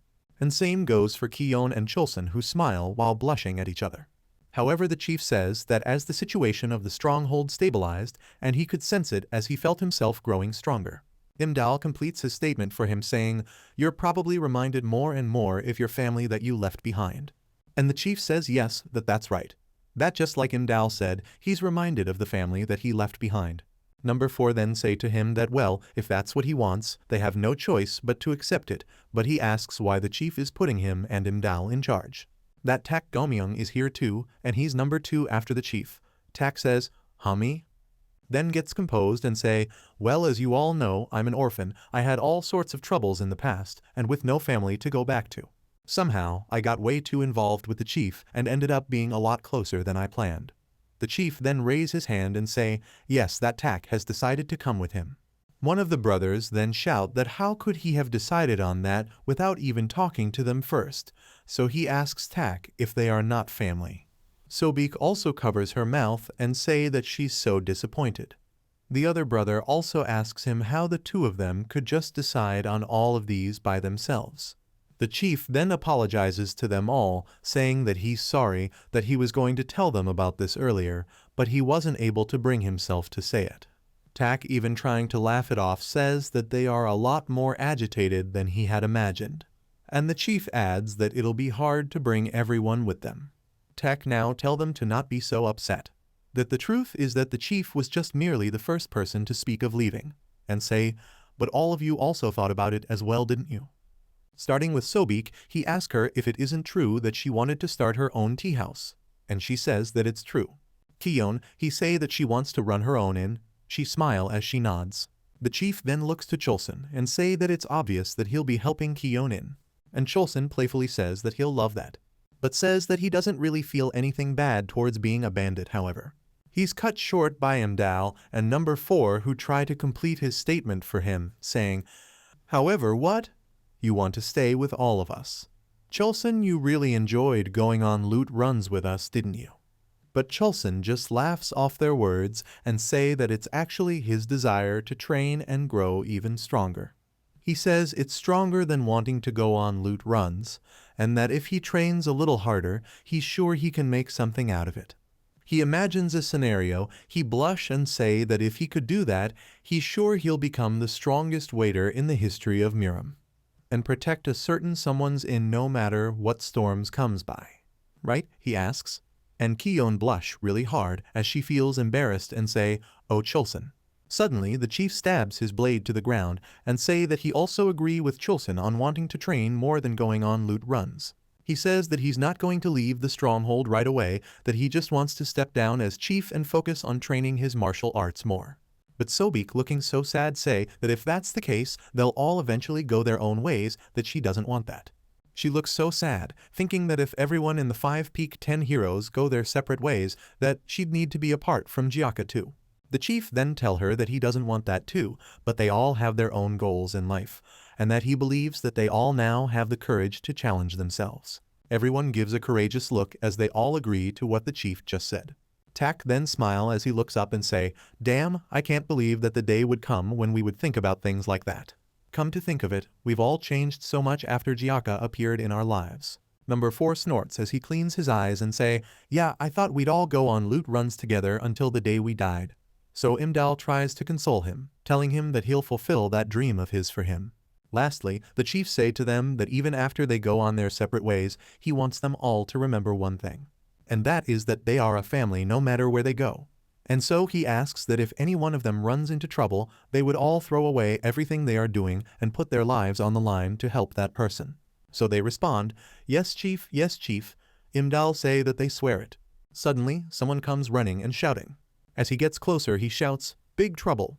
So Tak asks him what happened. He tries to catch his breath and say, Sir Shim. He shouts as he begs that they please stop Sir Shim Youngak. Number 4 asks Shim. He asks who that is and who on earth does he want them to stop, wondering if the guy ate something bad. Tak also asks him what on earth he's talking about. Meanwhile, at the same time, Shim comes standing behind Jaka. Jaka then turn to him and call him old man, asking him why he has come here. And Shim stutter as he says, about that. Oh lunch, I was wondering if you had your lunch. Jaka just turns away from him as he tell him that lunch was already a few hours ago and that he had his fill of lunch with the chief, so he asks that Shim goes back if that's all he has for him. And suddenly Shim shouts Jaka's name and begs him to teach him martial arts, saying, please teach me martial arts. He stands there shaking and sweating as he waits for a response. Jaka then asks, learn martial arts at that age of yours. He just tell him that they shouldn't make things cumbersome for each other and that Shim should just do as he has been doing so far. Shim then summons up some courage and shouts to Jaka that all his life He spent it doing hideous deeds like beating people, taking from others, and even killing people without a single prick in his conscience. He say that he's someone who ended up joining this stronghold, even being chased after by the Orthodox Alliance his whole life. He say that martial arts was a tool for him to suppress the weak, and that was all. Jaka sits without a word as he thinks of what to do while listening to Shim. Shim continues saying, "But after you destroyed that arrogant mindset of mine, I learned something as I watched the rest of our stronghold members use martial arts for the right cause. Martial arts that are used to help people and the strength to do the right things. Above all, doing that would be far more meaningful and beautiful thing. And also, I've started to want to know more about this new world of martial arts." Jaka then slightly turns his head as he say, "Seriously, do people talk like this as they grow old, or is it just you?" Shim asks pardon and asks Jaka what he means. Jaka, looking at him, gets pissed and asks him why he's making it so complicated when all he wants is for him to teach him martial arts. With a relieved expression, Shim says, "Yes, well, I guess you could say that's what I want." But as Jaka gets up, he tells Shim that the 9 heavens arts that he learned is totally different from the demonic arts that he learned. So he says to Shim that he could experience energy deviation if things go wrong. He then asks Shim if he's really alright with that. Shim, with a resolved mind, tells Jaka that if that really happens, then he guess it can't be helped. That he's prepared to do it even if he'll lose all of his energy in the process. He looks at Jaka, waiting for a response. Jaka looks back at him without a word first, then says, "Well, if you're so insistent, then I will teach you, but don't blame me if you end up in the underworld because something went wrong, got it?" He also tells him to not appear in his dreams and hunt him for causing him death or whatever. Shim tries to laugh it off, saying, "Even so, I doubt I'd really die, right?" So he asks, "Would I?" Jaka then goes back to sit and tells Shim to forget it, that he should just forget about the training and that he should go and leave his quiet life as he has done so, and calls him old sir. Shim immediately starts begging Jaka, saying, "Wait, even if I do die, I'd never appear anywhere near you." So he begs Jaka to please teach him martial arts. Back with the 5-peak stronghold Elite 10, Imdal shouts, "What?" asking Yomyung if it's really true that old man Shim is training with Jaka. And he says yes, that that's what he saw before he came here. That they said they were going to train deep in the mountains and were carrying a lot of belongings actually. He tell them that Sir Shim is quite advanced in age, so he's worried that he might injure himself if he pushes himself too much in training. Tak looks confused but says, "Old man Shim and Jaka, I never imagined the two of them would be capable of doing that." Kiyon then say that she's not so surprised about Shim, that she's more surprised that Jaka agreed to training together with Shim. Sobek, thinking on it, say that perhaps it could be because Jaka remembers what old man Shim did. Even though old man Shim grumbled a lot, but he did help them out a lot during their trip to the Green Forest Grand Summit. Welltak say that he can't deny that, although he doesn't want to admit it. Chief Pung also adds that Shim did carry him to the arena, which was already in a huge mess, and that he was honestly quite touched by what he did there. But still, he remembers Shim saying that his back was aching. Later that evening, Shim is carrying a bag and climbing up a mountain. His back aches, so he complains about it, and asks Jaka how much more they have to climb. Jaka then tell him that they are not even half there yet, and he's already whining.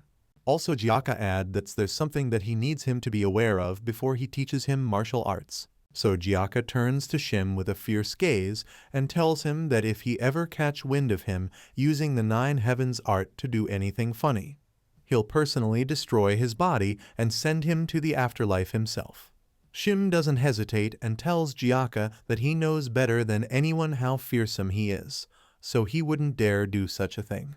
He also say in his mind that he'd rather just take his own life than to go against Jaka. They finally arrive and Jaka say, "Well, alright then.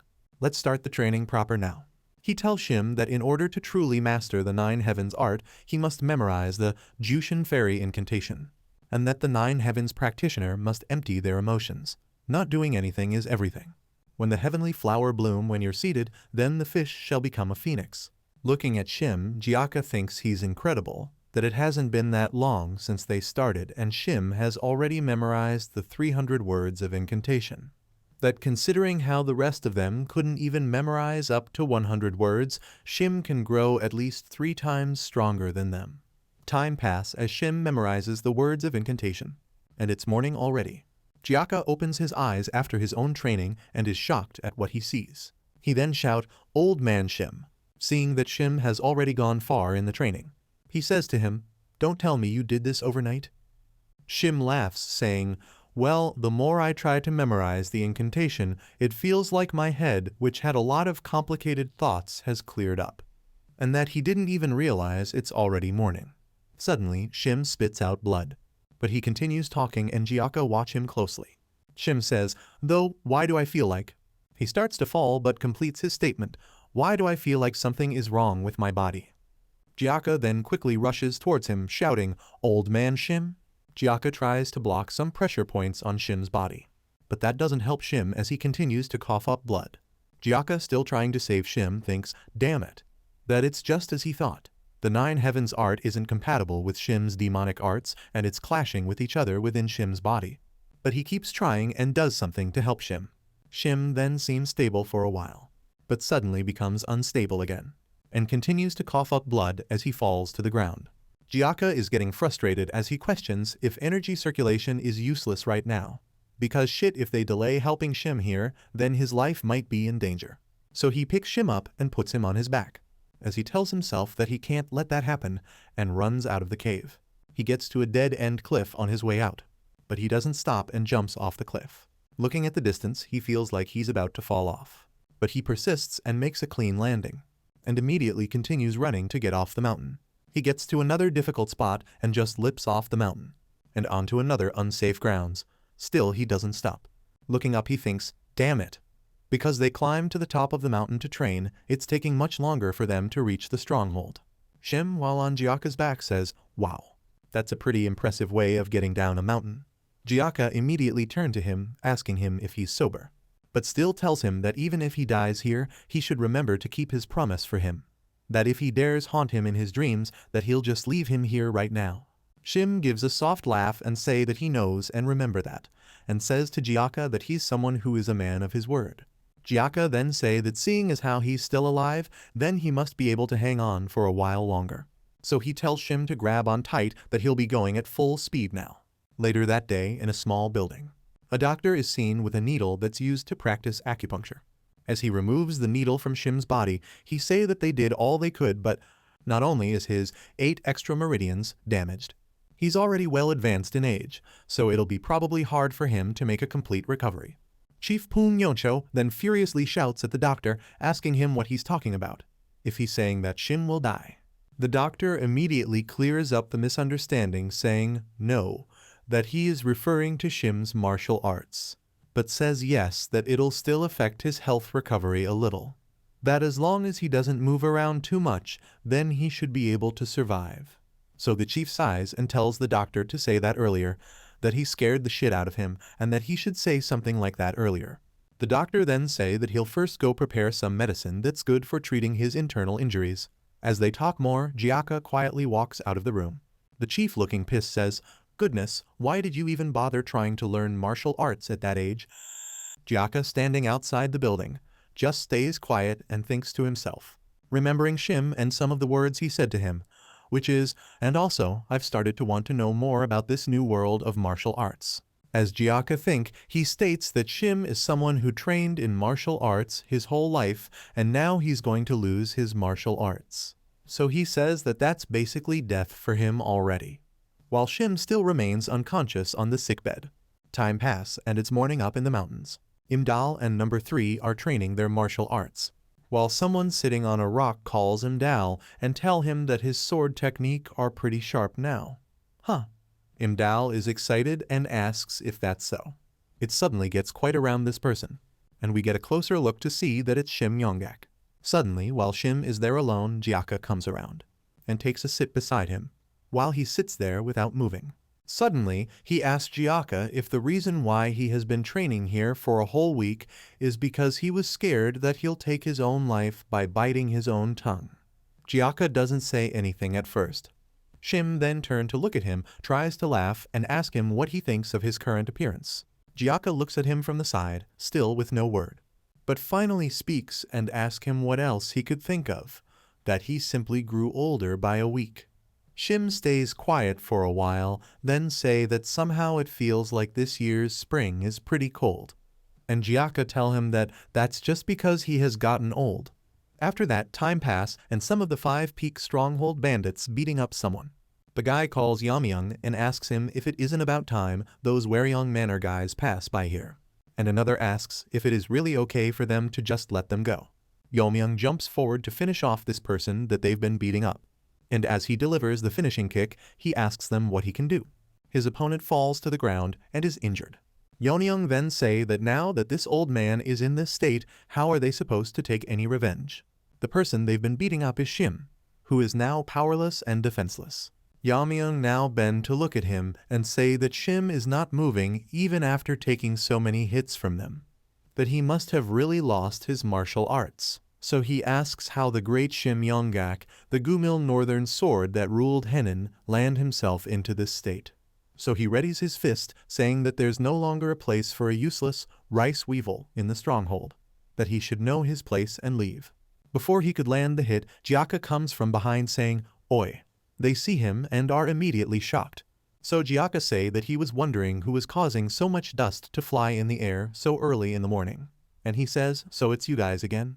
He tell them that it looks like they're going around doing idiotic things because they have too much time on your hands. So he asks them if they want him to do some sparring with them personally. All of them in fear instantly refuse, stuttering as they say, "No, we'll pass on that."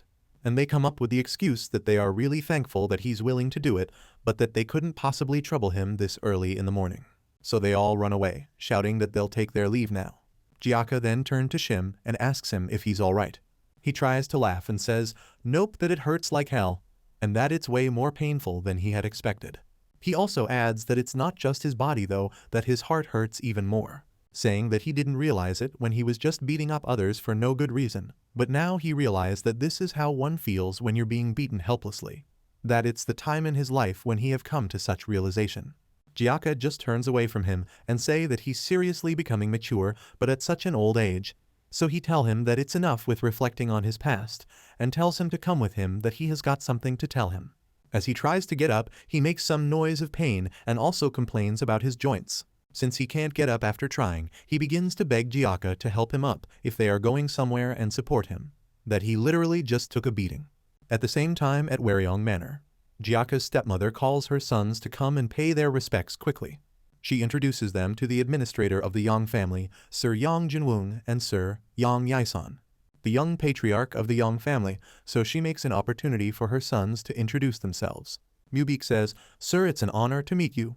I'm Yon Mubik, the current manor master of the Waryong Manor." And his younger brother, Yon Soonbeek, introduces himself as well. Yang Jinwoong praises Mubik, telling him that he's as handsome as the rumors have mentioned. And Mubik says, "You flatter me. You must be exhausted after a long journey here, let's head in quickly." They all head inside, and while they are in, they discuss their reason for coming and everyone seem happy. After that, the Yang family thank Madame Beek for her hospitality and say they hope to meet again soon. She returns the pleasantries saying, "Ho ho, we're the ones who are thankful for your visit. We'll soon send a marriage proposal to the Yang family." They get on the back of their horses and hit the road. As they move, the patriarch Yang Jinwoong turns to Yang Yaison and asks him what he thinks of the Waryong swordsman Yon Mubik. Yaison tell him that Yon Mubik is perfect as the rumors have mentioned, an excellent and talented young man. Patriarch Yang Jinwoong agrees with him and says, indeed, he was able to not just rise to fame by being talented at swordsmanship, yet he also brought the nameless Waryong Manor up into one of the top few martial families into Loyang. Finally, he tell Yaison that there is no one better than Mubik who's worthy of becoming the lifelong partner of his sister Yihua. But Yaison say there's something that he's bothered by. He says, Madame Beek, the current leader of the Waryong Manor, is trying to expand their forces extremely aggressively, and has caused a lot of complaints and unpleasant rumors. He says at least that's what he heard, so he asks Patriarch Yang if that will be okay. Patriarch Yang Jinwoong then asks Yang Yaison if that problem wouldn't go away naturally once the marriage with the manor master is a done deal.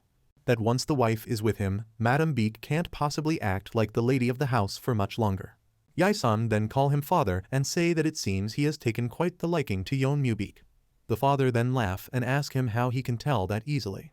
Back at the manor, Jaka's stepmother, Mubik's mother, give a smile and tell Mubik that she knew it, that it seems that the Yang family would be extremely pleased with him, and that the daughter of the Yang family is so beautiful that she's earned the nickname, the Beauty of Dingzhu.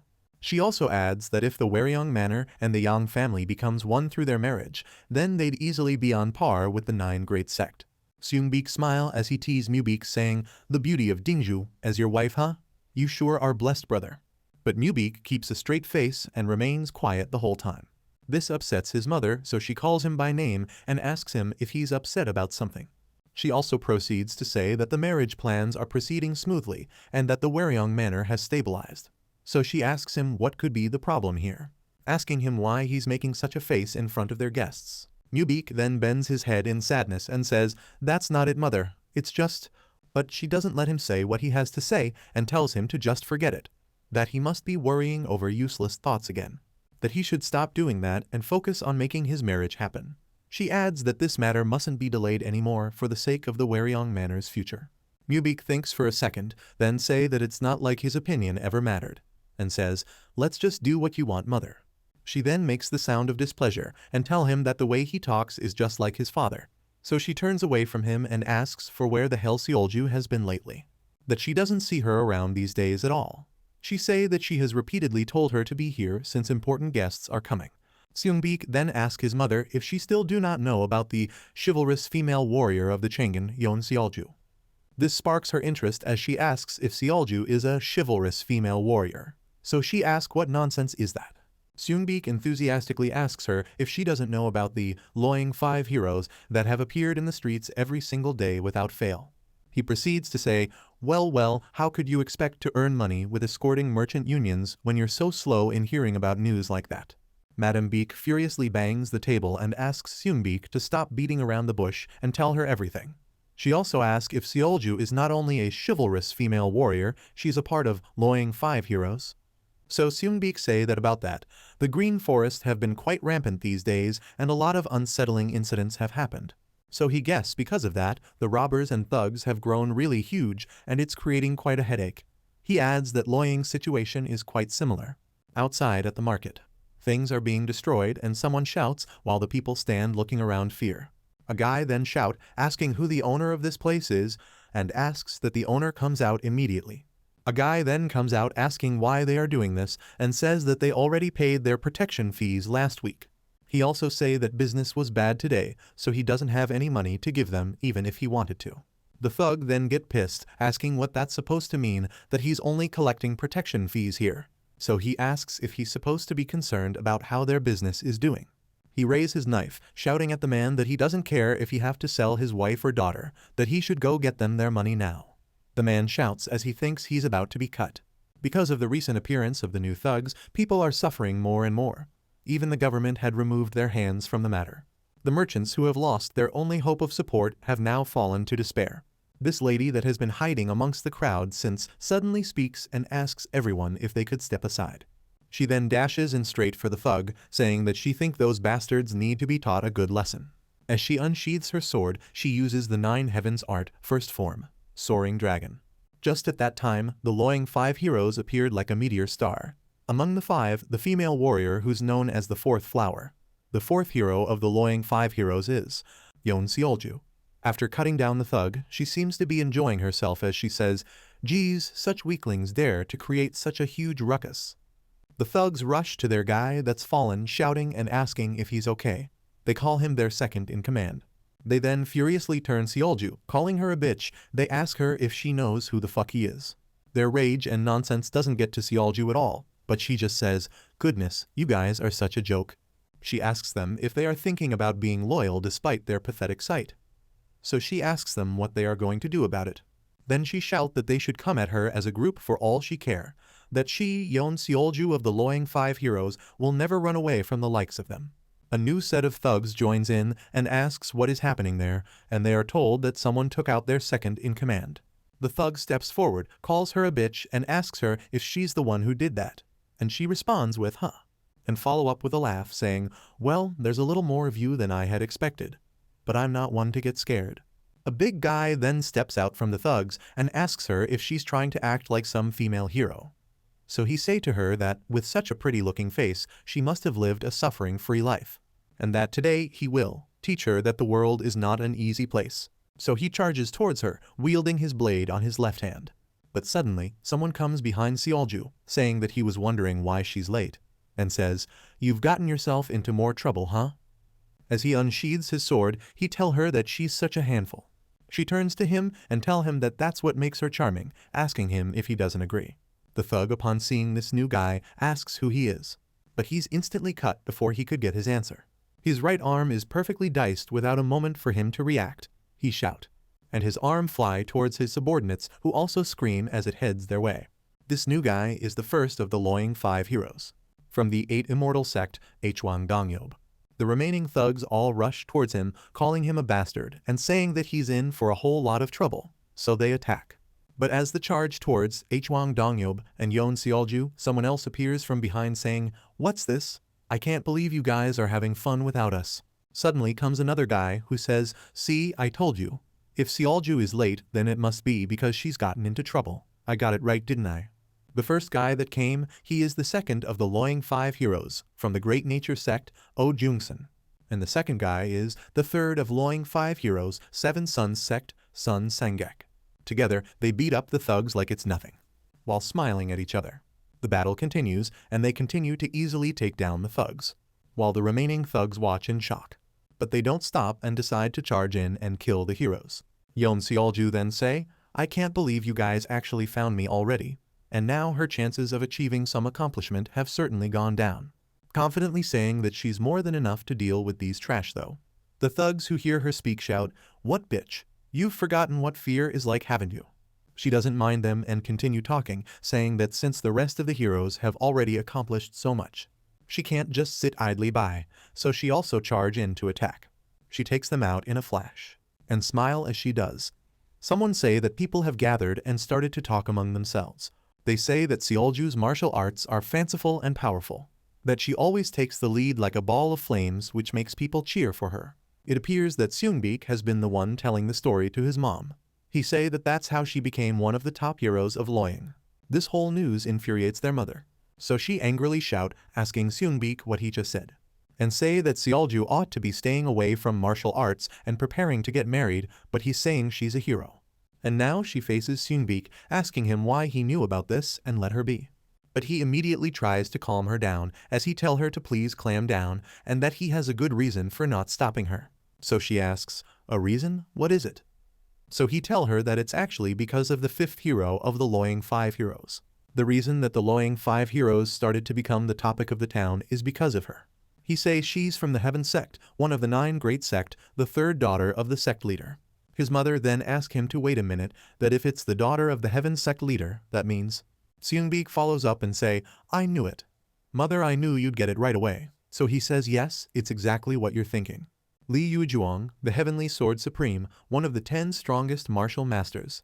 The Loyang 5th hero is his favorite granddaughter and is also famed for her exceptional swordsmanship. At the scene of the fight, she rushes in style and swiftly takes care of some thugs. The 5th hero of the Loyang 5 heroes, Heaven sect, Lee Saman. The people cheer her on as she defeats the thugs. So back at the manor, Seungbik tells his mother to think about this when we expand our forces in the near future. Wouldn't having a close relationship with the Heaven sect be the best thing for us? Mubik looks at his mom from the side, waiting to hear what she says. But she then grinds her teeth and calls Seungbik a fool, asking him if he does not really know what his sister is like. It's not the response he was expecting, so he's shocked and says, "What?" The mother then shout at him, saying that it's obvious that Seolju will get into trouble with that brashness of hers. That when that happens, not only will it not help them, it could even ruin their relationship with the Heaven sect. So she asks him if he did not think of that at all. Back at the scene of the fight, Yeon Seolju and Lee Saman. Back at the manor, Mubik finally speaks, saying that even if that does happen, it can't be helped if that's the life that she has chosen. He says that unlike him, who is the manor master, there's no need for Seolju to live the life she doesn't want to.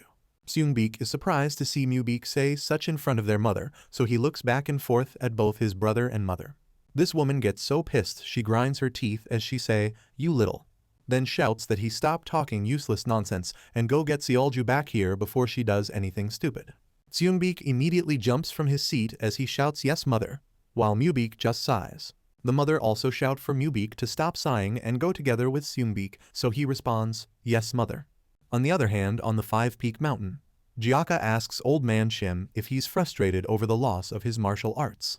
Shim, looking so tired and old, asks him what's there to be frustrated about, saying that he has lived his whole life in a world where only the strong survive. So it could be said to be natural for the weak to be devoured in the murim. Jaka sighs and say to him that he's glad he's not frustrated, and tell him that a lot of people have been beaten to a pulp by him after all. So he tell him to just think of it as punishment for that, and that he shouldn't be too upset. Shim give a subtle laugh and say, punishment, huh? I guess this could really be punishment. So Jaka, speaking like he doesn't care, asks Shim how circulating energy is working out for him. And he tells Jaka that he keeps running out of breath, that he can't even regulate his own breathing properly. So Jaka asks him if he remembers the last part of the incantation. When the heavenly flower blooms while you're seated, then the fish shall become a phoenix. He tells Shim that in the past, Sage Chun-Jai told him about this before. He say that Sage Chun-Jai asked him what would need to be done in order for a fish to experience a new transformation. So he asks Shim what he thinks. Shim then say to Jaka that someone like him couldn't possibly know the answer to that. But then it hit him. He thinks it couldn't be. Then he says out loud, body reformation, that's probably the only way. Jaka then tell him that the rest of his brothers could only memorize 100 words out of the 900 words of the Juetan fairy incantation, and that's probably the most they'd be able to learn. He says, on the other hand, you managed to memorize 300 words in such a short time. And that's why maybe your body screaming in pain could be a natural result of that. So, if you're able to unclog the clogged energies, wouldn't you become at least 3 times stronger than the rest? Shim thinks of this, and in his mind, he's excited that he has a chance to regain his internal energy. A much stronger internal energy than before. So he calls Jaka by name. But Jaka just gets up and say, oh, but if you die of old age before your martial arts come back, then it's all for naught. You know that, right? So he tells Shim to make sure he lives a long life. Shim asks, I doubt I'd die of old age, right? Saying that the heavens have allowed him to learn 300 words out of the incantation. Jaka looks at him with a smile and asks, the heavens? He says, you're a villain and you believe in the will of the heavens. And finally says, one really has to live long and see all that the world has to offer. Shim, giving him the side eye, asks him if he isn't a little too young for him to be saying that. Jaka just proceeds to train and says that in any case, he's done with what he wants to say. So he tells Shim to head down the mountain, otherwise the chief will start nagging at him for being too harsh on a sickly old man like him. As Jaka train doing his sword moves. Shim, watching him, thinks, I wonder if it's because I've seen him training for a long period of time, it feels a little out of place. He thinks more on it and says to himself that no, that's not it. So he realizes that he simply haven't been able to see it clearly because Jaka's so strong. Looking closer, he notices it even more, that feeling that's out of place. He thinks if he should talk or not, and decides to talk. So he calls Jaka. Jaka asks him what is it now, and asks him why he called for him. Shim then say, I think your martial arts are meant for swords and not blades. Jaka pauses and asks, swords, blades? So he asks if there's a difference between the two. Shim responds saying, yes, that it's quite different. But Shim is baffled that Jaka doesn't know this much. He also recalls that Jaka learned the basics of martial arts from Sage Chun-Jai. So he wonder what exactly did this monster learn. So he guessed it'd be actual fighting and not so much on theory. So he explains to Jaka that sword and blade techniques are said to be as different as heaven and earth, that the difference is huge. So if you use a sword technique with your current blade, then naturally its power would be halved. Jaka thinks as he looks at his blade. Then he says to Shim that this blade was given to him by their chief. Smiling as he talks, he says that when he first joined the stronghold, no one used a sword as their weapon. That this was a present from their chief. So he could never just throw it away, so he has continued to use it. Shim, thinking about it, thinks, well, he did defeat Sage Chun-Jai with that blade, so there's no real need to worry over that. Jaka, still contemplating on this new information, asks Shim once more if it's really that different though. And Shim thinks, what if he really exchanges that blade eventually? For a sword, I wonder just how much stronger he'll get. He gazes upon Jaka as if seeing a different kind of being. Jaka catch him looking strangely and shouts, old man Shim, what's with that look in your eyes? Shim just laughs it off and says that it's nothing and tell him to just continue with his training. Jaka sighs and say, what a boring response. Loyang Tea House. Someone say that the day they've been waiting for is finally here. He asks them if they've all written and left letters behind. The first of Loyang 5 heroes, Hwang Dongyob. The second of Loyang 5 heroes, Oh Jungsun. The third of Loyang 5 heroes, Sun Sangjuk. Both nod their heads in response. The fourth of Loyang 5 heroes, Yeon Seolju. The fifth of Loyang 5 heroes, Lee Salmon. Both nod their heads. They are the Loyang 5 heroes that come from different groups within Loyang that have decided to roam the Jianghu together. The group that they belong to would be those who just received the letters. The 8 Immortal Sect received a letter. The Great Nature Sect received a letter, and a lady calls a certain sir to please take a look at this letter. The 7 Sun Sect received a letter, and the mother of the child asks her husband of what they should do now. The Heaven Sect received a letter, and the patriarch asks that nobody makes a big fuss about this. The Waryong Manor received a letter, and the mother starts cursing and shouting, Seolju you brat. She shouts that Seolju wants to roam the Jianghu, so she asks if they still have not found her yet. At the tea house in Loyang, Lee Salmon tells Seolju that her mother would be angry though, so she asks if Seolju will be okay, and says that her mother is notorious for her nasty temper. Seolju then casually tell her that of course she'll be okay, that her mother keeps trying to force her into marriage talk these days, so she'll take this chance to show her mother how serious she is. In other to spite, Lee Salmon Seolju sits back with a cocky expression and asks Lee Salmon the same question. She say, will you be okay though? If you, a daughter of the leader of the Heaven Sect, one of the Great 9 Sect, roams the Jianghu so publicly and get caught in some nasty rumor, wouldn't you be in big trouble? Your sect is on a whole different level compared to the Waryong Manor. So Lee Salmon turns to her and say, well, I too would hate to marry someone who is a stranger just because my father said so. Since I'm born into a martial arts family, shouldn't I take control of my own life with my own hands? After saying these, she put up a bright smile and Seolju is very unhappy about her calm expression. Sun Sangjuk notices the tension between the ladies, so he tries to calm the situation. He says, come on, I get just how serious the two of you are, so calm down a little. Then he tells them that it's about time to leave, so they need to get prepared. Oh Jungsun also says the same and say that they should leave soon. That if they don't leave soon, their family might send people after them to hold them here. Hwang Dongyob sighs, saying that they are all grown-ups already, but yet there's still so much opposition from their family that they are so overprotective. Seolju is fired up as she agrees with him and bangs the table, shouting that even though their parents made a name for themselves roaming through the Jianghu too. And Hwang Dongyob says, haha yeah. She then calls Hwang Dongyob and asks him where he said they are going first. With a serious look on his face, he tells her that they are going to Pingding Mountain, Crimson Wind Stronghold. He say that they have two notorious bandits there, the Hell Bandit and the Slaughter Bandit. Seolju laughs at the names, calling them lame, and say that it's like they want the whole world to know that they are bandits. So Jungsun asks if they'll be joining a merchant union that's traveling from Yuju to Pingding Mountain. Dongyob say that's correct, that if those bandits knew they were going to their stronghold, they'll get all scared and stay hidden within their stronghold. So the best way to do this is to travel together with a merchant union. Alright then they say, and they join their swords together. And as they walk out, they shout, Loyang 5 heroes. This is our first step into the Jianghu. That was how the Loyang 5 heroes stepped into the Jianghu for the first time to subjugate strongholds of the Green Forest. Beyond their objective, the Crimson Wind Stronghold. And further away from the Crimson Wind Stronghold, the place they'll finally arrive at.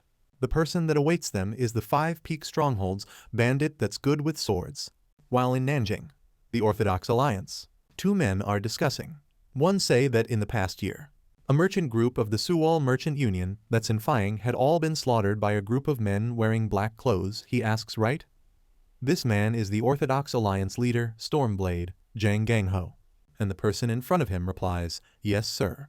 This person is the chief advisor, divine strategist Yeagle Seungwoon.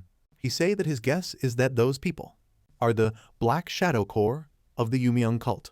The Orthodox Alliance leader now asks if that demonic cult has shown itself again. So the chief advisor turns to his back and says, the person that saved you from the Black Shadow Corps.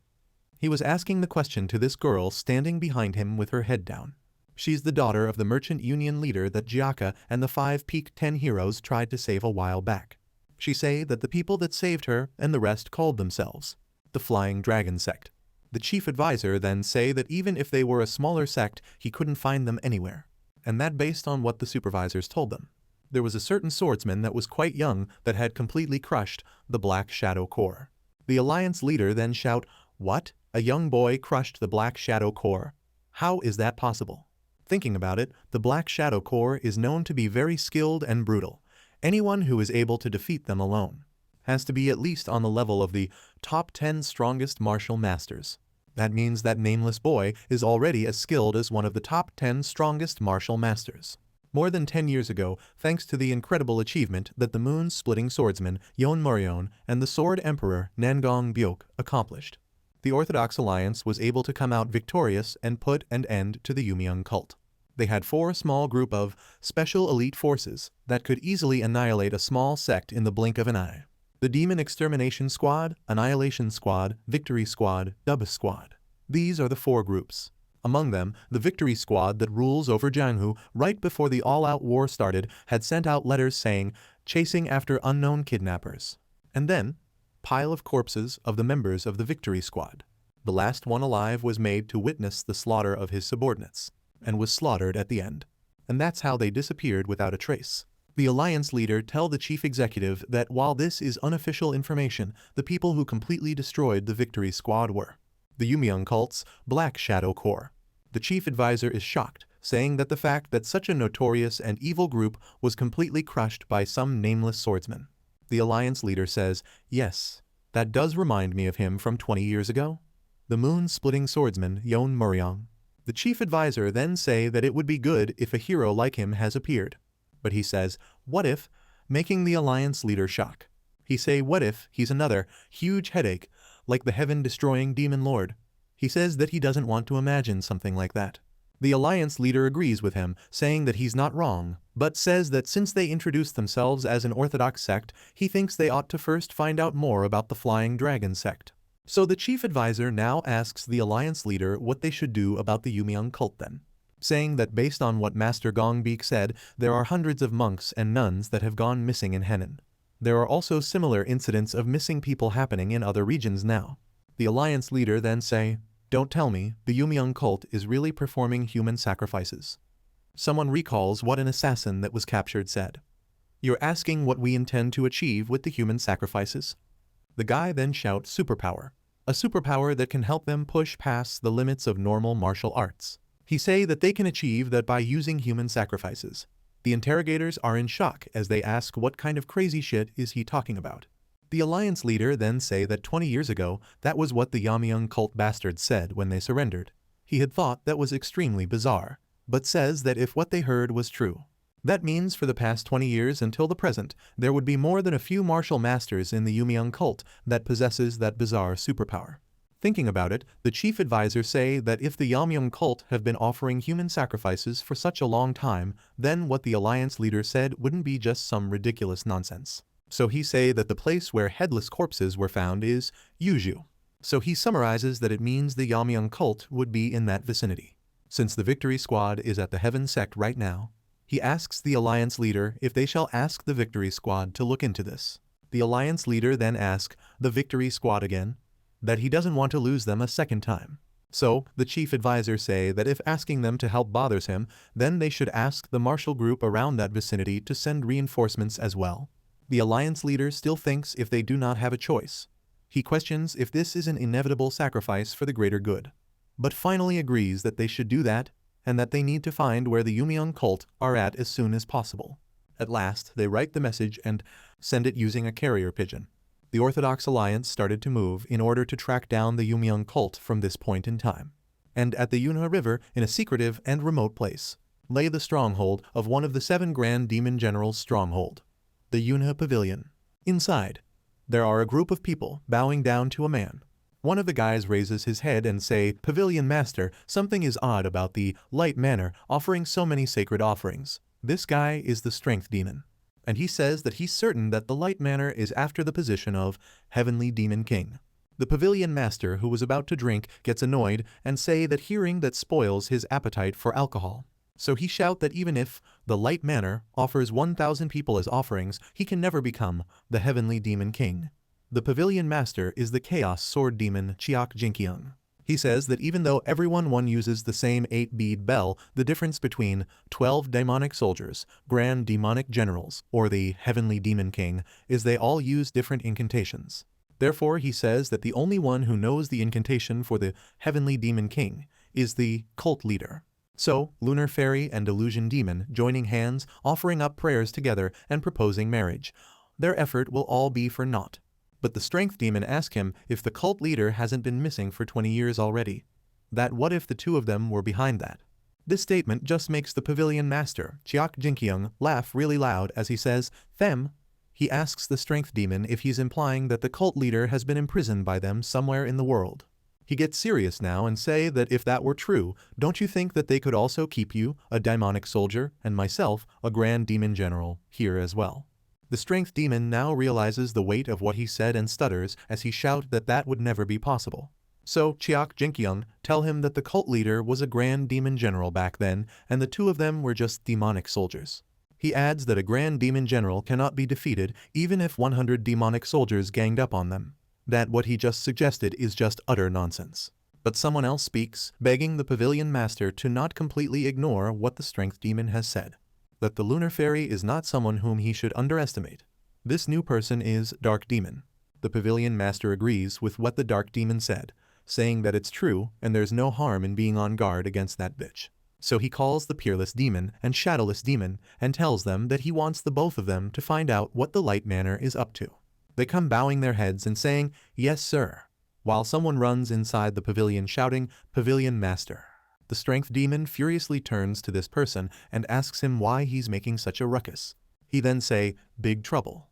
The Orthodox Alliance and the martial groups of Loyang. They seem to be searching near the rivers of the Yunha Pavilion. The Pavilion Master then bangs the table saying, "In the end they've come to suspect this place, huh?" So he says that since it has come to this, there's no longer a need for them to hide. And he asks his subordinate, how many of the Orthodox Alliance and martial group are there? Those dogs of the Orthodox Alliance that walked into their graves unknowingly. Outside is 2 full red moon. The Orthodox Alliance group that are outside sees this and question what is wrong with the sky. Nangong Yon and her brother Nangongchen both see the red moons shining bright in the night sky. Sochen asks Yon if that isn't the twin crimson moons that they've only seen in books. Yon, focused on the moon, thinks, just as he said, the twin crimson moons are supposed to be an omen for when something is about to happen that will determine the fate of a country. A terrible omen when the fire star threatens the heavenly star. Suddenly, the image of their father appears in front of her. She sees this and thinks, "Father." She then immediately shouts, "Brother," he's shocked. And before anything else, she starts running and telling him that their father might be in danger right now. And instead of following her immediately, he shouts out her name. At the Nangong clan, Nangong Byok looks up at the twin crimson moons. Huguang Province Mountains Wudang, a small building on the mountain. Inside is the Heaven-Earth Supreme, Sage Chunjai, looking at some stuffs that he used to read signs and get divination. His expression changes as he looks at what it shows him, so he thinks, this is a sign, a dark omen, isn't it? He then say that he has never seen the divination of a dark omen in the past 20 years, so he questions if there's going to be a natural disaster. Bandit Union headquarters. Roshi asks her father if the skies have gone crazy. She say that this is the first time she has ever seen something like this, so she asks just what in the world. The Shattering Heavens Demon Lord then tell her that the sky looks like it's anticipating a severe bloodbath just like that day 20 years ago. Ryoshi hears 20 years ago and she asks if by that day he means. She doesn't finish her question. And her father questions if in the end it is really beginning again. Galaxy Riverbank. The situation is dire, as the Yumian cult has killed almost all the warriors, with very few left standing in this one-sided massacre. But they are still being massacred with no hope of winning or retreating. One of the warriors, who receives a stabbing to buy time for his subordinate to run away, shouts at the subordinate saying, "What are you doing? Hurry up and run away. Get out of here, even if you're the only one that survives. We need to inform the Orthodox Alliance about this." And the guy shout, "Yes, disciple brother, you need to stay safe." As he turns to run away, his disciple brother is killed, and someone from the demonic cult blocks his path and asks him where he's going to. The demonic cult member who blocked his path carries the head of a warrior and says, "Although you all crawled into this place on your own while searching for us, you can't just walk out as you please after all these."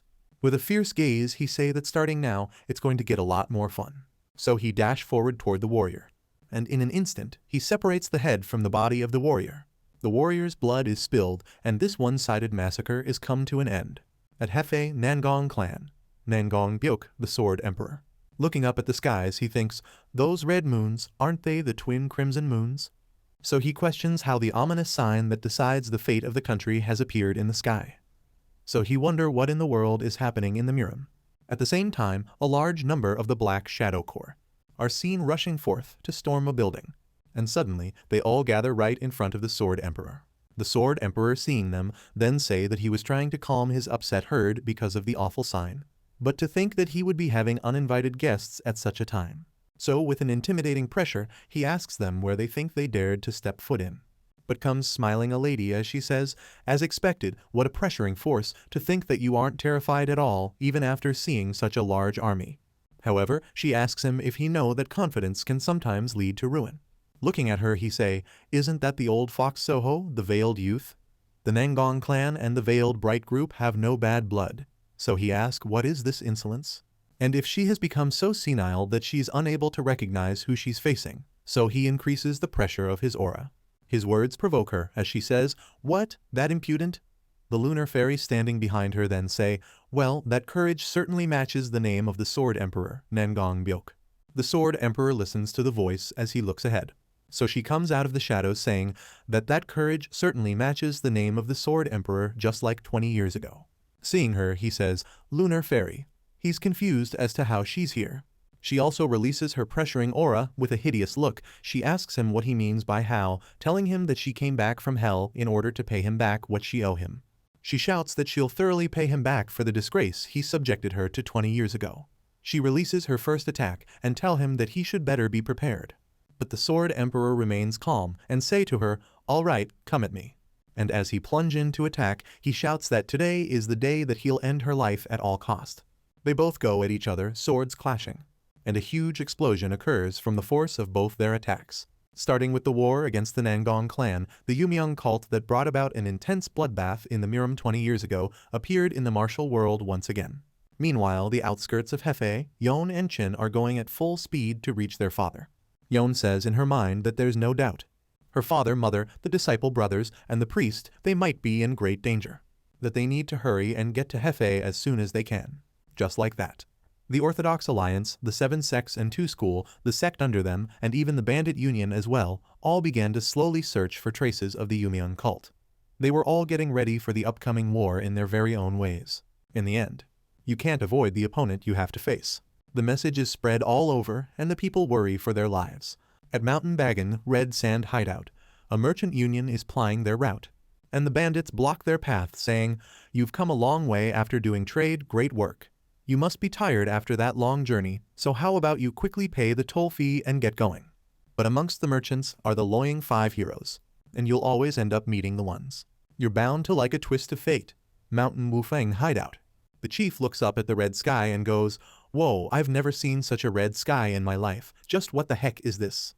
Tak say that he agree that it looks ominous, so he turns and calls Old Man Shim, asking him if he's got any idea why the sky is acting this way. Shim says that he's not sure, but says, well, this isn't completely the same, but there was a time when something similar happened. 20 years ago, the worst war in the history of Murim, which the Order Union barely won with the help of the moon-splitting swordsman and the Sword Emperor. However, it still left us with more casualties than survivors and almost caused all the sects to disappear. It's similar to the Yumi cult blood war. They are all surprised to hear this, and Tak asks, what? Is that true? The chief asks, the demonic cult? Sobik gets really confused as she asks who the demonic cult is for the brothers to be reacting this way. The chief then tell her that the demonic cult are a highly formidable bunch. That if they hadn't been stopped at that time, the Murim would have probably become hell itself by now.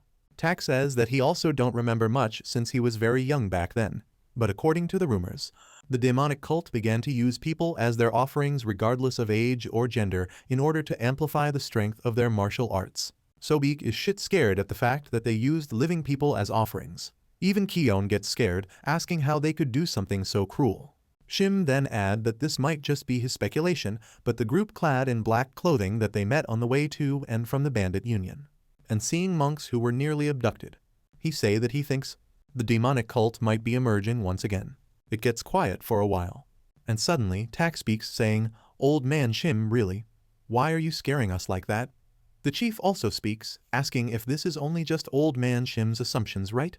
Shim responds saying that that's right, but that the moon-splitting swordsman has died and the Sword King is old now. So a bloodbath severe enough to be called a calamity could occur in the murim. They all turn to look behind them and try to play it off with a fake smile on their faces as Chief Poon Yoncho say, "Well, even if that happens." Tak completes his statement saying, "We still have a place we can rely on, so it should be fine, right?" With all their gaze upon Jaka. And suddenly the chief grabs Jaka with his arm saying, "Of course we have Jaka after all." And that they won't just be relying on Jaka. That no matter what happens, if they the 10 Wufeng elite join forces, they'll be able to overcome any obstacles that comes their way. Jaka then smile and say, "That's right. That no matter what happens in the murim, he'll definitely save his brothers." And he finally says, "No one can touch us, whoever it may be." Please like and subscribe for the next part. Also check out other interesting videos on my channel. Thank you for watching. This season starts off with the Luoyang 5 heroes going off on a journey to make a name for themselves in the Jianghu. We see some escorts guarding some carriages, while some bandits move in secret, going past them. Suddenly, they jump right out from hiding in multiple numbers, making the escorts fear as they all look shocked. But some people amongst the escorts don't look shocked at all, but instead look as if they've been expecting it to happen. The bandits land in front of them, and one of them, the Crimson Wind Stronghold Vice Chief, Slaughterer, Yobium, say, "Oi Yang, where are you hurrying off to? Even if you have somewhere to go, you have to pay up first." And Yang, the Divine Physician Squad Captain, Heavenly Wind Swordsman, Yang Mugi, arrogantly replies, asking who said he was leaving, then proceeds to shout with so much confidence and arrogance that he has been waiting for them, the Crimson Wind Stronghold bastards. Confused, Yobium stutter as he say that they were also waiting for them. Yang also shouts that whenever he thinks of accommodating mountain bandits like them, he wake up with a stomach full of anger after he fall asleep, and that for all the money the bandits have extorted from him, he won't let all of them off today. While still at it, someone from among the escorts calls Yang captain and whispers to him, telling him that he knows that he's got a lot of accumulated frustration towards them, but he asked if he could just wait till they have left before letting out his anger. Suddenly, someone gets really furious, calls them fucking insects, and says that he took pity on them because they begged so desperately previously and gave them a discount on their passage tolls, but instead of being grateful, they dare run their mouth and try to climb over them. This person is the Crimson Wind Stronghold Chief, Hell Butcher, Jiang Hanwei, so he says that from today, their passage tolls will cost 109 Niang, so he orders all his guys to make sure they get every single Niang from them. And they all respond, "Yes, Chief." Then, one of the Luoyang 5 heroes then say to the Crimson Stronghold Chief, the Hell Butcher Jiang Hanwei, that he has heard so much about them and is glad to finally see them all in person. They all stand brave with their head held high. Looking at their demeanor, the bandit chief feels that something's different about those guys. Suddenly, they all raise their swords at the same time, saying, "We are the Luoyang 5 heroes. We are here to get rid of the green forest rats that live on the Pingding Mountain." This introduction of theirs really frustrates the bandit's chief, as he recalls that there was a group of brats roaming the murim these days. But these kids just won't stop with their introduction. The first kid starts saying, "I am Huang Dongyob, the oldest within the Luoyang 5 heroes and the disciple of the 8 immortal sects." They continue their introduction, but just after hearing the first introduction, the bandit's chief furiously turns away, thinking that they don't gain anything even if they defeated them. Also thinking that that's not all, because if they lose, then they will be utterly humiliated and there'll be a turn of suffering afterwards if they incur any grave injuries. Amidst his thoughts, one of the bandits whispers to him, asking him what's wrong, that if he needs to shit that badly, they'll take care of the situation. But the chief looks at him with distaste in his eyes, thinking to himself, "These idiots, do they not realize that we're fucked?" Which also makes him wonder how they are going to make livelihood as mountain bandits. The Luoyang 5 heroes' introductions continues as one of them introduces herself as Number 4, Li Somin, the first-class disciple of the Heaven Sect. Upon hearing the name, Heaven Sect, the chief is stunned as he looks back sweating, but his subordinate doesn't mind the introduction as he questions how long their introduction is to go on for, so he wonders if they aren't tired of such long introductions, and in an instant, the chief quickly turns to Li Somin and quickly asks her what her grandfather's name is. She's surprised at the question at first, but still answers as she tells him that her grandfather's name is Yui Zhong. Still shocked at the question, she asked him why he's asking. The mountain bandits' chief at this point lost it, as he knows that they are really fucked. So fearfully he asks her if by any chance she is the granddaughter of the Heavenly Sword Supreme, one of the 10 strongest martial masters. As she was about to respond, Yeon Seolju interrupts with her introduction, but the bandit chief doesn't heed her at all, as he immediately interrupts her silly introduction. The bandit chief doesn't give a fuck about her, as he furiously shouts, "Bastards," and swings his sword downward with all his might. This gives the Luoyang heroes a scare as they wonder what could be going on. But it turns out that the chief of the mountain bandits is going around breaking the swords of all of his stronghold members, causing them to wonder what's going on, even making the vice chief stutter as he calls the chief name. But the chief, still furious, shouts at them, saying that he might be working for the Green Forest, but don't they know how much respect he has for the Heaven Supreme? Immediately he hops backwards multiple times, shouting at his subordinates, asking them if they are out of their minds, that how dare they raise their swords against the granddaughter of the Heaven Supreme. But they all look so confused, and finally he hops away, shouting that he'll make an exception and let all of them go for the Heaven Supreme's sake, and also wishes them a safe trip back. But his subordinates looks confused as fuck. But it wasn't the same for Yeon Sobaik, because the bandit chief's act provokes her further. Salman stares at her confused as she watches her say, "Impudent bandits, how dare you cut off my introduction?" Her rage increases, making her shout that the remaining bandits should all come at her right now, that she, Yeon Seolju, swear upon the name of the Waryong Manor that she will not forgive them. But they all ignore her, shout no thanks goodbye, and run away. The Hwayong Merchant Union representative then laughs out really loud, saying that all the bandits know to do is talk big. Still so excited, he turns to the Luoyang 5 heroes, saying that they, the Hwayong Merchant Union, are truly lucky to have met them. And they reply saying, "You flatter us, it's a pity we didn't get to use our swords." The other then say that it's because Sumin family is too famous. That's why those bandits ran away in fear before they could even do anything. Bottling up her anger, Yeon Seolju then say, "Yeah, thanks to someone's reputable family, we might not be able to do anything with the 5-peak stronghold or something like that." And that she's worried that their journey in the Jianghu will end without them doing anything. But all these words doesn't bother Somin at all, as she just smiles through it all. Suddenly comes one of the merchant. He says that he doesn't mean to bother them, but he tells them that the 5-peak stronghold is a bit different from the rest. That from what he heard, Sage Chunji went to subjugate the 5-peak stronghold, but decided not to pursue them any further and went back home. But they refuse to believe it, because it's the living legend from the Wudang sect, Sage Chunji. Yeon Seolju also just brushes it off as nothing, asking them if they really believe what the merchant just said. So she say that that's definitely an exaggerated rumor spread by the mountain bandits. Sumin agrees with her, saying that there's no way Sage Chunji would actually do that, and the merchant union representative comes really excited and laughing. He shouts that all of them drove away the hell butcher of Pigding Mountain just with introduction of themselves, so he tell them that there's nothing to worry about, that since they've already drove the Crimson Wind stronghold away, they just need to keep going and drive the 5-peak stronghold away too. So they all set to be on their way. At the same time, at the 5-peak stronghold, the 5-peak stronghold former chief, Long Yeoncho, and former vice chief Tak, both sparring with each other, while on the other side, Joka trains his swordsmanship, and Shim Yonggak sits behind watching. The girls are tired from today's training, so Chaeyeon tells them that they'll go get some drinks from the bottom of the mountain. On their way, Sobaik tells Chaeyeon that ever since they set a goal and started training, it feels like everyone is trying even harder. Chaeyeon agrees, saying that they are all so passionate. As they go down even further, Chaeyeon hears someone shout, "The Hwayong Merchant Union bastards must have forgotten what it's like to be afraid." So she and Sobaik rushes to peep at what's going on. On getting there, they see one of their bandits' members shouting. The bandit shouts, saying that the Hwayong Merchant Union dared to join hands with a group of brats, known as the Luoyang 5 heroes or something, go against them. It's the first time Chaeyeon is hearing of such name, and suddenly one of the 5 heroes shouts, saying that they'll know if they are just brats after a fight. So, he shouts that asking that they go get the 5 peaks 10 heroes here now. The bandit guy gets angry because previously those guys from the Waryong Manor dared to come here, and now these guys. So he thinks all these pieces of shit are looking down on them.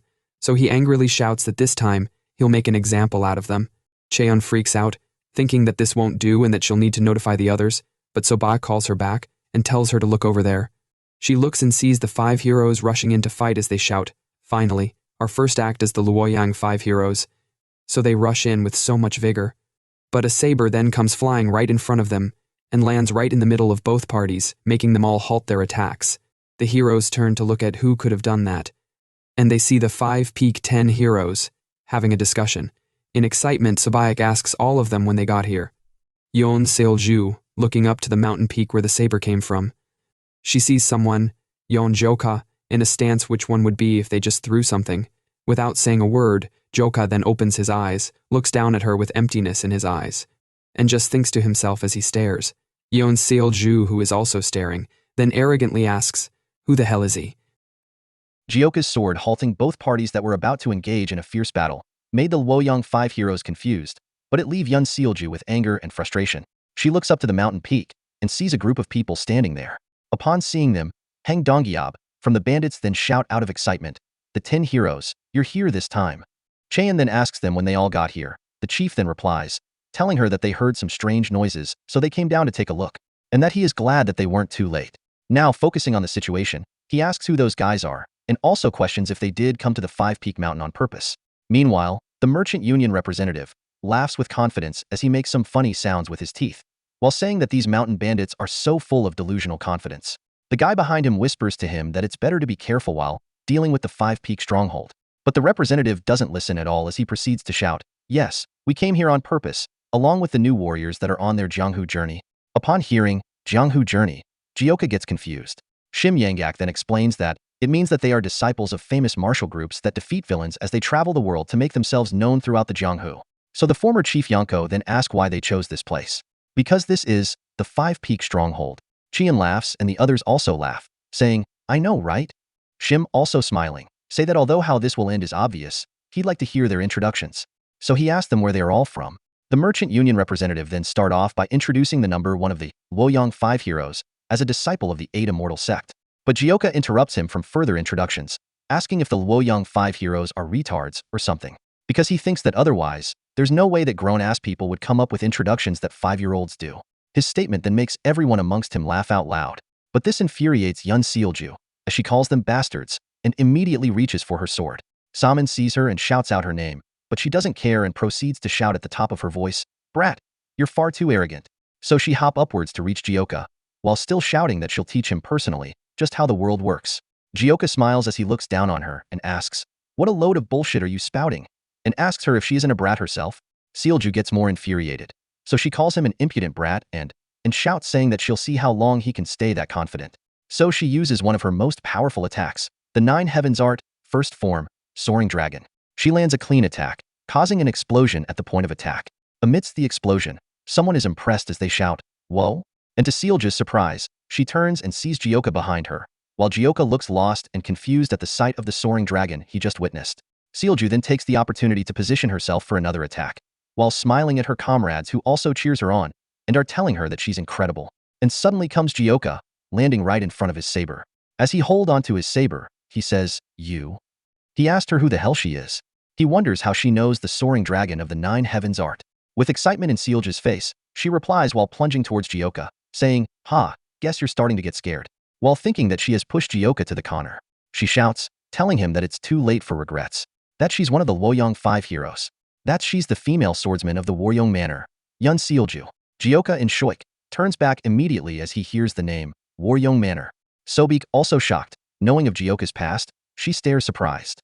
Seolju gets closer with her attack as she with all her might plunges towards, while he stands unfazed and says, "Ha, you're the brat from the Waryeong Manor, huh?" He gets some flashback of when he was young and scared. Times when his stepmom would yell at him and Seolju would stand behind laughing.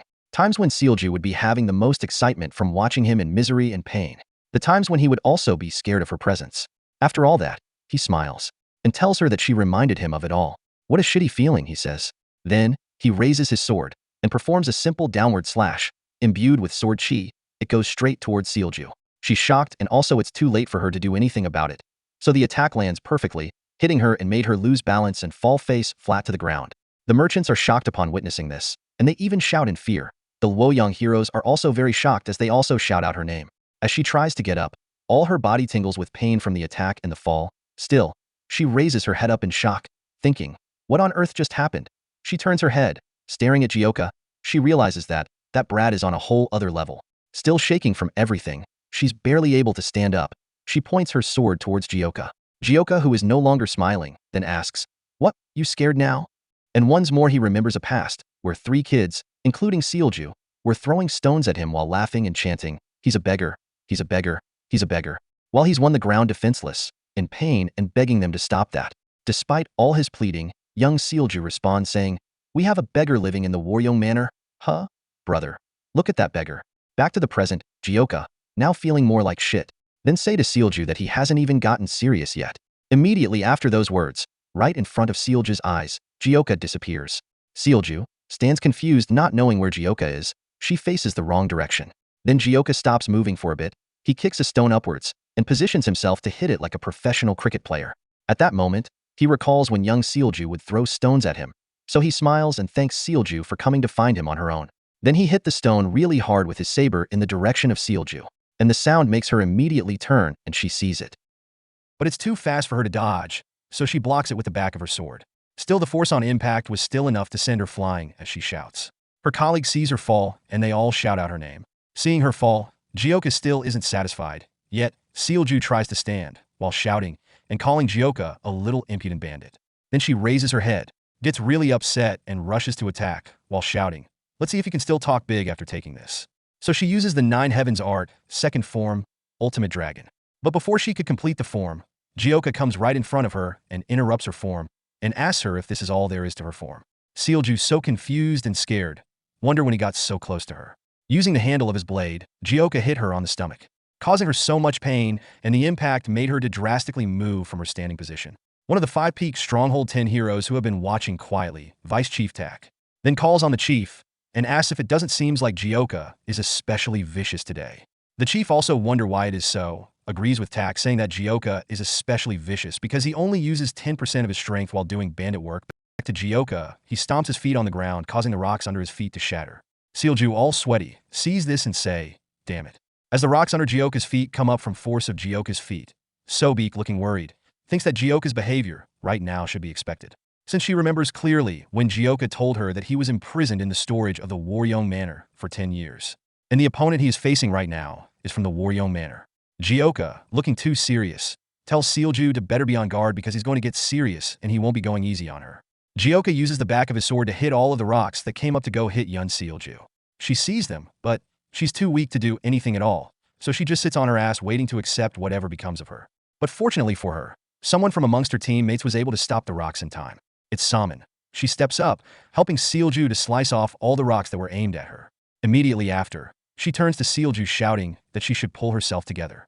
Sealju, feeling thankful, stutters as she calls Salmon. But Salmon tells her that there's no time for that, and that they should work together to defeat that arrogant bandit. And Sealju is fired up as she shouts, "All right." But Jioka looks at them with distaste, and tells them that nothing good will come out of unnecessary interference. Right before Salmon's eyes, Jioka swings his sword at her, an attack she's unable to dodge or defend against. She stands there frozen in fear, thinking that it's impossible, and what's with this tremendous pressure? And in that instant, that single swing of his sword cuts off Salmon's head. It was all in her mind. She stands frozen in fear because it felt like that pressure just cut off her head. Sealju sees Salmon frozen. She looks confused, so she calls Salmon, asking her what's wrong. But Salmon, still shook from that experience just now, doesn't hear Sealju as she continues to stare at Jioka, thinking that what's worse in all of this is that Jioka hasn't even taken a single step. Then, Jioka proceeds to approach Sealju, while saying to Salmon that that's right, that she should stay right there like she's doing now. But the only one he's after is that redhead bitch. Sealju gets offended but does nothing asides grumble. The remaining Luoyang 5 heroes, watching from behind, all looking pissed off. They want to interfere, but they don't. So one of them asks the other what should do now. He replies saying, "Damn it," and says that it goes against the rules of the Jianghu to interfere in someone else's fight, cause if they do, they might sully the meaning of Jianghu journeys. Suddenly, Li Salmon breaks free from her fear and shouts to Jioka that she, Li Salmon, a disciple of the Heaven sect, would never submit to a mere bandit like him, no matter how strong he is. So she rushes toward him to attack. Jioka then turned to her, looking disappointed. He tells her that he thought she was a smart one since she stopped moving, but now he guessed not. And with a simple swing of the sword, he sent her flying as if it were nothing. At this point, the Merchant Union representative gets scared, thinking, how can it be that not even a disciple of the Heaven sect can defeat a single bandit? As he watched Salmon fall, he realizes that this matter has become much bigger than he thought.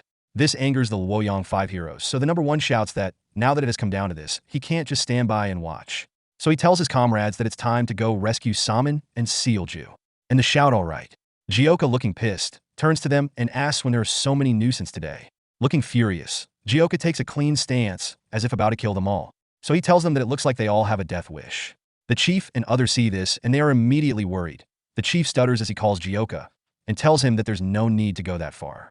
Shim Yangak, also worried, shouts out to Jioka, telling him that if he injured them severely, they'll have to go on an all-out war with all their martial groups. So he begs Jioka to please think of the consequences and hold himself back a little. Jioka listens and calms down, although he didn't want to. Sealju, hearing that they just called him Jioka, she thinks that's Brat, his surname is Yun like mine, he also has red hair like me, could he be? She's interrupted by Jioka as he tells her to better take a good look at this. She asks him what he said. He then smiles and tells her that this is what the true, ultimate dragon ascension looks like. He then proceeds to imbue his sword with aura, and at that moment, he performs the Nine Heavens Art's second form, Unlimited's dragon ascension. And a raging dragon is formed from his sword aura. Sealju is stunned by this, and even more confused as she asks him how he's able to use that. The attack goes straight at the heroes that were charging at him before. At this point, they knew they fucked up, looking scared as hell. But fortunately for them, Jioka didn't exactly at them. He only let the attacks to be close enough and not hit them. All three of them fall to the ground, feeling grateful to be alive. They just lay on the ground to catch their breaths. The merchants all began to run away, shouting that they need to turn back and run away. But the bandits don't give them the opportunity as they all run to gather in front of them. With a smirk on Huang's face, he tells them that no one is going anywhere. That even if they have somewhere to be, they need to pay up first. Jioka now stands alone with Sealju, so she stutters as she asks, "What the hell?" and shouts, asking, "Who the hell are you?" With disgust in his eyes, he says, "You still don't remember after all that, sister?" After that encounter, we see Jioka sitting alone, staring far into the mountains, while having a lot on his mind to think about. And suddenly comes someone who asks, "What are you doing?" It's Chief Pongyanko. He goes to sit beside Jioka, while telling him that he figured out a little after watching the martial art of the loud swordswoman just now. He says, to think the martial arts you thought were the arts of the Waryoung Manor, and that he heard the rest from Sobek. Jioka stays still for a while, and finally says that his name, Jioka, was given to him by his father, and that it means Crimson Sunset, and that he had always wondered why his father gave him such a name. But his father passed away before he even got the chance to ask him. And the people he had to live with every day were his new mother and his step-siblings. So he fake smiled to Chief Pongyanko and says that he probably guessed it, but that red-haired woman is his stepsister. The chief could never have guessed it cause he just looked surprised. Jioka then tells him that when he was at the Waryoung Manor, she'd constantly bully him. Chief Pongyanko then smiles and sighs as he says that no wonder he could feel his emotions in his sword more than usual. So he says, "That was it, huh?" Then he tells Jioka that they have the 500 Niang from the Wyong Merchant Union now, that Yomiug took way more than usual and sent them off. And as for the Luoyang 5 heroes, they are imprisoned in their stronghold. Lastly, he says, "Just so you know, I've really stepped down as the chief now." Jioka, looking confused, asks him what that means. And he replies, "What else? Among the 5 Peaks 10 heroes, no one would stop you from doing what you want to do. So you can do whatever you want with the Luoyang 5 heroes until you're fully satisfied." Jioka, looking excited, then calms down and questions, "Until I'm satisfied?" With a creepy/vicious look on his face, he says that sounds like a really good idea. So he immediately gets up and say that they should head back to the stronghold first. The chief agrees, saying that everyone is already waiting, but quietly asks him why he's making such a face. It's nighttime in the 5-peak stronghold. Jioka and his brothers and sisters sit at the front of their pavilion, while Jioka sit at the center. The former chief and others sit round him while waiting for his decision. And Shim Yangak, standing behind Jioka, takes a deep breath and afterward shouts, "Bring them here." They walk in with the Luoyang 5 heroes, as the excited Yamyung shouts at them to walk faster. They all look like they've been starved and battered, and Yamyung decides to tease them by calling them, "Oh, esteemed Luoyang 5 heroes." Jioka sees them and is shocked, so he asks why they look like that though, seeing how fast they lost their breath from just that small walk. Even Salmon almost throws up from the small walk. Shim Yangak, seeing them in that condition, is somewhat delighted. So he tells Jioka that Yamyung wanted to make them unable to use their martial arts in case they tried anything funny. So he blocked all sorts of acupuncture points on each of them, and that he also fed them energy-dissipating poison that's said to destroy energy cores. And that's the result of all that. Listening to all Yamyung did, the chief looks worried and says that Yamyung is pretty cruel. Suddenly, one of the bandits shouts at the Luoyang heroes, asking them why they are still standing up, and asks that they kneel down immediately. Salmon, already tired of everything, then voices out and asks the bandits if they haven't done enough to them. She desperately begs them to please stop this and send them back. But they've already let all of the Wyong Merchant Union people go. The rest are shocked at her actions, so they stutter, calling her Salmon. Then, Jioka responds. He tells them that they can just pay up like the Wyong Merchant Union people did. Shim also add to them that for charging into the Five Peaks stronghold, those Merchant Union guys paid them around 500 niang before they were released. So one respond, asking if they want them to pay. But the number one shouts, telling them that they all came out despite objections from their families, so they don't have much money. Jioka gives them the I don't give a fuck look and tells them that that's nothing to be worried about, that they can just get money from their families now. Salmon thinks on this. She wonders if he's saying that he'll blackmail their families now.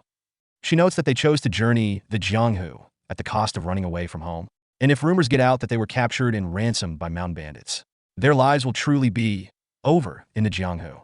Looking at Jioka, they think that he's such a vicious brat. Coming then shouts out of frustration, asking them if they think they'll get away with doing this. That if her father or grandfather comes to know of this small stronghold of theirs will be shattered into pieces. Former Vice Chief Tak then laughs and says, "Young lady, do you not see our legs? Do you think we'll stay here if one of the top 10 martial masters comes here?" And Jioka completes it, saying that by the time they would get here, himself and the bandits would be gone. So he snaps his fingers and swords are immediately drawn out, and all being pointed at the necks of the Luoyang 5 heroes. They grumble, and Jioka, with a nasty look, tells them that only their severed heads will be found here. This scares them, and someone amongst them shout, "What?" But then the sword is brought closer to all their necks. Jioka then says, "All right then, tell us this before your heads drop to the ground. How much do you think you're worth?" Pointing at then number one, saying, "Starting with you." The guy, although under pressure, stutters as he says to Jioka that his family isn't that well off, and that 500 niang would be a little hard to gather. Jioka then casually waves, saying, 500 niang. Good, next. They're all instantly shocked at his reaction just now, so they shout, "What?" Seeing how Jioka just reacted, the next person then say that he's worth 300 niang. Same reaction, Jioka waves past him saying, 300 niang, good. Next. This time the chief and vice chief are confused. The next person then say, "Since that's the case, can't mine be 200 niang?" The first one then apologizes for interrupting, but asks if he can also pay around just 200 yang. But they pay a lot of money for his sister's medicine because she's sick. Jioka then yawns really loud, saying, "Whatever, next." And he quietly say that his back is killing him after sitting for so long. Salmon then say that she'll pay 100 niang. Shim Yanggak, with a confused look, tells her that Jioka just said whatever. Okay, next. After a long yawn, Jioka sits upright and says, "Right." The last one. He asks, "How much can the lady of the Waryong Manor fetch?" With a carefree look, she says that she'll also get 100 niang, while thinking, that rascal, he doesn't have the balls to go against our family, and is trying to humiliate us like this. But for the first time, Jioka replies. He tells her that that price won't cut it for her. So he asks her if she has forgotten that she pointed her sword at him. Sealju, shocked, then shouts what? Asking him if he's expecting just her to get 300 niang. Jioka then calmly replies her, telling her that that's not nearly enough. She gets really frustrated, grumbles, and asks just how much is he asking for then. And with a bright face, Jioka says 1,000 niang, that the Waryong Manor must pay 1,000 niang because she came after his life. Everyone is stunned by this sudden change of reaction and his request of 1,000 niang. Sealju says 1,000 niang, then asks what kind of crazy nonsense is that. But Jioka simply replies with a bold smile. With a bright face, Jioka says 1,000 niang. He says it again, that the Waryong Manor must pay 1,000 niang because Sealju came after his life. Everyone is stunned by this sudden change of reaction and his request of 1,000 niang. Sealju says 1,000 niang, then asks what kind of crazy nonsense is that. But Jioka simply replies with a bold smile. Yamyang, looking completely perplexed, gives a thumbs up his thoughts. Jioka is not afraid despite confronting pretty renowned orthodox households. He may be young, but I do respect his courage. Then Sealju shouts out of frustration. What the hell? We don't have that kind of money. Why does the Heaven sect only need to pay 100, but I have to pay 1,000? Everyone from the Five Peaks stronghold all think, well, of course, it's because you're from the Waryong Manor. Well, Jioka responds. He tells her that if she don't have money, then she better pay with labor. So he tells her to marry Yamyang right here and do household chores to make up for it. Yamyang, getting excited, asks me, and Sealju gets scared on the thought of that. With a grin on Yamyang's face, he says that he does have preferences for women, but if Jioka says so, then he better go along with it. Sealju, looking at Yamyang, stutter as she say, "These vicious bastards." Jioka then proceed to hit the table hard and say, now that the prices have been decided, then it's time to send letters to their families. And he tells them to better do a good job unless they want their heads to be sent home instead of a letter. They cut the ropes and untie the 5 Luoyang heroes. They all look really anxious as they write the letters to their prospective families. One among the 5 Peak stronghold heroes then whisper to Peng Yanko, telling him that he thinks that Jioka wasn't only born with martial talent, but also the nature of a bandit. Peng Yanko, looking confused, also agrees. Shim Yangak overhears them and just adds that he wonders if they'll be alright. Because the opponent from now on aren't just some kids, but rather the households of Orthodox murim. The 9 great sects at that. With confidence, Jaka says that he knows, and that he thinks that things are going to get pretty interesting. The letter describing the values of the Luoyang 5 heroes were sent off to their various households. The 8 immortal sect, the Great Nature sect, the 7 Suns sect, the Heaven sect, and finally, the Waryong Manor. At the Waryong Manor, we hear a really loud voice asking, "What have your brother been doing?" It's the wicked stepmom. She shouts as she asks if he still haven't found Sealju. Mubik apologizes to his mother, telling her that they have been looking everywhere. But there are no more traces past this bandit group called Crimson Death Stronghold. Yun Sunbeek is really pissed off at the fact that Sealju had to run away from home for some stupid reasons. And he's the one doing all the hard work because of her. He thinks of the horrible things he'll do to her once she's caught. Suddenly, someone comes calling Madam. So she furiously turns, shouting at the person that can't he see that she's mid-conversation right now. The person shaking up in fear says that he's sorry. It's just that some man told him that it's urgent that he brings this to her. She then immediately snatches it from him, telling him that if it's not urgent, he's done for. She opens it up to read in front of her sons, and its content couldn't make her properly utter the word, "What?" properly. Finally, she shouts at the top of her voice, "Sealed, that little, she has really done it this time," and instantly falls to her knees as if about to collapse. Worried Sunbeek rushes ahead to go help her, while shouting, "Mother!" Mubik just stares in shock. He just finished reading the letter while sweating. He says not only was she captured by the 5-peak stronghold, but now they need to pay 1,000 Enang. On top of that, this letter says that the entirety of the Luoyang 5 heroes have been taken captive. So they'll need to contact the other households to discuss with them. Having lost all her strength, his mother says, "Discuss with them, then what?" Mubik, totally confused, says what? Then out of nowhere, his mother shouts like a starved beast, asking him that if they discuss with them, will 1,000 Enang just fall from the sky? Both her sons are freaked out from what they just saw, and Sunbeek shouts, "Mother." But she continues, even insulting the Yun name, being even more aggressive. She says that she's sick and tired of these Yuns. She asks why it's always up to her to clean up after the messes that these Yuns make. Both her sons looks at her with the biggest shock in their eyes. Suddenly, someone else comes in while calling Madam. The previous messenger is stunned that someone else came in at that time. The girl is terrified and unable to talk, but the messenger waves his hand for go ahead. She apologizes for the interruption, but tells the madam that there was a letter asking for all of the families of the Luoyang 5 heroes to gather at the Heaven sect.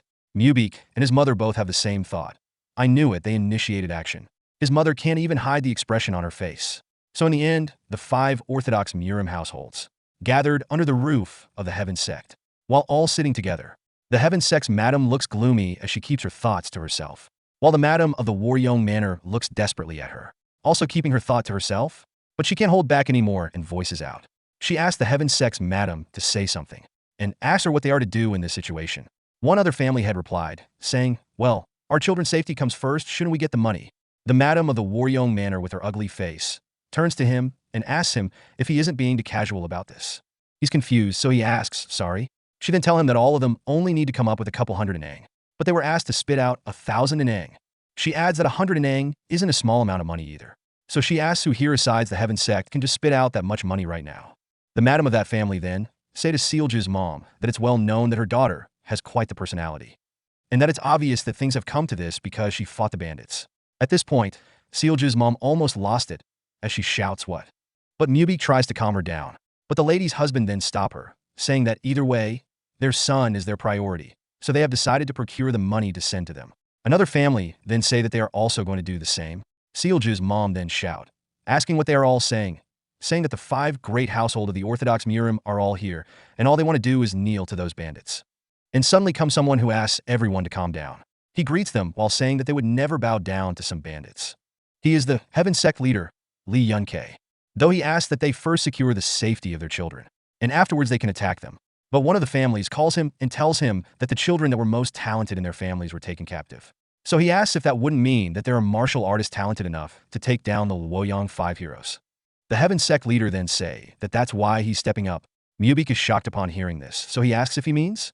But he doesn't stop there, as he asks them all to please pick a representative each, that he will be the one to represent the Heaven sect to go the 5-peak stronghold. This statement of his brings a ton of shock to the whole of the families present, as they all think the Heaven sect leader himself is going to lead the bandit raid. Mubik looking at his mom clench fist, and she thinks, yes. With an excited expression on her face, she thinks that if one of the most powerful martial artists is joining, then those bandits will be done for. and she won't have to worry about Sealju anymore. Meanwhile, at a Heaven Sect building, someone reads a letter and shouts, "What?" The person turns in shock and says, Salmon was taken captive by some bandits in the 5 Peak Mountains.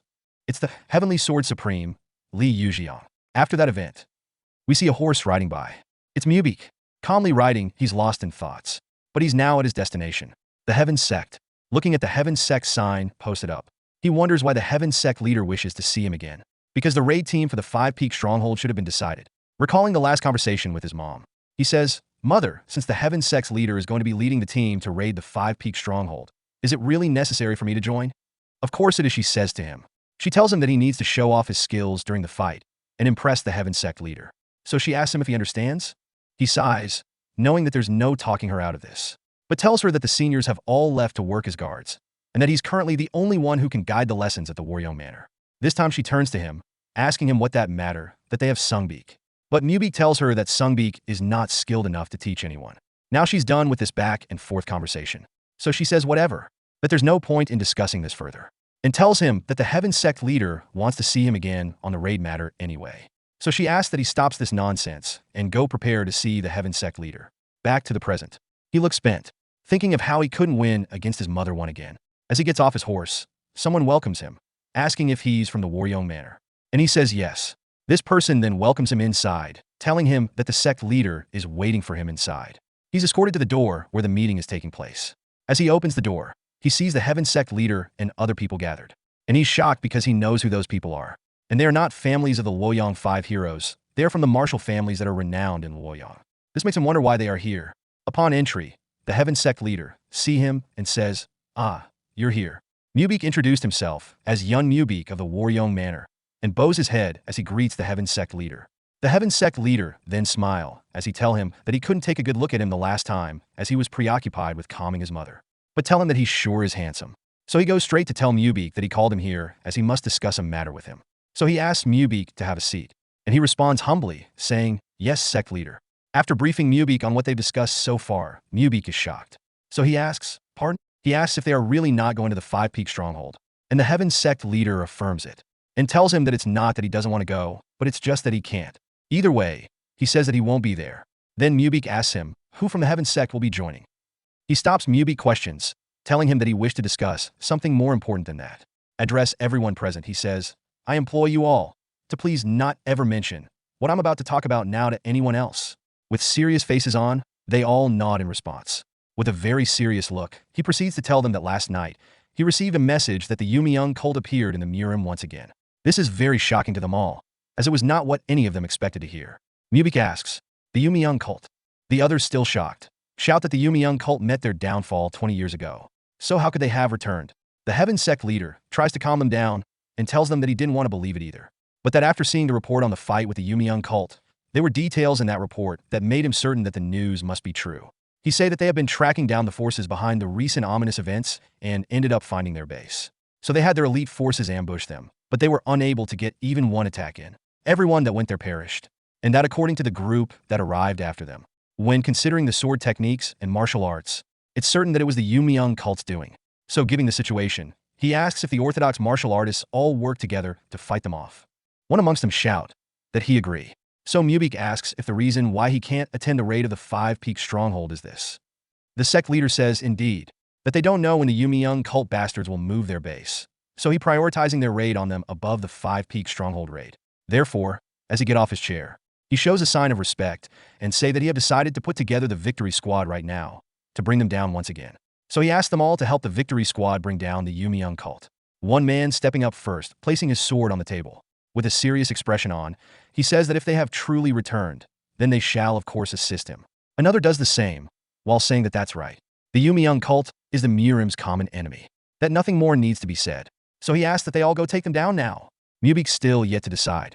He notes that this is definitely more important than the 5 Peak Stronghold, but he considers the fact that if both him and the Heaven Sect leader won't be a part of the Stronghold raid, will it still be a success? Nighttime at the 5 Peak Stronghold. Salmon and Sealju can be seen quietly walking together, and suddenly they turn to the side, looking really suspicious. The bandit behind them notices and is confused, and the girls also does nothing. Salmon then turn to Sealju and tell her that it's been a while since they've been trapped in this place. that she's sure their families are coming with the money, so she tells her that they should just hold on just a bit longer. Seolju sighs and says, okay, thinking that they may have borrowed money from the Heaven sect. Still, it worries her just thinking of how they will pay back 1,000 yang. Jioka waves his hand in front of his nose as if to erase bad smell. So he asks if they're coming back from the toilet or something, and shouts to the bandit guarding the ladies, hey, what did they do that was so good that you're feeding them enough for them to go take a shit? The bandit then say that he's sorry, and that he'll make sure they eat so little that they cannot shit again. This leaves the girls ashamed. Foolishly, Seolju opens her mouth, shouting at Jioka that he only gives them 1 dumpling per meal. Salmon looks at her with shock in her eyes, and he calmly asks if that isn't enough, and tells them that there are people in the world with less food. But Seolju shouts again, saying that that's not possible. Now why don't he prove it to her if there are? Now, Jioka raises his head, while slightly tilting it backwards. He recalls his time in the warehouse, the suffering he endured, and the starvation. So he sighs and say, as expected. With an interesting look on his face, he says that he won't feel satisfied to just let her go after receiving nothing more than money. Seolju is stunned by his words just now, so she asks what more does he need, telling him that the money was enough. Salmon still only looks at her with shock in her eyes and still says nothing. Jioka with a ridiculous smile asks, the money your mother borrowed from the Heaven sect? He tells her that he's going to destroy all sources of money for the Waryong Manor, so that you can never pay that amount back. Seolju is left speechless. She stutters as she shouts, asking what sort of nonsense that is. That how would someone like him do something like that? He just raises his Green Forest plaque and says, easy, I'm the Green Forest main patrol after all. This comes as a huge shock to both Salmon and Seolju, and they both think, no way. That bastard is the Green Forest main patrol? He tells them that any merchant union that's protected by the Waryong Manor in the Hunan Green Forest shall be banned entry, no matter what merchant union they may be. Now he smile and say that he thinks it should do the job, and ask them what they think. Seolju is dumbfounded. She can't believe it, because if Jioka is speaking the truth, then the future of the Waryong Manor is being tied up real tight. The Luoyang 5 heroes, looking starved and pale, complain that they used to at least get 1 dumpling each a day. But now the bandits want them to survive on just 1 dumpling for an entire day. They ask each other why the bandits are suddenly acting so wickedly. Yeah, I wonder why. Why are they suddenly doing it? Salmon says while giving Seolju a death stare. Seolju in tears as she thinks of Jioka while calling him a damn bastard in her head. The door to where they are being kept is opened, and they immediately turn to look at the light. Yamyoung, standing right outside, feeling joyful, says, oh goodness, you guys must have had such a hard time. He tells them that they can come out now, that their ransom finally came, while also teasing them by calling them, oh great Luoyang 5 heroes. The expressions on their face quickly change. They get excited, thinking finally. They are brought out, and a few minutes later, the ransom boxes are shown. Some of the bandits stare in amazement, while the families of the Luoyang 5 heroes stand behind the boxes. The 5 great household that came to the 5-peak stronghold to deliver the ransom for the Luoyang 5 heroes. Li Wanho, an elder of the Heaven sect, led the group. The 7 Sun sect, the Great Nature sect, the 8 Immortal sect all had representatives as well. Because Yun Mubeek is away from the Waryong Manor, Yun Sungbeek had been included in this party. That was how he met with his half-brother, Yun Jioka, after more than 10 years, without anyone in the Waryong Manor realizing it yet. Looking around, Sungbeek questions if this is the place that even Sage Chunji gave up on subjugating. He states that it doesn't look special at all. One of the bandits asks why there's so much dust, and he's about to sneeze. He sneezes really loudly, drawing everyone's attention, and immediately, Yun Sungbeek draws his sword in fear, while shouting, what the hell? He asks if the bandits are intending to kidnap them as well. The bandit that sneezed just casually wipes his nose, while asking Sungbeek what the hell he's going on about. Pengyanko and the others laughs out really loud, as Pengyanko say that they call themselves the 5 Great Orthodox Household, yet they get scared by someone sneezing. So he says that he guessed the 5 Great Orthodox Household aren't that great after all. The elders from the families whisper to themselves, saying that they can't believe that they are being mocked by bandits, that this is so utterly humiliating. The other, feeling angered, asks if Sungbeek was the only choice the Waryong Manor had as a representative. Sungbeek then tries to play it out as a joke. He clears his throat. He tells the guy next to him, Huang, that he shouldn't pull out his sword that easily. But Huang responds, telling him that he only did it because he saw him do it. Jioka sighs, while smiling and thinking, these siblings, they haven't really changed at all. Seolju, moving out while being tied up. The bandits escort the Luoyang 5 heroes as they move out of the place they were being kept captive, while shouting at them to walk quickly that it's time to go back home. The representative from each families are stunned upon seeing the children. They think, why do they look so terrible? Yun Sungbeek is more shocked and he immediately shouts, Seolju. Huang as well, shouts out his brother name, Donggyop. Looking at all their sorry faces, Chief Pengyanko casually says, They look so much worse after just a few days of not seeing them. And Tak says, yeah. One elder gets annoyed and say to the bandits that they have no basic manners, telling them that if they have the Luoyang 5 heroes in captivity, shouldn't they at least feed them properly? The boys cry, while thinking that they didn't know that not having food was such an upsetting experience. Jioka cleans his ear and asks the elder why he's making such a big fuss, telling him that it's not like anyone starved to death. He adds that old people like him are really a pain in the ass. So he asks the elder who it is that doesn't have basic manners. He tells the elder to get it straight. Then he proceeds to lecture the elder. He says, these arrogant Luoyang 5 heroes charged into our stronghold abruptly with their swords drawn and tried to harm our people. So he shouts, asking what kind of basic manners he should have for such people. This leaves the elder speechless. So he stutters while trying to say that that's. Jioka continues, while pointing at them, he says that despite all that, not only did he and the bandit spare their lives, they even provided roof over their head and food so that they wouldn't die. One of the Luoyang 5 heroes then say, wow, we're so grateful for that. Jioka now facing the elder, he exudes a certain amount of aura, and tells the elder that if he still has any complaints, he should come out here and talk. The elder, looking at Jioka, thinks Jioka is a brat, but he notices that he's got an air of extraordinary energy around him. He consoles himself with the thought that the subjugation squad will soon attack this place anyways, and tells himself that their priority is to rescue the young ones. So he turns away from looking at Jioka, while letting Chulson from the bandits cross check the money. He tells Jioka that he has heard him, so he asks that the young ones be set free now. Chulson, after confirming the money with a smiling face, calls the chief and tell him that the ransom is correct, that it was so much, he got confused countless times with counting it. The chief sighs and tells Jioka that that's what Chulson said, and asks him what he's going to do now. With a devious smile on Jioka's face, he says that it can't be helped then, that he guess he got a little used to hating them, and that he might miss that. He proceeds to raise his sword up from the ground by kicking it. So he smiles and say that he'll have to send them back then. All representatives gets confused as they all try to figure out what his intentions are. Moving swiftly, Jioka takes a stance. This gets the bandits worried as well. Shim also stutters as he calls Jioka, but Jioka doesn't stop and immediately moves, while cutting past all 4 of them. The Luoyang 5 heroes are wowed, because he used such a huge sword and was able to accurately cut only the rope. So they wonder, how strong could he actually be? After stopping, he turns to them again, this time with a hideous smile. The Luoyang 5 heroes gets worried. They ask each other, what's going on, and why he's smiling. Now, Jioka takes another stance, as if about to go for a powerful attack. They see this and get super scared, asking if he's going to strike them with that sword. And in an instant, Jioka slams all 3 boys with the back of his sword, which sends them flying into the sky as they shout and shed tears. But Jioka isn't done yet. He takes another stance and says, it's time for you ladies to go back too. Sam braces herself, while Sealju starts shouting, no, don't do it, stay away. So he hits both of them regardless, and they join the boy up. Huang putting his hands out to catch his brother, he calls Dongyab to please come over here, while Sungbik looks for a way out, while shouting for Sealju to stay away, that he can't catch her. Elder Li Wanho jumps off the ground and with a straight face, heads towards his target. It's Saman. Elder Li Wanho catches her mid-air while Sealju shouts out Sungbik's name, asking that he catch her, because she's about to fall. He doesn't catch her and she falls on top of his body, making them both fall together. That was how the negotiation on getting back the talkative and troublesome Luoyang 5 heroes came to an end. However, Saman looks so furiously at Jioka, while calling him a bastard.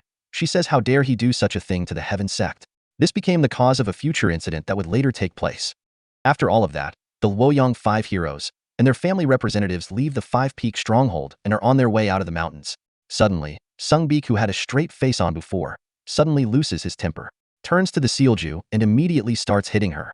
While calling her a troublemaker, he shouts that he can't hold it in any longer. And Sealju just tries to block off the hits while shouting. She sobs, while telling her brother that she's sorry, and asks him if their mother is really mad at her right now. Sungbik sighs and says, so you did something like this knowing fully well that mother would be really furious. Anyway, he tells her that he's sure she had a hard time. So he asks that they hurry back, that they'll think about how to deal with the consequences later. Saman also apologizes.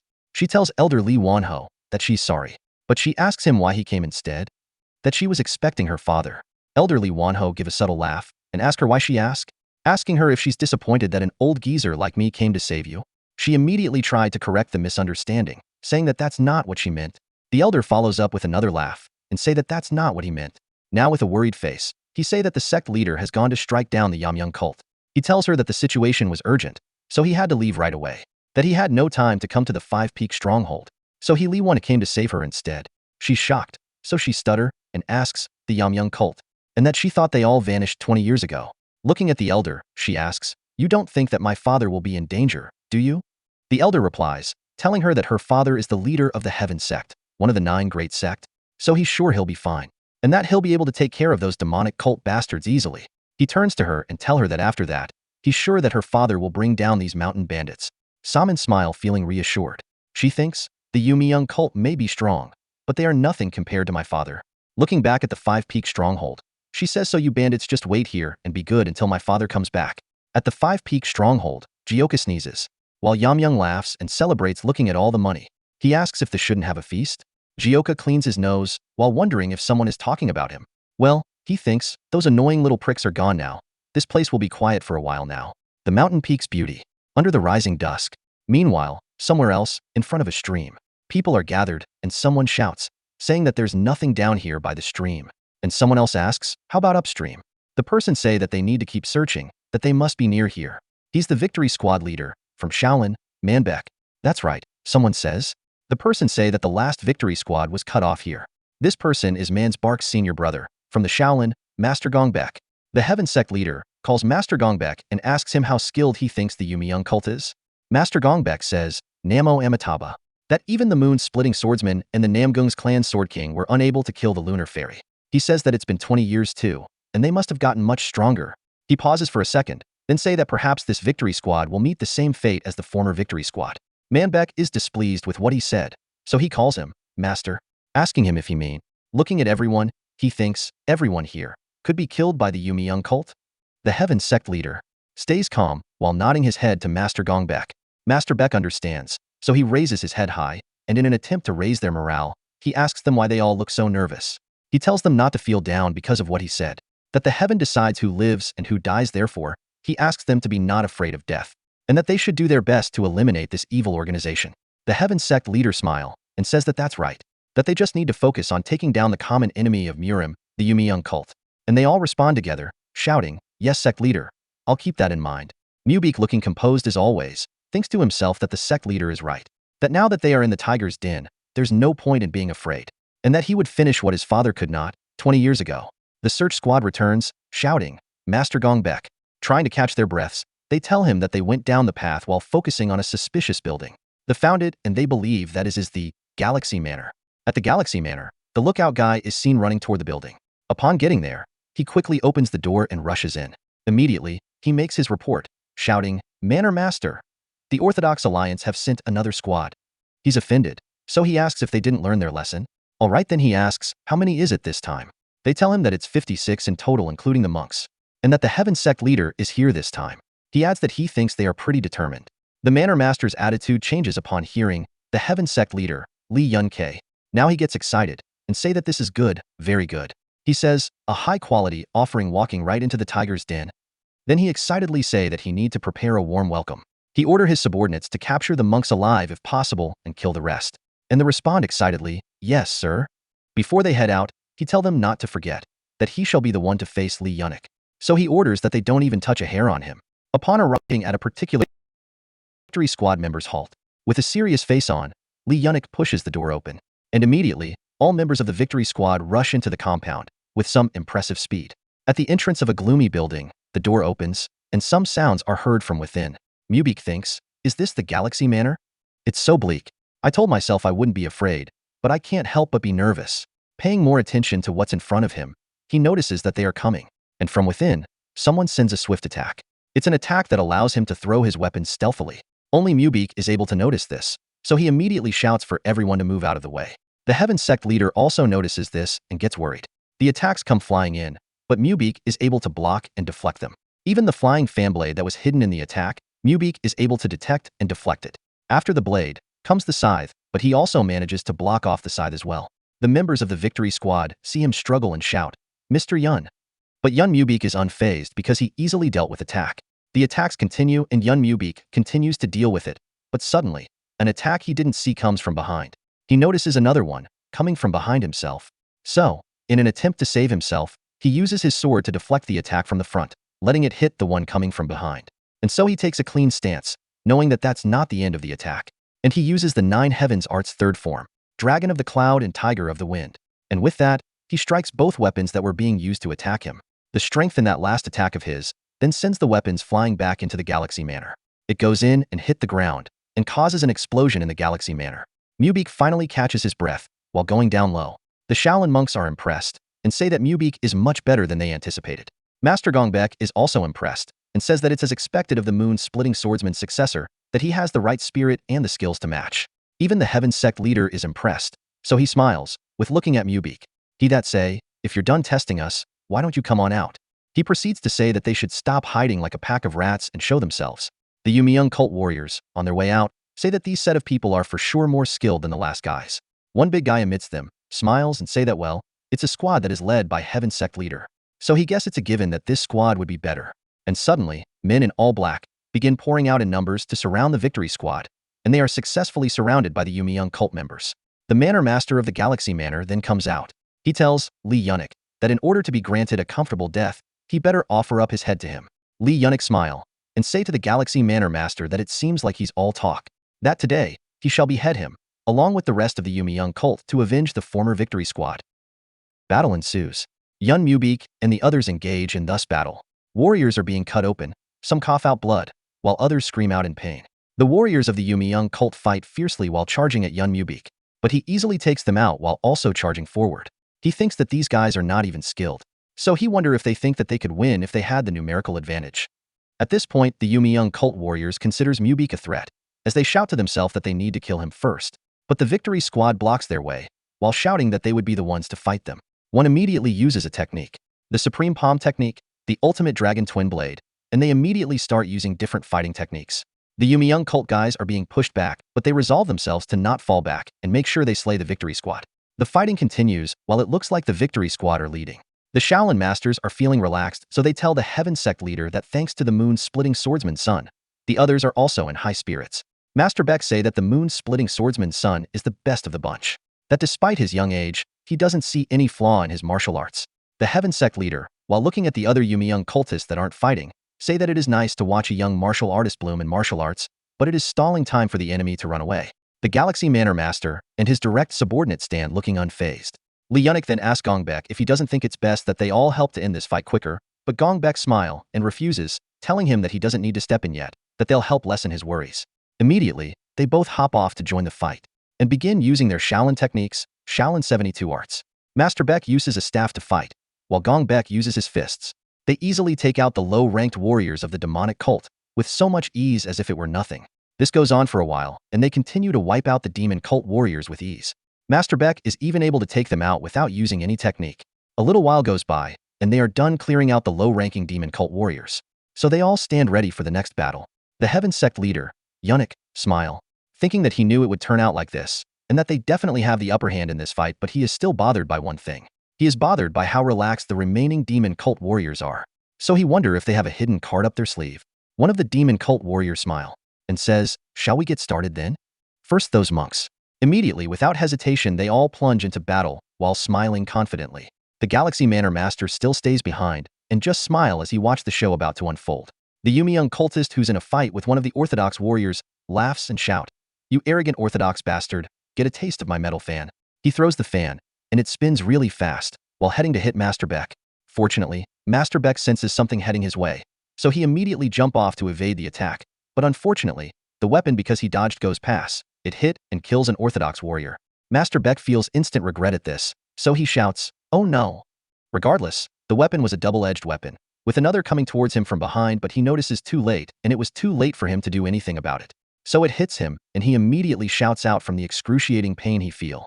As he continues to shout out in pain, the Yumi cult warrior, out of excitement, says, "What a fool," and asks, "Did you really come to defeat the Yumi cult when you're this shabby at martial arts?" Still with his weapon stuck in Master Beck's skin, he flips Master Beck up while telling him that his arrogance and stupidity are his downfall. Gongbek sees this and is shocked. He shouts, "No." He then immediately charges and out of anger, while shouting, "Are you not afraid of retaliation from the Shaolin?" The demon cult warrior laughed, saying, "Retaliation my ass?" and immediately attacks Gongbek. Gongbek struggles as he blocks the attack. Gongbek tries pushing him off, but he adds more pressure, while telling Gongbek that there's no need to rush. That once that one is dead, he'll be next. He was referring to Master Beck as that one. With the scythe still stuck in Master Beck's shoulder and him falling, another cult warrior rushes towards him to attack. The cult warrior laughs and say that that bald head of his makes it easier for him to decapitate him. That he'll cut his head really nice and clean. Mubeek see what's about to happen and plunge straight for the fight, using the 9 Heavens art, 4th form. The cult warrior sees him coming fast with the technique. Mubeek continues, 9 Heavens art 4th form, Tempest Fire, Crippling Wheel. The guy fighting Gongbek turns back seeing this. He thinks, shit. The others are also annoyed cause it's that young martial artist interfering once again. Young Mubeek was able to save Master Beck from being decapitated, so Master Beck asks him to help take the scythe out of his shoulder. And young Mubeek does that by striking it hard and away from his skin. The cult warrior who uses the scythe withdraws his weapon, and Mubeek, while helping Master Beck up, shouts calling them arrogant bastards. He asks them if they think things are going to go their way. The cult warrior is pissed off. He states that he thought Mubeek would be weak since he looks like a girl, that he never would have thought he'd be this strong. The demonic cult warrior's leader feels disappointed and says, how pitiful. The cult warrior then immediately turns, shouting cult leader. The squad leader looking very pissed, emitting intense pressure. He asks the cult warrior how he could have let his guard down when his opponent is the orthodox bastards. The warrior immediately kneels and apologizes. Yunik steps up right behind Mubeek. He say that it seems like it's his turn, so he asks that Mubeek go rest. Mubeek looks worried and calls him Heaven Sect leader. Not just Mubeek, every member of the victory squad and the demonic cult warriors that are present all pause in suspense and observe as the duel between Yunik, the gentleman sword, and Chiak Jinkyung, the chaos sword demon, is about to unfold. The duel that will decide the end result of this raid thus began. Thanks for watching. Please like, subscribe, and share for the next part. The Heaven Sect leader, Yunik, staring at his opponent says nothing, but wait until his opponent speaks. His opponent, Chaos Sword Demon, Chiak Jinkyung, speaks and tells him that it has been a while, and calls him Gentleman Sword. He say that he have been waiting for this day, that it was because of him that he, Chiak Jinkyung, had to settle down here, and now they finally meet again. Yunik asks, is that so? But says you. Chiak Jinkyung looks at him, waiting to hear what he has to say. Yunik then all of a sudden asks him who he is, that he doesn't remember, but adds that he does look familiar though. Chiak Jinkyung is shocked and shouts, what? Frustrated, he asks Yunik if he don't remember him, while shouting for him to try to remember it, this face. The Heaven Sect leader, Yunik, gets confused and says that he don't know, that he can't recall anything, that he really has no idea, and finally say that if he don't remember, then that must mean that he is insignificant. This infuriates Chiak Jinkyung, so he shouts, asking Yunik what he means by calling him insignificant, that how dare he slander him, Chiak Jinkyung, like that? Yunik smiles, knowing fully well who Chiak Jinkyung is. He notes that Chiak Jinkyung has yet to fix his anger issues. Chaos Sword, Chiak Jinkyung, one of the 3 supreme of the Green Forest. How could I have forgotten you? He says in his head. Angry Chiak Jinkyung, point to Yunik, tells him that it's all right, and that he'll make sure to create memories that he'll never forget. His subordinate sees how furious he is, so they beg for him to please calm down. Yonkik puts on a serious face while in his thoughts about how someone who used to be a powerful figure in the Green Forest become a puppet for the Yumi young cult. He thinks that means the demonic cult must have used any means necessary to take an expert martial artists. Finally, he takes his fighting stance, knowing that it won't be easy. He plunges into fight with his sword drenched in blood, but he's confident that Chiak Jinkyung was no match for him in the past. Master Beck and Gongbek see him move, and they both think the same thing, he's fast. As fast as he moves, he uses his sword technique, 5-element changing sword. His opponent is stunned at how fast Yunik is. So comes Yunik, who comes clashing swords with Chiak Jinkyung. Yunik then say, yeah, now that I'm up close, I do remember you, Chaos Sword Demon, Chiak Jinkyung.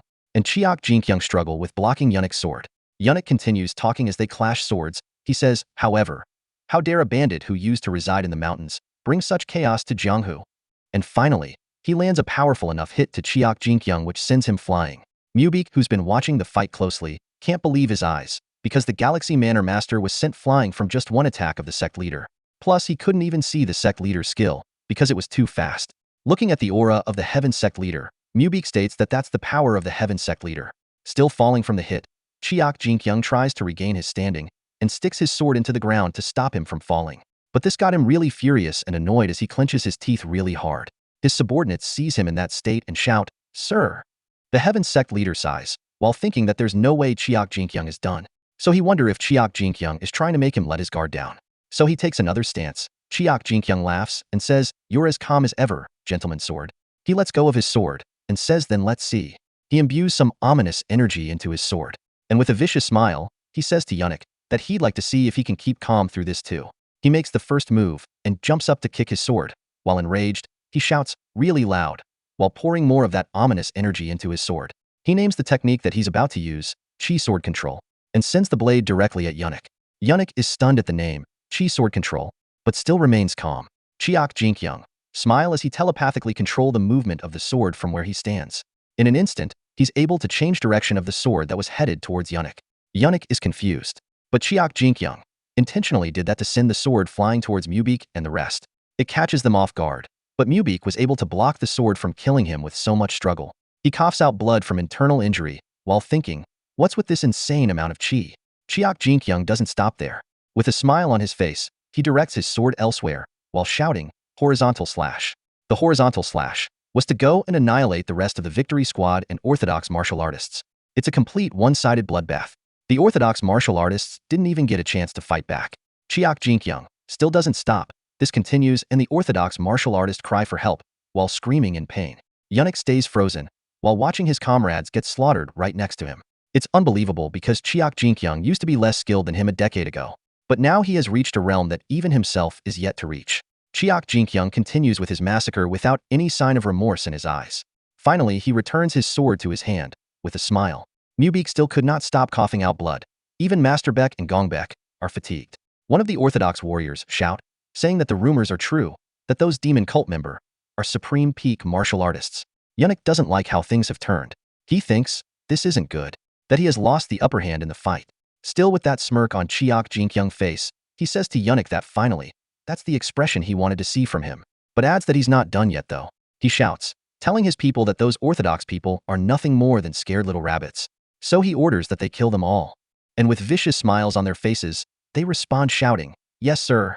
And they immediately charge towards the Orthodox warriors, which includes Yunik. The Heaven Sect leader, the Shaolin monks, also immediately take up their defensive stance.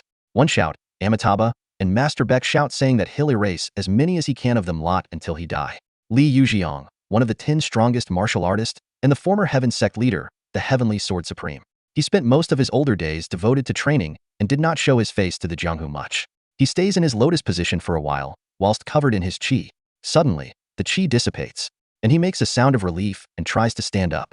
He gets up and heads to the door. But today, Li Yujiang, one of the 10 strongest martial artists, and the former Heaven Sect leader, the Heavenly Sword Supreme, finally made his appearance. He asks, where is Saman?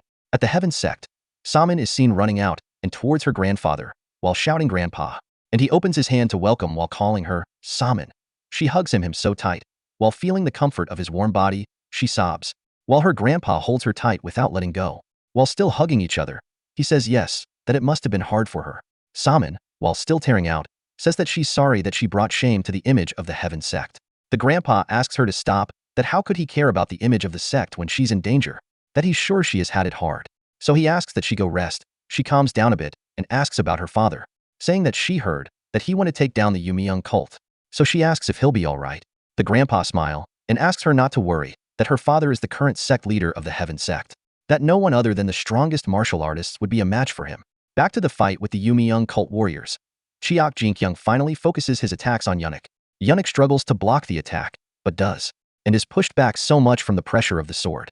Chiak Jinkyung recalls his sword back to his hand.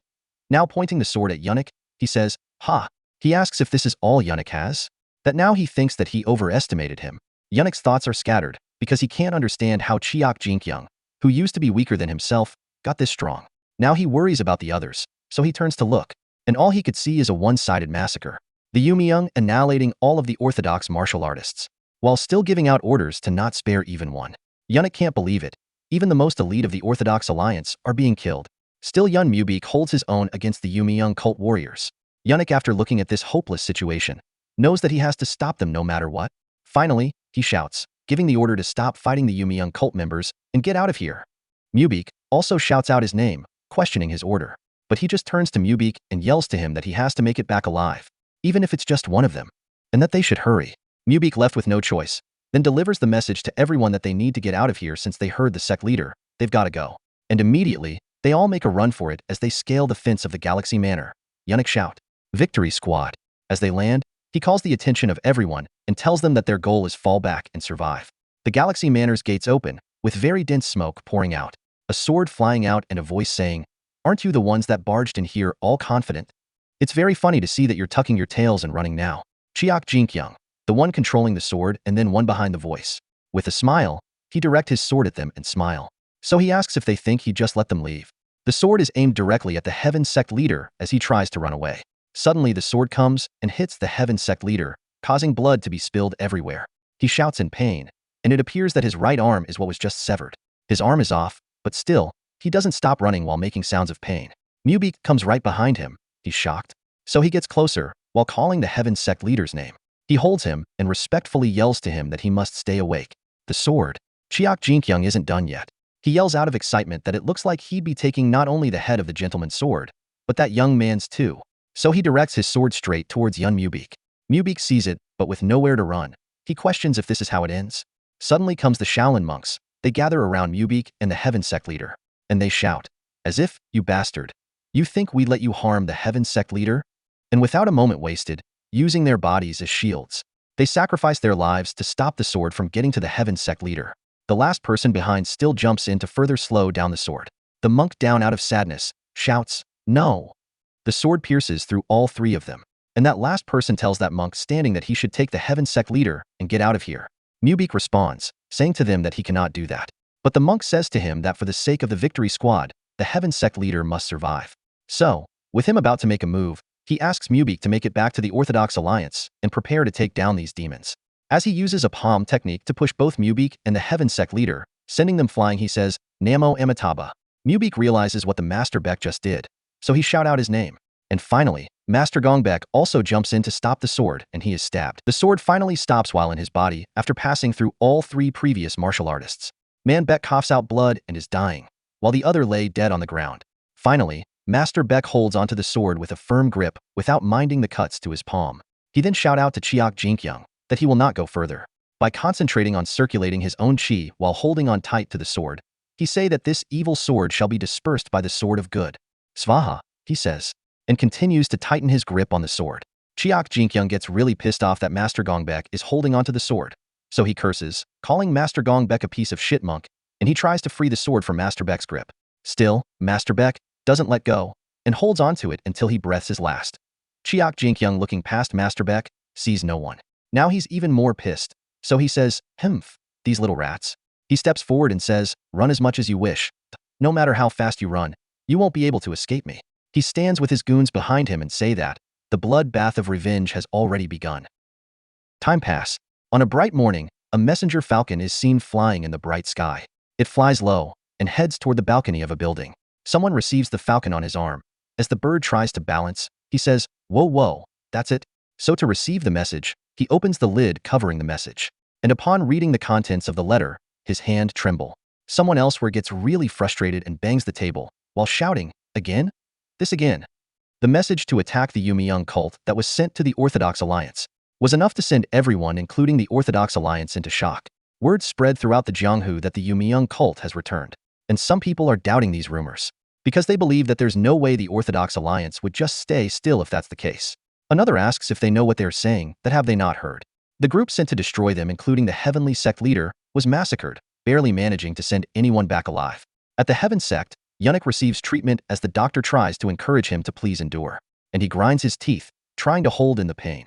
Lee Yunik, the leader of the Heaven Sect, who barely returned alive, lost one of his arm. While calling out, Father, Saman cries. Her grandfather, the Heaven Sword Supreme, stands at a distance and says nothing first, and tries so hard to hold in his emotions. At the Waryong Manor, Yun Mubeek of the Waryong Manor was also in poor condition after participating. The doctor checks his pulse, and his mother immediately asks how he is. If he's okay. The doctor, scared to give his report, still gives the report. He say that Mubeek will live, but adds that he has heavy internal damage, so he will need to rest for a while. Upon hearing this, Sungbeek and Sealju are more concerned for their brother Mubeek. Madame Beck tries to keep calm, while saying that she sent him without worry as he was going along with the Heavenly Sect's leader. But she questions what this tragedy that has struck is. However, Waryong Manor's tragedy did not end there. As someone walks really fast, he gets in the room where the rest are and shouts, Beekmo, we have a problem. She's confused as to why he would shout here, so she instantly asks that he keep it down, that how dare he shout when their Mubeek is so sick. He calms down and apologizes to her, but still lets her know that the issue is extremely urgent. Sungbeek then asks him just what could be worth causing such a fuss. So, he tells them that it's a message from the Green Forest. He tells them that the message said that they are to ban the entry of all groups receiving guardianship from them, the Waryong Manor. Madame Beekmiju, starts sweating and asks, "What?" She asks what he means by that. Sungbik also asks that he please explain to them just why the Green Forest is singling out Waryong Manor. Seolju begins to sweat as she wonders if it could be. She recalls when Jioka told her that he's the Green Forest main patrol after all, that any merchant union that is protected by the Waryong Manor in the Hunan Green Forest shall be banned entry no matter what merchant union they may be, and asks them what they think. She realizes now that it's him. She thinks, that bastard. He really did it all. Now, she grinds her teeth out of anger and frustration, thinking, what did we do that was so wrong? At the mountain peak, Jioka sits alone. While swirling his Green Forest main patrol plaque, he says that tonight, looking at it, he say that tonight is a bit chiller than usual. From behind him, Shim say, a debt of 1,000 coins, and a ban from the mountains. Yet your face still does not seem bright, young master. Jioka just stares without a word. Shim acts excited, and say that vengeance should not be done with just words, but with violence, that gives you the feeling of flesh being crushed by your bare hands. So he asks if that isn't so. Jioka sighs with a smile and say, old man, if you keep walking around at night in your state, you might die of cold before you get your martial energy back, and asks him if it isn't past his bedtime.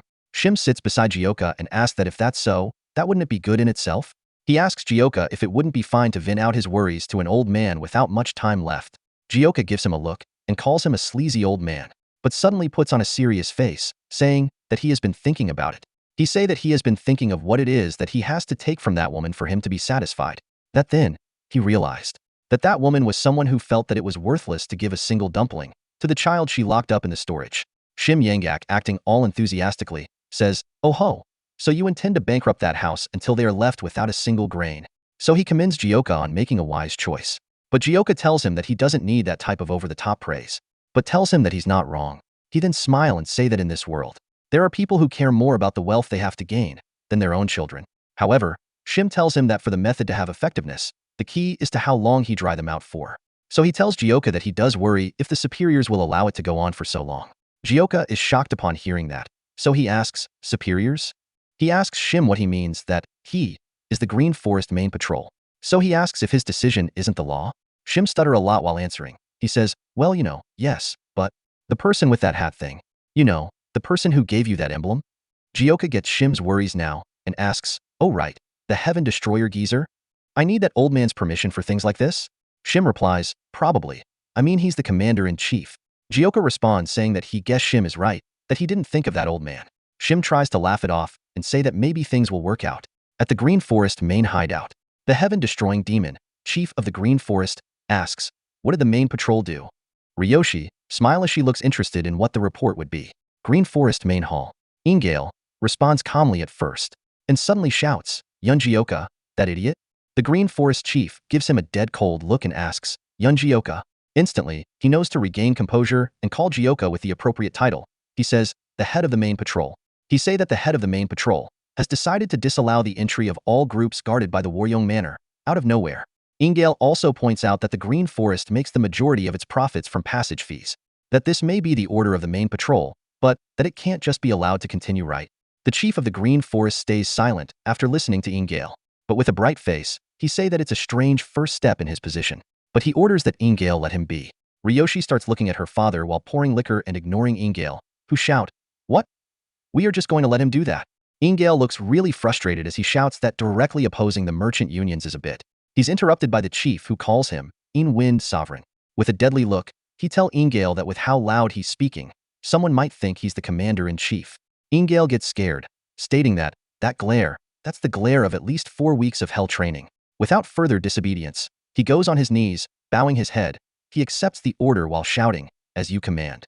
While thinking, shit, I'll bring you down sometime, Yun Jioka. The chief sits there thinking that it might not be so bad to put a leash called a favor on our dear, unpredictable head of main patrol. Anyways, he say, the Waryong Manor. Ryoshi pays interest to what he wants to say. So he says that he'll need to investigate how Yun Jioka and the Waryong Manor are related. Immediately after that statement, Ryoshi bangs her cup on the table and gives her father the cutest look ever. He already knows what she wants and doesn't want to give in, so he tries so hard not to look at her. But she's persistent and keeps giving him the world's most charming puppy eyes. Finally, he gives in with a loud sigh. Looking at her now, he tells her that it's okay, and that she win. That when she is sobered up and the sun rises, she may leave. With a bright smile, she says, yup, I sook Ryoshi, in place of my father, the commander-in-chief of the Green Forest, shall return after investigating their relationship thoroughly. To sum it all up, she takes another shot. Her father, hiding his smile, tells her to please sober up before she goes. But he wonders if this is the right choice. Very early in the morning, before the sun set, someone is already ready with a horse. It's Ryoshi. Without a moment wasted, she kicks the horse and begins riding. She looks back one last time with a smile and shouts, "Now, I'll be on my way," while waving to her father. He waves back, saying yeah. Even though he's not sure if he should be sending her on her own like this, he wishes her safe journey. Giddy up. And there she goes. Slapping the horse to run faster, she shouts, "Hiya." With her smile so bright, her thoughts could literally show on her face. "Just wait for me on the 5-peak mountain, Yun." Her father sighs, but smiles, asking if she really liked the head patrol that much, that she would always sulk whenever she was in the stronghold no matter what she did. And he watched her go off just like that. After that, he wonder if all children are bound to leave their parents while grinning like that. He also state that she can't even understand how he feel. Anyways, he thinks back on what Jaka did, banning the entry of some merchant unions. He think that that's a pretty strange order for his first move as the head patrol. Thinking of Jaka, he states that he doesn't know what others think of him, but to himself, Jaka is not the type that would cause trouble over things like money or power. If so, then he thinks that Waryoung Manor, for what reason, did they anger the head patrol?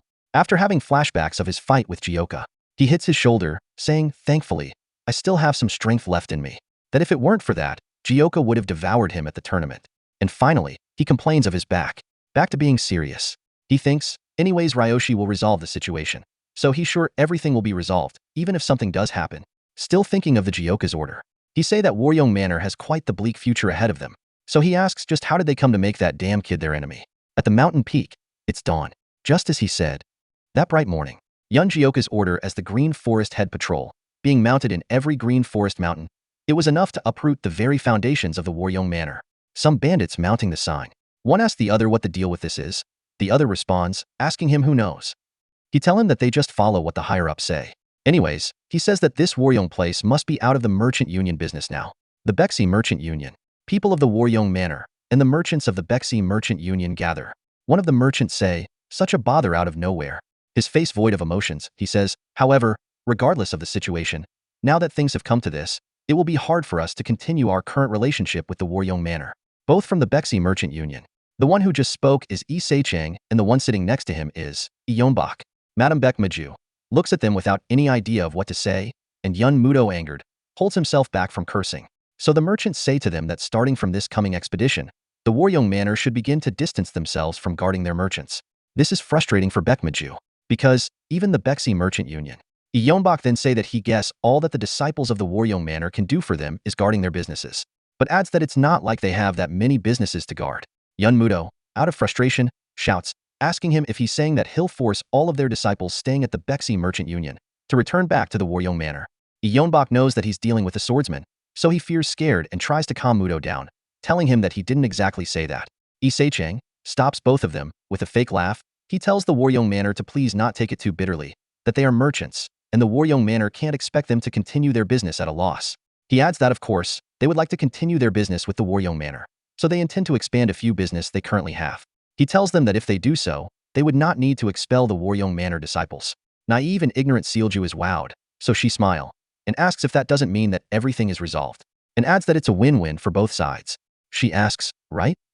Her mother, looking at her with such disappointment in her eyes, wonder how one could be so naive at that age. Because these people are true merchants, and they'd never do a favor for someone without a cost. The merchant then say that of course. He puts up a smile and say, "Of course, as you Miss Beck have agreed with us previously, if you help us take something from the Samjin Merchant Union, Waryoung Manor and our merchant union will be able to continue their relationship as usual." Madame Beek, while sweating, says that yes, she will agree to do that for him. She thinks, shit, do they want us to go to war with the Samjin Merchant Union? But she resolves herself that this is not the time to be worried about such things. So she tell the merchant that until Mubeek recovers, they will need time. The merchants get up with a cocky smile on their faces. They say that it's alright, that they can accept those terms, but he asks that they please not make them wait too long. They also add that if the Samjin merchant grows any longer, they will have no choice but to cut ties. Now at the door, they say that they shall be on their way now. They laugh and say that they hope to meet with good news next time. Yun Mudo lets out his anger and shouts, "Damn arrogant peddlers. How dare they act so insolent towards the Waryoung Manor?" Madame Beck then holds his hand and tells him to calm down. So he turns while shouting. He asks her if she wants them to stand down here. Madame Beck shiver with a gloomy face. She tells Mudo that he isn't the only one that's infuriated by this situation, that she is as well, but tells him that if they lose their ties to the Bexy Merchant Union as well, then who will be willing to do business with them? He responds, shouting again, telling her that Mubik and himself can just find a deal for the Waryong Manor. He says no, that he will head to the 5 Peak Mountains and destroy them right now, that the ones he faced before were mere weaklings. Sealju says, ha. She tells him that that's only because that guy called the Green Forest Patrol wasn't at the stronghold back then. She tells him that maybe if it was Mubik, but she doesn't think he'd last for even 5 blows. Infuriated, he gets up, asking her, what? And shouts asking, so who caused this whole mess? Madame Beck angrily slams the table and shout, asking if both of them can just stop. So they both angrily turn their faces away while making useless sounds. Madame Beck grinds her teeth out of frustration and asks if there's no other way than this. She thinks, to be so hopeless under the grasp of those damn bandits. As if Beck Miju's cries were heard by the Heavenly Sword Supreme, Li Yujiang. He came to deal with the situation himself. Heaven Sect. Li Yujiang calls Li Yunik and tells him that he's coming in. He enters the room but stays very close to the door. Saman turns to him. She's happy to see him, but she still asks him if he hasn't gone to sleep yet. Yunik also calls him father and tries to get up to greet him properly. But Li Yujiang stops him, telling him that there's no need to get up and that he just stopped by because he was worried. Saman agrees with him and tells her father to stay comfortable. The Heavenly Sword Supreme takes his sit and asks Li Yunik how his arm is. He responds, telling his father that it's much better now. However, his father asks what he means by however, and asks him if something happened. He then bows his head and say that he's worried that he have sullied the name of the Heaven Sect. So he apologizes, telling his father that he is extremely sorry to him. Saman, being all teary, asks her father what he means and asks him why he's apologizing. Yunik feeling down, so his father Li Yujiang tells him that his daughter Saman is right. He puts on a serious face and tells Li Yunik that he has no need to hear such words from his son, who just lost his arm for the greater good. Alright, so he tells him to not feel the need to say such thing ever again. Saman cries so much while saying, yeah, don't say things like that again, father. And he thanks her. Anyways, Li Yujiang asks him about the Chaos Sword Demon, saying that he should have been an easy foe. So he asks him just what happened for him to have been so injured by that man. Li Yunik tells his father that he believes that the Chaos Sword Demon used what the Yumi cult call its superpower. Recalling the sight of the Chaos Sword Demon, he say that the strength of his martial arts hadn't changed much from before, but his aura when they met again was inexplicably ominous and had reached a level that surpassed the heavens. Superpower, Li Yujiang asks. He asks if Li Yunik is saying that the Yumi cult use such things to empower their martial prowess significantly and are using that strange ability to push chaos into the world. Yunik says that it's true, and that the 5 Peak Stronghold was also suspicious. So he say that he was about to ask Saman some questions. She's shocked and asks, the 5 Peak Stronghold? Because of the young bandit that's famous from the 5 Peak Mountains? He say yes, that from what he hear, that young bandit that's famous from the 5 Peak Mountains has an inexplicably immense amount of martial energy for his age. So he suspects the boy might have gained what the Yumi cult calls a superpower. The Heaven Supreme then say that if that is so, to rise to the level of heaven over heaven with just a superpower. So he asks Saman what she think from having fought him herself. She has no idea at all, so she stall for time and says, oh, well, it's. At the end she has nothing to say and just stays there staring at them. Finally she bursts into tears, while crying. She say that she has no idea, and that he took her out without even a proper exchange of blows. Li Yunik is disappointed. So he whispers, a child of the Heaven Sect, how can she be that clueless? He also apologizes to his father for this. His father, also feeling embarrassed, tells him that it's alright, that Saman is still young. Now with a serious face on, he say that he guess he has no choice but to investigate himself. Huh. Yunik is shocked. He says, but that you mean? His father says yes, that he was never intending to just let Saman's situation be as is. Saman gets all happy and blush. As he stands up on his feet, he say that when the sun rises, Saman and himself will be leaving. That before they take care of the Yumi cult, he will clean out the 5 Peak Mountain himself. Saman arrives really fast at Babong region, Hack Village. Upon stopping, she immediately gets down. Looking ahead, she gets excited that she's almost there. She sees the mountain and questions if that is the 5 Peak Mountains that she has heard so much about. While still standing there, her stomach growls really loud. It makes everyone turn a look at her. Still excited, she clears her throat and say that her stomach is grumbling like thunder from riding for days without rest, that she needs to eat something. The people behind murmur to themselves, asking who that is, and if it's a new beggar in town. Another is shocked, because he wonder if beggars have horses these days, and say, what a world we live in. Haga Village, 4 Seas Tavern. Someone is served the food they ordered, and they're very wowed. They immediately dig in, saying, nice, let's have a taste, shall we? It's Ryoshi, as she's about to have a bite. She hears someone say, why are you hesitant to eat, Saman? She says, huh? And pauses. Salmon smile and say that she guess she just doesn't have the appetite. Ryoshi takes a bite off her meat, while eavesdropping on Salmon and the person with her. The person then asks Salmon if being near the five-peak stronghold makes her feel uneasy. While actually feeling uneasy, sweat drops from her face and she stutters as she say, well? The person she's with, Li Yujiang, seeing how Salmon is, he smile and say, ho ho, and tell her that this old man in his old adventure days had a bad experience down in the south, that ever since then, the thought of that region had filled him with rage, making him unable to sleep. And instantly, Salmon turned to him, looking really interested in his story. What? She shouts, asking if he has also had an experience like that. He tells her that of course he has, and asks her if she thinks this old man was just born as one of the strongest martial artists. So she asks him what he did after that. He says, what else? That he approached them 10 years later and crushed them. And that since then, touring that region has always become a fond experience for himself. So he tell her not to worry. Now that Grandpa is here, these five-peak mountain that's full of bandits will just turn into another place that she can visit with fond memories. Salmon, feeling all excited now, thanks her grandfather and with a bright face, she's about to have a bite off her food. Ryoshi just continues staring as she wonders what could be going on. She states that she haven't even gotten there yet, but it seems they have quite a few guests already. While observing, she thinks an old man. His aura is quite powerful, so she tries to remember where she have seen him before. Two bandits sitting next to each other. One whisper, Yam Young, that lady right there. Haven't we seen her before? Yam Young replies, She looks like one of the Luoyang 5 heroes that got beaten up by our stronghold.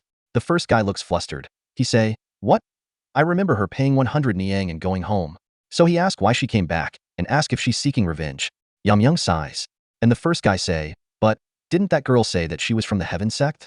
He say that if that's true, then the old man next to her must be one of the 10 strongest martial artists in the lands, Li Yujiang, the Heavenly Sword Supreme. Ryoshi is stunned and wowed at the same time. She thinks, what? That old man is the Heavenly Sword Supreme? So she wondered just what have Jioka been getting himself into. The Heavenly Sword Supreme suddenly speaks. He say that he thought those bandits were idiots, since they had attacked his granddaughter despite knowing the fame of the Heaven sect. But hearing how you speak, I guess that wasn't the case. He says. The bandits get anxious. They whisper, asking each other if the bandits he mentioned are them. Yam Young then tell the other guy that they should pretend that they didn't hear anything and run. At first, Li Yujiang pretend as if he didn't hear them, but the thick energy exuding from his body is immense. And suddenly he turns with a serious face and say, kneel. And immediately the fleeing bandits are forced to kneel only by the pressure of his aura. Now, he gets up from where he is seated. He calmly walks towards the bandit while exuding that immense aura. And immediately, Yam Young start begging. He shouts that they are sorry, and the other asks that they please be spared. But Yujiang doesn't stop, but tells them that he is yet to ask anything. So he asks them why they are already asking to be spared. He tells them that the punishment for laying their hands on a child of the Heaven sect will not be light, that they shall receive it at the stead of the bastards at the stronghold. And as he's about to punish them severely, they just sit there unable to do anything but shout. Ryoshi gets up, with her weapons out. She says, that she was going to head to the 5-peak mountain after a quick meal. But she can't just watch this happen. So she attacks Salmon unannounced. But before the attack could hit, Li Yujiang, the Heavenly Sword Supreme, comes forth immediately and deflects all her attacks, while Salmon looks confused. Ryoshi also immediately draws out her sword and run, heading to attack Li Yujiang.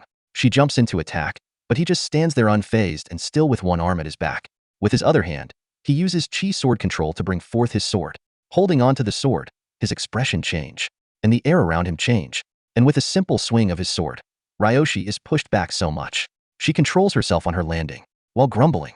The Heaven Sword Supreme, pointing his sword at her, tells her that he didn't expect to draw his sword before he arrived at the mountain. So he asks her if she's a member of the Green Forest. She replies. She say yes, that she's a daughter of the Green Forest family. That while she does fear the famed name of the Heaven Sword Supreme, she cannot simply watch such a fate befall members of her family. The bandits are happy to hear her call them family. So she says, I dare to commit the disrespect of pointing my sword at the great Heavenly Sword Supreme, and ask to be taught a lesson. She takes a serious fighting stance. The Heavenly Sword Supreme stares at her while thinking, family? He notes that she doesn't appear to be from the same stronghold. Ryoshi in her stance tells herself to calm down, and that cheap tricks will only worsen her situation against someone like the Heavenly Sword Supreme. So as she charge in for an attack, she say that she just need to give it her all and try to break through. She uses her sword technique, Dark Heaven Azura Sword. Using her aura, she manifests a Buddha-looking warrior who charges at the Heaven Sword Supreme. The bandits see this and are super stunned. They are like, what? That girl, she's extremely skilled. The Heavenly Sword Supreme preps himself to take in the attack. He jumps off the ground. He spins his sword, letting it be in a rotating motion he lets go. Ryoshi sees this and isn't happy, because she notices that he concentrated all the energy to one spot. The Heaven Sword Supreme then tell her that her chi isn't too bad. However, he tells her that that's all there is to it. He imbues some chi into his sword, and the pressure from him doing that alone sends everyone in the building flying. They shout, "Ugh, what's this disaster?" Ryoshi tries her best not to be blown away by the pressure and stands her ground. After that, she smiles, feeling dissatisfied with her currently capability. She states that she continued to train without rest ever since the Green Forest Grand Summit. But to see her chi deflected so easily, she says, as expected of the Heavenly Sword Supreme. He smiles back at her and compliments her. He tells her that she's quite the martial artist of her peers of the same age. He says, like father, like daughter. As expected of the heaven-destroying demon lord's daughter. She pays respect, bows, and thanks him for the compliment. She tells him that the compliments her too much. Still smiling, he tells her that he will let those two go today for the sake of her and her father. They hear this, and without a moment waste, they turn their backs and run away, while shouting, "Thank you for sparing us." Ryoshi is conflicted. She says, "Wait, they are running without even greeting me?" The Heavenly Sword Supreme continues. He tells her that, however, duties and personal feelings are separate matters.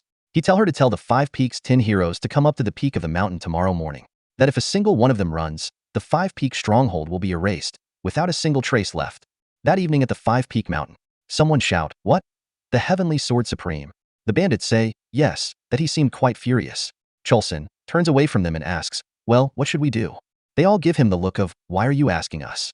So one asks Yamyoung and the other, "Why did you need to make a mess like this down at the village?" The chief then say that he expected some type of retaliation from the Heaven sect, but he didn't expect the Heaven Sword Supreme to make a move. And they all make very loud and sad sigh, looking very gloomy. Pongyanko then asks them all if Sighing is going to dig a hole for them to get away. He asks them what are they worried about that they have Jioka on their side. Jioka sits quietly, while in his thoughts. He thinks, the Heavenly Sword Supreme. In other words, an extremely powerful martial master is coming to kill us again. He thinks, at first, when Sage Chunji burst into here, or when I fought that old man, heaven-destroying demon lord, I had felt fear but didn't want to avoid it. What is this strange thirst within me? However, while staring strongly at his brother and sisters, he states that this happened because of him taking revenge against the Waryong Manor, that he cannot risk the lives of his brethren. So first, as he's about to address them, someone comes rushing in, while shouting, "First!" They all turn to see who it is. "Tak," says this voice. The chief says, "Yeah, it sounds familiar, doesn't it?" She jumps with her arms spread wide open. She jumps onto Jioka. Hugging him tightly, she says, "First, a greeting of reunion with Yun." Jioka is flustered. With his face turned red, he stutters and calls her name. He asks, "How did you?" Ryoshi, while still hugging him, with her bright smile, asks him what he means by how. That she crossed rivers and mountains to come and find him. She asks him what trouble he was getting himself into while she wasn't paying attention. She tells him that it seemed like the Heavenly Sword Supreme was out to get them. But Jioka stays calm while in his thoughts. But the bandits are all shocked by what they see unfold in front of them. It's Sobek dragging Ryoshi. She says, "Okay, so do you mind stepping back before we continue?" But Ryoshi still doesn't let go. She tells Sobek that she's just excited to see Yun. Again, that's all. Tak and the chief, still worried, he asks, "Miss Suk Ryoshi, is the Heavenly Sword Supreme really saying things like killing us all?" She finally lets go off Jioka but still staring at him. She replies, "Yep," and adds that he seemed very determined. That one would think they killed his parents of something. Now she gets serious. She say that he said that if a single one of them isn't at the top of the 5 Peak Mountains, the stronghold will become decimated without a single trace. Now this gets them all really worried. One of them say that they've been training their hardest with Jioka ever since the return. So he say that maybe they might have a chance. Jioka stops him there. He says, "Know that there's no need for all that. That all of this happened because of his personal vendetta, and that it's only right for him to face Li Yujiang alone." The chief refuses, telling him that there's no way they are letting him face the Heavenly Supreme alone, that they had also poured their hearts and soul into training. So he say that if the fight together with the will to die if required. Shim interrupts him before he could finish his statement and completes it saying, "You'd all go to the afterlife together." They all think, fuck. Shim tells them that their opponent is one of the 10 martial masters who's on par with the heaven-destroying demon lord. He say that weaklings like them joining in would just equate to meaningless deaths. But he adds that in order for them to survive, the only option is for Yun to go up alone. Ryoshi is impressed. She states that she wasn't expecting much from them, but now she see that the 5 Peak also has a decent strategist. She then say, "Yeah, as old man Shim said, going together would just mean dying meaninglessly." But she say that it'd be lonely for him to go up alone, so she'd accompany him. But Jioka refuses, says that he's good. And so a perilous day for the 5 Peak stronghold came to a close. The next morning, and finally, At the first peak of the 5-peak mountains, Jioka and Yujiang stand opposite each other. One of the 10 martial masters, Heavenly Sword Supreme, Li Yujiang, and a skilled bandit of the 5-peak mountain, Yun Jioka, faced off. Saman gulps as she walks up to her grandfather with his sword. Jioka also stands with Ryoshi, stares, and say that he was wondering. Turns his eye to Ryoshi, he says, "Ha, why did you follow me all the way here?" She blushes as she responds, telling him that she's spectating as a representative of the Green Forest. And suddenly, the Heavenly Sword Supreme shouts, "Damn you, Yun Jioka." He say that he told all of the 5-peak 10 heroes to come up, so he asks why he has come alone. Jioka turns to look at Ryoshi, and she looks back at him. They're both thinking the same thing. So he responds, he tells Li Yujiang that he's not alone though, and points to Ryoshi. She also points to him, and say that they came together. Li Yujiang is left speechless, so he calls them insolent. Saman is also confused by this, and says, "Ha." Jioka and Ryoshi looking at each other, they get the same idea again. The previous day, Chief Punyanko says, "Hey old man Shim, how do you mean Jioka going alone is how we will all survive?" He adds that it's true that their skills have improved dramatically, but to be frank, he tells them that they'll be unable to affect the Heavenly Sword Supreme in any way at that level. In other words, with everyone at the peak of the mountain, if Yun were to lose, everyone else would be as good as dead.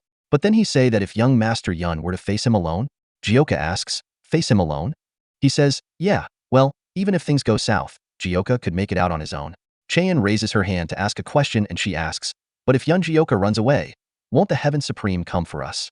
Shim says, "No, that he probably won't be able to." He tells them that Li Yujiang's son, the leader of the Heaven sect, Li Yunik, recently suffered a severe injury from the Yumi cult. That means that with the Heaven Sword Supreme here, the Heaven sect is completely defenseless. But he asks, what if the Yumi cult attacks the Heaven sect after hearing word that he is here? That would bring the Orthodox sect into chaos. So he say that with that risk in mind, the Heavenly Sword Supreme will not want to make things escalate. Back to the present, Jioka knows to stop worrying, because all he can do is trust old man Shim for now. The Heaven Sword Supreme, while the air around him changes, he say that it seems that they bandits have considered a few things. However, Saman is caught by surprise as he unsheathes his sword from its sheath while it's with her. Jioka and Ryoshi are also surprised. Jioka shouts, "He moved his sword with chi alone?" And Ryoshi thinks, for him to exercise his will on his blade so easily, she guess he's the Heaven Sword Supreme after all. However, the Heavenly Sword Supreme say that it infuriates him even more, because they refuse to stand justly in the face of a battle, and wish to keep their filthy lives. Jioka, looking at how furious Li Yujiang has become, starts to question if Shim's plan is really trustworthy, because Li Yujiang seems even more mad. Ryoshi, as if to encourage him, whispers to him to remember to get out before he dies. Li Yujiang uses his chi sword control to bring forth his sword, and straight right into his hand. He grips it tight, and without another second wasted, he hops off to go attack, and as he shouts, "Hiya," Jioka gets restless as he approaches, and says, "Damn old man." So as he imbues his blade with chi, he shouts to the Heavenly Sword Supreme that he sure is eager as hell. With a smile, Jioka states that this energy within, it's truly incredible. So he blocks off all of Li Yujiang's attacks. Suddenly, he realizes something. He thinks, wait, looking ahead of himself, he can't see Li Yujiang, so he thinks that he disappeared. But at that moment, above him, Li Yujiang say that when he heard about the skilled bandit, he thought they were rumors spewed by the commoners. And Jioka is stunned to see him up there. As he come down, he prepares for a powerful attack, while telling Jioka that his skills with the sword is better than he expected. Jioka, seeing this, thinks, ugh, he got me. Li Yujiang uses the Heaven Sword third form. Jioka sees him coming and still haven't done anything.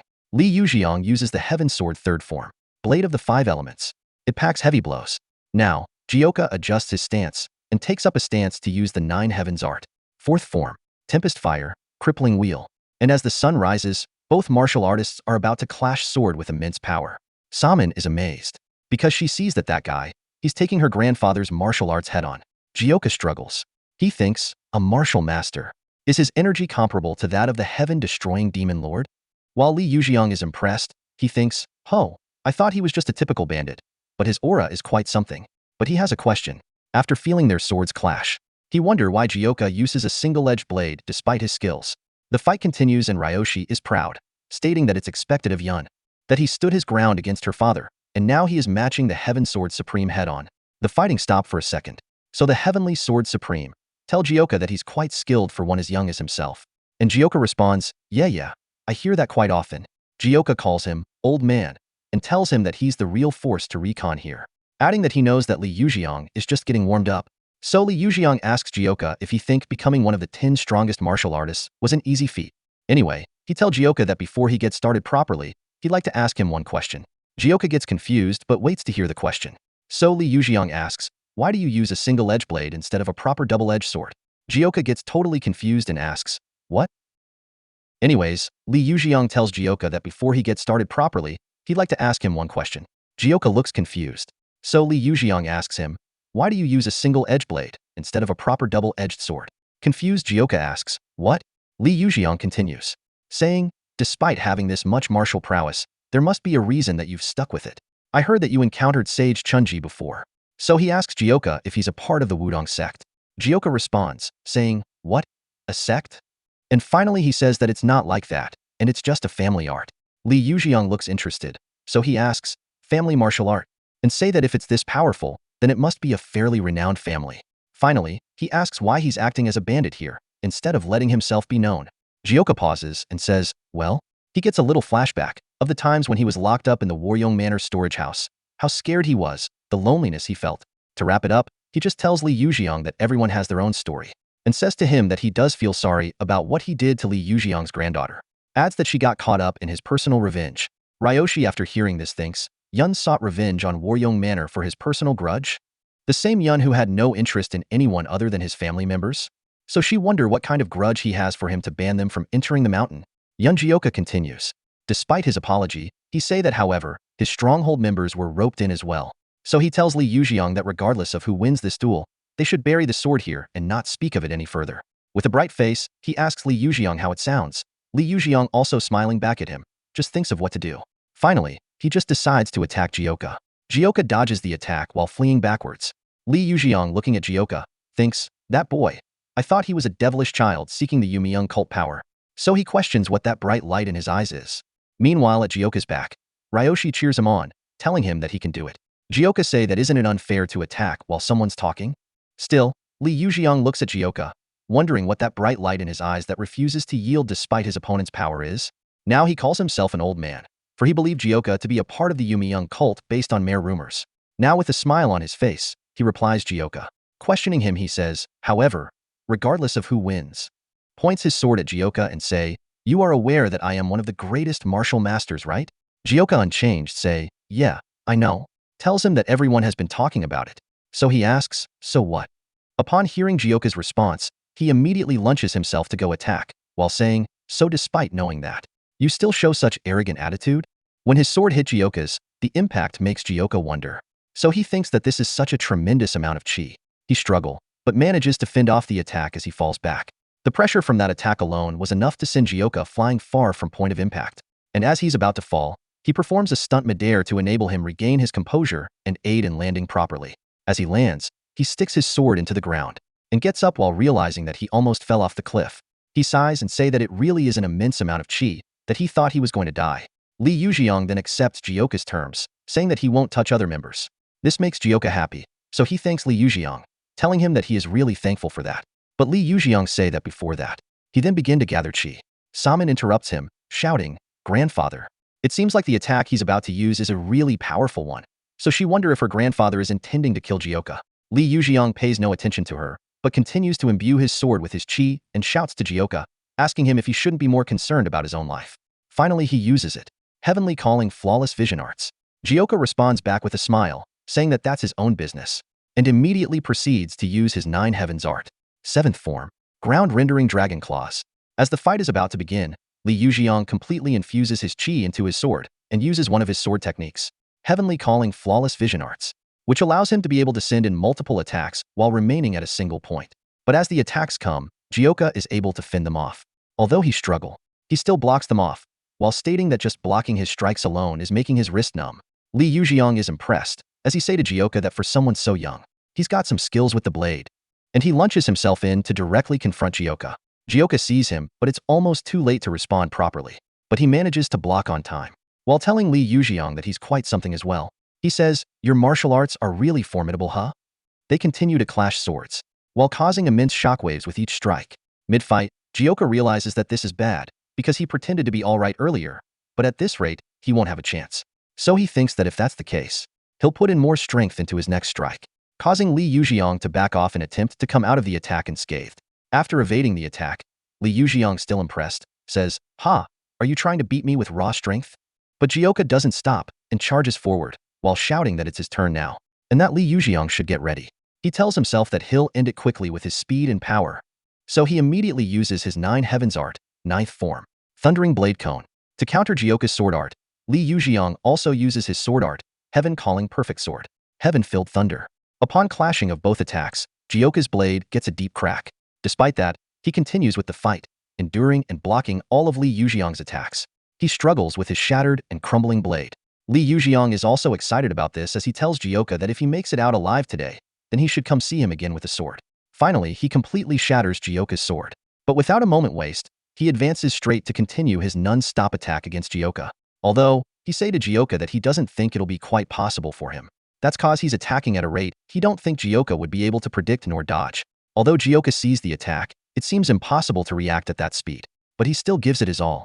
Ryoshi sees him in that position, so she shouting out his name, Yun, at the same time. Saman also shouts, "Grandfather." To Jioka, this lethal attack that's about to hit him is looking unavoidable. So he thinks, shit, is this how it ends?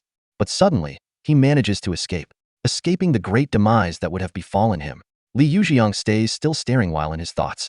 In front of himself is Jioka's sword falling, with Jioka gone. Meanwhile, the 5 Peaks 10 heroes.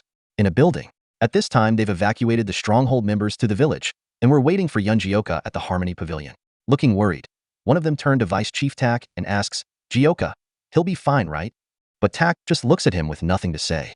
Sobik, who's also worried for Jioka's safety, asks what if something happens to Jioka. But Cheyenne tries to calm her down, telling her that it'll be okay, that Jioka is strong. Chief Pungyanko then say to them that they can't just sit around, that they'll have to go help Jioka. Tak is fired up and he says, "Yeah, I feel ashamed sitting around here. And that no matter what it takes, if we gang up on Li Yujiang, it'll work out." So he asks, right? Shim Yangak, with the look of disappointment on his face, listens as they all talk and rant of going to help. He simply sighs and says, "I'm telling you, you'll just die meaningless deaths." Immediately after that, they hear loud noises outside, which make Chief Pung question if it could be. Before he could complete his statement, Jioka shows up with a bang as he opens the door. With heavy breathing, he says, "Guys." And with a bright smile, he says, "Guys, I'm back." And immediately all their mood change. They rejoice and shout in excitement, "Jioka." As the chief and vice chief go to welcome him with hugs, the rest of them stand smiling and proud of his return. And someone amongst them shout, "He's returned yet again." While he was unable to defeat the Heavenly Sword Supreme, for the 10 heroes who were desperately waiting for his safe return, his safety was more important than what the outcome of the fight was. At the same time on the mountain peak, Li Yujiang stands frozen while in his thoughts, thinking that he thought all Jioka knew was brute force. But now he sees him to be quite insightful and rather quick-witted. Moreover, thinking back to their fight, he points out that it's no easy feat to dodge that attack from such a close distance. So he say that Jioka truly has the skill to back up his name. He adds that he doesn't know what family arts Jioka has learned, but if Jioka held a sword instead of a blade, and trained himself a little harder, he could easily reach the level of the 10 martial masters. No, he would definitely surpass even that. Now, he sheaths his sword and tells Saman that it's time to return. She's confused, so she asks, "What? Where?" "Back to the sect." Without waiting for a response, she says, "But my revenge isn't over yet." Li Yujiang responds, saying that may be the case, but that lad is not a part of the Yumi young cult, and that the winner is clear. So there's no reason for them to stay here any longer. Although he adds that he's a little curious, having flashbacks of Jioka's face, and the time Jioka charged at him without hesitation. He smiles and watches the sunset. He then say that he's a little curious about how much stronger Jioka will become once he wields a sword. They all celebrate Jioka's return. Some dance, one shout, "Jioka." Another shout in excitement, "He's returned yet again." And they all shout, "Woo-wah." Without a single casualty, the 10 heroes and Yun Jioka were able to safely overcome the duel against the Heavenly Sword Supreme. But as if to mock their relief, a new issue presented itself right away. Yamyung and another barges into the pavilion while shouting for them to come out right away. Tak's eyes and say, "No time to rest, huh?" So he asks what it is. Then Yamyung tells him that it's the Bexi Merchant Union, that they are climbing the mountain while being guarded by the Waryong Manor, and that one of the Waryong Manor guy is the same guy from before who beat them up. He adds that he can never forget his sleazy face. The chief shout in shock that how come the Waryong Manor are already climbing so soon, and that they even dare show their face on the 5 Peak Mountains. Since that's the case, he orders his guys that it's time they go get things done. And they agree, shouting, "Yeah bro." As they charge out, they say that they have nothing to fear, after almost facing the wrath of the Heavenly Sword Supreme. so they say that they'll crush the Waryoung Manor to bits. Ryoshi stays still, and with a confused look, she asks them where they are going, and asks if they don't need rest. With no one responding to her, she say that she feel like this place is busier than the headquarters. This event just never ends. One day ago, Waryoung Manor forest outskirts. One of Bexy merchant union guys, Lee Yeonbak, looking scared, thinks to himself that he shouldn't be here. He recalls that Yun Mudo was boasting that he had a method to break the ban on the Waryoung Manor. So proudly he followed without thinking. But now that he's thinking about it, he's starting to question if it'll actually work. At the same time, Mudo appears behind him with greetings. He says, Mr. Lee, you're here. Mr. Lee turns to look at him and replies, saying, you've arrived. He tells Mudo that they should make things quick, since they don't have much time. So he asks Mudo what his plan to undo the ban on the Waryoung Manor is. Mudo then start off with a subtle laugh, and say that he doesn't really have a special plan, but that the more dire the situation, the better it is to march forth. So he tell Mr. Lee that if he includes him in this expedition, he will resolve things by facing them head on. Mr. Lee is shocked after hearing this, so he shouts out of fear, "What? You're going to fight the 5-peak 10 heroes head on?" Mudo calmly replies saying, "Well, you can't really call it a fight." And he asks, "Can you?" He say that they might have made a name for themselves, but they are obviously just bandits. That the Waryoung Manor has no reason to fear them. That if it comes down to it, he'll just use his 9 heavens arts to knock them out instantly. So he asks that Mr. Lee doesn't worry about them accompanying him, and adds that if something happens, he'll take full responsibility. Mr. Lee first thinks on it, and finally says that if that's what he says, then he'll leave this expedition to him as well. The next morning, at the foot of the 5-peak mountain, the merchants and the warriors from the Waryoung Manor gather around. While they gather, one of the merchants say that he brought Mudo along because Mudo was so confident, but he still wonder if Mudo even has Miss Beck's approval, which makes him worry as to if this is okay. Regardless, he announces that they are nearing the 5-peak mountains, and he asks if things will really be alright. Mudo laughs confidently, tells the merchants that there's no need for worries, and that they were all lackeys the last time he fought them. He raises his sword, and say to them that seeing just a part of the 5-peak stronghold is enough to tell you about the rest of them. With that, he concludes that the 10 heroes are bound to be nothing. So he tells the warriors that they need to show the 10 heroes this time, and that he'll make them rescind this nonsense ban today. Looking at Mudo, the merchant recalls that he hear rumors that the reason for the ban was due to the Waryoung Manor's only daughter, but looking at Mudo now, he questions if it was truly just a rumor. Suddenly, an arrow comes flying towards them unannounced. Mudo covers himself, while the arrow hit between him and the merchant. After impact, the merchant sees some people ahead of them. So they shout, "Look!" They shout, "Look! It's the 5-peak 10 heroes." Mudo is annoyed by that sudden attack, but also notes that they finally appeared. Including Jaka, the 5-peak's 10 heroes all stand proud. Suddenly, Chief Pongyanko shouts, asking them who the hell they think they are to be coming here.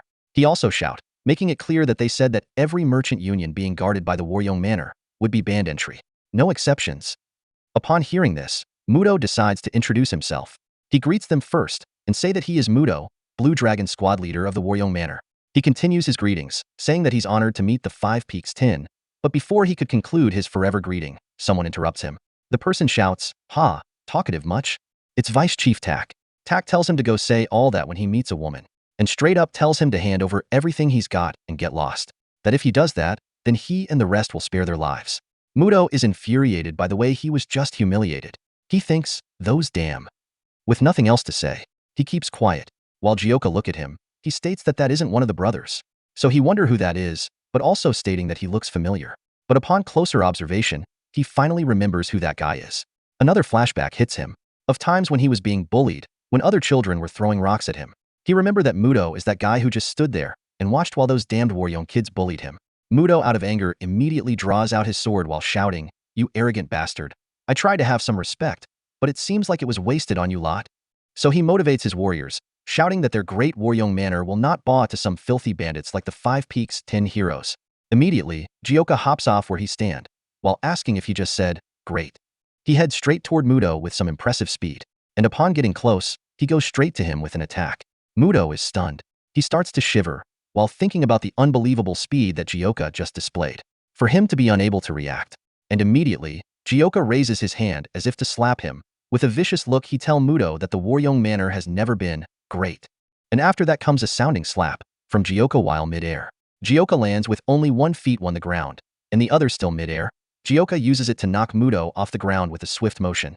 But Mudo, being who he is, refuses to go down that easily. He immediately pulls himself together and kneels on the ground instead of falling. But immediately after that, he's flustered at his bleeding nose, which happened because of the slap he received from Jaka.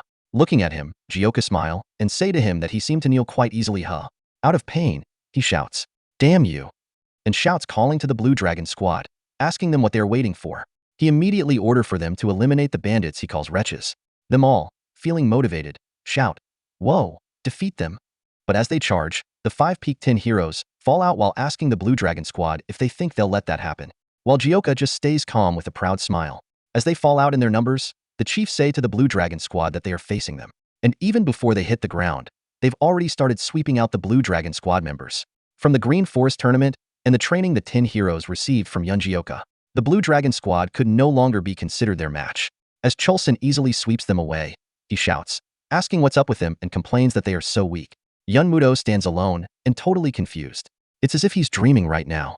Pitifully, Jioka looks at him and say, "Blue Dragon my ass," and tells him that he doesn't think they could even call themselves snakes, intentionally provoking him. And Mudo is provoked. He shouts out of anger, asking, "What?"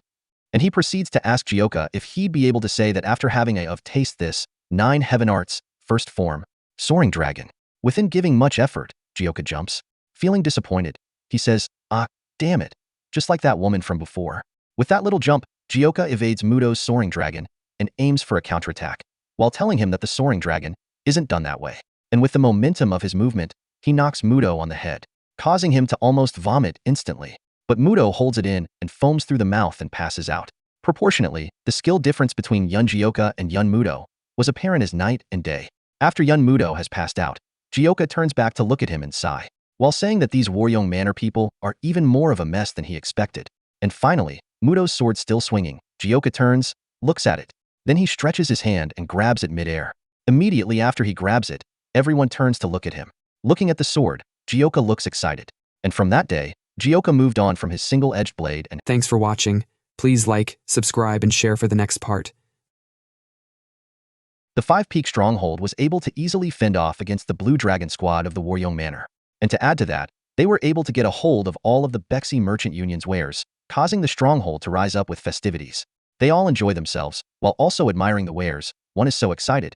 He say that anytime they mess with the Waryong Manor, their supply increase exponentially. Chief Pongyanko is excited as he admires the shining blade that he's holding onto, so he questions if this is a sword or a jewelry. Then one of the brothers makes a joke about him not minding to die to a sword like that.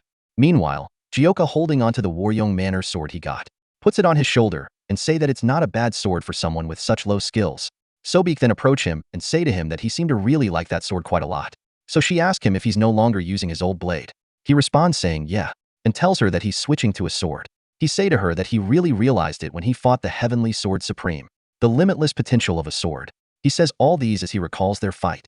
Ryoshi suddenly comes hugging him. She giggles and tells him that that's a good decision. She adds that since it was the sword of the Blue Dragon squad leader, it looks pretty good too. Startled Jioka then asks her why it is that she had to sit next to him of all places. And she blatantly replies, telling him that it's because she likes him. But now with a serious face on, she asks him why he hates the Waryong Manor so much. While stating that the martial arts of the Waryong Manor is the same as his, plus his red hair, she asks, "Are you not from the Waryong Manor?" Jioka looks sad and lost in thought. Judging by his reaction, Ryoshi realizes that something must have happened, but he's not telling her. Well, she thinks it can't be helped, and that she'll need to dig into it herself.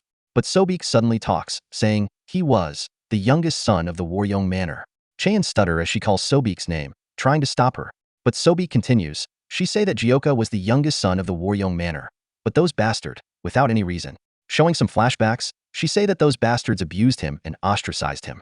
That he was bullied for such a long time. Ryoshi, feeling very sorry, says to him, "Really? You got bullied by the Waryong Manor? When? For how long? Why you?" As Sobek is about to reply, Jioka interrupts her by saying that that's enough. With Sobek feeling so sorry, he tell her that there's no point in talking about the past, and also asks that she stops crying. But focusing back on Ryoshi, he asks her why she's here in the first place. She's taken aback and her next response is, "Huh? Yeah," Chief Pongyanko says. He say to her that he was just about to ask as well. So he asks her what brought her here. He then asks her directly if Jioka placing that ban on the Waryong Manor cause a problem, and if the heaven-destroying demon order her to stop Jioka. To clear the air, she waves both hands, saying no, that it's nothing like that, that he just wanted her to check on the situation. Jioka, picturing the heaven-destroying demon in his head, say that that's a relief, that no matter what that Tiger Hat Man says, he's not rescinding the ban. Ryoshi say, "Tiger Hat Man?" She wonder if he's talking about her father. Anyways, she say that she doesn't know the details, but that if that's his situation, then she have no reason to make him undo the ban either. Right. Jioka just looks at her without uttering a single word. After hearing that, Sobi get really excited and shouts, yeah, the Green Forest gave us permission, so we should take revenge on the Waryong Manor. Tak also agrees with her. He also shouts, yeah, this is what our brotherhood is for. We need to take revenge on the people that mistreated our Jioka. He say that they should stump them so far into the ground that they can never show their face again. And they are all hyped up and begin to speak amongst themselves on how to go about it. Still without a word, Jioka looks at them while still in thought. Someone then say that their head patrol must really be loved by his new family, huh? It's Ryoshi. She then winks at him and say that if things are like this, she asks him if it wouldn't be good manners to take revenge properly, telling him to do it properly. He turns to her, still without a word, but is starting to consider what she just said. And then she gives that cute giggle. Immediately after, his face gets vicious and he says, yeah, now that it has come to this, let's take revenge the right way. A few days after that, some warriors are seen marching forward. The 9 great sect, and all the renowned clans of the Orthodox sects, they all gathered in Luoyang.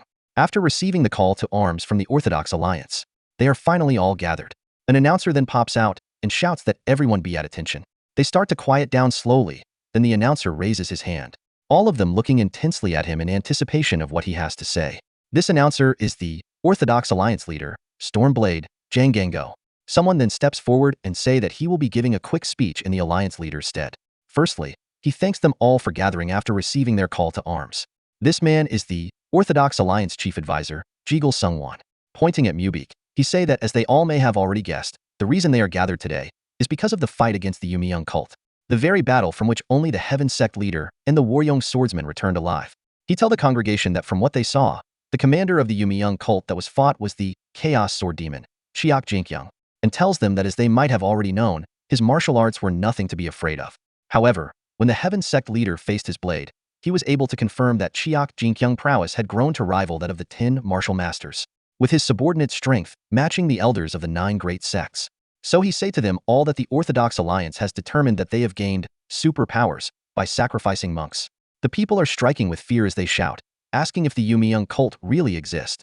They are even more confused by the term superpowers. He then shout that as such, the Orthodox Alliance will now need to display their unwavering willpower to stand against such a power. And so, the Orthodox Alliance will hold a martial arts here and now, to hone their justice, to make their name known, and to demonstrate to the wicked the power of goodness and wisdom. This speech is enough to raise their spirits. And so the tournament successfully raised the morale of the Orthodox sects and made them what for battle. It also called forth new heroes that could face the evil masters of the Yumi cult. Someone watching from the crowd say, with a smiley face filled with disdain, she say, to think this is the height of the Orthodox sect, that most of them lack the skill to back up their boasts. It's Madame Beck, Mubik's mother, telling Mubik that it might not be so sad if the Waryong Manor could use them as a stepping stone for their fame. Now she turns to Mubik and say, Mubik, for our family, you must try your hardest in your match. Then she asks him if he understands.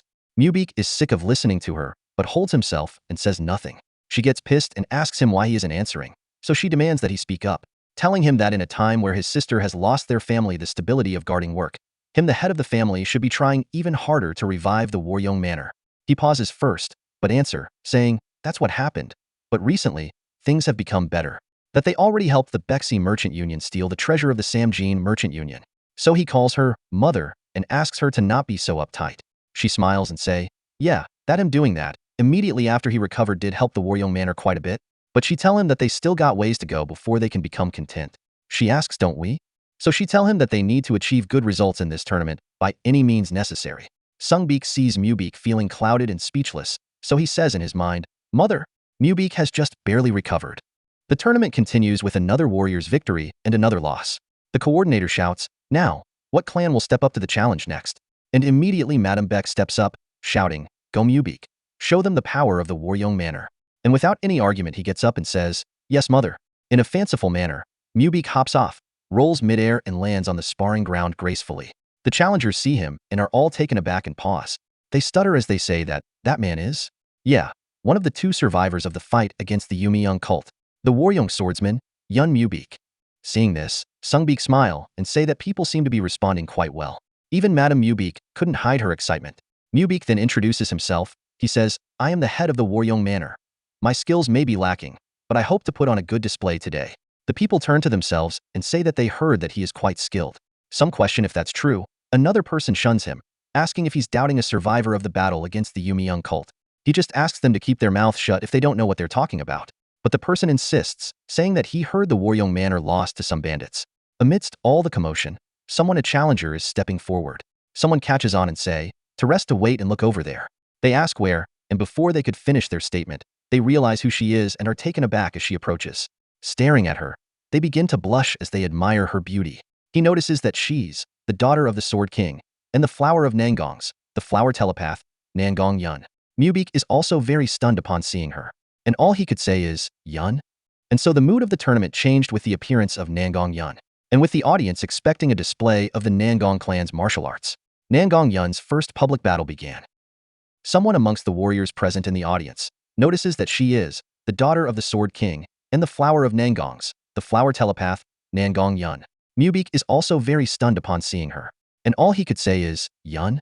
And so the mood of the tournament changed with the appearance of Nangong Yun.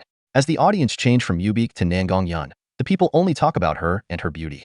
Someone say, as the rumors say, she looks just like a flower. Another replies, saying that, that's not all, that she resolves all kinds of problems throughout the world, and that people say that no one can compare to her intelligence. Madame Beck, who turned her head to listen in on their conversation, gets really offended. She turns away in anger while thinking, damn it, if it weren't for that wench, Mubeek would have been getting all the attention. Unintentionally, she says what she's thinking out loud. Why did you come here now and ruin the atmosphere? Nangong Yun finally enters the sparring ring. Mubeek then proceeds to greet her and asks her how she's been. He says that it's been so long, so he asks her that if she's here, does that mean that her master is also attending the... He suddenly stops talking after noticing the look on her face. Looking at her, he wonders what is with that look on her face, questioning himself if she's displeased by something. From the crowd, someone shouts, hey. Yun turns and sees that it's her brother. He waves his hand saying, it's me, Nangong Chun. It's been so long. And Mubeek calls Chun? Chun then shout, telling him that they've come here in place of their father. Nangong Yun give him the side-eye, followed by a pause sign with a hand gesture. Having understood her, he clears his throat and changes the topic. He tells Mubeek that, well, Yun says that's enough for the greetings, and that she wishes to fight him. Mubeek, confused, asks, sorry. Yun, without uttering a single word, straight up points her sword at him. She lets out a sigh of relief, and without further explanation nor time wasted, she goes straight to attack. The tournament ground, Yun goes for the first attack, which catches Mubeek off guard at first, plus he's shocked by the fact that she's giving it her all from the very start. Seeing that that's the case, he thinks it'd be rude of him to just dodge her attacks. So he gets into position for his own attack. Yun realizes what's about to happen, and comes Mubeek from the sky with a powerful attack. She deflects it and counterattacks, which Mubeek also blocks. As they clash swords and come close to each other, Mubeek can see the intensity in her eyes. Even the warriors in the audience are all stunned by this display of power. They begin to clap, saying that the two are really amazing. Still, they only talk about Yun, saying that they didn't know that she was that skilled, and the others say that it's as expected of the Sword King's disciple. Mubeek still not know that Yun is really serious about this fight. Smile and say to her that she's still as skilled as he remember. He tells her that they used to train together when they were younger. So he asks her if she remembers. Looking at him, she says in her mind, how could I forget? You and everyone at the Waryong Manor, who pretend to be ignorant while being aware of everything that was happening. Especially Madame Beck and her evil actions. Yun, after staring at Madame Beck, her rage increases. She recalls her first time with Yun Jioka. In her head, she say that all the evil things that they all did to that child who begged for forgiveness, deathly afraid, and how that child cried. She states that she clearly remembers it all even after 10 years. So she swings one more time at him. It catches him off guard again, and he's pushed back as he tries to her sword with chi, while taking a stance. Seeing her do that, Mubeek is confused once more as he wonders if she's trying to use the Nangong technique here. He states that this is just a simple spar, so he questions again, why she is. Chun then shout to his sister from within the crowd, tell her that it's just a simple spar. He asks her why she's doing this. With anger in her heart, she replies within herself, saying, I don't know either, brother. It's already been 10 years, and it's not even something I experienced myself. Then she goes for it instantly. As she preps her attack, Boundless Heaven technique. She asks herself why it is that her rage at that child's sadness cannot be quelled. Mubeek, who still doesn't understand what's going on, says to himself that if she's going to be this serious, he has no choice. So he infuses his own sword with his chi, in preparation for his technique, 9 Heaven's Arts. Second form, Yun comes in with her complete technique, Boundless Heaven technique, Ultimate Dragon Ascension. But Mubeek is still hesitant to use the Waryong Manor's secret technique. The warriors and audience all stare in anticipation. But suddenly, a man jumps off into the sky and lands with a forward slash of his sword. His sword stops both Mubeek's and Yun's attack. Mubeek turns and is surprised to see that it's the Alliance leader. The Alliance leader then proceeds to laugh it off for them while saying, "I'm so touched by how passionate you two are about this." However, he tells them that this competition is just to symbolize the unification of the Orthodox Alliance, and that he believes that that's enough for this fight. So he asks them what they think. Mubeek shows respect by bowing his head saying, "I'm Mubeek of the Yun household. Shall do as you suggest." Nangong Yun just does the bow, still without uttering a single word. Taking advantage of the atmosphere, the Murim Alliance leader calls to everyone's attention, asking them if they aren't excited for the future of the Murim, telling them that they have these two talented individuals, and they all shall use this opportunity to prepare for the fight against the Yumi Young cult, and they shall win against them no matter what. The hyped-up crowd all join him in hype saying, "That's right, we shall win. Let's teach those bastards a lesson." Back with the Murim Alliance leader and the two warriors. Mubeek shows respect, telling Yun that it was a great fight, and that he learned a lot from. Before he conclude his statement, someone shouts, "Madam Yun." Immediately, Bother her and her brother turn to look at who that is. Chun recognizes the voice. The people began to look over there as well. They notice that those battered and wounded people are the disciples of the Nangong clan. But they wonder why they look so. Chun rushes to hold one of them and asks him if he's all right. He grumbles of pain first, then says, "Young master." Chun tells him that it's fine and that he should take his time, but still asked him if something happened. The warrior, feeling terrible, puts his head down and say that it's the Yumi Young cult's Lunar Fairy and Wushan Fox. He say that they, the Lunar Fairy and Wushan Fox, ambushed the Nangong clan. This comes as huge shock to Chun, so he stutter as he asks if that's true. And the warriors say, yes. That as soon as the patriarch realized what was happening, he said that him, Chun and the young lady, Yun, must be notified, so he sent them here. However, the warriors say that the entire of Hefei has been surrounded by the Yumi Young cult members, so they were tied down, causing them to be late. Then Chun asks if his father and mother are alive, but the warrior tell him that they left as soon as the battle began, so there's no way for them to know. And he apologizes. Chun immediately after hearing all this, falls straight on his knees, as he say, "Oh goodness." Yun then steps forward and asks what time the Yumi Young cult guys invaded.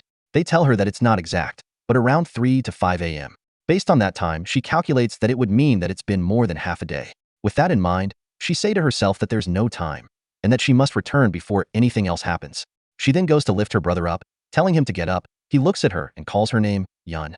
And she tell him that since they don't know if their father is still alive, they must return to Hefei right away. She then turned to the alliance leader and tells him that there's a chance that there will be another fight against the Yumi Young cult.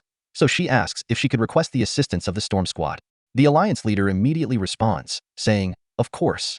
He say that he would have the Storm Squad join her as soon as they are ready. So, she thanks him and tells him that they'll be leaving right away. And as they leave, she say to her brother, let us return to the Nangong clan. With that in mind, she say to herself that she cannot stall for time any longer, and that she needs to return to the Nangong clan before anything worse happens to their father. She then goes to lift her brother up, telling him to get up. He looks at her and calls her name, Yun. And she tell him that since they don't know if their father is still alive, they must return to Hefei right away. She then turned to the alliance leader and tells him that there's a chance that there would be another fight against the Yumi Young cult. So she asks if she could request the assistance of the Storm Squad. And he says, of course, that he would have them join her as soon as they are ready. She thanks him and tells him that they'll be leaving right away. As they leave, she say, let us return to the Nangong clan. And so Nangong Chun and Nangong Yun prepared as quickly as they could and returned to Hefei with the Blue Heaven Squad. But they were faced with 2 red stars in the sky on the outskirts of Hefei. When they returned to the Nangong clan, everything was already over. Last night at the Nangong clan, battle ensues while the Luna Fairy and Wushan Fox watch. The Nangong warriors resolve themselves to not fall back, because they must protect the Nangong clan. But it's just pure one-sided slaughter from the Yumi Young cult. Seeing as how the situation is turning out, the Sword Emperor is conflicted, because he didn't know that the Yumi Young cult was this powerful. And at this rate, it's looking like the Nangong clan will cease to exist. So he comes to a decision that they need to evacuate everyone before that happens. Immediately after, he gives the order, everyone, leave this place to me and evacuate. Go to Luoyang and join the Blue Heaven Squad. But the warriors are reluctant to just follow such orders. Even his wife calls to him, telling him that they can't just leave without him, that they'll stay there and fight alongside him. But he refuses, and tells her that he can only fight without having to worry if he's sure that she's safe. So he asks her to not worry about him and evacuate with the others. They still hesitate, and this makes him shout for them to hurry. She tries to talk, but is lost for words. So the warriors then calmly tells her that they should just evacuate as the patriarch has said. He tells her to leave this place to the patriarch and let them all go join the young master and young lady, and that they'll see if they can request for help from the Wudong sect and come back. The Luna Fairy, who's been listening to them all these while, then begin with a subtle laugh, calls them arrogant bastards, then she jumps off the ground to pursue them, while asking them how they dare talk about running away when she's right here. As she moved to stop them, The Wushan fox follows, and she smile, saying, "How ridiculous." She then begin her attack, while shouting that she will send them all to hell, and that they can all burn for eternity there. The Sword Emperor sees this and it bothers him, so he immediately rushes in to block off her attack before it could reach his wife and warriors. As he battles the Luna Fairy, the Wushan fox comes out from behind and say, "Humph, how inferior," and then shouts, calling the Sword King inferior. She then immediately goes after his wife, while telling the Sword King that she'll kill his wife, which she calls a bitch first. At this time, the Sword King is being held back by the Lunar Fairy's attacks. Still, all he could think about is his wife. So in order to save his wife, he delivers a heavy blow to slow down the Lunar Fairy and immediately rushes to go save his wife, while shouting, "Honey." An explosion is caused from his interference with the Wushan fox's attack. The shock wave from that knocks out most of the warriors that were fighting before, and they try to regain balance and get up while coughing from the smoke. Some warriors who were still standing see a shocking sight before them, and all they could do is stutter as they say, "Sir." The Sword King was able to successfully fend off against the attack that was meant to kill his wife and warriors. Although he struggles to hold his own due to exhaustion, he still holds it in together for the sake of his wife. Considering the situation, he began to wonder when this old fox got this strong. The Lunar Fairy then ups herself in the sky, with multiple formless blades. She laughs really loud while yelling out the Sword King's name, Nangong Bayuk. Now she say to him with a vicious smile, "I'll send you to see the Waryong swordsman." Seeing that he's still trying to block the old fox's attack, she sneaks in one of her own attack while shouting, "Die." Suddenly, the Sword King sees his wife stand up and rushes to his back. Unfortunately for him, he didn't know this was the reason. She rushed in to save him from the incoming sneak attack that the Lunar Fairy had sent, by sacrificing her own life.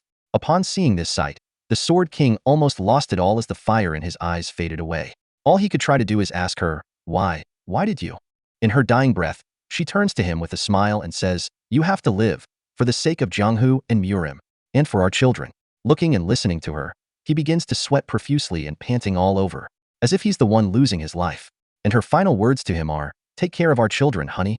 Immediately after that, she takes her final breath and began falling face flat to the ground. And finally, her whole body hit the ground, and all he could do the whole time is watch his eyes. He just watched the final demise of his beloved wife. This immediately drives him crazy, and he shouts out of pain, really loud at the top of his voice, "Wah!" Using that pain and anger, he unleashes some serious amount of energy and uses it to deliver a single but very powerful downward swing, which causes the Lunar Fairy to flee as the ground is split into two. But he doesn't stop there, and begins to use his sword chi control. The Lunar Fairy hit the ground, landing not how she would have wanted. She then immediately turned to him while looking very, very pissed. She calls him an arrogant bastard. But the Sword King doesn't give her any breathing space and immediately attacks her with his sword chi.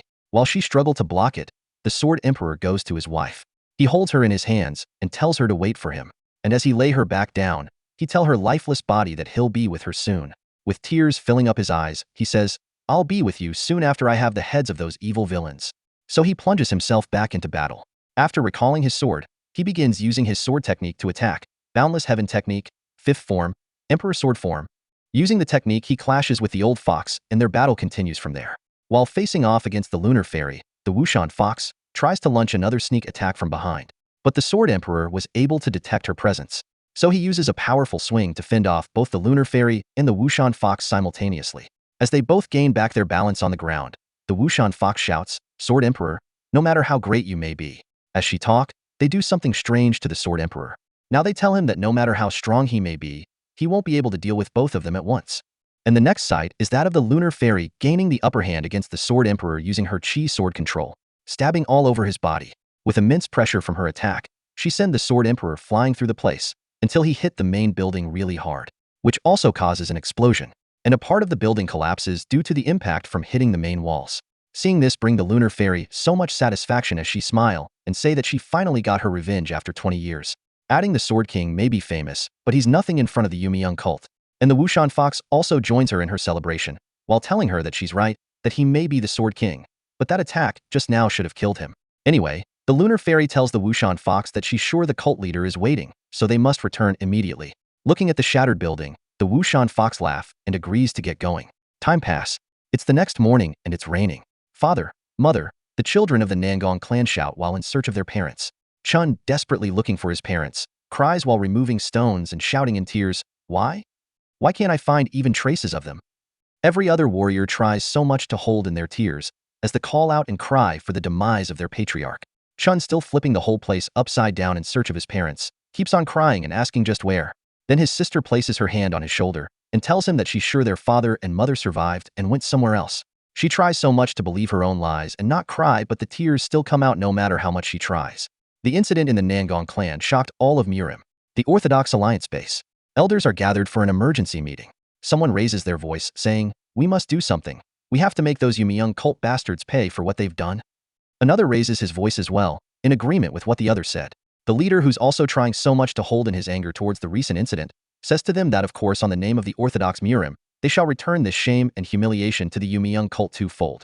The Orthodox Alliance resolved to get revenge and prepared for the elimination of the Yumi young cult, while a new incident was happening that would influence the entire Murim. The Imperial Palace. The inner halls of the Imperial Palace. Some people are gathered, but only one person sits alone further inside. And as we get a closer look at the feet, the people around begin to give off some weird smile while looking at someone, and that person happened to be the Emperor. He himself happens to be standing in front of someone who sits comfortably waiting for the Emperor. This seated person then gives a subtle laugh and say, "Who's this, if it's not His Imperial Majesty?" The person then asks, "What kind of power do you want this time?" This person is the Yumi young cult leader, who has been wrapped in veils. They finally began stepping foot into the Murim with the Imperial Palace supporting them. The Imperial Palace. The inner halls of the Imperial Palace. Some people stand guarding both sides of the walkway. Standing in front of a lady seated is the Imperial Majesty, the Emperor. The lady then asks him what kind of power he wishes for. Without a moment's waste, he say that what he wishes for is an everlasting force of authority.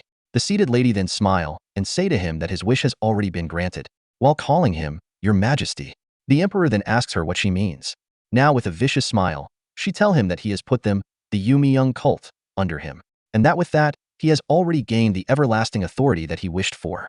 She then tell him that as long as he doesn't cast them out, his authority shall last for more than a millennia. With a calm yet subtle laugh of his own, he tell her that he would never cast them out even if the earth and sky themselves split, and he swears upon it. The lady then say to him that also made her quite satisfied. The Yumi young cult leader, whose whereabouts were unknown till now, finally revealed herself within the palace. Her words were not just empty promises, because from that moment onwards, many sects started being attacked by the Yumi young cult, starting with the downfall of the symbol of the Orthodox sect, the Sword King's clan. The Yumi young cult, which had accelerated their expansion, began their total offensive against the Orthodox sects. They killed and captured warriors of different clans, to the point that they had people beg just upon seeing that they are from the Yumi young cult. This guys beg for their lives to be spared, and even promising to be cult members if they are spared. As a result of their terror, starting with the elite disciples of the Orthodox sects, bowing to the might of the Yumi young cult, many martial masters of the lands. Not only that, the Orthodox sects began to fight to become a part of the Yumi young cult. Soon after, 5 Peak Stronghold. Jaka stands outside exhausted, while complaining that these training never ends. Shim then calls him from behind, "Young master." He turns to look at Shim. Shim then proceeds to ask him how his training with a proper sword for the first time in his life feels. To answer, he swings the sword, then tells Shim that he is certainly not used to it, but he can sense it getting better once he gets more comfortable with it. Thinking on Jyoka's answer, Shim states that it must be because he used a blade for so long, and that's why his martial arts don't seem to be meshing well with the sword. If only someone could give him some teaching. Shim wishes. Jyoka, standing shocked, asks why it's suddenly getting darker. Someone then say, "Ah." Then the person, behind a big boulder, say that it's really heavy. Jyoka and Shim fucking lost it after seeing this, and they both scream their asses off. Shim shout, "Miss, what are you doing there?" She turns to them with an annoyed face and asks them what they mean. So she tells them that she's trying to help with Jyoka's training, that's why she's rolling this stone up. They ask, "Training?" And they ask what she's going to do with that. Finally, after a simple push to the boulder, she say, "All right then, go ahead and try." As the boulder falls towards Jyoka, she shouts, telling him to go ahead and try breaking the rock in a single strike. Now Jyoka puts on a serious face and agrees, saying, "All right, fuck it, I'll try it." So he heads in the direction of the boulder, and as he is about to cut it down, he shout really loud enough to muster up enough strength to cut it down. After that, a really loud noise is heard from the mountains with lots of dust around. Ryoshi coughs from inhaling some of the dust, and also cleans the dust off her body, while saying that it's so dusty. From on top of the mountain where she stand, she shouts, asking young Jyoka if he's alive. Shim, looking dumbfounded, also asks, "Young master, are you alright?" And after the dust clears out, we can see Jyoka standing unscathed. Looking at the rock split in half, he says, "Damn, this rock is really tough," with a proud smile on his face. Shim and Ryoshi are both stunned and happy. Shim rushes to him, shouting, "Oh young master." While Ryoshi is wowed, she asks him how he did that. She tell him that she honestly wasn't sure that he could do it. She then asks him if he wants to try it one last time. That this really seems to work wonders on martial arts improvement. Jaka replies her, saying, "Work wonders my ass, I thought I was going to die." But tells her that he also think it might be good to try it one more time. Ryoshi gets really excited and say that they should get started right away. And so Yun and the 10 heroes, after taking care of the situation, were finally able to focus on training. And more time passed with all of them still focused on training. Until winter arrived at the 5 Peak Mountains. Chief Punyanko is seen feeling cold, so he complains that he's going to freeze to death, so he asks why the snow won't stop. Vice Chief Tak tell him that he agree. Also tells him that they should head back, that it's going to get dark soon. Pung agree as well, and say that they should head back and come back tomorrow to train. Before they go, they call Shim. "Hey old man Shim." They ask Shim how training is going, and tells him that they are thinking of heading back. So he tells Shim that they should end things here for now. But they get no response from Shim Yangak, as he just stays still without moving an inch. Suddenly we can see Shim's entire body being surrounded in some kind of energy. Looking at him, Pung Yanko gets confused. So he asks, "What's up with Shim?" And he questions if he fell asleep in the middle of his training. Extending his hands towards Shim, he asks if they don't need to wake him up and get him fed. But Jioka sees this and stands still. Looking really close, Jioka is super surprised. And immediately, he runs to stop Chief Pung from touching Shim, shouting, "Big bro, hold on.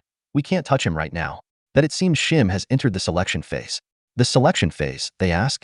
Jioka responds saying, yes, that it's something Sage Chunji taught him about before. The chi breathing stage before complete reconstruction of the body. And seeing as Shim is already gathering energy at his energy core, no one says anything. Jioka then tell them that touching Shim now could put him in a terrible state like before. So he say that he'll stay here and ensure Shim's safety. Then they tell him that they've got nothing to worry if he's watching Shim, so they'll leave it to him. Before they go, Chief Pung Yanko say to old man Shim, "You've been sitting around looking so glum recently that I thought you were gonna die soon. Looks like that's not the case, huh? I don't know if you can hear me, but see you again soon." In the end, Shim Yangak's possibly final fight with his inner energies went on for 3 days and 3 nights straight. While Shim Yangak goes through his chi breathing stage, Jioka watches him while also training from time to time. And when his chi circulation had reached its peak on the morning of the 4th day, Jioka, who just arrived from getting supplies, is really amazed by what he sees. Finally, Shim stands by himself once again. Shim raises his hand and is able to successfully accumulate and control his chi. He turns back to look and ask Jioka, "You were here?" Shim Yangak experienced the true reconstruction of his body and was reborn into a new form. And finally Jioka could breathe the air of relief and is truly happy for Shim. Shim, in gratitude, puts his hands together and bows his head and tells Jioka that if it weren't for his teachings, he would never have reached this stage, and that he vowed to continue to repay this debt for the rest of his life. He then say, "I Shim Yin. No, Shim Tong will swear my loyalty in the name of the sky." Jioka, feeling proud, happily asks him what teaching and tells him that they should head back, that he's starving from eating only rice balls while he waited for him. Shim then asks him if he has any rice ball left, telling him that he hasn't eaten in 4 days, that he's quite starved as well. So Jioka immediately hides the rice balls with him and tells Shim that this is his breakfast, that he can't give him any. But Shim tries to beg him and he moves faster, so Shim begs him to wait up, promising not to steal any of his rice balls anymore. Back at the stronghold, everyone is wowed, shouting, "What?" Old man Shim successfully reconstructed his body. The chief then rushed to hug him while congratulating him. He asks him, "Old man Shim, how does it feel? Does it feel like being reborn?" Shim then tell him that it's not really that extreme. Tak doesn't seem too excited as he continues with his food. He say that nothing seemed to be that different about Shim, and asks if it does. Shim then goes up to his face and shouts, "What do you mean?" Shim asks him if he can't see his face freed from all the stress of burdens of the world. Looking at Shim, he stutter and say, "Ah, well if you say so." And everyone present at the hall at the time then burst into laugh. Looking at them all joyful, Chief Pung Yanko looks happy, but he has something on his mind that he wants to say to them. He then hit the table to get their attention and says, "Now that Shim has regained his strength, I wanted to make an announcement." Jioka looks at him with curiously in his eyes and asks him what it is. Chief Pung then say, "Well, it's..." He say that he has already given up the position of leading the 5-peak stronghold, so he's thinking of leaving the mountain soon. This announcement then immediately comes as a huge shock to everyone. And in that shock, they all shout asking, "You're leaving?" Pung Yanko say to them that he has already given up the position of leading the 5-peak stronghold, so now, he is planning on leaving the mountain soon. And they are all ridden with shock all over. At the same time, they all shout, asking, "You're leaving?" Sobik immediately questions him. She says, "But, isn't this too sudden?" Jioka, looking at him worried, asks him if something happened, but he remains calm and say, "Well, for the past few days I've been having bad dreams, and it's gotten me worried about my family." Tak also say to them that he has spent some time with Pung Yanko, which means that he'll also be leaving with him. Finally, Jioka feels relaxed, sighs and tells them that if that's the reason, then he should definitely go meet his family. But Sobik asks worriedly, "You'll come back, right?" Pung answers, saying that he's not quite sure, which means that he can't give any definite answers. Tak also chips in, saying that you never know where a person's path may lead. Of course, Jioka replies, and tells Pung that he should protect his family first, and that if it weren't for him, neither this stronghold nor the 10 heroes would have come together. Addressing everyone now, he say, "From now on, I hope you're able to freely live the life that you want to live with your family." They are all happy after hearing Jioka's speech. Pung with a smile also, says within himself, "You guys?" Feeling pumped he shouts, addressing everyone. He says, "All right, then I'll return to my family without feeling sorry. Stay healthy and let's meet again." After that, someone else is feeling nervous. They clench their fists slowly, trying to gather courage to speak up. Finally, he stand up with so much vigor, shouting that he'll also leave the mountain. He say that he's going to quit being a bandit and open an inn, and live a proper quiet life. Looking shocked, one of them asks him if he knows how to cook. Another laugh and say that Cholson will go out of business immediately if he was the one cooking. He just guess and say that Cholson is probably going to go with Chaeyon. Cholson then laugh while saying that he'll be the server and Chaeyon will do the cooking. Chaeyon, feeling shy, say that she was planning on letting them know herself. Sobik feels so down because she thinks everyone has somewhere to go outside of the stronghold, and she wants to be with Jioka longer, but being a bandit is hard for her. Chaeyon notices her looking all gloomy and immediately calls to her. "Sobik, why do you look so glum? I'm sure you'll do great working with us, don't you think?" Chaeyon says. And with this, Sobik is instantly revived. She immediately asks, "I can come with you?" And Chaeyon of course agrees, and tells her that they are family, and that family stick together, and asks her if she doesn't agree. She adds that she has already talked it out with Chaeyon already. Sobik is instantly so grateful. She runs and jumps on Chaeyon as they hug. She tells Chaeyon that they should make the best inn in the land. Chaeyon agrees and tells her that they can both work at the inn together for the rest of their lives. Tak then makes a joke, saying that he's afraid that there might not be a sit at the inn for the rest of them once Cholson and the girls get going. Cholson then laughs it off, saying of course not, that he'll reserve spots for them anytime. He also tells them that they can come anytime they want. And so a week later, the 10 heroes that seemed like they would last forever finally went their own ways. They give their final greeting as they depart. Chief Pung tells them to stay safe and that even if they are apart, they shouldn't forget that they are eternally brothers. Sobik, before leaving, runs and hugs Jioka, catching him off guard. She tells him that if he leaves the mountain, then he should make sure to visit their inn. Ryoshi, also carrying a bag, say, "Our Yun must be so happy. He has so many places to go." But Jioka is shocked upon seeing her with a bag and immediately asks if she's also leaving. Meanwhile, she and Sobik have a face-off.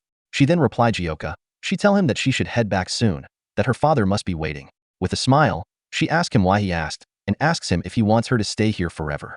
Sobik immediately replies her, shouting no way and pushing her. She also tell her not to bother others and just leave. Ryoshi, looking at her, tells her that for her to be throwing out the heaven-destroying demon lord's daughter out like this, she asks her if she can handle the consequences. But Sobik doesn't stop and tells her to just keep walking. And she says okay. But that farewell is just another step towards new bonds. Although it saddens him to see them leave, he simply smiles as he watched them leave. Shim tell him that he looks a little lonely, and he casually replies, saying that he's not lonely, but tells Shim that he could say he's sentimental. Shim then tell him that when his heart is troubled, the best thing to do is train. On that note, he asks Jioka to use this chance to learn the sword-moving will. And Jioka just stands looking confused. Still confused, he asks, "Sword-moving will?" Shim shouts energetically while cutting down a dry tree. With a satisfied feeling in him, he smiles joyfully. Jioka see him hit the ground, but looks unimpressed. Shim excitedly then shout, asking Jioka how his skills were, and asks if he thinks that he would be able to take down most orthodox sect fighters easily. Still focused on something else, Jioka just throws an answer. He says, I guess? But seeing how Jioka is, Shim then asks him what he's been trying to do since earlier. And Jioka just say, "What else?" He then tells Shim that he's trying to do the sword-moving will, or whatever. He also asks Shim what it means to bond with the sword. Shim, wondering why he's doing something so pointless, asks him if that's why he has just been staring at the sword. Jioka then tell him that that's obviously the reason, and that he has spent about 4 hours on it already. Shim then laugh, realizing that Jioka has been doing it wrong the entire time. So he tells Jioka that the sword-moving will isn't learned by just staring at the sword. So he gives him clear instructions on how to do it. Shim tell him to first split his chi into 2. As Shim talk, Jioka visualizes and does as Shim says. Shim then tell him that he then needs to push 1/2 into the sword, and use the remaining half to control the connection between the sword and himself. Shim then tell Jioka that even though he explained it, he has never succeeded in connecting his body to the sword, much less being able to use the sword-moving will himself. So he tells Jioka that he doesn't need to rush and just take it slow. Looking at the sword, Jioka does nothing and just ponders on what Shim said for a while. Then he begin to act. As Shim said, connect the body and the sword together. And he starts gathering chi at his energy core. Shockingly, almost instantly, Jioka's energy and the sword starts resonating with each other. Seeing this, Shim is completely dumbfounded. He thinks, incredible. Shim states that he knew Jioka was talented, but to think he would be able to grasp the basics immediately? This makes him question if there's no limit to young Jioka's martial arts. Meanwhile in Luoyang, Sangzhou Merchant Union, the same merchant union that the Waryong Manor helped the Bexi Merchant Union steal from. Chun thanks them for accepting them the Nangong so easily, and tells them that he will never forget their kindness. He also tells him that he is prepared to help at any time, and asks them to please let him and his sister know if needed. The Samjin Merchant Union representative then tell him that there is no need for such words, and that they are honored themselves that the Nangong would ask to cooperate with them. This man is the envoy chief, Sun Myung. The union owner, Sun Yul, tells them that they at the Merchant Union are the ones who should apologize for requesting guardianship after their recent experience. He also adds that the Yumyung cult has also caused the Green Forest to act up, so they had no other option. Chun then asked him if he said this envoy would cross the Red Wind Stronghold and the Five Peak Stronghold. So he say that that's good, that he has personal business with the Five Peak Stronghold. Someone in the room then asks him, personal business? He responds saying that he spent his younger days on good terms with the Waryong Manor, and so he cannot simply avert his eyes to the injustice they suffered. So he turns to Nangong Yun and asks her if she's coming with them. She stays quiet, but later responds, saying that she does not care what happens to the Waryong Manor. Thinking to herself, she states that even if that place were to fall to a vengeful sword right now, she doesn't care. Meanwhile back at Mountain Wufeng, Jioka trains, practicing the sword moving arts. Finally being able to control it to a certain extent, he brims with joy. So he continues practicing on different ways he can move the sword, even trying more and more cool ways to use the sword art. Seeing all that Jioka is doing, Shim completely loses his mind. He states with so much disbelief in his eyes that some people may hold a sword their entire lives and still never be able to swing it properly, which begs the question in his mind again, just what are the limits to the young master's talents? Finally, Jioka stops practicing and holds onto his sword. Standing in a cool stance to take it all in, he raises his head and even himself is shocked. So he asks, is this the sword moving will? Finally, Jioka stops practicing and holds onto his sword. Standing in a cool stance to take it all in, he raises his head and even himself is shocked. He asks, if this is the sword moving will? Unfortunately, he doesn't get excited because he thinks that something is definitely missing. Shim gets confused and asks him if he didn't just do it, but he says, no, not even. He tells Shim that that was just child's play, that the Heavenly Sword Supreme sword moving will wasn't like this. So he begins to question how the Sword Supreme was able to put that kind of chi into his sword. Then he starts practicing again. Looking at him, Shim looks like he's about to go nuts. With a scared laugh, he tells Jioka that from his perspective, what he just did would be considered a success. While young Jioka was occupied with his sword moving while training, the Nangong clan guarded the Sangzhou Merchant Union. On their way to the Five Peak Mountains with Chun leading the escort. On their way, Sun Myung tells Chun that they managed to get through the Red Wind territory like it was nothing. Someone then compliments his words and say that even the most powerful bandits know to value their own lives. Sun Myung is really happy with the results so far. So he tells Chun that they didn't even see a glimpse of the Red Wind bandits, and that this is all thanks to the Nangong clan, the best in the world. Chun gives a subtle laugh and say to him that he's being too kind. The other guy then say that he heard that the bandits in the Five Peak Mountains are rather gentle compared to the Red Wind Stronghold. So he asks Chun if he thinks they'll be able to get by them with no problem this time too. Chun tell him that he's not sure, and that he can't really say. Thinking on it, from what Chun heard, the ones that put the Waryong Manor into their current situation was the Five Peak Stronghold's 10 heroes. And among them, they say it was because of the young bandit who was very skilled. Now he puts on a serious face and say that if the 10 heroes don't make an appearance, but he is suddenly interrupted by a sword flying towards his direction. Luckily, the sword is redirected before it hit them or their horses. The horses stop in panic, and immediately everyone gets on their guard. The horse the envoy chief is on panics so much and makes too much movement. Chun sees this and realizes that the envoy chief is going to fall, so he shouts calling out to him. He then immediately gets off his horse to go save the envoy chief. He almost didn't get there on time, but he manages to use the sheath of his sword to prevent the chief from hitting the ground. Finally he sighs and asks the envoy chief if he's alright. The envoy chief responds, telling him that he's fine, and that he was just caught off guard. But he turns to Chun and asks him what happened.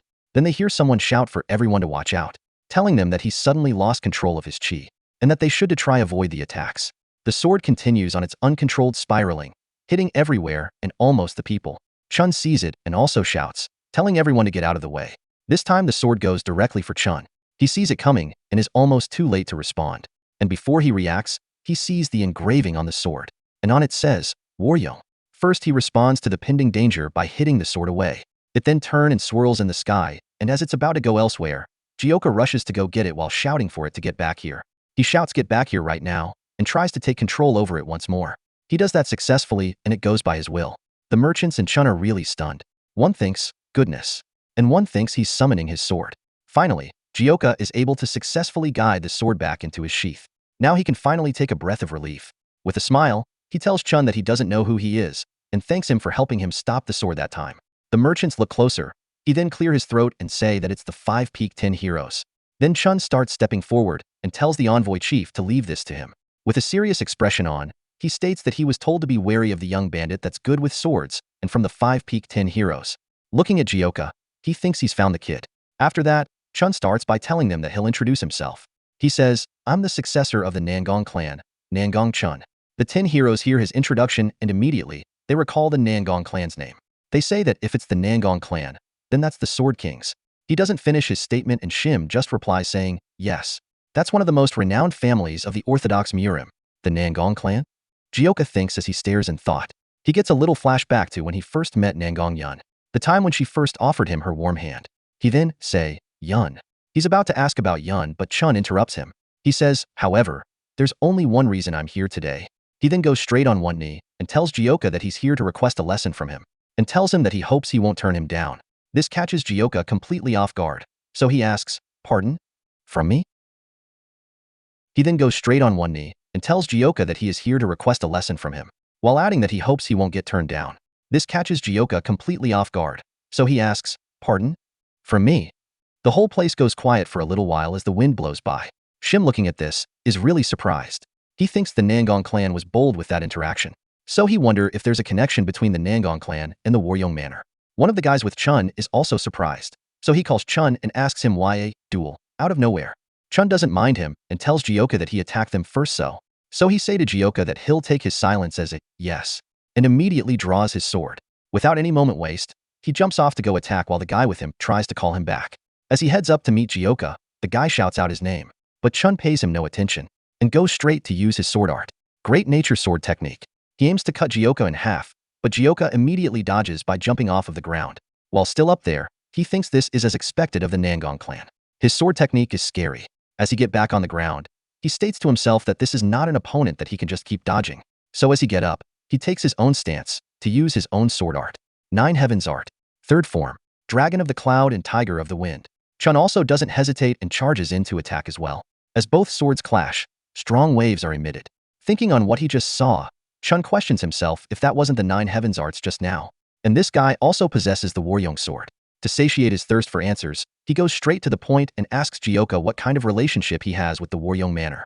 Relationship? Jaka question, but still tells him that it definitely goes far back. He raises his head, looks at Chun and say, "Since my name is Yun Jaka, it's not exactly the kind of relationship that I can change." Chun is super confused. He shouts, "What? Yun Jaka?" Then still surprised, he asks him if he is. Jaka doesn't say a word and just stares. After the suspense, he shouts again, asking Jaka if he's really Uncle Yun's youngest son. Looking at how he's swinging his sword without aim, Jaka tells him to please watch out, that they are still fighting. But he just continues talking. With some flashback, he tells Jaka that he was just a little kid holding hands with Yun, that he's shocked to see that he has already grown up this much. But he pauses and asks Jaka to wait. Out of curiosity, he asks Jaka what he's doing here as a bandit. Jaka, with a smile, tells him that would be a long story. So he asks him why they don't talk inside. He tells Chun that they can just stop the duel now since there are other people watching. But Chun refuses. He clenches his sword properly and tells Jaka that he would love to. Jaka looks confused. Chun continues and tells Jaka that himself is a martial artist to his core, after all, and tells him that seeing how talented he is, he would love to see this fight to the end. Jaka also gets serious with a smile and says, "As you wish." Chun then decides to tease him with a funny look. He say, "You're not gonna go easy on me or anything because you're still attached to my sister, are you?" Jaka gets shy and tells him not to say that he wasn't going to go easy on him at all. So he immediately attacks. The 10 heroes looking at them, gets confused and asks if those two know each other. Shim replies saying that it looks like it, that they seem pretty friendly. The merchant's envoy chief is also confused as to what's happening, so he asks if perhaps they are renegotiating the toll fees. And the other guy tell him that he doesn't think so. Back to the fight, Jaka say to Chun that they should get at it. Chun responds enthusiastically, saying, "All right, come at me." As they continue to clash swords, Chun tells Jioka to show him how skilled he is. The duel that began without any misunderstanding looked like a pretty even fight because young Jioka went rather easy, having fought against countless martial experts. However, his opponent, who exploited every opening, was the successor of the Nangong clan and the disciple of the Sword King Nangong Bayuk, Nangong Chun. The fight goes on and Chun uses his Boundless Heaven technique, delivering a strong blow to Yun Jioka, which he found difficult to block. It knocks him off balance, and he began to fall from the top of the mountain. After that attack, Jioka realized that Chun is stronger than he had expected. Then he controls his fall and goes to regain his balance at the top of the merchant's flag. From there he decides to use the new sword-moving will that he has been practicing. He goes straight for his attack with pressure. Chun also takes up a perfect stance to counter the incoming attack. Everyone watching are all impressed by that sword-moving will technique that Jioka is using. Seeing Jioka coming with full force, Chun states that he's certain now. Being unable to block the attack, he gets hit by it. The hit was hard, and it instantly makes Chun hit the ground, and the sword gets stuck in a stone. Out of concern, Jioka immediately comes to check up on Chun and asks him if he's okay. But as Chun tries to get up, he makes some sounds of pain. The guy with the merchant sees this and shouts out Chun's name, and he immediately gives the order for the Blue Heaven squad to prepare for battle. The bandits are displeased with this turn of events, but they have no choice but to take up their swords. Shim complains, asking if this is what it has come to. Chun, who's currently hurt on the ground, stays quiet for a moment, and the next thing he does is shout, telling everyone that he's fine. He gives the order for them to put away their swords. Still on the ground, he tells them that this was just a friendly duel. And as he raises his head up, he raises it with a smile and asks Jioka if it isn't so. Jioka looks at him confused. He then stutter and say, "But I hurt you." Chun just laughs it off and tells Jioka that that's what happens when you fight. He then tells Jioka that he would have dodged in any other case. But then he suddenly wanted to face his sword-moving will head-on instead. But Jioka still asks him why, telling him that the technique wasn't that great of a technique.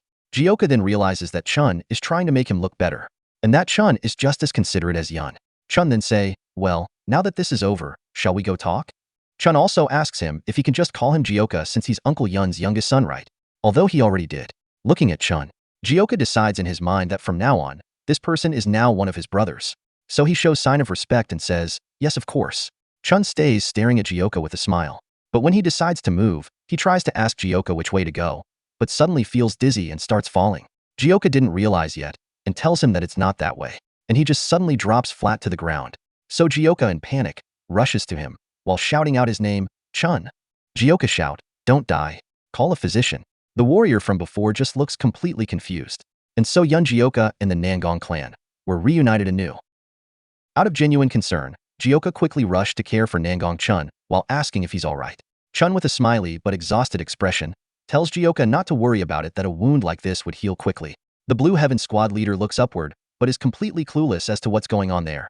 Even the bandits are confused. They ask if those two weren't just fighting each other. So it makes them question what's going on. Shim, looking disappointed, asks them what they think, and tells them that he guessed that the toll fee isn't happening. Shim was right. Thanks to Nangong Chun and Jioka, the Sangjo Merchant Union and the Blue Heaven squad were able to safely get through the 5 Peak Mountains. Nangong Chun decided to stay in the stronghold for a few days so that his wounds could heal. And after that evening, after a day of chaos, in a building at the 5 Peak Mountains, someone shouts in shock at what he just heard. It's Chun. He tells Jioka that Aunt Beck has done something terrible to him. Well, Jioka say that it's all in the past now. Chun then focuses on Shim and asks who he is. Shim stutter, but says that he is. He says, "I'm Shim Yangak. No, Shim Tong. I have decided to serve the young master for the rest of my life." So he asks Chun to please not mind him. Jioka also adds in, telling Chun that Shim is just some old man that he know. And Chun just accepts anyway. He tells Jioka that having heard his story, he thinks he get why Yun acted that way in the past. Looking concerned, Jioka asks to know what happened to her. Well, Chun says, telling Jioka that Yun never really used to care about social connections. But then she suddenly acted like she was going to cut off all connections with the Waryong Manor. So he tells Jioka that really shocked them all. With a serious expression on, he says that this is based on his own assumption, but he think Yun acted that way because she knows what happened to him. Now Jioka is riddled with questions, as he questions if Yun really did, if she really acted that way because of what happened to him.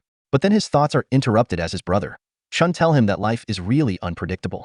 He tells Jioka that he was bullied for so long in the household, but to think that he would grow up to be the proper successor of Uncle Yun. He then asks Jioka if he doesn't think it's karma, but Jioka is completely caught off guard as he asks, successor? Chun responds, telling him that it is well known that the household should be represented by the person who has inherited its martial arts. So he asks Jioka who else would be considered the successor if not him. But he also adds that he's now curious. and asks Jioka how he got to that realm at such a young age. As Jioka is about to respond, Shim taps him on his hand, which makes Jioka pause on what he was saying. Then Shim gives him a look and shakes his head ever slightly. And Jioka immediately understands what Shim is trying to tell him. So he immediately changes what he originally had to say and tell Chun that he coincidentally found the book containing the family martial arts in the storage and trained like hell because he was bored. Chun is surprised. He shout, "What? With just a book without a master? That would make you a genius, wouldn't it?" Haha. Jioka laughs and tells Chun that he doesn't think it's that great of a feat. He's also shocked that Chun believed him just like that. And he thinks Chun is so innocent. Chun, replying Jioka, tells him that there's no need to hide his talent. But he also asks Jioka how long he plans on staying here. That question leaves Jioka kinda speechless. As he thinks on it, Chun tell him that currently, Jianghu is in danger because of the reappearance of the Yumi young cult, and that's why it's important that everyone in the Jianghu work together to fight them off. He tells Jioka that each and every single martial artist on their side is important. So he asks Jioka what he thinks about leaving this bandit life behind. And Jioka thinks heavily on the word, leaving. A few days later, having recovered, Nangong Chun left to catch up with the rest of his people. He says his goodbyes to Jioka and tells him that if he decides to leave this place, he should come see him. He adds that he's sure Yun misses him too. Jioka smiles and says, "Man." Having planted the idea of leaving the stronghold in Jioka's mind, the idea began to take root, blooming within Jioka. With the peaceful atmosphere, Jioka lays on top of a rock and listens as the people of the stronghold play around. A few days later, Jioka at his regular spot. As he stays there alone, he looks to the side as someone approach. It's Shim. Shim call him young master and asks him what he's doing here. Not wanting to converse, he tells Shim that he is meditating, so he asks Shim to go away. But Shim still remain and asks him why not train his sword moving will instead. Jioka responds saying, "And hurt someone again? No thanks." Shim still stays and say to him that instead of isolating himself like this, he should go socialize. This time, Jioka ignores his question at first but says, "Do you think that Sage Chunji might have an answer?" Shim then responds saying that of course, that he can even stop by Luoyang for some good food on the way. And on the way back, he can visit Sangzhou Merchant Union where he has someone waiting for him. Jioka gets up as he think on it while blushing. He says, "Waiting for me? She doesn't even know that I'm here." But he then tells Shim that he can't stand his nagging. Shim acts confused and asks, "Mine?" So Jioka asks him if he wants to leave the mountain that badly. But Jioka also thinks that if he can learn something from leaving the mountain, then it wouldn't be so bad. Looking at the people and the stronghold, he adds that now, he has a home to return to. Still in thought, he smiles with an important thought in mind. The thought that there is someone that he really wants to see. Then with a smile, he say to Shim, "I guess I have no choice then, huh? I'll have to leave this place for your sake." Shim is also happy, so he says, "All right, if it's with you, then I'll be happy to go anywhere." Before they leave, he asks Shim if he hasn't forgotten anything, right? Shim replies, saying, "Yep, already." So, Yun Jioka left the 5 Peak Mountains, stepping foot onto a new path. He turns back one last time and tell his brothers not to worry, that they'll be back soon. And he tell them to take care until then. With all of them feeling emotional, some of the stronghold members say to him that he has to come back. Some sob, and others tell him to take care. His brothers cry. One say that he thought Jioka would stay with him forever. And another say to old man Shim that he's gonna miss him. Shim then call young master and ask him where to. Jioka then tells him that they already decided on that, and asks him if he doesn't remember. Then he tells Shim that first, they go to Wudong Mountain where Sage Chunji is. Now thinking to himself, he say that of course after that, he'll go to Luoyang to see Yun. A few days earlier in Luoyang, Yun sits alone in an inn, staring out the window. But when she looks back inside the inn, she's taken aback by what's in front of her. It's 2 drunk men. They tell her that she looks lonely and ask her if she wants to have a drink with them. She doesn't respond, but puts down her cup, gets up off her sit, and picks up her sword. The men are instantly angered. They ask her if she's trying to threaten them right now, but she doesn't listen and just swings right at them. It all happened in an instant, and she's already sheathed her sword. She gives a very cold look at them still without saying a word. With that, they both cower in fear and begin to make their way out while running. While someone else approach, they say that they knew it was her. Still no word from her. She looks closely to see who they are. They tell her that she doesn't need to be so wary, that they are just here to relay the message that the Orthodox Alliance leader wishes to see her. They tell her that they can't tell her more here. But, before they could complete their statement, she already asked them if it's about the Yumi young cult. They're stunned upon hearing that, asking her if she already knew. She's about to turn away, so she tell them yes, that she knew that he'd reach out to her if she was here. As Yun Jioka and Shim Tong descended the 5 Peak Mountains and stepped into the mainlands, the Waryong Manor was also undergoing some great changes. At that time, in the Waryong Manor, lots of people are gathered for some kind of celebration. We see Mubik in a ceremonial wear and a lady beside him. Someone then announced, the eldest son of the Waryong Manor, Yun Mubik, and the eldest daughter of the Yang family, young Yua, have formed the bond of lovers. This announcement is made in front of everyone and in the presence of a priest. Finally, the Waryong Manor had created familiar ties with the Yang family and had made a way out of their current situation, which makes Mudo and Madame Beck get filled with excitement. Now, Madame Beck calls to Yua. She tell Yua that the future of the Waryong Manor rests on the two of them, she and Mubeek. So she tell her to continue to aid Mubeek in bringing glory to their family. Young Yua, being the eldest daughter of the Yang family, respectfully say, "As you wish, mother." Mubeek blush as he looks at his newlywed wife. Happy Sungbeek smile and whispers to sister, telling her that he can't believe he'd get to see his brother blush. Sealju also smile while responding. She tell him that today really is an important day. But suddenly, the mother turned to them and shouts out Sealju's name, which stuns her. Her mother then proceed to tell her to follow her new sister-in-law's example and act more chaste until they find her a good man. She also warns her to stop hanging around those Luoyang heroes or whatever. Sealju yawns because she's tired of listening to the same speech over and over. Yet she replies, saying, yeah, I get it. But her mom doesn't stop. She tell her to not just say that, and that she will send someone to the Jinpyong Merchant Union to negotiate. Then a man comes to her from behind, offering to pour her a glass. As she turn, seeing who he is, she say, "Oh, El should have visited you earlier." Sealju then breathes a sigh of relief. Sungbeek then tell her to please endure it a little longer, that their brother ceremony is nearing its end, and she tells him that if it wasn't because it's their brother's wedding, she would have run off from such a stuffy place.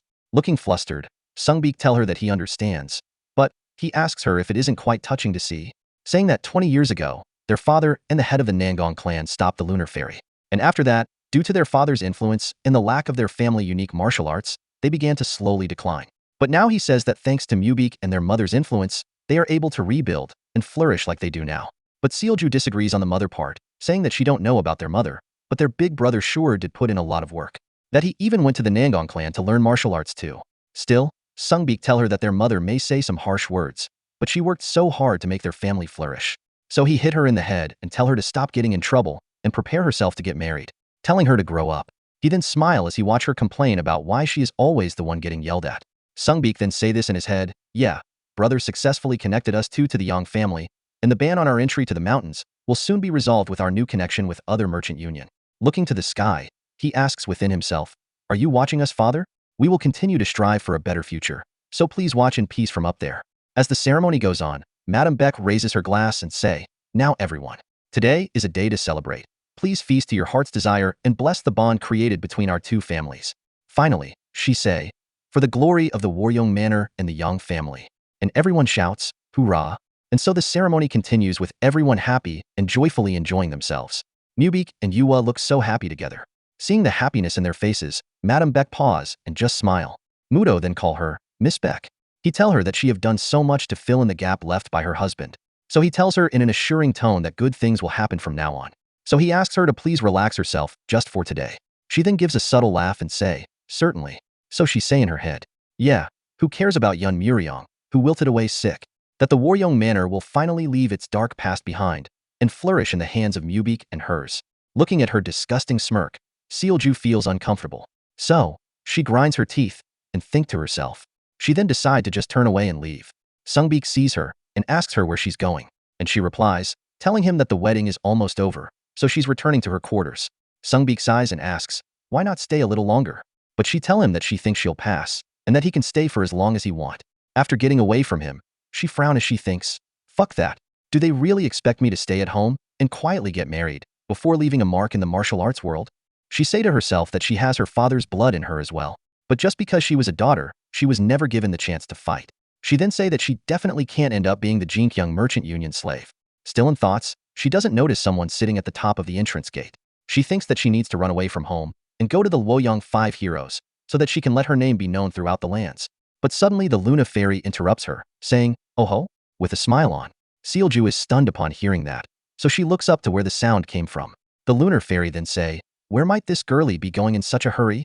Immediately after saying that, she goes for an attack, while saying that the ceremony is just getting started. And Sealju is completely caught off guard as she shouts, "What?" A big bang, followed by dusts, fills the entire Waryong Manor. The shockwave from the Lunar Fairy's attack causes everywhere to shake and vibrate. Mubeek protects his wife and Madame Beck shout, asking, "Just what is?" From the dusts emerges the Lunar Fairy. As she comes forth, she forms a sword with her chi. Upon getting closer, everyone's attention is turned to her. She smile. Madame Beck then shout, asking the lunar fairy who she is, and asks her how she dare believe that her head will stay on her shoulders after showing such insolence to the Waryong Manor. And Mudo shouts out of concern, calling to Sealju. Insolence? The lunar fairy asks. She laughs and say, how laughable. And she continues to approach Sealju, who's lying helpless on the ground, unable to get up. The lunar fairy then holds her sword high and say that her revenge hasn't even started yet. Using her aura alone, she rain out multiple slashes, which covers a wide range of the Waryong Manor, and destroys areas and buildings. The warriors of the Waryong Manor immediately get to action, prioritizing the important guests and making sure they try to evacuate them first. The Luna Fairy finds joy in this chaos, and she asks them why they don't try to stop this her next attack. And someone takes up the challenge and rushes up to where she is. It's Sungbeak. He blocks her sword with his, and she's surprised at his unexpected arrival. Sungbeak tries to push her back with his strength. The Lunar Fairy struggles at first, but finds it annoying. With that, she demonstrates a swift slash, which Sungbeak has no choice but to back up from. He stays protecting his sister, and also asks the Lunar Fairy, who the hell she is, to do such a terrible thing to the Waryong Manor. For some reason, this question enrages her even more. So she shouts, you fools, now that the Waryong swordsman is dead, you forget my existence? Sungbeak thinks on what she just said, Waryong swordsman? So it hits him. That she is. He then asks her if she could be. Without letting him complete his question, and seeing that he let his guard down, she goes straight for an attack. And with that attack, she cuts off his right arm. She stays in a cool pose while Sungbeak shouts out in agonizing pain. Then, she turned to him and say, you can't even counter such a simple attack? As Sungbeak shiver in pain, she turn away and say to him that his skills are severely lacking compared to his father. Now, she pours all her attention on the defenseless Sealju who lays on the ground. Seeing this, Madame Beck then shout, giving the order for them to rescue her children. She also asks if the Blue Dragon Squad isn't here yet, and that they should contact the Orthodox Alliance immediately. Now Madame Beck is going crazy. She thinks, oh dear, why did such a wicked foe appear here today? She even thinks that at this rate, the Waryong Manor will. Then someone shout, Lunar Fairy. It's Sealju who just regained consciousness. She say, you wretch. You barely kept your life by pleading to our father. Now you dare act with such insolence here? Sungbeak then calls her, Sealju. The Lunar Fairy is perplexed, and all she could say is, ha? She then conjures up some energy in the palm of her hand and say to Sealju that seeing her dirty mouth and red hair, she must be his daughter, the Waryong swordsman. With that, she uses her energy to pull Sealju up from the ground telekinetically, and pulls her all the way till she grabs her by the neck, choking her. As Sealju finds it hard to breathe and struggle, she tells Sealju that if she tear this feeble body to shreds, she wonder if her dead father will burst out of his grave. Sealju is almost passed out, so to mock her, the Lunar Fairy asks her why she stopped talking. Huh? She asks her why she doesn't squeal like before, with that chatty mouth of hers. Madame Beck shouts out of worry, calling Sealju and Sungbeak, and Mubeak, still in his ceremonial wear, rushes out with anger on his face. He jumps off the ground silently, while above, he looks at them, but only now is the Lunar Fairy able to notice his presence as she looks straight at him, and immediately responds to the attack he came with by blocking it with her sword. All this while still holding Sealju with one hand. Mubeak stops and looks back, and without a moment waste, he continues forward for another attack. The Lunar Fairy finally lets go of Sealju and stares at her palm while thinking, oh, I thought there were only weaklings, but it seems like a tiger's cubs still have claws. Mubeak go meet his brother and sister, checking up on them. He asks them if they are all right. Sealju cough and call him brother. Now, Mubeak takes of the ceremonial hat he's wearing, same with the dress.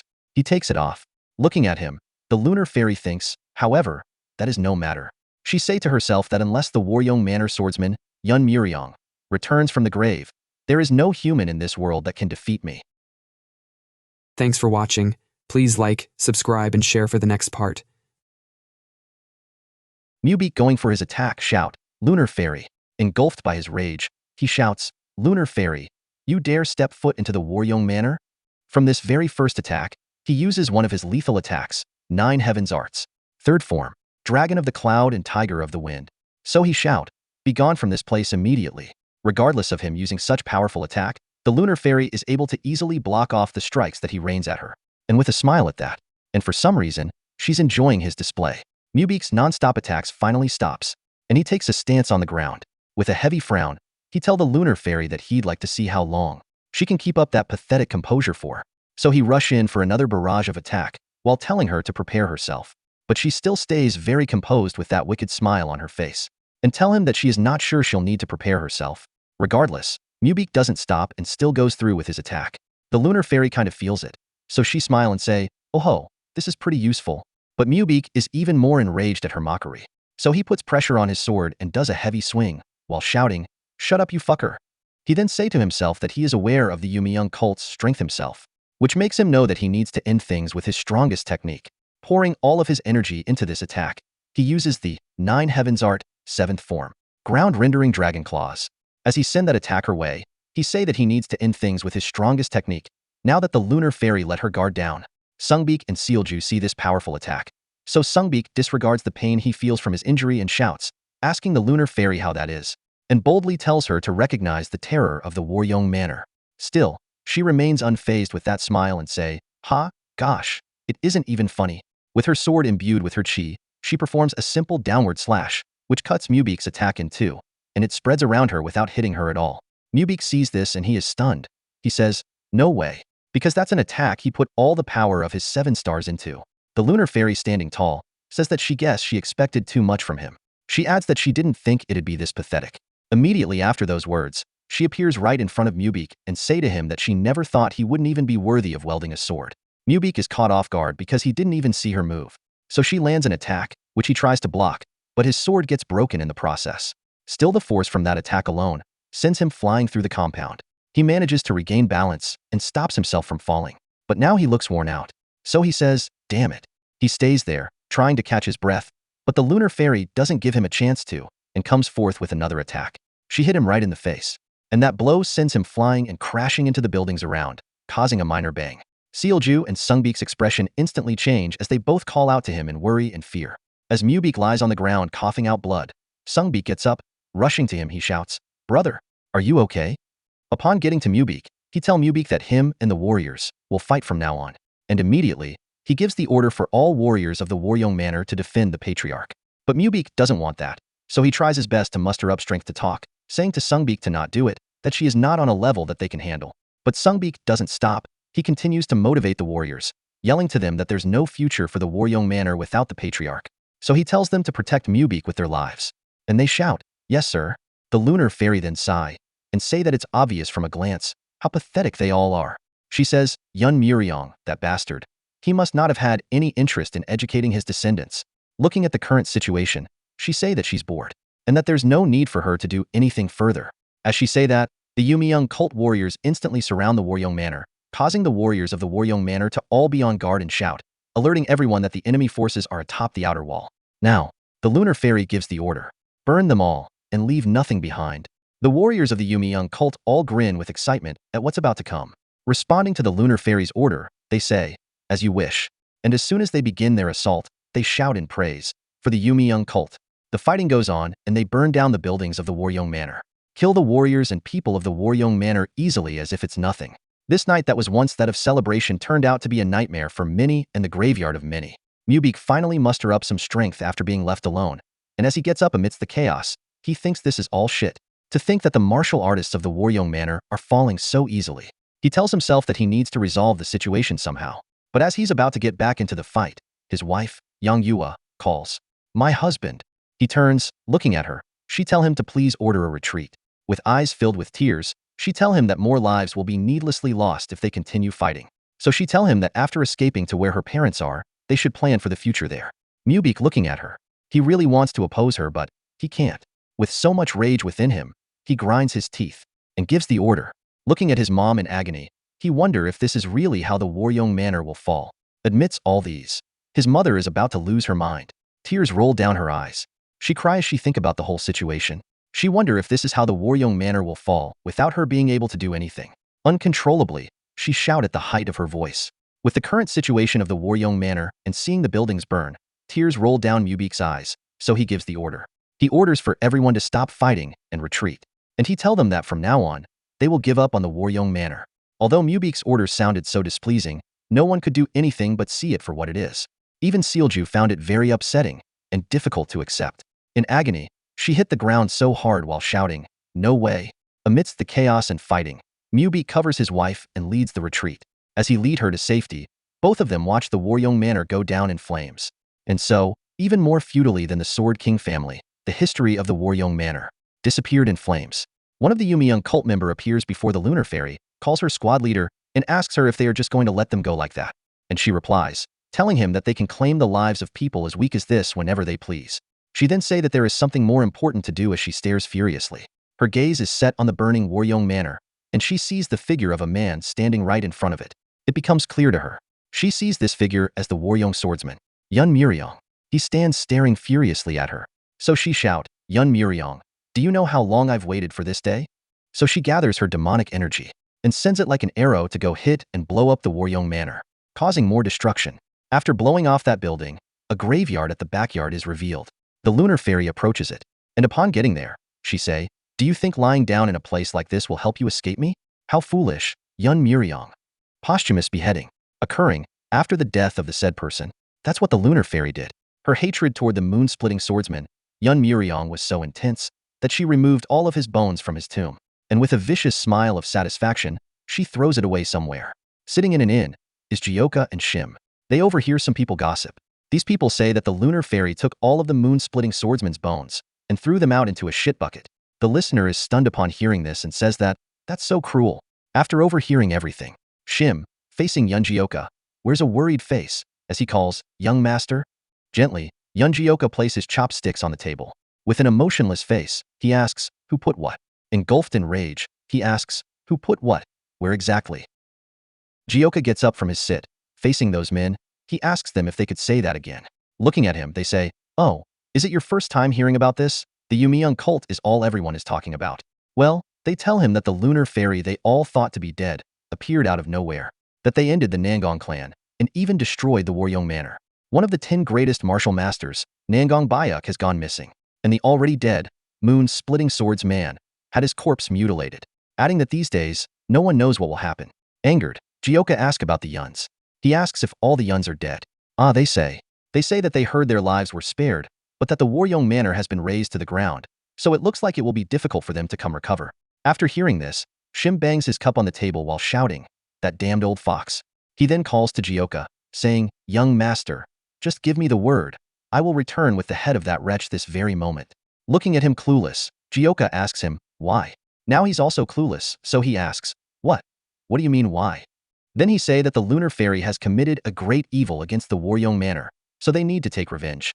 Jaka then calls his name and asks him if he was close to someone in the Waryong Manor. Shim, now sweating from the head, say, well, no. So Jaka asks him why they would take revenge, telling Shim that it doesn't matter to him whether they would fall or not, that he was just mad that the Yuns might have died before he had the chance to take his revenge personally. Adding to that, he say, whether someone's corpse got mutilated or their name was smeared with feces, that has nothing to do with him. After that, he recalls the times when he prayed for a single moment of mercy, stating that even if his dad had grown sick, he was still his father. That time, he thought that if his father saw him in such a state, he had hoped he would give him even a glance of compassion. But after his father saw him, and hope was lit in his heart as he stares curiously at his father shuts the door. That day, he realized that hoping for such from his father was his own mistake. Nobody was willing to even look at him there. Back to the present, outside the inn, as Yun Jaka and Shim walk around. Shim calls young master and asks if he should at least investigate the Yumi cult. Jaka remains quiet. Then Shim goes ahead to say that if Nangong Bayuk, one of the 10 martial masters, fell, then this isn't just any ordinary situation. Moreover, he adds that the lunar fairy seems to hold a strong grudge against the Yuns, so he say that he worry that their conflict might harm the young master as well. Jaka then turned to him with an annoyed look and says, ha, you think I'd lose to that old hag? Shim instantly replies, saying, no, that's not what I meant. A lady then calls to them saying, hey, misters. They look at her while in thought, but the lady carries on with what she intended. She say, you're here to join the Azure Hall, right? She then tell them that if they write their name and family here, we'll lead you inside, after we verify your information. Finally, Jaka speaks. He asks the lady what she's talking about, telling her that they were just on their way. Oh, she says with a stunned expression, and asks them if they are not from the Orthodox sections.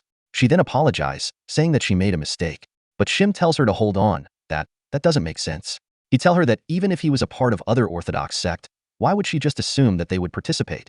Adding that she seemed to have gathered more than enough people. So he asked her what her reason for gathering so many warriors is, and asks her if she intends to start a war. With a serious face now, she say that this all because of those Yumi cult bastards. The Nanyang Merchant Union that they used to work with betrayed them and started working for the Yumi cult. That as the Yumi caused cracks to begin to form in the once indestructible boulder known as the Orthodox Alliance, more and more men have continued to join their forces. Then Shim asks her if this is a similar situation to how the Green Forest grew its presence.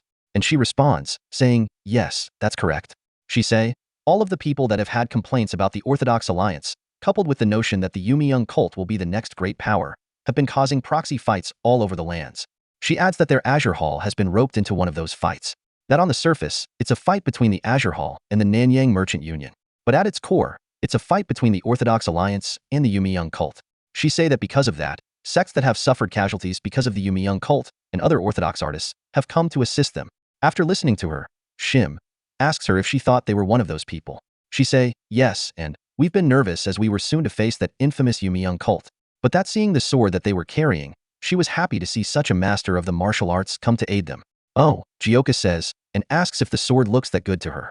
She then say, of course, that she could tell from the marking on the sword, that he must be the next in line of a prestigious family. This then make Jaka take a close look at the sword, thinking to himself, oh ho, that guy's skills were nothing to brag about, but it seems he was carrying quite a nice sword, huh? I'll make good use of it. Shim then turned to Jaka, calls him young master, and asks him what they should do. Jaka is lost, so he asks Shim what he mean. To respond, Shim takes his time to explain to Jaka that, at this rate, they will inevitably clash with the Yumi cult at some point. So he asks if it wouldn't be a good idea to pretend to help the Azure Hall, so they can get an idea of the Yumi cult's full power. Thinking on it, Jaka sighs. Then say, I guess. We've been hearing about them wherever we go. So he turns to the lady and asks her if they'll get paid if they fight.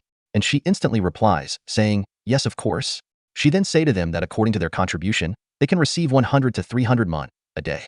Then Jaka asks to be signed up. She immediately thanks him and asks if she could get his family name. And he responds, saying, Waryong Manor, Yun Jaka, son of the moon-splitting swordsman. After hearing the Waryong Manor, the lady, completely surprised, pours her full gaze on him. With an instant smile, she say, oh, I just noticed your red hair, and asks herself why it took her so long to notice. Now she say, the son of the great moon-splitting swordsman, what a wonderful help to us. Jaka then stops her. He say, of course, that's why I'll need to be paid, at least 1 silver ingot a day. And in response, the lady shout, what? Similarly, after hearing Jyoka's demands, someone shout, what? And says, you let such a scoundrel in? They all begin to rush forward, while the lady follows behind them. She say that she did just let him in, that he just bursted himself in. So they ask her where he is now, and she tell them that he went to the guest house. One of them shout, saying, 1 ingot a day. That's a bandit's price. The other is even more furious, for he thinks the perpetrator even dared sell the name of the Waryong Manor. He then say that it's impossible for them to not know the direct children of the Waryong Manor. He adds that everyone knows that they left Luoyang due to the recent incident. Another then say that for the sake of Sealju, who must still be in fear, they, the Luoyang heroes, must ensure a man like that does not appear again. So, with force, they open someone's door. Stepping foot in, he shout, you, get out here now. Who dare sell the name of the Waryong Manor? They start their silly introduction again. He say, I Sun Sanguk, of the Luoyang 5 heroes will. He stop his speech there upon seeing who's in front of himself. With Jyoka laying relaxed, Shim sees and welcomes them. He say, oh ho, it's nice to see such familiar faces. He then proceed to ask them how they've been, and all 3 of them are completely stunned. And the one in front then stutter as he asks, why are you here? The lady then asks the Luoyang 5 heroes if they know them by any chance. With no response from them, Shim gives a subtle laugh and say that they know them well indeed. So he turns to Jyoka and asks, right, young master? Jyoka then say, oh ho, so you Luoyang 5 heroes are participating too. With that, he tell the lady that he would like to add another condition. With a smile, he say, 1 silver ingot a day, plus their pay on top of that. The lady then instantly replies with confidence, saying to Jyoka that there's no way the Luoyang 5 heroes will accept such a. She couldn't finish her statement as all 3 of them interrupts, saying that sounds like a good idea. Shim Tong calls Jyoka, young master, and tell him that he heard that they are leaving for the Nanyang Merchant Union soon. He also say that it was nice to rest while receiving plenty of silver, and that he's disappointed that it's ending today. But Jyoka just sighs as he say that he's bored to death. He say that he would have never participated if he had known that they would have to wait this long. Anyway, he looks back at Shim and asks him if the Lunar Fairy is participating as well. Shim responds with uncertainty, say that he can't be sure, but says that as Luoyang is held by the Yumiyang forces, there's a high chance that the Lunar Fairy might. Additionally, with a cocky smile, he say, you acted all cold back there, but you were worried, weren't you? So he laughs once more, saying, I told you we should. Jyoka stops him from completing his sentence. With an annoyed look, he tells Shim that he said he wasn't. Adding to that, he tells Shim that it seems like he's getting too comfortable. Shim responds with a shaky voice, saying, not at all. So he makes it clear to Shim that if he speaks of revenge one more time, he'll beat him up. On that note, Jyoka thinks, yeah, Fuck that. If anything, my hatred for the Waryong Manor burns hotter than that of the lunar fairies. However, thinking back about his dad, he say to himself that he doesn't know what to feel about his father. Now clenching tighter onto his sword, he is sure that there have been times when he felt resentful toward his father because he ignored him. However, he still don't understand the feeling that boiled up within him when he heard what happened to his father. Because it was undoubtedly anger. Still thinking on it, he wonder why he feels such emotion for his father, who never spared more than a glance toward him. At the Nanyang Merchant Union main entrance, someone from outside shout, "Listen to this, you filthy Nanyang Union who has foregone the basics of the lands. Not only have you leached onto the Yumi cult, you have also insulted us, the Azure Hall, by doing so." Reading out from a sheet of paper, the person say, "In order to punish you and bring justice to the lands, several martial artists of the Jianghu have gathered here." So he shouts, asking them to come out and receive retribution. Feeling angered, someone from within the Nanyang Merchant Union say, "That damned Azure Hall leader." He questions if the Azure Hall leader schemed with the entirety of the Orthodox Alliance, while stating that he sure brought a lot of people. As he continues to peek through the door, he asks his subordinates if the Yumiyang cult's forces are yet to arrive. No, they say, saying that they haven't heard from them. Then the subordinates, feeling spirited, say that if so, they will go out and fight until assistance arrives. The others say, indeed, that there is no reason they need to endure such insults. Now the Merchant Union leader turns to them with a disappointed face while calling them fools. He then asks them if they really think they can handle those outside. He tells them that the Orthodox Alliance has lost its honor due to continued losses, so they will strive for a symbolic victory against the Yumiyang cult in order to restore their reputation. Lastly, he makes it known to them that those gathered here are martial masters from various prestigious sects. Looking more closely at the people outside, he say that some sects appear to have sent their elders, so he asks his warriors how they could even think of fighting them. Adding to that, he tells them that, if the Yumiyang cult does not participate in this fight, they would need to rejoin the Orthodox Alliance. So he asks them to stay put. After that last statement of his, someone comes with a grin and says, "Oh ho, would you look at that? What a shrewd man you are," he says. Also, he say that he's a bit angered, but that he does not dislike such cunningness.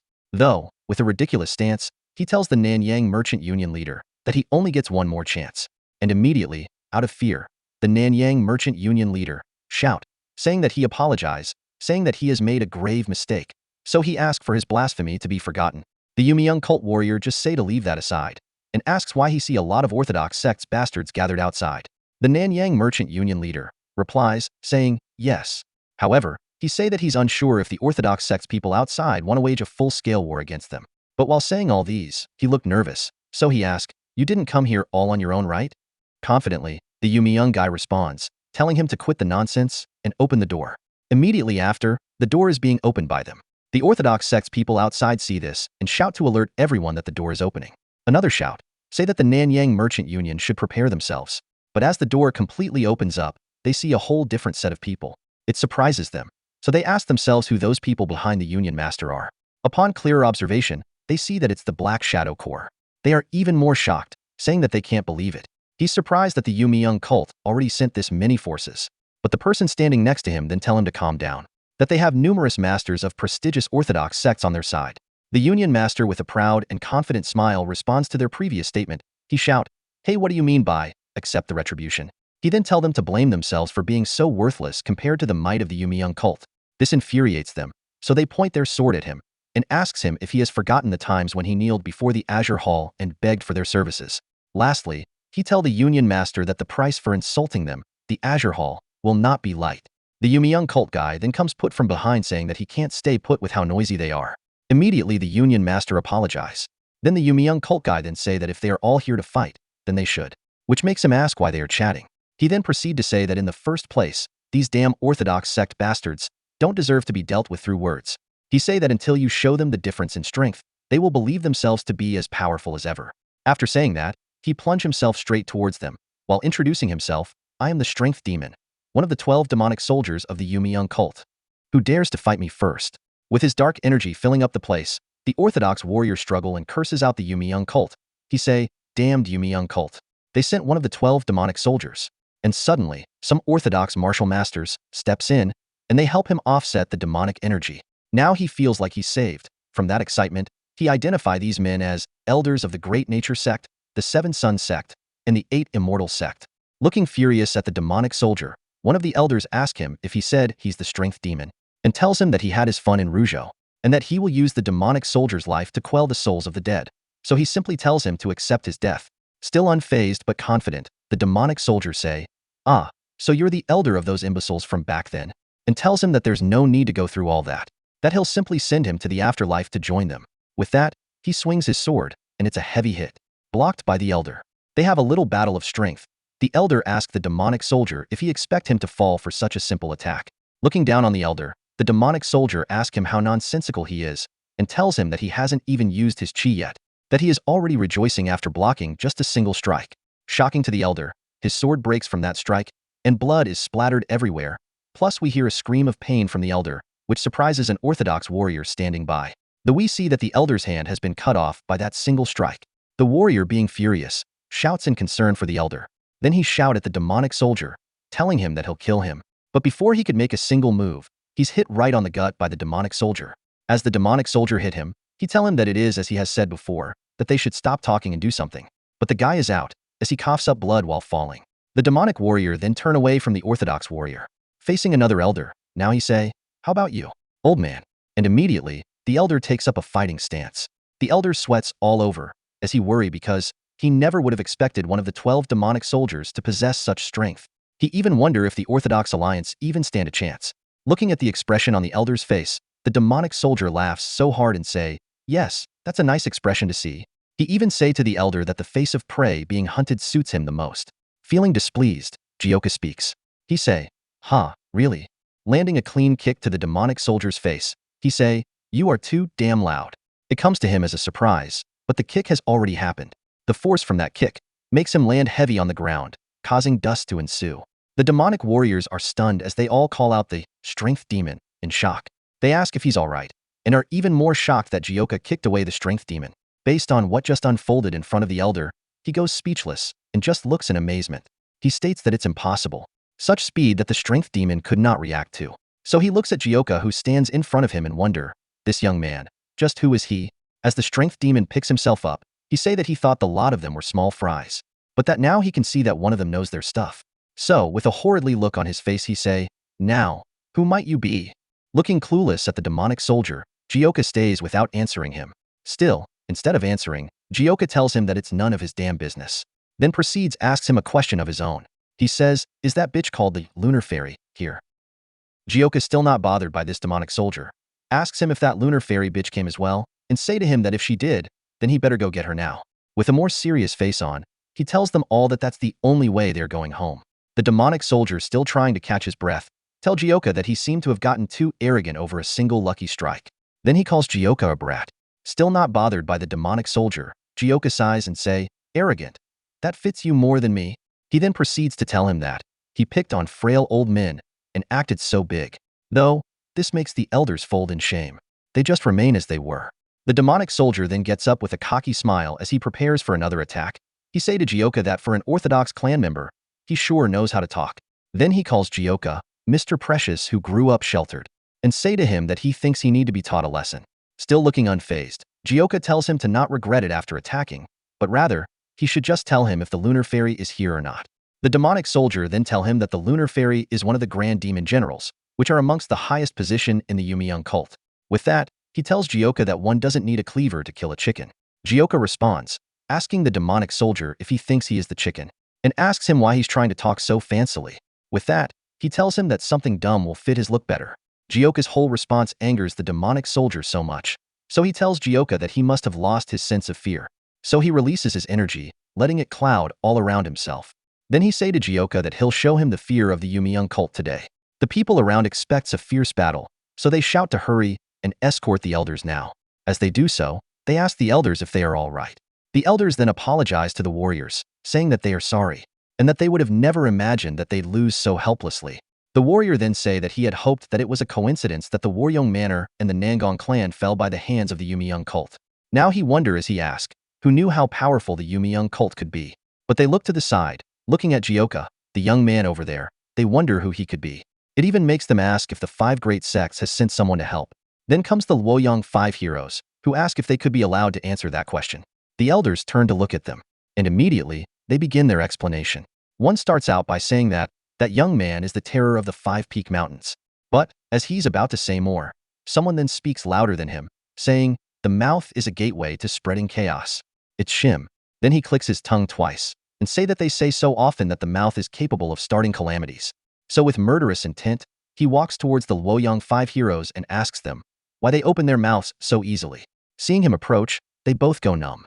Then Shim tell them that they shouldn't say things they can't handle. With a vicious look in his eyes, he asks them if they can handle it if the young master were to find out. Afterwards, Shim gives the Orthodox warriors his own made-up story, and they are wowed and impressed that the son of the moon-splitting swordsman, such an important figure from the Waryong Manor, has come. But they tell Shim that it hasn't been long since the Yumi cult's attack on the Waryong Manor began. But for him to assist them so quickly, they are really grateful. Shim then tell them that the incident happened while they were absent, and that it's quite unfortunate. To finally make his made-up story stick, he say that the Luoyang 5 heroes can vouch for his young master's identity. Without a moment's waste, while shaking up, they all answer with a shaky voice, saying, yes, he isn't from one of the 5 great clans. And they say that they were about to mention that he was from the Waryong Manor. Then they give a subtle laugh. One elder then shout, saying that everyone should concentrate, that the strength demon is moving. While enraged, the strength demon hops off the ground to attack Jaka. He shouts, damn you. He shout to Jaka, telling him that the lunar fairy may not be the one he himself served, but that his sin of insulting one of the great demon generals of the Yumi cult will not go unpunished. Looking completely clueless, bored and uninterested, Jaka asks him what's wrong with asking if she's here. Then he sighs and asks how he's going to ask anything like this.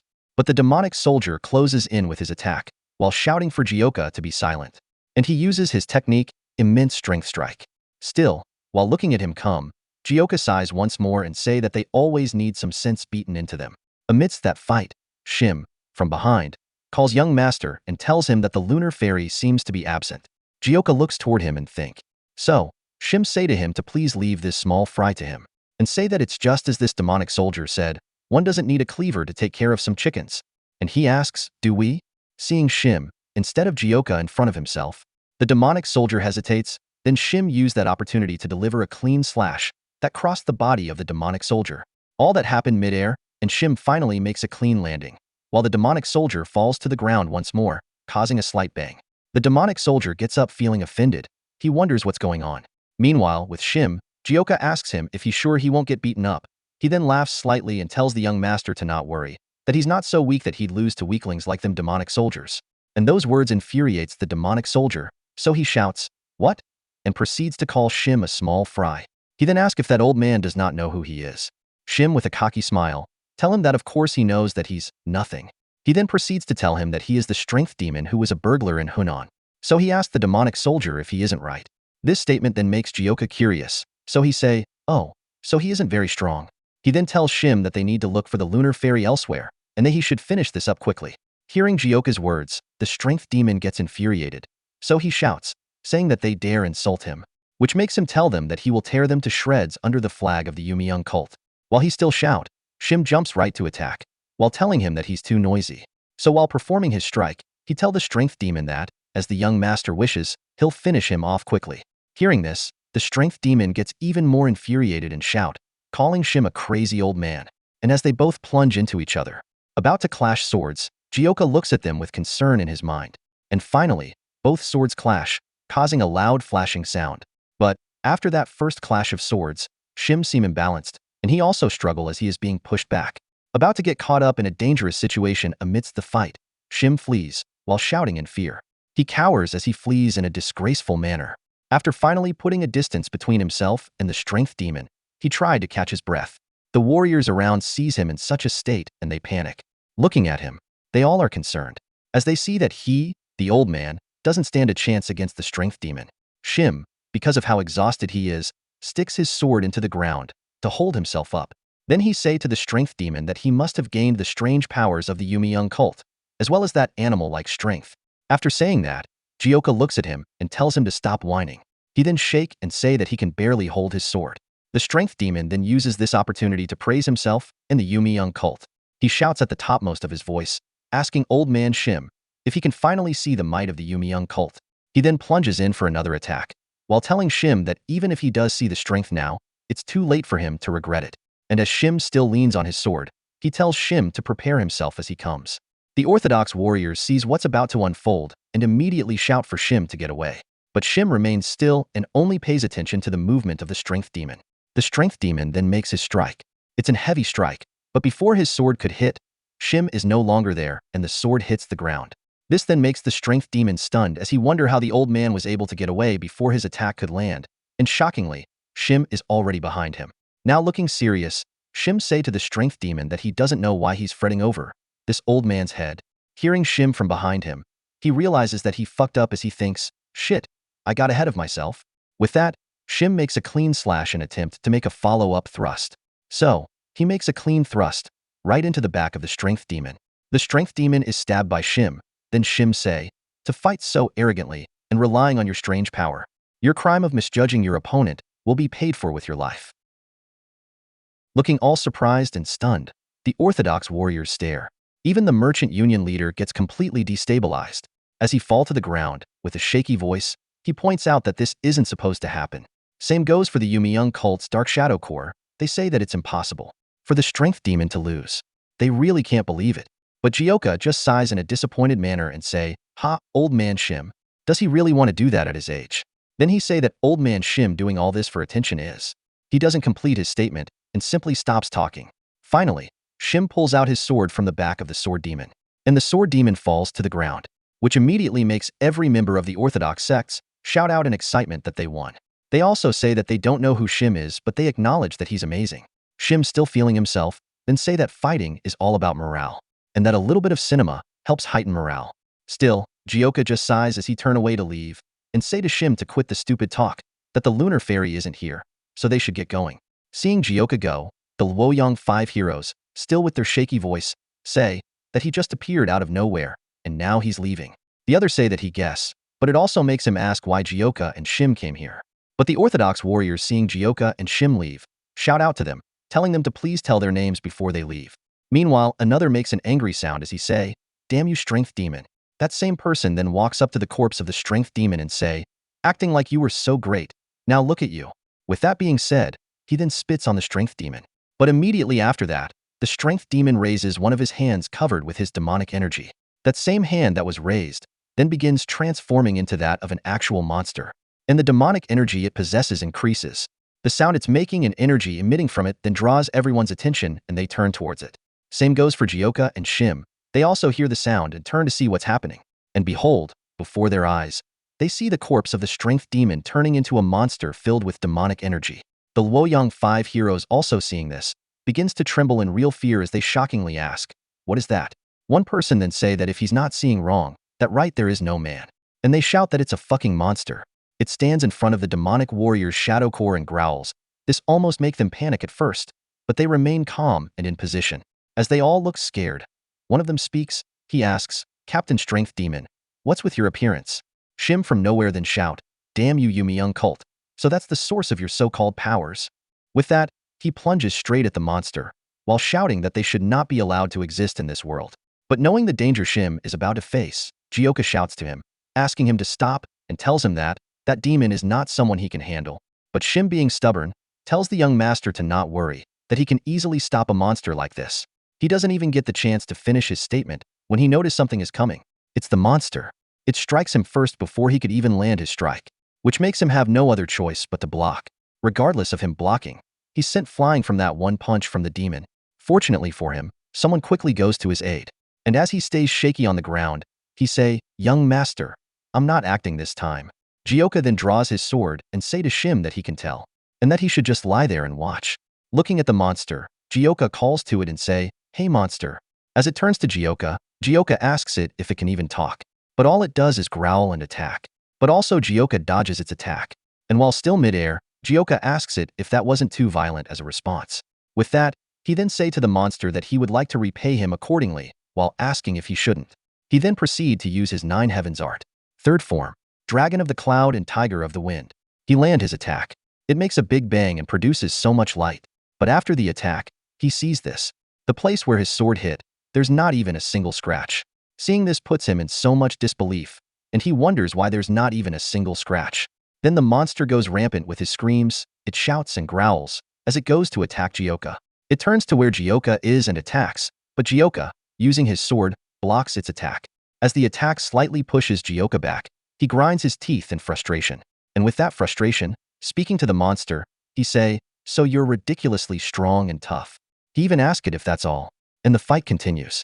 As the monster comes to him, he also goes for the monster, while using his 9 heavens art, 9th form. It emits really bright light that goes across each other like it's about to make an X sign. With that, he makes a clean hit to the monster, using the 9 heavens art, thundering blade cone. But immediately after that attack, he notices something strange. The monster refuses to fall as it places its right hand on the ground to prevent its fall. Seeing this leaves Jaka surprised, and he shouts, "Fuck, it's still intact." He then asks just how tough it is.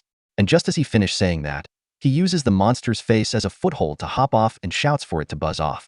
This infuriates the monster, and it angrily growls in pursuit of Jaka. But Jaka, being nimble enough, was able to easily evade the attack and jump off of the range of the monster attack. Now, the Orthodox Alliance warriors begin to panic even more. They shout, saying that the monster isn't taking any damage. And they even shout, asking if that monster is actually indestructible. Shim as well is surprised, because he also thinks it's impossible that the young master's attacks even worked on the heaven-destroying demon lord. Yet this monster is completely fine after taking the young master's attack, even though he's stronger now. Amidst everyone's thoughts and confusion, the monster roars really loud, causing a minor shock wave. Then Jaka finally hits the ground and say to the monster, "Shut up, will you? You're just a monster that's just insanely sturdy." For some reason, after hearing that, the monster immediately charges at Jaka. And seeing him approach, Jaka thinks, "Fine. If the 9 heavens art doesn't work, then there's only one more thing I can do." Then he raises his sword high to the heavens and uses a different sword art. Heavenly Inquisition Sword, 1st form, Heavenly Lady's Dissension, that then makes his aura gather up in form of an heavenly lady.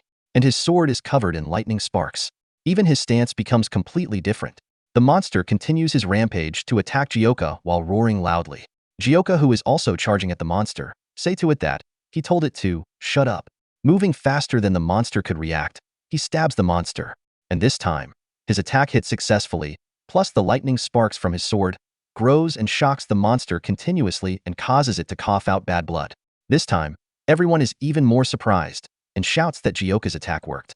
But Shim just smile and say that it's as expected, that there's no way the young master's attack won't work on that monster. But at that very moment, before he could bask in the glory of young Jyoka's victory, he's faced with an unsightly sight and a feeling of uneasiness. Jaka feels the same after pulling his sword out of the monster. It's all because the monster still stands even after having such a massive hole in its chest. Plus, it still has the strength to roar so loudly as if not injured. But Jaka decides to keep calm and thinks on the situation. And at that moment, it starts to feel to him as if himself and the monster has been pulled somewhere else. Then he say, "Just what is this absurd situation?" Seeing how things have turned out, Jaka stays still. He then begin to wonder if something happened when his sword made contact with the monster. He also state that he feels like he has experienced something similar before. Now that he opened his eyes, he recalls that that was also a fight against the Yumi cult. But thinking back on that fight and the darkness he felt, he notes that something's different from that time. Although he does feel like he has been plunged into darkness, he doesn't feel pain. Neither is he choking. Either way, he say to himself that if it's an illusion like back then, he just need to break it the same way. So he prepares himself to make the strike that will break the illusion.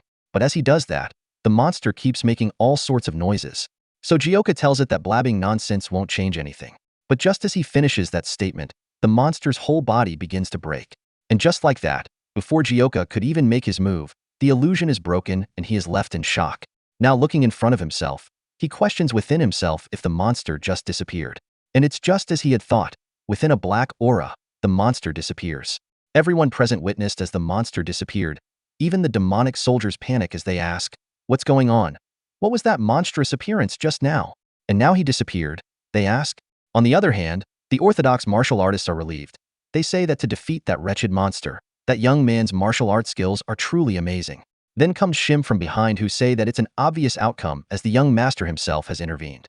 Now every Orthodox martial artist rejoice and makes different kinds of noise. But the Luoyang 5 heroes all look kinda scared as they say that Jyoka's skills are really scary. Then someone from the Orthodox sect shout to the Yumi cult Black Shadow Corp, telling them that they were acting all high and mighty, but that now they can see that they should never doubt the power of the Orthodox sect. While shaking and clinging onto one of the Yumi cult warriors, with a shaky voice, the Nanyang Merchant Union leader tells them to do something. He beg, saying that he bet his entire fortune on this. But the Yumi warrior pushes him away, while asking him who cares, and tells him to get lost if he doesn't want to die. Now the Yumi warriors look at themselves and ask what they should do. He tells his colleague that if they run, they won't be able to avoid punishment, so he asks if they should just fight. but that guy refuses and say that they should retreat instead. His reason being that the moment the strength demon lost, they stood no chance. He adds that they also need to report the strength demon's strange transformation. But stunning them all, someone comes asking them what they are chattering about. And as they all look scared, we see that it's Jaka standing right in front of them. He say, Yumi young cult. I've always thought of you as beasts, but for your real identities to be that of monsters. I'll need to verify whether you also turn into monsters when I cut you down. After listening to Jaka, they know they're fucked, so they shout, damn it, and asks every one of themselves to fall back. While repeating that they should fall back, the union leader looks at them and is really concerned. They tell themselves to not lazy around, but as they leave, the Nanyang merchant union leader, who still trembles on the ground, with his shaky voice, calls to them and asks them where they are going. He say that he thought they were going to help them till the end. He then shout, asking them about their sense of responsibility. But then, someone comes and holds him from behind. He then slowly turns to see who it is, while being cautious. The person that's holding him then asks him if that isn't something he should have, and now with more trembling, he asks if he could somehow recover the broken contract. Meanwhile, the Yumi young cult members, while retreating, one of them give the order that they should head to the cult's stronghold as fast as possible. But they are suddenly surprised by someone in front of them.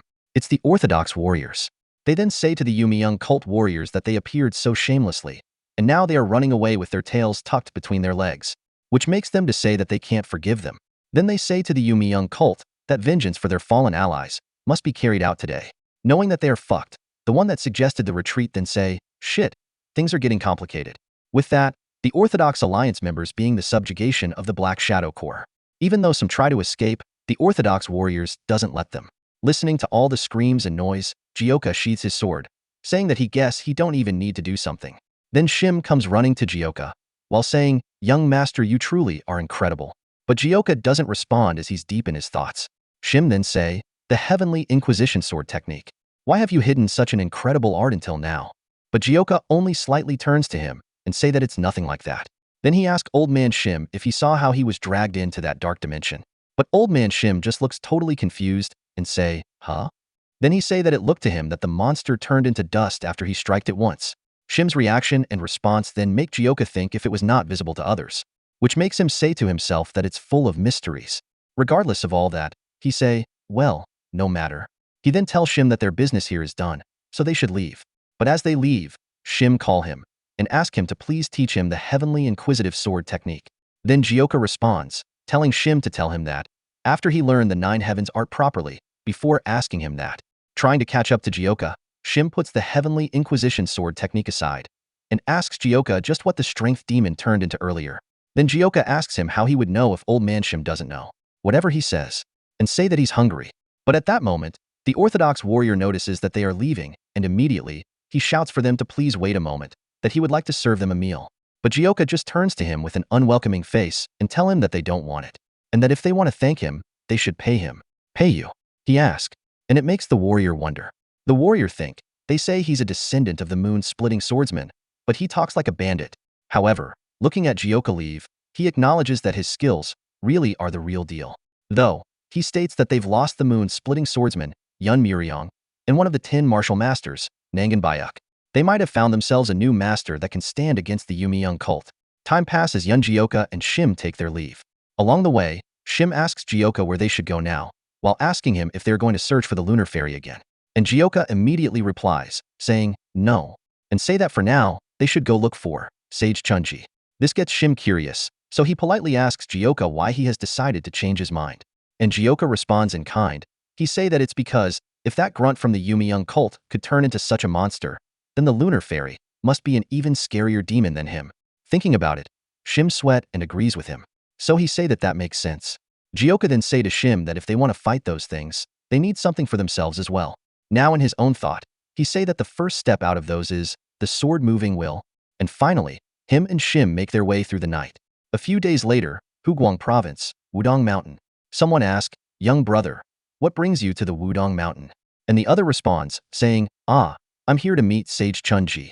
Seeing the person then looks more closely at Jaka and asks, Sage Chunji? So he asks Jaka if he has an appointment with Sage Chunji. And Jaka responds, I guess so. He told me to visit anytime. But this then make the guy bow his head and apologize to Jaka. He say, I'm sorry, but if you don't have anything to prove it, you may not proceed. Jaka then tells the guy that he doesn't really have any proof, but that he'll know if they tell Sage Chunji, Yunjioka. So the guy looking closely at Yunjioka observes that his eyes seem to tell him that he's telling the truth. But he also thinks that there's no way the sage would allow a visit from a child like him. Plus he knows that the sage is a hard man to meet, that even the sect leader can only meet him rarely. Moreover, he adds that since the sage's recent venture into the Jianghu, he has been focusing on training, and that even for people of Wudong, meeting the sage is near impossible. The Wudong guy's stare gets Jioka curious, so he asks if it could be that he's not permitted to meet the sage. But he recalls correctly that the sage told him to visit anytime. The Wudong guy sighs, then say that they can try to confirm it. He then calls forth a bird, but say to Jioka to not have any high hopes. But as Jioka sees the bird, he gets excited and say, "Oh, I remember that bird. Chunji always has it with him." The guy, looking suspiciously at Jioka, say, "Oh, well, yes, he's raising it." But later, we see a hidden waterfall behind many rocks. And within the waterfall, where the water falls, a man sits at the middle. We get a closer look at the man, and his energy is overwhelming everywhere. It's Sage Chunji. He notices the bird approaching, so he looks and stretches out his hand to receive the bird. It lands on his hand, and he immediately reaches for the message that it brought. Carefully and calmly, he reads the message. But after reading it, he goes deep in thought. Back at the pavilion where Jioka wait, the Wudong guy say to Jioka that he has sent the note to Sage Chunji, but also tells Jioka that if the sage does not respond within 2 hours, he should please give up. But Jioka also asks why, while telling him that the sage will run right over once he sees his name. Jioka's confidence makes the Wudong guy sigh once again. So he asks Jioka just what brings him to be so sure about that, which makes him say to Jioka that he thinks he might be getting ahead of himself. But before he could say more, the sage comes running, while shouting, "Yun." Jioka then say to the Wudong guy to see for himself that he's right. But the guy still doesn't get it, and he say that that's impossible. But without any room for more doubt, he sees the sage running out right before his eyes. The sage, after running a long way, tries to catch his breath at first. As he breathes heavily, he runs out while shouting, "Yun." And we can see that he's almost completely naked. As he gets closer, he say, "So you've really come for me." Sage Chunji, being completely filled with excitement, runs out with his arms wide open in an attempt to hug Jioka. He comes out almost completely naked, while shouting, "Yun. So you've really come for me."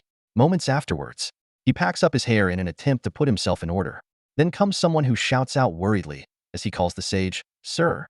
The sage then turns to see who it is, and the person who's approaching, all the way from back there, say to the sage that he has brought things for him to wear. So he pleads to the sage to please put them on. The sage then tries to laugh off his shameful act, so he thanks the person for doing so much for him. But the person instantly replies, telling the sage that it's nothing, and that he should please put on the clothes, that he is afraid that the other disciples might see him. Jioka just smiles at the whole situation, and tells the sage that he didn't need to rush. So he asked the sage if he missed him that much. And the sage, without a moment's waste, replies, saying, "Of course." He then tells Jioka that he had thought that he had forgotten about him because of the lack of news. So he tells Jioka to come with him, that he'll lead the way to the true martial palace.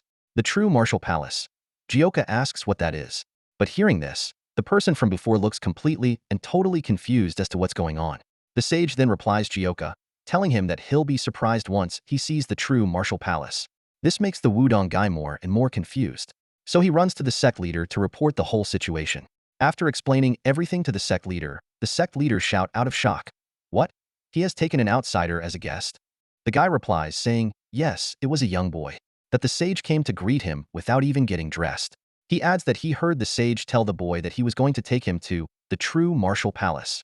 Once more, the sect leader is shocked, so he shouts asking, "The true martial palace?" And the guy replies, saying, "Yes," that he saw them go up that way.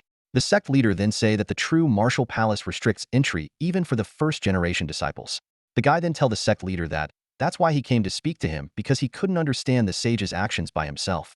He also adds that he heard that the martial scriptures there are the history of the Wudong sect, that they are so valuable to the extent that if they were brought out to the world, a bloodbath could occur. So he asks the sect leader if he doesn't think it would make sense to not reveal those texts to outsiders. Few moments later, at the true martial palace, Jioka is wowed by how much books there are in this place.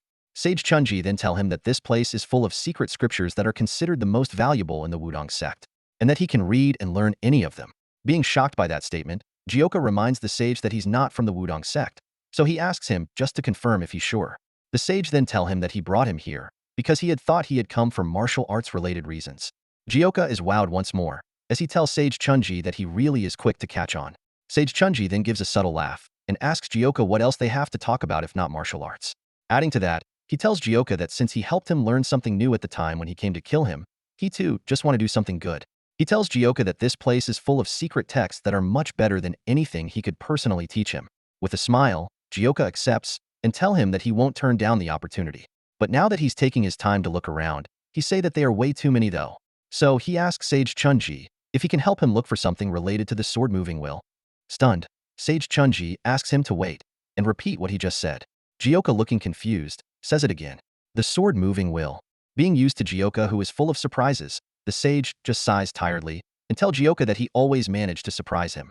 So he asks him if he has reached a realm where he can use the sword-moving will. Jioka say, yes, but not well. Then Sage Chunji asks him if he could tell him how he managed to learn it. Moments later, after explaining everything to Sage Chunji, the sage laugh really loud and say, to duel against the heavenly sword supreme. But Jioka tell him that it was more like him running away from the sword supreme. The sage, in an attempt to comfort Jioka, tell him that he's sure that there are very few in the Jianghu who could put up a fight against the heavenly sword supreme. That it's amazing enough that he was able to hold his own against the heavenly sword supreme. So he tell Jioka that there's no need to be embarrassed. But Jioka still looks down. He say that he couldn't do anything to the heavenly sword supreme with his martial arts, which is why he tried copying the sword-moving will, but it didn't work out, and that he was just about to give up. But when that fight against the Yumi young cult happened, that was when he changed his mind. Recalling the fight, he tell the sage that he has never seen a monster like that before. That after the strength demon turned into that monster, he couldn't do anything against it. The sage is completely taken aback, so he asks, turned into a monster? Your attacks didn't do anything? Yeah, Jioka says. But also say that thankfully, other techniques worked, so he was able to defeat the monster. But he say that the problem there is that the strength demon was just one of the 12 demonic soldiers. So he tell the sage that in order to defeat the grand demon general, who is much stronger, he thinks he'll need to become much stronger. Sage Chunji then say that if what he's saying is true, he thinks the problem with the Yumi young cult might pose a bigger problem than they had anticipated. So he thanks Jioka for telling him, and say that he'll let the Wudong sect know. But he then asks Jioka what actually brought him all the way here to the Wudong sect. Jioka responds, saying that he thought he could get some fresh air and his advice. Though this makes the sage wonder, so he asks Jioka if that's why he came down the mountain all on his own. Oh, Jioka say, and tell the sage that he's not alone, that he's with old man Shim. The sage gets even more curious, as he asks why the said person isn't here with him. Well, Jioka explains. Shim speaking all drunk, he say, man, the Wudong mountain sure has a nice view. He continues, behaving all drunk. He asks himself how many people in the Wudong sect hates him. So he starts counting 1, 2, 3. But after the count of 3 he say, man, it's so long that I can't recall. And that he guessed this is why they say, only the victims remember things. Back with Sage Chunji and Jioka. After Jioka's explanation, the sage laughs and say to Jioka that he thinks Shim staying out was a very good decision. Then with the same vibe going on, Jioka happily tell him that the 5 peak mountains are changing. He also tell him that most of the people from the stronghold have left, that those people entered the mountain to make a living, so they no longer had a reason to stay. The sage then casually say that the green forest has done the talented individual dirty it seems. So he say that it's a good thing for the orthodox murim, but he's sure the heaven-destroying demon lord is disappointed. But after he said that, Jioka tell him that there's no need for him to worry about the heaven-destroying demon lord. That man was so ridiculously strong, to the point that he couldn't do anything against him. Once more, Jioka surprised the sage, who then sighs once more and say, you even dueled him? So he tells Jioka that it's even more impressive that he survived duels against 2 of the greatest martial masters. But this makes Jioka reflect as he say that he's sure he'd be long dead if they fought him seriously. He say that after fighting them, he had a thought. If the enemies I'll face in the future are as strong as them, with the power I have right now, I won't be able to protect the people I want to protect. Sage Chunji then tell Jioka to not beat himself down. He tell him that he's still young, and that he'll grow stronger with time as well. Plus he reminds him that he's not alone anymore, reminding Jioka of his sworn brothers. He tell him that the brothers of the 5 peak mountains that he has protected until now, that they are now his support system. Hearing these simple words gives Jioka so much comfort than he could imagine. As he's deep in thought, the sage continues, telling him that if there's an enemy that even they, his sworn brothers, cannot help him with, then he himself will help. He adds that he's sure that the heaven-destroying demon lord feels the same. So he asks Jioka to not worry too much about the enemies he'll face in the future. Now, Jioka speaks, acknowledging what the sage has just said. He say, I'm no longer alone.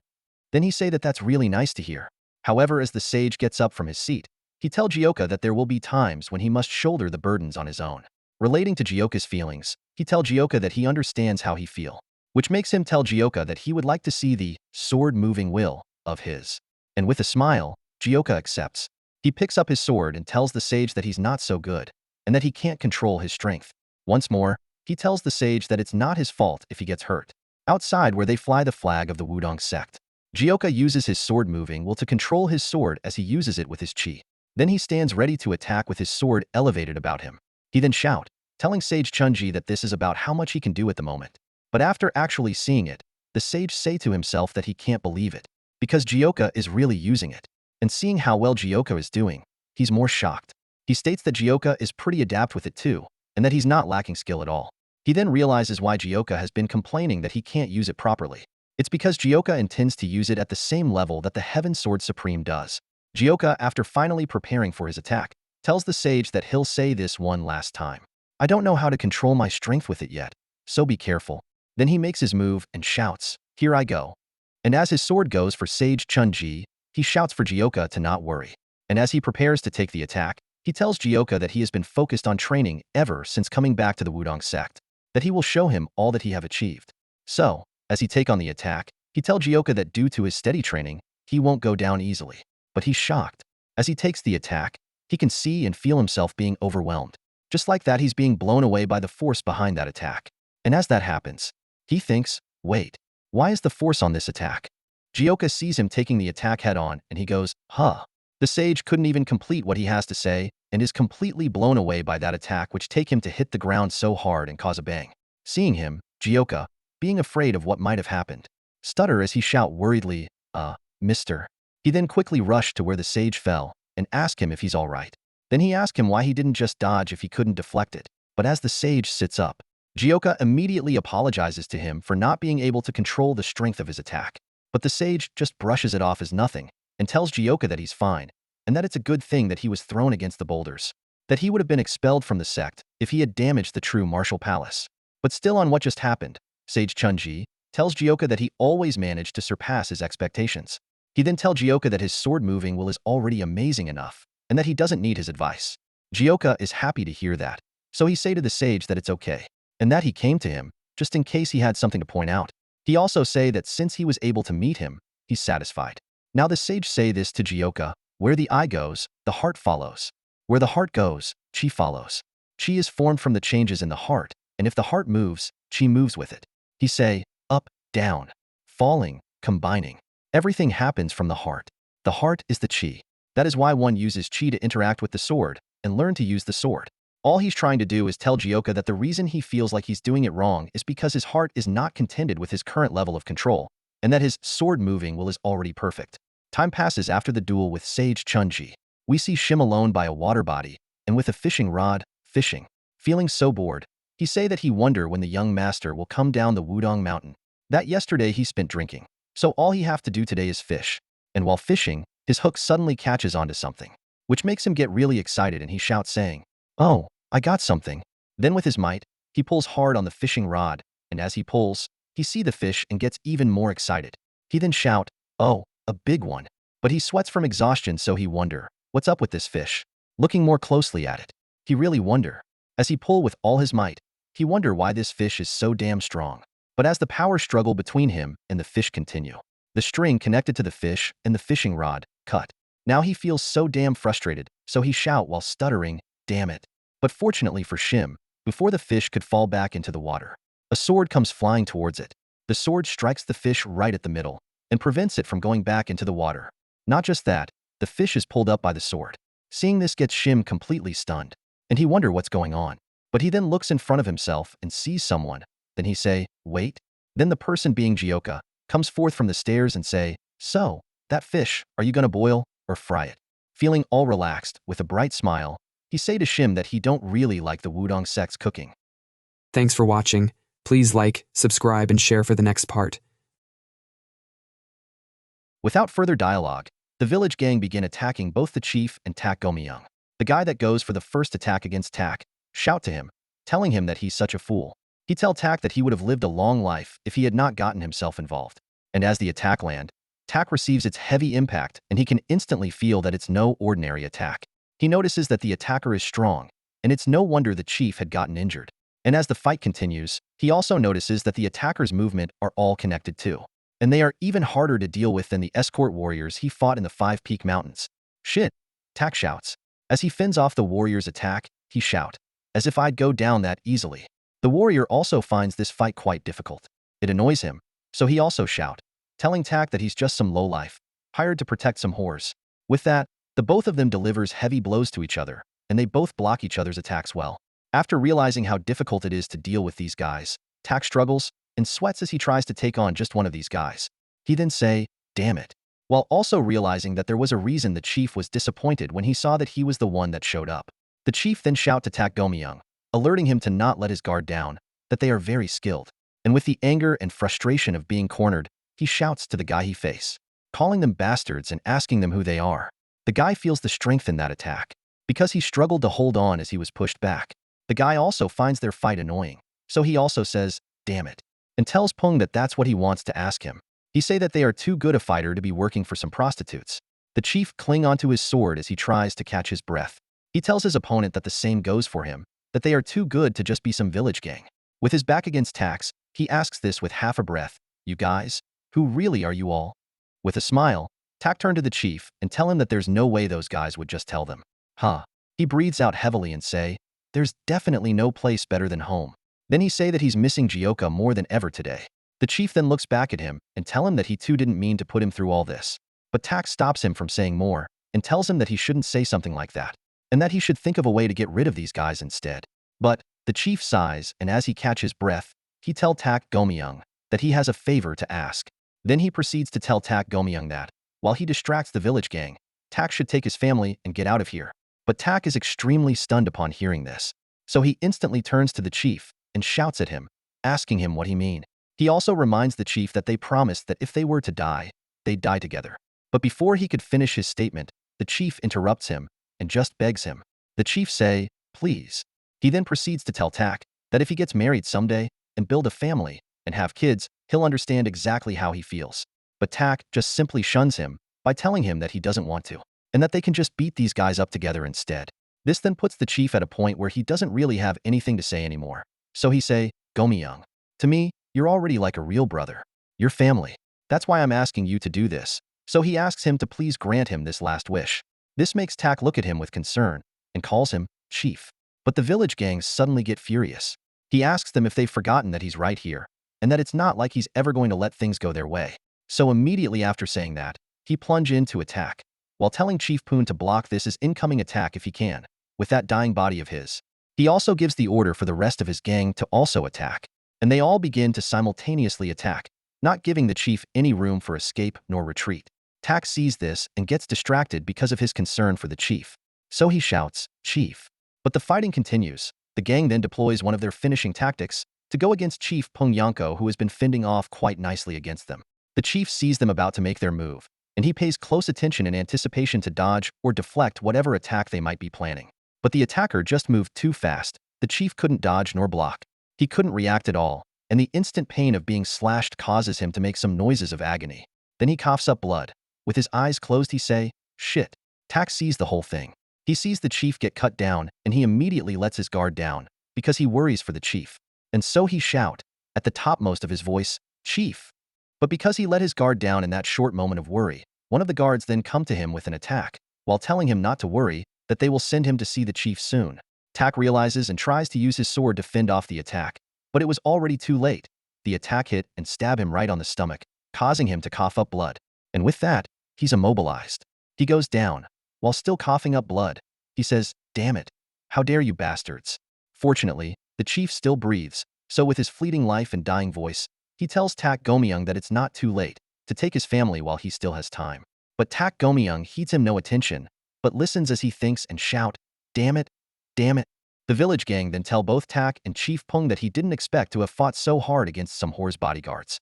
While actually looking pissed, he say that it's pissing him off that he even had to fight this hard. So now, he tell them that he's going to at least kill them but before he could complete whatever he had to say, we see a silhouette of two people at the entrance gate, and one of those people say, it smells like shit here. That statement makes them all pause. The person we saw as a silhouette, then say that he heard from the beggar sect that this is the most famous brothel, but now he say that he wonder. Then he asks the men in front of him if this is how they greet their customers.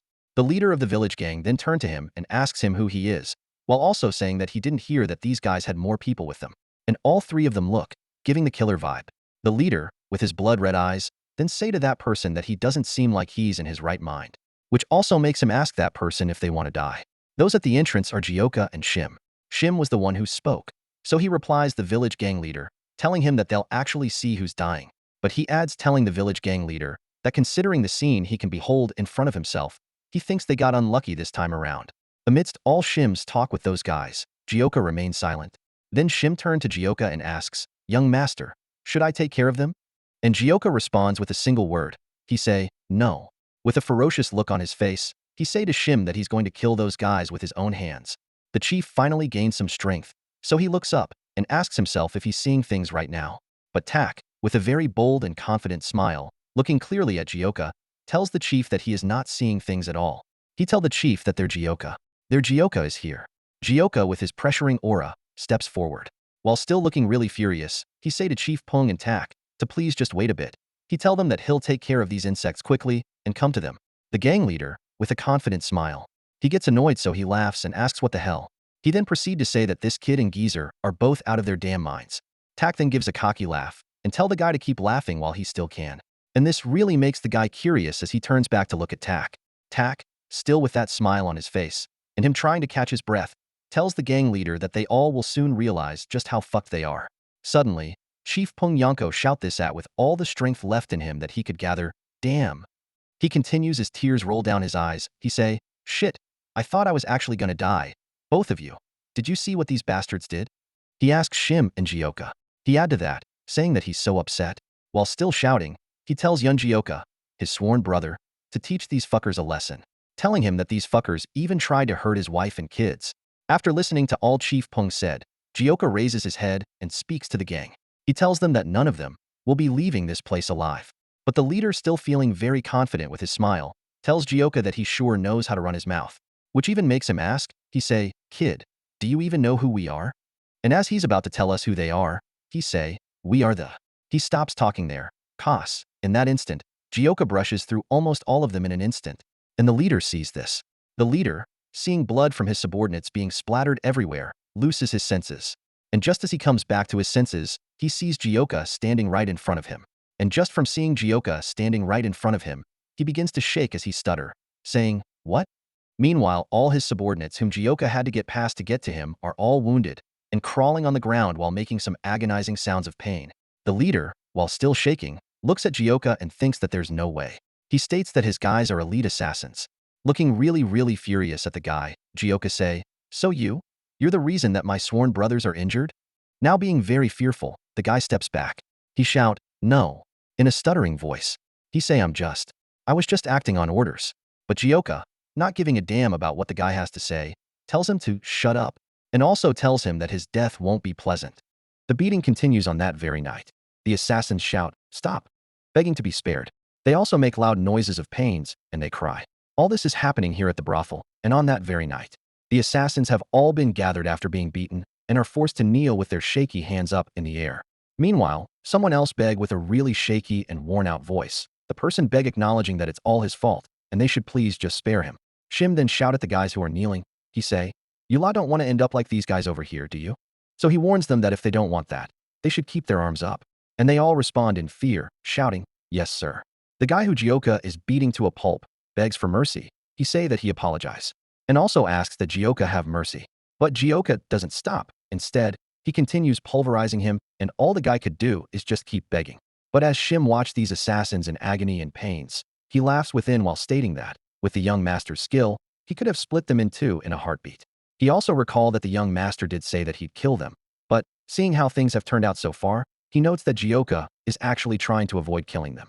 Though he think the young master may be of the Green Forest, it would seem the young master cannot hide his past as part of the Orthodox sect.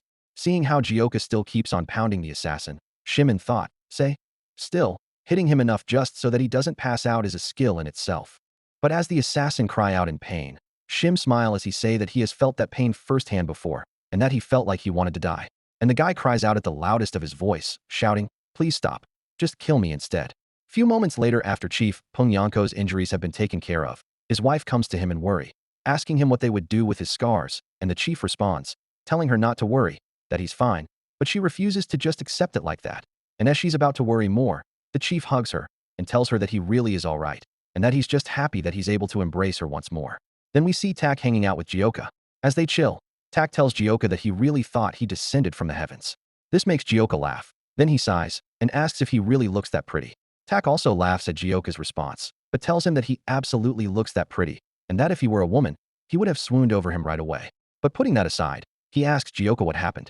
He asks, if you and old man Shim are here, who is protecting the stronghold? And Jyoka casually reply, telling him that the people of the stronghold will be fine without him and Shim. He then tells Tak that he was a bit bored, so he came to visit some places with the old man because he was curious about the outside world, and that's when he remembered them. So he came here. As Chief Peng embraces his wife to comfort her, he smiles and is filled with joy. Jyoka, while still standing with Tak, beholds this sight. So he say to Tak that it's a good thing that he hurried on his way here. Tak then say that the heavens have truly helped them both. Then he thanks Jyoka for saving both their lives. But Jyoka tell him that there's no need for that, and that he's just glad that they are safe. At the same time, outskirts of the forest, Shim points his sword at someone. He tells the person that hedging from their outfit and movements, they are definitely assassins trained in unorthodox martial arts. Which brings him to say to the assassins that, as far as he knows, assassins do not kill without reason. With a more sinister look in his eyes, he tells the person that he knows that revenge was just an excuse. So he asks the person one question, who sent you? And he tells the person to confess. Adding to that, he makes it known to the assassin that he is not like his young master, also letting him know that he has no intention of taking it easy on him. The assassin then raises his battered head and asks, what did you do with the others? He tells Shim that he saw him drag them out first. Instantly, Shim replies, telling him that he asked them all the same question, but they all refused to answer. He concludes that statement by saying, unfortunately, I'm not very patient. Understanding what Shim said, the messed up assassin gets really agitated, asking, you killed them all. So he damns Shim and asks him if he isn't scared of getting targeted by them assassins. He continues his threat. He tells Shim that they would live the rest of their lives in fear, that they will suffer from the threats of assassination until the day they die. Regardless of all this guy just said, Shim just gives a killer smile as he stretches out his sword and say to the assassin that he believed that he said that he's not very patient. With that, Shim strikes in a swift and clean instant. The assassin is completely stunned and in terror. He states that Shim is fast, that he didn't even see his weapon until it struck the ground, which makes him come to a conclusion that Shim is an incredible martial master too. But all Shim does is act confused and say that he was certain that he was aiming for the assassin's finger. Then he say that he suppose his age makes it harder for him to see at night. He then proceed to apologize to the assassin, telling him that he guessed he scared him for no reason. So he tell the assassin that he'll make sure to cut it cleanly this time. So he asks the guy to not be so disappointed. Hearing and seeing all this for himself, the guy just begin to cry. So he tells Shim that he'll tell him everything. As he cry, he prays for the heavens to save him. Somewhere else, inside, the man shout, what? They failed. And his servant being scared, still replies, telling him that that's correct, and that's what he heard. But this response infuriates the man even further. So he shout, asking the servant if he didn't say that those assassins were the best around. The servant apologizes and say that he's sorry and that he did not see them for himself. The man in his enraged state say to the servant that they paid 30,000 silver, yet the assassins can't even take care of 2 guards. Then he bangs his table, asking how this entire thing is possible. Now in his feelings, he looks like he's hurt as he say that he spent so much money because he heard that the assassins have never failed, and that it's just like that one time. So in his frustration, he asks if Peng Yanko and Tak Gomyeong are really that strong. But, suddenly, Peng Yanko says, you look really frustrated that I didn't die. This completely stuns the man. As he looks scared, Peng then say to him that he had no idea that he was so bent on killing him. He says that as he kicks away the man's door, causing a minor ruckus. Then Peng Yanko calls the man's name, Jang Munho. And with an angry look on his face, he asks Jang Munho if he cares to explain what's going on. And Jang Munho, without fear, even feeling offended, he turns to Peng and asks him what more he need to tell him, that it seems he knows everything already. But this statement of his provokes Tak, which leads him to shout, asking Jang how he dare act proud in this situation. That he paid assassins to murder them simply because he wants to steal Chief Peng's wife. Adding to that, he tells Jang that he's worse than an animal. Jang also gets furious and shouts back at Tak. He say, steal his wife. Don't make me laugh. He's the one who stole her from me. Now pointing at Peng Yanko, he asks him if he really believe himself to be worthy of her. And he replies himself, saying, no, you don't deserve to be her husband. Then he proceeds to say these to Pongyanko. The day you committed crimes and left 5 years ago, you left your family to me. But when I got there, she was already dying as she was clutching her child. I vowed to protect her and the children. I supported them so they would lack nothing. You don't deserve her. I waited for the day she'd open her heart out to me, and I swore to myself to make her happier. After recalling and saying all these things, Jang Munho, enraged, shouts to Pung, saying, "Then you appear out of nowhere and dare to act as if you're her children's real father." Adding to that, he tells Pung that he's a filthy criminal who abandoned his family. Again, he asks Pung why he returned. And he keeps on yelling to Pung that he doesn't deserve them. But enraged Tak is done listening to all this crazy bastard has to say. So he called Jang Munho a crazy bastard and tells him that he has gone mad from his love-struck fantasies. And also tell him that unlike what he claimed had happened, the chief had never forgotten about his family since the day he left. Now Tak is even more enraged, as he say to Jang Munho, that because he tried to kill Pongyanko just to steal his wife, he himself got involved and also almost got killed. So he say to Jang that he deserves to take his head for what he has done, but suddenly, the chief who has been silent this whole time, speaks. Calmly, he say, "Let's end things here." Looking confused, Tak immediately turns to the chief with anger and asks him what he means, and asks him if he has forgotten that this crazy bastard almost got them killed. Still, the chief remains calm and tell Tak that it's okay, because not everything Jang said is wrong. Now speaking to Jang, he tells Jang that he truly is grateful that he took care of his family while he was gone. He say, "I truly wanted to pay you back even if it took a lifetime." But, with a deadly look in his eyes, he says, "Starting today, I will consider the debt paid." He tell Jang that from now on, if he ever see him again, he should know that he will no longer have mercy on him. Still Tak doesn't get it, so he asks the chief if he's really going to let this slide. Regardless of the chief's empathy, Jang is drained in anger. As his blood boils from anger and his body vibrates, he say, don't fuck with me." Then he say to Pongyanko that he's the one who needs to leave her and the kids. Immediately after, he makes this statement that makes all the blood-carrying vein in Chief Pongyanko boil. "I will get them back no matter what it takes." Chief Pongyanko, with his blood-red eyes, listens as Jang is about to complete his statement. Jang continues as he say, "So that she and the children can return to me." But before he could actually complete that statement, in the blink of an eye, his head is no longer on his neck, as he has been beheaded by Chief Pongyanko. Blood splatter everywhere from Jang's neck, and his servants scream in terror. When Chief Pongyanko thought of the possibility of losing his family, his hesitation vanished. He remembered the truth he learned in his time in the stronghold. The strong prey on the weak. Because others were not like his brethren, showing weakness would mean getting eaten. And a weak man can protect no one. Jioka, observing the whole thing from outside and on top of a tree, say that it looks like everything is fine. And Shim, who is beside him, tell him that he already told him before that there's no need to worry. Shim also tell Jioka that although the assassins were fairly notorious, those two, Tak and Pung, had learned from him, Yun Jioka. But this makes Jioka think.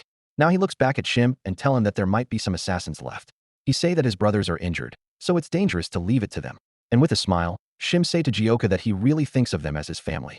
He also adds to that, as he say has never seen Pung cut a man down without hesitation. Jioka responds, saying, "Yeah." And that Pung is not like a certain father who'd drink himself silly while watching his son get beaten up. But Shim, who's supposed to continue the conversation, doesn't respond, and just stares sweating. Jioka then turns to him and asks him why he stopped talking. And he instantly replies, saying, "Well, I can't disagree, but it'd be weird for me to insult your father." This then gets Jioka thinking, so he asks Shim why he doesn't have a family. And he asks him if it's because he's ugly. "What?" Shim shouts, telling Jioka that he may look like this now, but when he was younger, he was. Back to the main story. 3 days later. Lunar Sector, Annex Building. Inside the building, a silhouette behind a curtain say to someone standing before them, "Well, isn't this a surprise, to think the leader of the greatest assassin group would come here to visit me himself?" She adds to that saying, "I wonder what gift you brought me this time." The person then say to the silhouette that they, the assassins, have brought many treasures over to the Lunar Sector, and that now they need to receive compensation for the gifts they've given until now. "Oh really?" the lady behind the curtain asks. She then say to the assassin that, in that case, he should have submitted a formal request to the sector. So she asks him why he came to her. The assassin, in response, drops his bag covered in blood and say to the lady behind the curtain that of the 12 demonic soldiers, he requires her strength, which ranks among the top 3. And because of that, he has brought triple the amount they usually give to the sector. The lady, looking curious, asks curiously, "Triple?" Then she asks him to state his request. And immediately, he goes down on his knees and begs her. He say that all of their elite assassins were slain at a brothel on Beggar's Peak. So he asks that she please slay those who did that to their elite assassins. Adding to that, with a furious look on his face, he say that they, the assassins, received a serious blow they cannot recover from. So he say to her that he must give everything he has to take revenge on them. The lady sighs and say, an assassination request for one of the 12 demonic soldiers? With that, she say that this would have definitely been refused if it was an official request. But she tell the assassin that receiving a fine reward for killing some small fries, she has nothing to lose. So with all that being said, she tell him that she'll take him up on his offer. Lastly, before she prepares for departure, she asks the assassin for the names of the targets. She say, the targets, what are their names? The lady is an elder of the lunar sector, 12 demonic soldiers, Jingahi. Under the early morning sky, we hear sounds coming from a distance. Someone approach, moving really fast. Their speed causes disturbances with the trees, and the leaves fall. The person's silhouette blocks out the light from the sky as they move. Next, still moving fast, they hit the water body beneath them, causing the water to splatter. She then uses some kind of martial arts to run on top of the water body. With an excited facial expression, she says within herself that she didn't think she'd get so lucky.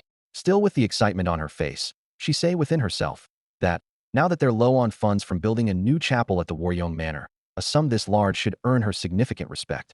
She also state that the 7 grand demon that exist at the pinnacle of the Yumi cult, that it is said that their power is enough to take over all of Jianghu. Now, she recalls a scene where she stood in front of the cult leader after winning a duel.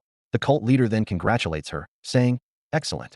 The cult leader also proceeds to compliment her, telling her that it feels like she's looking at her younger self, acknowledging that she is still young, yet her sword skills are outstanding, which brings her to say to Jin Gehi that she looks forward to the glory she would bring to the cult in the future. And at that moment, the cult leader tell her that she will name her as one of the 12 demonic soldiers of the lunar cult. After recalling these memories, the memory makes her feel butterflies in her belly, as she blush while also feeling happy about the fact that the cult leader recognized her ability. She say to herself that she trained day and night to not lose her standing, and that now, no one is a match for her among their cult's demonic soldiers. The whole thing makes her more excited, because she thinks that if she can earn a little more favor from this, she might be able to become a grand demon general. Now she looks forward to her rosy future while humming a song and getting away from the water. Finally, she gets to a clear land where she stops, landing heavily, which causes a heavy gust of wind to blow all around. The same wind blows and knocks off the basket Jioka is using to pick up some herbs. Jioka then pause and look at his knocked off herb basket. He thinks while just staring, looking pissed, he turns towards the direction of the wind and asks the person he sees who they are. And he asks this person if they want to die. The confident Jin Gehi, who is being questioned, only stares without responding. But upon closer observation of the person she sees in front of her, within herself, she calls him a brat and say that he does have quite the aura. She's about to leave, but that's when she sees his red hair and that he's in his teens. But Jioka, who is still pissed at her for daring to mess with the herbs he picked for his brothers, looks furiously at her and asks her if she's still not going to answer. Still with no response from her, he asks her how she's going to make this up to him. But as Jin Gehi is completely drained in excitement, she disregards all that Jioka said, because she has confirmed that this guy in front of her is the target. Jioka is still on about the herbs. He points to it and tell her to pick it up, and that if she does, he'll let her off. But Jin Gehi laughs excitedly and begins releasing demonic energy as she say that she doesn't even need to go to the village now. Jioka sees this and just thinks. Finally, Jin Gehi says her first words to Jioka. She calls him child and asks him what happened to the old man with the straw hat. She tells him that it'd be nice if she can deal with both of them at once. But this just leaves Jioka completely dazed. He just stands there looking at her. Now trying to understand what's going on, he calls her a hag and asks her who she is, also asking her if she's with those assassins. The word hag gets to Jin Gehi. So pissed, she shouts, asking hag. And she asks what kind of hag is as young and beautiful as her. Still pissed, and with a cocky smile, as she takes off her mask, she asks, how's my face? Adding to that, she say, and you dare label me as a mere assassin. Still with that cocky smile, she tell him that she's a demonic soldier of the lunar cult. Now this gets Jioka's full attention. He say, lunar cult? You mean the place that lunar fairy bitch is from? Jin Gehi gets mad at what he just said, so she asks him how he dare insult the lunar fairy in front of her. Insult? Jioka asks angrily, now emitting an overwhelming aura which covers his entire body. He tell the lady that an insult is what being dug out of your grave and thrown in the shitter should be called. After hearing what Jioka said, Jin Gehi wonder if he's referring to what was done to the moon's splitting swordsman's corpse. Thinking back, she recalled that she did hear that all of the direct lineage of the Waryong Manor all have red hair. But she's going to attack regardless. She begins unsheathing her sword. Jioka sees this and asks, what? You're just going to attack me? And she instantly responds with her completely unsheathed sword. She tell him that no more questions should be asked. With that, she dashes forward to attack, while telling him that if he has any connection with the Waryong Manor, then she's sure he must consider the Yumi cult his mortal enemy. As she gets closer, Jioka unsheathes his sword, looking unbothered. He say, "Mortal enemy, I don't really care that much." So with a single swing, he blocks off her charging attacks. She proceeds in for another attack, while still telling him that they both seem to have reason to kill each other. So she say to him that she will show him no mercy. To reply her, Jioka tell her that compared to who he fought before, she does seem more skilled. So she smile and thanks him for the compliment. She then put her hand forward, with her sword stretching out. She asks him if he really should be letting his guard down now. So, she lets go of her sword, making that a sneaky attack. It catches Jioka off guard, because he was this close to getting hit. But, at the nick of time, he manages to flip his body, and kick the sword away from his presence. And it goes all the way over there, slightly distanced from him. Jingahi then turned to see where the sword has landed. As she turned, she's surprised that Jioka was able to react at that distance. Jioka then land cleanly and in style on the ground. Now looking pissed, he say, "Hey hag, you surprised me." Once more Jingahi gets mad at him calling her a hag. She damns him and asks him if something is wrong with his eyes. So she asks him how she's a hag. But Jioka doesn't respond and just begins moving closer to her, which makes her retreat a little. She acts like she has realized something and say, "Oh, I see. You're just being mean because I'm that pretty, right?" She then tell him that she doubts that he's had the chance to see girls as hot as her at his age, and that she can bet that it's his first time seeing someone as pretty as she is. These taunts of hers makes Jioka recall just 3 of the girls he has met, Sobik, Chien, and Yun. And immediately after recalling their faces, he looks back at Jingahi and says, "Wake up hag, you're ugly." Jingahi gets really angry this time and shout at Jioka, asking him if his eyes are stuck to his feet.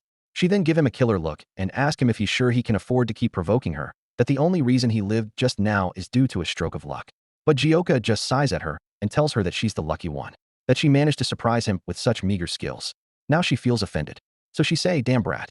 Though it's infuriating to accept, she knows within herself that he might not be all talk. With a serious face on.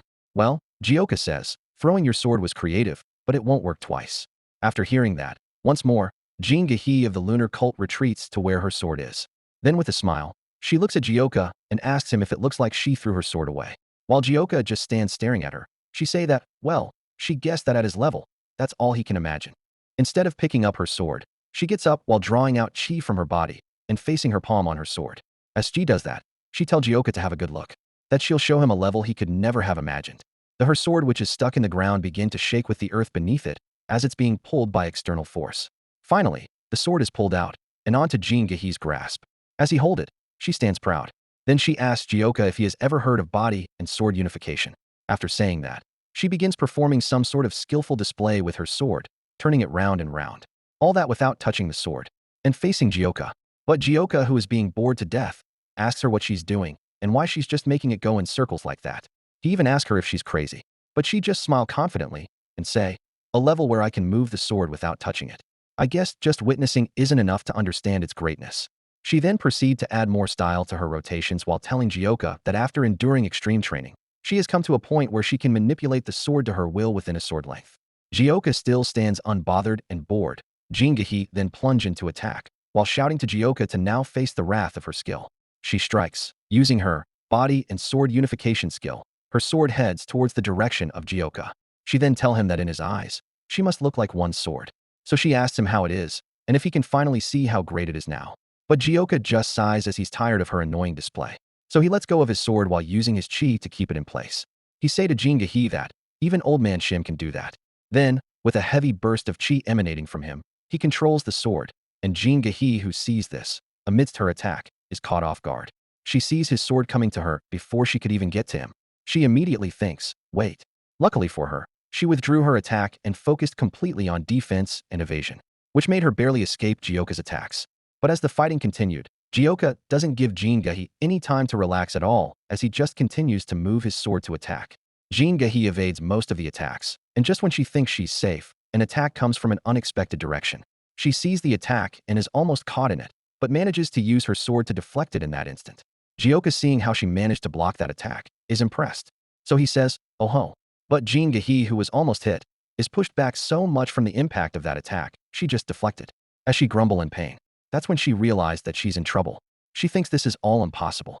Jioka, who completely looks down on her, calls her a hag, and say, "You aren't so bad at dodging, huh?" And Jingahi, who stares at him, wonder, how someone so young has mastered the sword moving well. Explosions, loud bangs and flames erupting from everywhere within the forest where Jioka and Jingahi fight. Jingahe makes sure to not be caught up in any of the explosions. Although difficult for her, she continued to run and evade Jioka's attacks. As she turned back to see if Jioka's sword is still after her, she thinks this is all unbelievable. For someone at such a young age to attain sword moving will, he's not someone she can handle. She states that he's a complete monster. But as Jioka walked toward her, he looks offended and tell her that she keeps running away like a rat. So he asks her if she isn't going to attack. With that being said, he proceeds to use the sword moving will to attack, sending an attack that seemed like it's going to hit Jingahe from behind.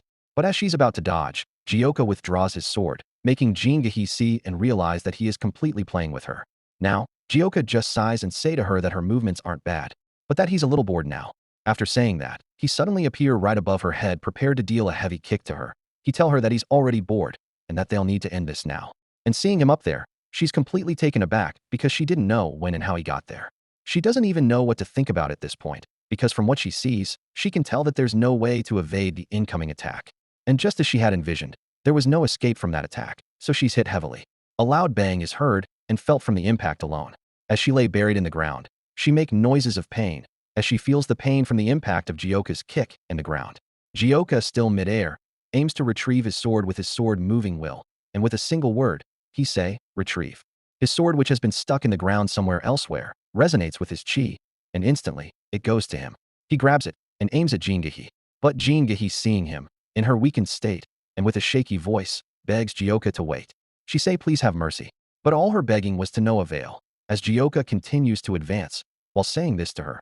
Old hag, you know what happens to the demonic soldiers when they die, right? With that being said, he doesn't hesitate and stabs her on the spot, causing her to scream so loud in excruciating pain. Young Jioka usually avoided killing, but the Yumi cult was an exception.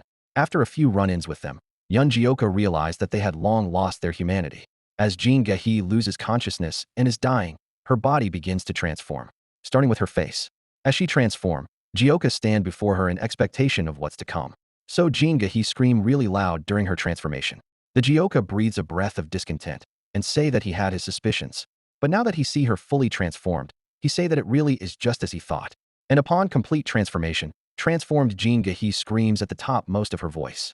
Jioka, who stand behind and ready to attack at any time, sees her transformation and the flames on her. So he say, Flames, you look fairly different from the last one. And he asks her if it's because she's a woman. Thinking to himself, he say that the one from last time was tough but slow, though he sees that this one in front of him doesn't seem to be the same case. Suddenly, it vanishes from the spot where it was. Jioka is stunned. Then it appears right behind him. Jioka instantly senses the danger and responds while also realizing that she's fast. Regardless of how fast she is, he states that her movement were all part of his prediction. So he cuts her before she could do anything, which makes her scream. She screams while in so much pain from that attack. After that strike, Jioka radiates with immense aura energy covering his entire body as he turns back to the monster and say this to it. I had some trouble before, but that today, he doesn't plan on wasting too much energy. And so he takes his stance to use the Heavenly Inquisition sword technique. The monster Jingahe, enraged, charges straight in to attack Jioka with her claws, while roaring loudly. She hit, landing her clean attack, causing a little bang where she hit. But as the smoke clear out, she sees that there's no one beneath her claws. And as she raises her head, she can see that Jioka is far behind the place where she struck. Also, Jioka seemed to be getting excited. He say that the Yumi cult really is unpredictable. Then the monster gathers energy to blast Jioka away, but he immediately cuts through the dark energy and staying in that cool pose. He say to the monster that no matter how hard it struggle, it can never match him. Still roaring loudly, it once again plunges toward Jioka to attack. But as it strikes, its hand is cut off in an instant, leaving it in confusion. But as it still stands there looking at its severed hand in confusion, Jioka appears behind with an attack in hand. And straight up he cut right through it in one clean cut. The cut was so clean the monster didn't even realize it's been cut, and when it finally feels the cut, it screams so loud in pain. It just screams and screams. And suddenly, dark energy begins to gather out from inside the monster. So much just keeps coming out, and it's all heading toward the direction where Jioka stand. He notices it, but just stands still while in thought. He realized that the same thing as before is happening again. Thinking more on it, he also realized that he didn't see wrong that time. That when you slay the Yumi cult bastards, you're sucked into a weird realm. But this time, as he's sucked into this weird realm, and the body of the monster crumble and scatter, he sees a really huge demonic-like person with horns and long ears looking down at him. And this one really surprised him. With shock in his eyes, he wondered what that is, while stating that he didn't see that the last time. Seeing how angry it's staring at him, he states that this creature is colossal. which makes him wonder if it is even possible for a being like that to exist.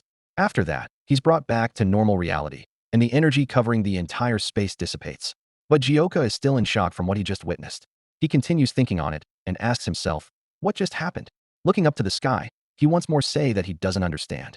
Meanwhile, somewhere else, someone shout, "What are you saying? The strength demon has been slain." The person then hit a chair hard and angrily say, "Damn it." Then he asks who defeated her. They then reply him, telling him that from what they've found, the old man is Shim Tong and the young one is named Yun Jioka. The three people giving the report as they bow their heads say that both Shim Tong and Yun Jioka use the martial arts of the Waryeong Manor. The Manor Master of the Galaxy Manor, Chiak Jin-kyung, and one of the Grand Demon General, who's still angry, once more damns the whole situation. He say that if the both of them wanted revenge for the Waryeong Manor, they should have attacked the lunar cult. So he asked why they messed with the Galaxy Manor. One of the reporters then say that Shim Tong and Yun Jioka likely didn't know what they were doing, also adding that no one knew that the strength demon had gone to Luoyang either. But Chiak Jin-kyung, who's still angry, say that even if that wasn't the goal of those two, that does not abolish their crime of slaying the strength demon. The reporter then say to him that although they'd love to take revenge immediately, he believes that they should not mess with the boy named Yun Jioka. "What did you say?" Chiak Jin-kyung say as he gets off his seat angrily. With a sinister look in his eyes, he tell the reporter that they have just lost a great number of their elite agents and one of their guardians, yet he dare suggest such an absurd proposition. Although they are scared and sweating because the Manor Master is angry, they still tell him that they are not suggesting that because they are scared of Yun Jioka. That it's simply because going after Yun Jioka goes against their orders from the main cult. "Order?" the Manor Master asked, and say that he didn't know that there was a rule preventing revenge.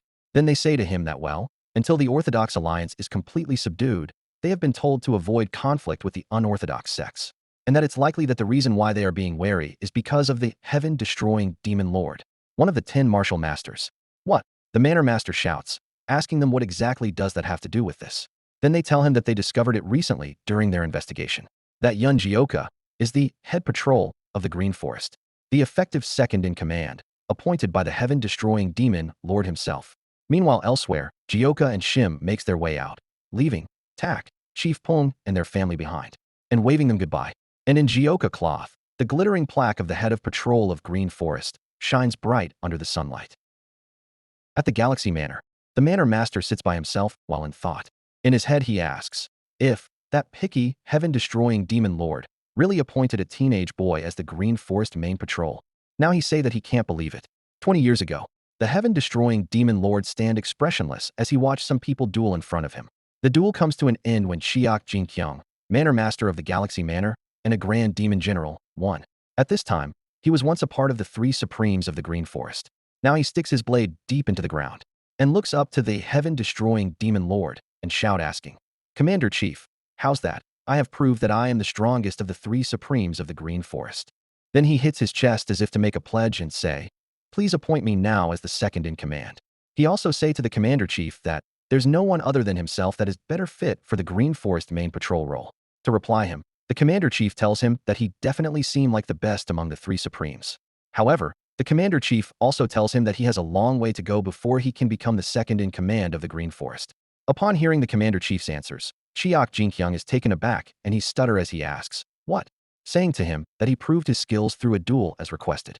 But the Commander Chief, with a cold tone, asks, "You proved your skills."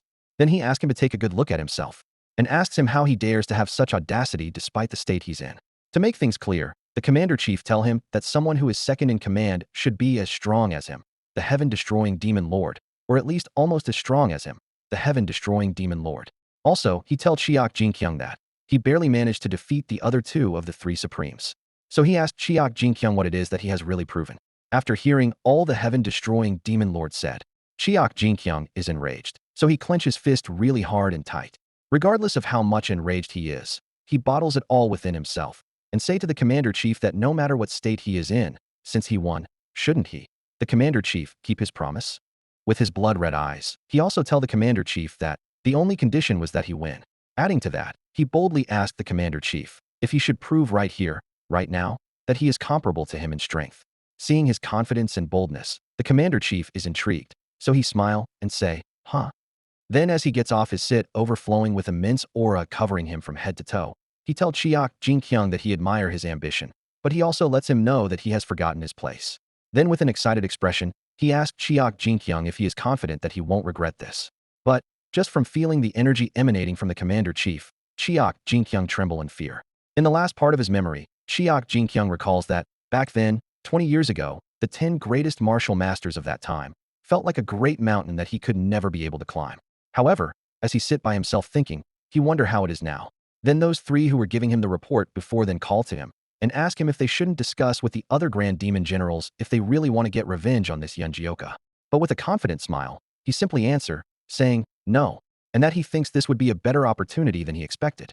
One of those guys gets confused, so he raises his head and asks, sorry, Grand Demon General Chiok Jinkyung. Then say to them that Grand Demon General Lee Manhwa is expanding the forces of the Yumi cult within the Green Forest right now, and that he heard that 7 of the 12 demonic soldiers were able to take the position of the stronghold leaders during the Green Forest Grand Summit. Also knowing the heaven-destroying demon lord, he say that he knows that the heaven-destroying demon lord will naturally find them suspicious. However, he tells them that the heaven-destroying demon lord will not be able to do anything because the rule of the Green Forest is that authority belongs to those who are strong, so he doesn't have an excuse to get rid of them. Now as Chiok Jinkyung gets off his seat, he say that this is the reason the heaven-destroying demon lord wanted someone he could trust as the second in command, and that it is also why no one has been good enough for that old man until now. However, he says that if this Yunjioka really is fit for that role, then the main 12 demonic soldiers will be no match for him.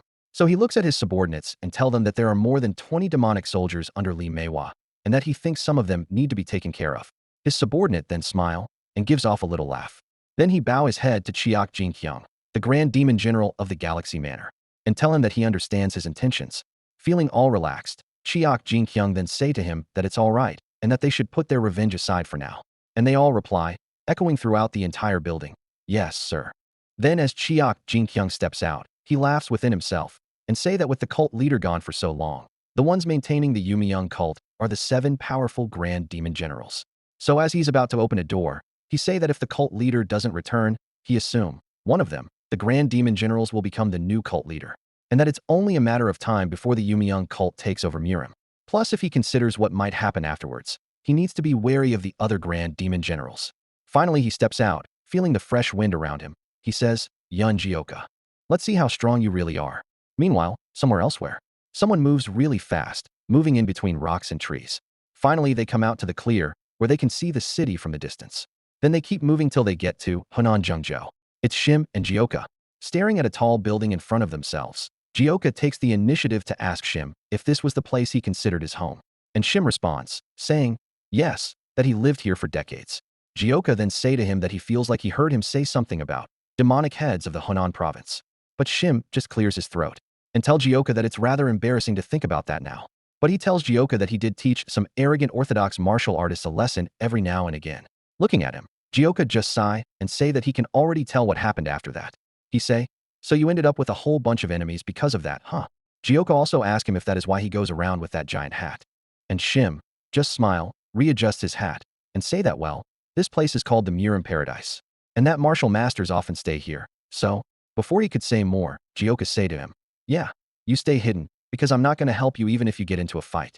And Shim, wanting to argue, but cannot. So he just accepts and say all right with a shaky voice, and ask why Jioka is always so cold to him. Anyway, still standing in front of the building, Jioka asks if this is the best food spot, and Shim replies saying yes, that this is the best in Hunan. But considering its size, Jioka tell him that it's really tall, and that it looks like a brothel too. Shim confirms his suspicions, and tells him that this place is also a famous brothel as well, but that their drinks and food are top tier. So Shim goes forward to show him the way, telling him that if he recalls correctly, the restaurant is on the first floor, so they should head in the way he's pointing. Then as he's about to tell Jioka that he'll prepare the best food, Jioka pauses, as if experiencing terror firsthand. Jioka stands still. All sounds and talks from different people in the building suddenly start to sound like noise in Jioka's ear as his body freezes on the spot. Shim noticed that he's no longer moving. Confused, he turns back to look at him, and as he calls him and is about to ask him what the matter is, he pauses because Jioka's face is making an expression he has never seen on his face before. So he shouts, young master. At that moment, Shim Tong did not know what to do. This was the first time he has seen Yunjioka anxious. Yunjioka, who did not flatter even in the face of the 10 greatest martial masters. But, for someone like him to look like he has just seen a ghost, Shim Tong decides to look at where Yunjioka is looking at. He was curious, just what could have scared that very Yunjioka, and at the end of his gaze was a middle-aged couple who looked easy to kill. As the lady, picks up her dumpling with her chopsticks, blows on it, and put it in her mouth and begins chewing. The man sitting opposite her asks her what she think, telling her that that's the best dish they offer here. He then tells her that he's sure she'll fall for it too. The lady with a smile tells him that it's good and that it smells good too. Either way, she tells him that she feels bad that he's treating her to this wonderful meal when he's the one that helped her out. This lady is Madame Beck, Jioka's stepmother. The man, also with a smile and slight laugh, responds to her, telling her that it's all right, that he's treating her to this because he's happy that things worked out in her favor. She also replies in kind, telling him that it's all because he told her about the 8-bead bell. So she tells him that she'll make sure to repay him for this. Now with a cunning smile, he say to her that if that's the case, that he won't turn it down. Anyway, the man asks her how she thought to negotiate with the lunar fairy, that that's the very person who insulted her husband and destroyed the Waryong Manor. She reply, telling him that it wasn't an easy decision, but she thought that there would be no future for her if she made an enemy out of the Yumi cult. So she recalls her meeting with the lunar fairy, and she tell the man that after meeting the lunar fairy, she was more certain of her decision, recalling how she bow her head to the lunar fairy after offering her the 8-bead bell. The lunar fairy, looking at the 8-bead bell with a smile, asks her if she really mean to donate this relic to them, the Yumi cult, and she responds while still bowing. She say yes. The lunar fairy gets excited and say to Lady Beck that it's interesting that she knew about the purpose of this item. But then, she tell her that she likes that she is bold enough to offer a hand to her enemy. So, the lunar fairy walks closer to Lady Beck and asks her to tell her what she wants. She asks, is it a wish or money? And Madame Beck replies saying, I don't want this misfortune to be passed down to my children. And with tears rolling down her eyes, she asks to be helped, saying, please, help me to rebuild the Waryong Manor. Jioka speaking. 2 years had passed since I'd escaped the dreadful storage room. I thought I'd managed to completely erase my helpless self from when I was just 6. However, now that I'm facing these things again, it's like I'm reliving a nightmare. Even though I know that I have the power to cut down the source of it all in a single strike. Just like my helpless self from back then, I couldn't do anything. Now Shim, looking at Jioka's current state, calls him young master and asks him if they should go elsewhere. But Jioka simply just ignore him and tell him that the 7th floor here must have a great view. He asks Shim if that's correct. And Shim, confused, say huh? Well, I guess. But as he's about to tell Jioka something important about the 7th floor, Jioka just walks past him and tell him that he needs to go up. Shim, seeing Jioka go past him without listening to him, panics and shout, calling to him and telling him to hold on. But seeing as Jioka didn't bother to answer him nor stop, he just stand there panicking as he sigh. As he stand there observing the entire situation, tired of his current predicament, he sigh and say that this truly is. He doesn't finish his statement and just ask himself what he should do. As he walk following behind Jioka, someone shout from inside, tell them that they can't go up, and that they haven't opened yet. But seeing as the person he's talking to doesn't seem to be responding to him, this attendant then runs after the person he's talking to and calls him, hey, telling him to wait, and asks him just where he thinks he's going up to. He tells this person that he really can't access the 7th floor, and that the 7th floor is reservations only. But as he still follow behind, telling the person in front of him that he can't go there, someone then suddenly taps his shoulder and tells him to let it be. It's Shim. Shim tell the attendant that it's almost time for them to open, and that he should just think of it as having started business earlier today. But the attendant turning back and seeing Shim, he's about to ask him what he's talking about. But he just sighs and tells Shim that they only take VIP's reservation on the 7th floor. Which brings him to ask Shim if he even know how much the price is. And to reply him, Shim just flash him a bag filled with gold coins, and tell him that he doesn't know the exact number, but he assumed this in his hand is more than enough. Finally, the guy pauses and stares at Shim and the gold for a moment. Then he lets them be and tells Shim that he'll go and ask the owner. So Shim, having resolved the issue, also steps forward to walk into the reserved area of the 7th floor. Upon entering, he feels the fresh gust of wind as he sees Jioka just standing by himself as he observes the scenery. So as he walks up to young Jioka, he calls him young master and asks him if he's all right.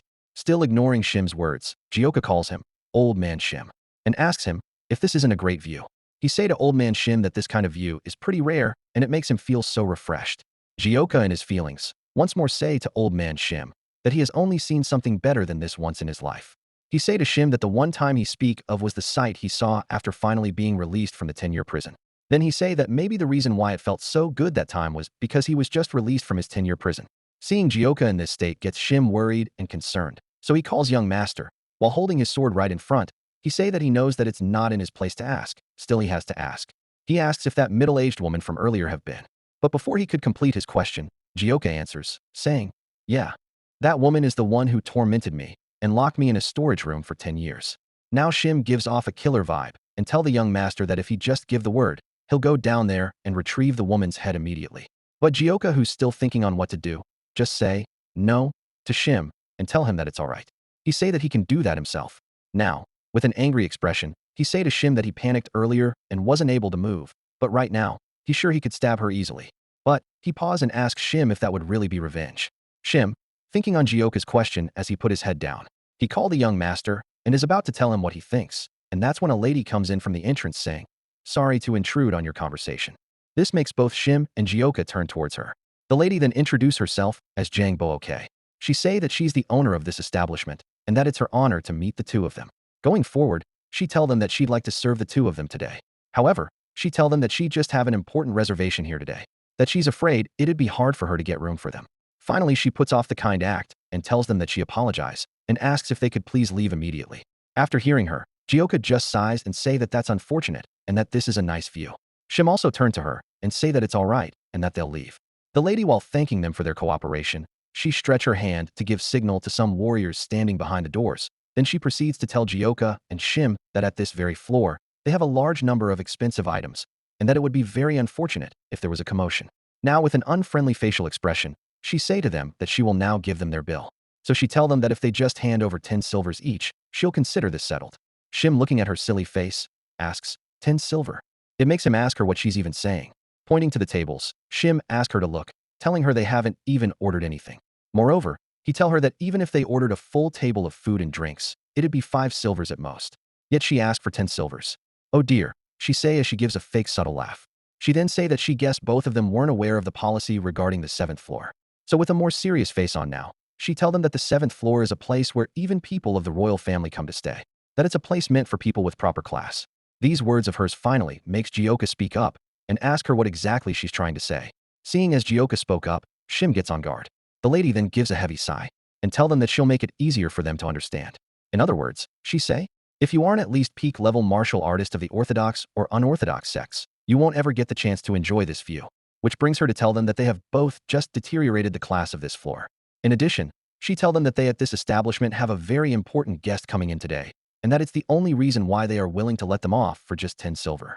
As she talk, all the warriors who stayed hidden behind the door all flood in, standing behind her. So she tell both Jioka and Shim that she heard that they had some heavy pockets.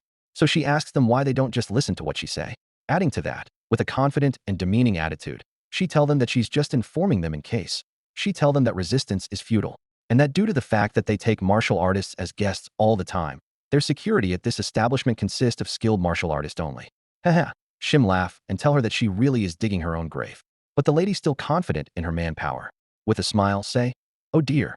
So she tells Shim that she have seen many times what happens to people with his attitude. After listening to her, Shim almost immediately unsheathes his sword completely, but before that, he asks the young master what they should do, asking if he may be permitted to correct their attitude. Jioka, who has been staying still this whole time, just steps away, and as he go, he tells Shim to do whatever he wants. He pulls out a chair to sit, and as he does, he say that it was his mistake, and that he was willing to part with the 10 silver, but that the way that lady talks changed his mind. He sits comfortably on their chair and stare directly at them with an offended expression. He then say that his mood was just starting to get a bit better, but she just had to come in and ruin it. So he calls old man Shim and tell him that himself, Jioka, won't be leaving here today, and that he is quite a fan of this place, so he asks Shim to try not to damage anything. This then gets Shim excited, so he gives a sinister laugh and say yes to Jioka, also telling him that he'll try his best. Jioka responds as well, saying, yeah, let's see just how impressive these people are. The lady, with her confidence, makes a sound of disdain and simply tells all the warriors standing behind her to remove both of them. And they all respond at the same time, echoing throughout the whole place, as you wish. But upon the first clash between them and Shim Tong, a clear sound of property destruction is clearly heard, which makes Jioka and the lady shout at the same time and in sync. They shout that they said to not damage anything, and the warriors reply her saying all right. And Shim replies the young master with a shaky voice. He say, all right. As the fight continue, a carriage arrive. Upon getting in front of the establishment, the riders say to the passenger, sir, we've arrived. And so, the passenger gets off majestically. After stepping out and looking at the building, he say, ever worthy of its fame. The people that have been beaten and have fallen from the 7th floor shout amongst themselves, saying, shit, we don't have time, he's quite skilled, we need more help. But the guest who has just arrived sees this commotion and just thinks as he steps forward. And upon getting closer, calmly yet cold, he asks them to tell him just what is going on. Then one of the before completely looking at who asks almost say to the guest to stay out of this. But as he see who it is, he pause and shout, "Oh sir." Suddenly they all get excited as they jubilate that he's here. Facing each other, they say that those guys up there are all dead now. So one of them turned back to the guest to report to him. This person say, "Sir, the 7th floor that we'd been preparing for you have been taken over by some crazy fools causing a scene." And he tell the sir that they are having some trouble as the crazy fools are stronger than they expected. The guest who just arrived thinks on this report first, then decides to intervene, so he asks them to take him there. And immediately, both warriors get really excited, so they shout, "Yes, sir." Shim, after trashing most of the warriors, asks in disbelief, "What? Is this all you've got?" So he takes his steps slowly as he approached the owner of the establishment. He asked her to keep talking as she was earlier. And the lady, while shaking in fear, stutter as she tell him to get away from her. Jaka, who has been sitting and observing this whole time, suddenly calls old man Shim and tell him that he's hogging all the fun. So he asks Shim if he's not going to leave him anything to enjoy. Shim then turned back, looking at the young master. He apologized, saying, "Oh sorry, I should have thought of that." So he asked Jaka if he would like to take care of this bitch himself, referring to the owner of the establishment. But Jaka, looking so bored, sighs and tells Shim that he's good, but tells him that he's hungry now. So he asks Shim to order them to bring some food and liquor. But suddenly, one of them from outside comes shouting, "You bastards." The person then say to them that they can no longer even beg for their lives, pointing at them. He tell them that now, they will realize just how bad they've messed up. "What?" Shim asks. He then proceed to ask them if they need more beating. The warrior, who's out of breath from running all the way up, the warrior smile, and tells them that this is where their smugness ends. He also proceed to tell them that if they knew who is here to punish them, they'd crawl on the floor for their life. But Shim just laughs him off and asks him of just how much of a master they at this establishment can bring. And this provocation of Shim works, because the guy gets really angry and damns Shim, asking him if he really dare say that in front of one of the 10 greatest martial masters. These guys' word catches everyone, including Gyoko, off guard. He hears that and immediately starts thinking. And instantly, he gets off his sit to go stand in expectation of who's to come. He wonder who of the 10 greatest martial masters it could be that's coming. Then, the master, upon arrival, say to the warriors to get out of the way. And they all shout together, "Yes, sir." Immediately after hearing the martial master's voice, Shim began to tremble in fear as he turned to the young master in hopes of him stepping up. He asked the young master what they should do. But Gyoko, not knowing what to reply Shim, he doesn't answer and simply puts on a serious expression as he picks up his sword to be on guard. But immediately after the martial master step in, everyone pauses, but Gyoko gets confused as he look at the person. Then he just sigh, feeling relieved, and proceeds to ask the martial master, "What?" Gyoko, who can clearly recognize who it is that stands before him, asks this person what he is doing here. The person standing right in front of Gyoko is the commander-chief of the Green Forest, the heaven-destroying demon lord. Looking really confused himself, the heaven-destroying demon lord, who is surprised from seeing Gyoko, shout really loud from within the building. He say, "Huh, who is this? If it isn't our head patrol and rising star of the Green Forest, Yun Gyoko." But because of how loud and excited the heaven-destroying demon lord is being, Gyoko just sighs heavily. Thanks for watching. Please like, subscribe, and share for the next part.